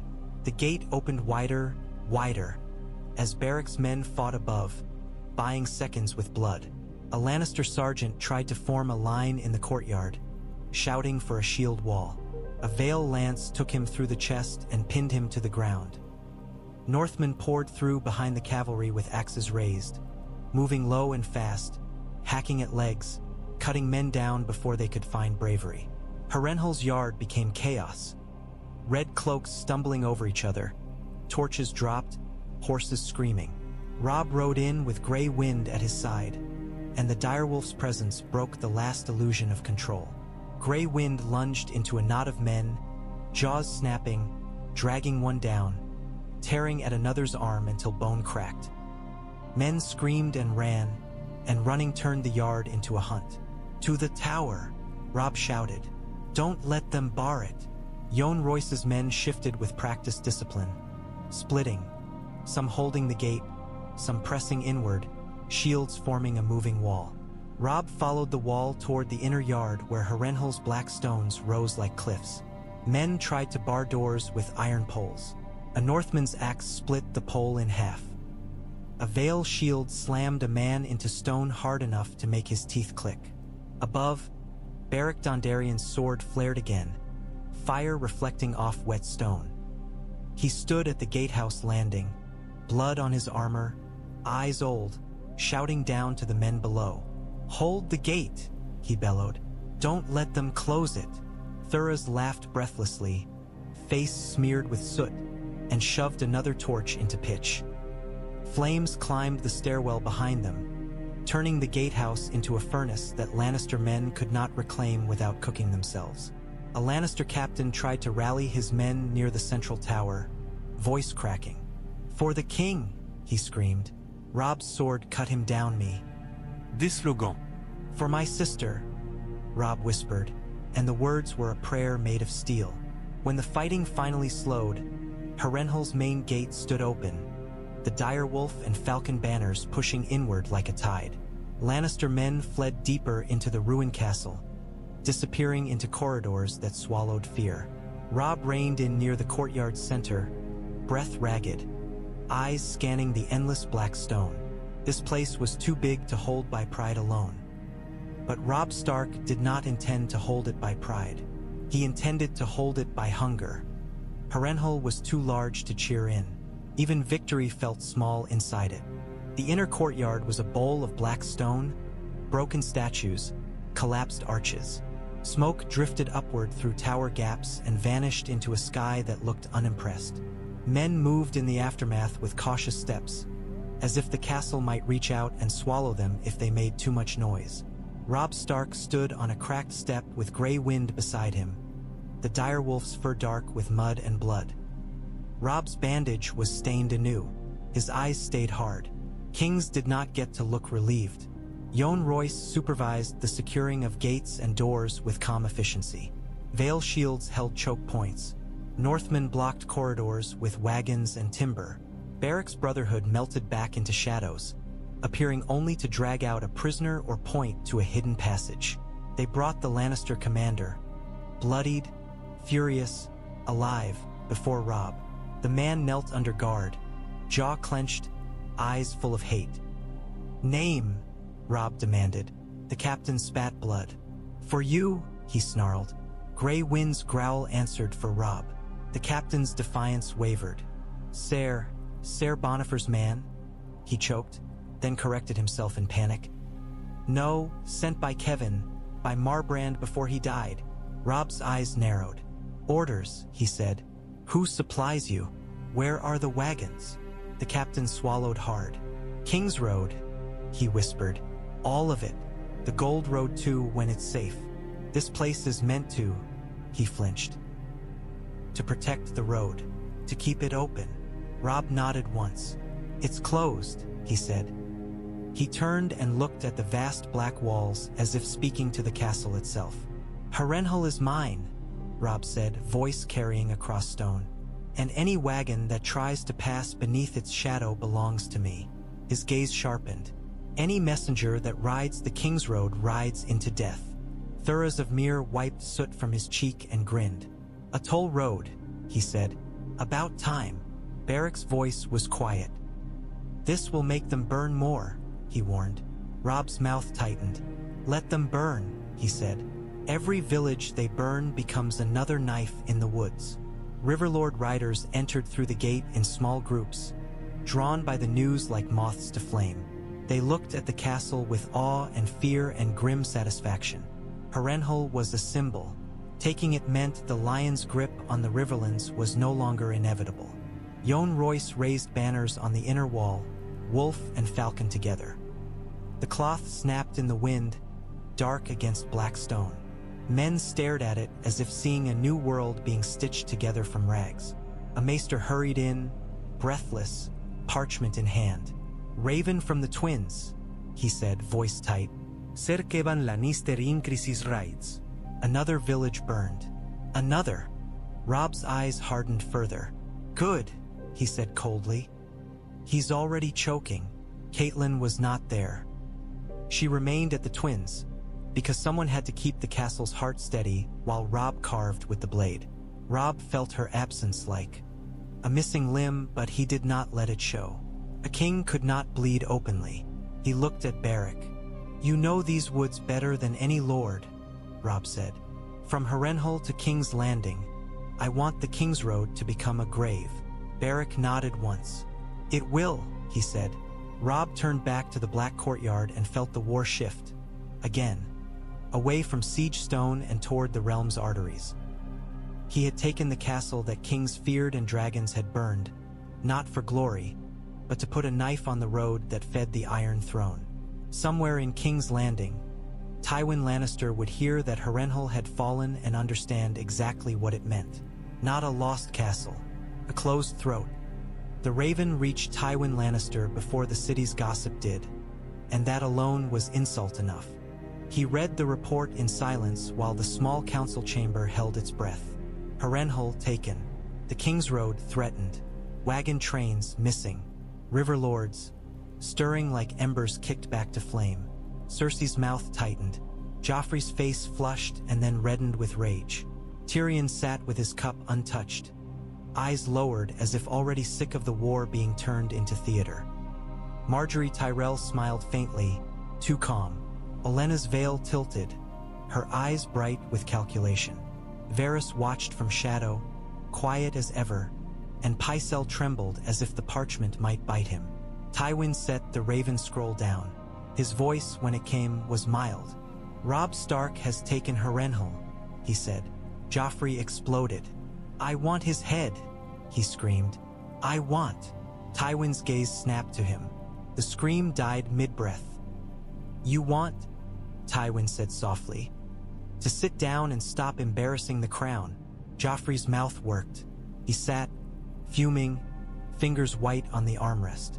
Cersei leaned forward, eyes sharp. How? She demanded. How did he take it? Harrenhal is a ruin, Tywin cut in. And ruins are hard to defend when your men are starving and your commanders are dead. His eyes flicked toward Tyrion, not accusing, merely noting the chain of consequences. Marbrand killed, Gregor wounded, the siege strained, the road bitten. Marjorie's smile warmed by a fraction.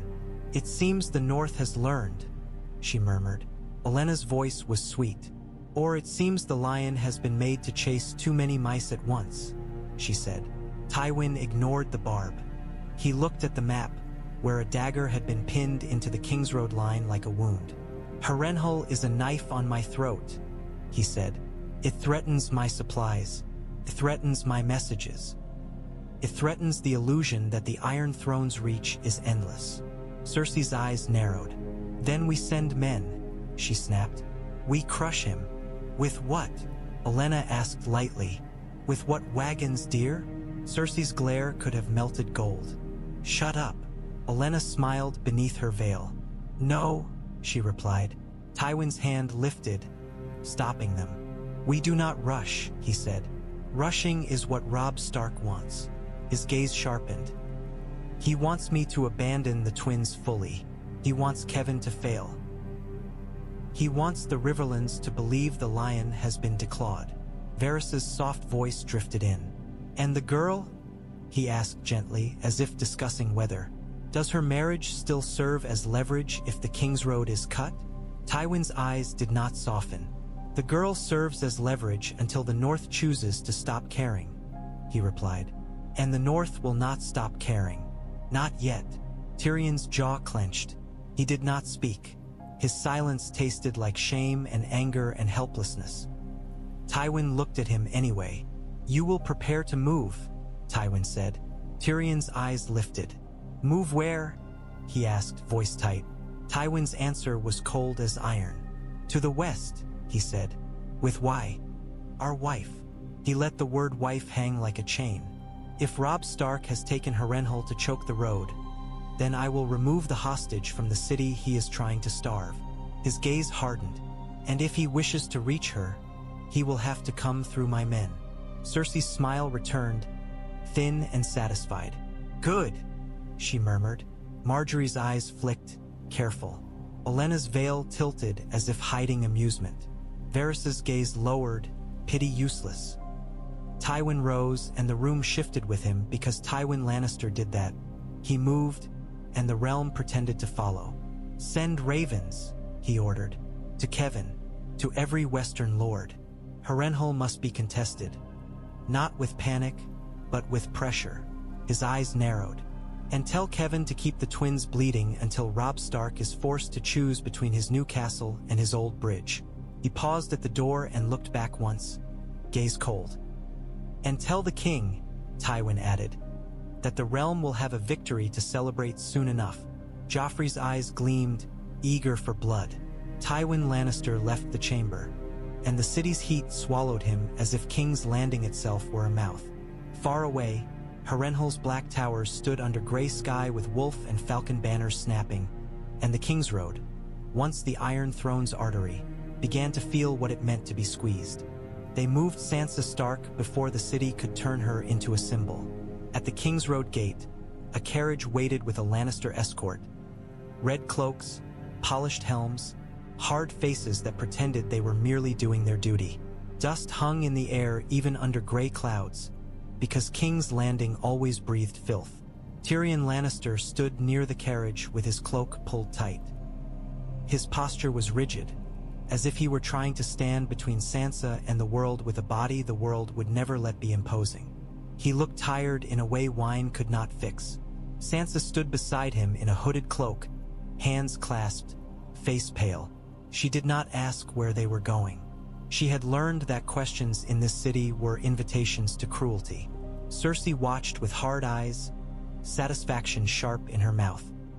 Your brother thinks he can cut roads and starve cities, she said softly, as if speaking to herself. Let him try to chase you through the west. Sansa's breath trembled. She kept her eyes down because looking at Cersei felt like looking into a knife. Marjorie Tyrell observed from a short distance, her smile soft, her eyes measuring. Varys stood near the gateway with hands folded, gaze drifting like a shadow that could not decide whether pity was a sin or a habit. A Raven Master hurried in with a scroll, whispering to a captain. Tyrion caught only fragments. Harrenhal, taken. Kingsroad, unsafe. Ambushes. Tyrion's mouth tightened. We're riding into his plan, he murmured under his breath. Sansa heard him. My brother won't hurt you, she whispered, so quietly it barely existed. Tyrion's eyes flicked to her, a flash of bitterness and something almost kind. Your brother, he said softly, has learned how to hurt the world. He may not be able to choose what it hits. Sansa swallowed hard. She did not have words for that truth. She had only the small stubborn ember of survival Marjorie had given her in a whisper. The captain barked an order. The carriage door opened. Guards moved in close, not touching Sansa, but making the air around her tight. Tyrion hesitated, then offered his hand. It was a strange gesture in this city, something almost respectful. Sansa looked at it as if unsure whether it was a trap. Then she placed her fingers in his palm, light as a feather, and stepped into the carriage. Inside, it smelled of leather and lavender. Always lavender. Always the scent of someone trying to pretend the world was gentle. Tyrion climbed in after her and sat on the opposite bench, leaving space as if space could be a boundary strong enough to matter. Outside, the wheels began to turn. The escort fell into formation. The Kingsroad opened ahead like a long gray ribbon. Cersei watched them go and smiled, because she believed movement meant control. She believed that if Sansa left the city, Robb Stark would be forced to chase, to abandon his bridge, to abandon his siege advantage, to come running like the boy king everyone had always wanted him to be. Varys's gaze followed the carriage, and for a heartbeat his expression looked tired, as if he had seen too many girls turned into pawns and too few pawns ever become queens. Marjorie's smile softened and vanished as quickly as it had appeared. The carriage rolled out onto the Kingsroad under gathering clouds, and Sansa Stark stared at her clasped hands and tried to imagine snow, because snow belonged to her brother's world, and perhaps, if ravens flew fast enough and knives cut deep enough, it might belong to her again. Harrenhal's great hall could not hold warmth. Rain dripped through broken roof beams. Wind pushed through gaps that used to be walls. Torches burned anyway, their light fighting black stone like small stubborn hearts. Robb stood over a map table set on trestles where some lord's feast had once been held, long ago, before dragons and curses and war had turned Harrenhal into a monument to ruin. Yohn Royce stood opposite him, bronze calm. Beric Dondarrion waited near the edge, silent, watching. Thuras leaned against a cracked pillar with his crooked grin, as if enjoying the irony of holding council in a place built for kings and now ruled by outlaws and wolves. Brynden Tully arrived with mud on his boots and a hard light in his eyes. "They moved her," he said without preamble. Catelyn was not here, but Robb felt the blow anyway, sharp and immediate. "Sansa," he said. Brynden nodded. Sansa Stark. "Out of King's Landing. Lannister escort. Tyrion Lannister with her." He stabbed a finger at the Kingsroad line. "They're sending her west." Robb's hand tightened on the map's edge. For a heartbeat, the boy in him tried to rise, and the king crushed him down. Panic was what Tywin wanted. Panic was how men died. Yohn Royce spoke first, voice steady. "This is Tywin Lannister's answer to your knife," he said. "He removes the hostage from the throat you're squeezing." Beric's eyes sharpened. "Then you chase," he said quietly. Robb shook his head once. "Not blindly," he replied. "If I chase with an army, Kevin takes the twins. If I abandon Harrenhal, Tywin reopens the road." His voice hardened. "If I do nothing, my sister disappears into the west and becomes a chain I can never cut." A Riverlord captain swallowed. "We can hit the escort," he offered. "An ambush. Woods near the Blackwater. And if they kill her out of spite?" Yohn asked, and the question chilled the room. Thurza's grin faded a fraction. "They might not," he said. "Not with Tyrion. He's not that kind of monster." Robb's eyes narrowed. "Monsters follow orders," he said. "And orders come from Tywin." Grey Wind growled low at a kneeling Lannister scout bound near the table. The scout's eyes were wide with terror, and the terror was useful. Robb crouched until they were eye level. "Where is the escort stopping?" he asked. The scout trembled. "Rosby," he whispered. Then the river road. They'll keep to garrisons. He swallowed hard. "They expect ambush." Robb nodded slowly. "Good," he said. "Let them expect it." He looked at Beric. "You have men who can move without banners," he said. "You have eyes in the woods." Beric nodded once. "We can follow," he said. "We can watch. We can pick off the edges." Robb's gaze hardened.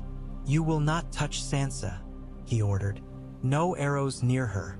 No flames. No chaos that makes her a casualty." His voice dropped. "You watch. You tell me where she is every day. And if an opening comes that is clean enough, then we take it." Ferris Grosh. And again, a little as if relieved to hear a king still cared about the difference between clean and bloody. "Clean is rare," he said. "Then we make it," Robb replied. Jon Royce tapped the map. "And Harrenhal?" he asked. Robb straightened, eyes flint. "We hold it," he said. "We tighten the Kingsroad. We keep starving Kevin. And we send smaller claws after the carriage." He looked around the ruined hall at the gathered captains. "Tywin Lannister wants me to choose between my bridge and my sister." His voice hardened into something colder than anger. "I choose both," Robb said. Outside, rain dripped through broken beams. Inside, men felt the shape of a new war forming.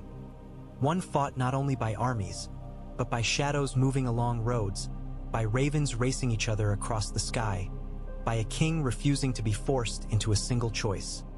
At the Twins, the river did not sleep. It ran under torchlight and rain, constant as hunger. Across it, Kevin Lannister's campfires burned in dim rows, patient and cold. The lion's head had left, but the lion's body still pressed, probing at night, burning along roads, dragging the siege forward one breath at a time. Edmure Tully stood on the tower with his cloak soaked and his sword at his side, eyes fixed on the far bank.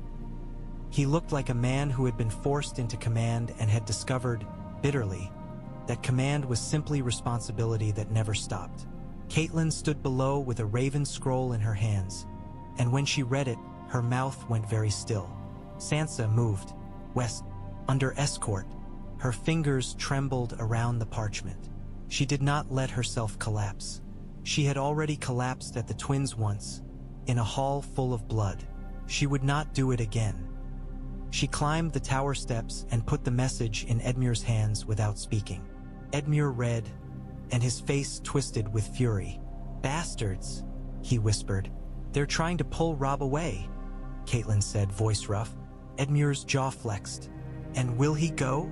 Catelyn stared across the river at the campfires, at the shape of an enemy that did not need Tywin's presence to keep hurting. "He will do what he always does," she said softly.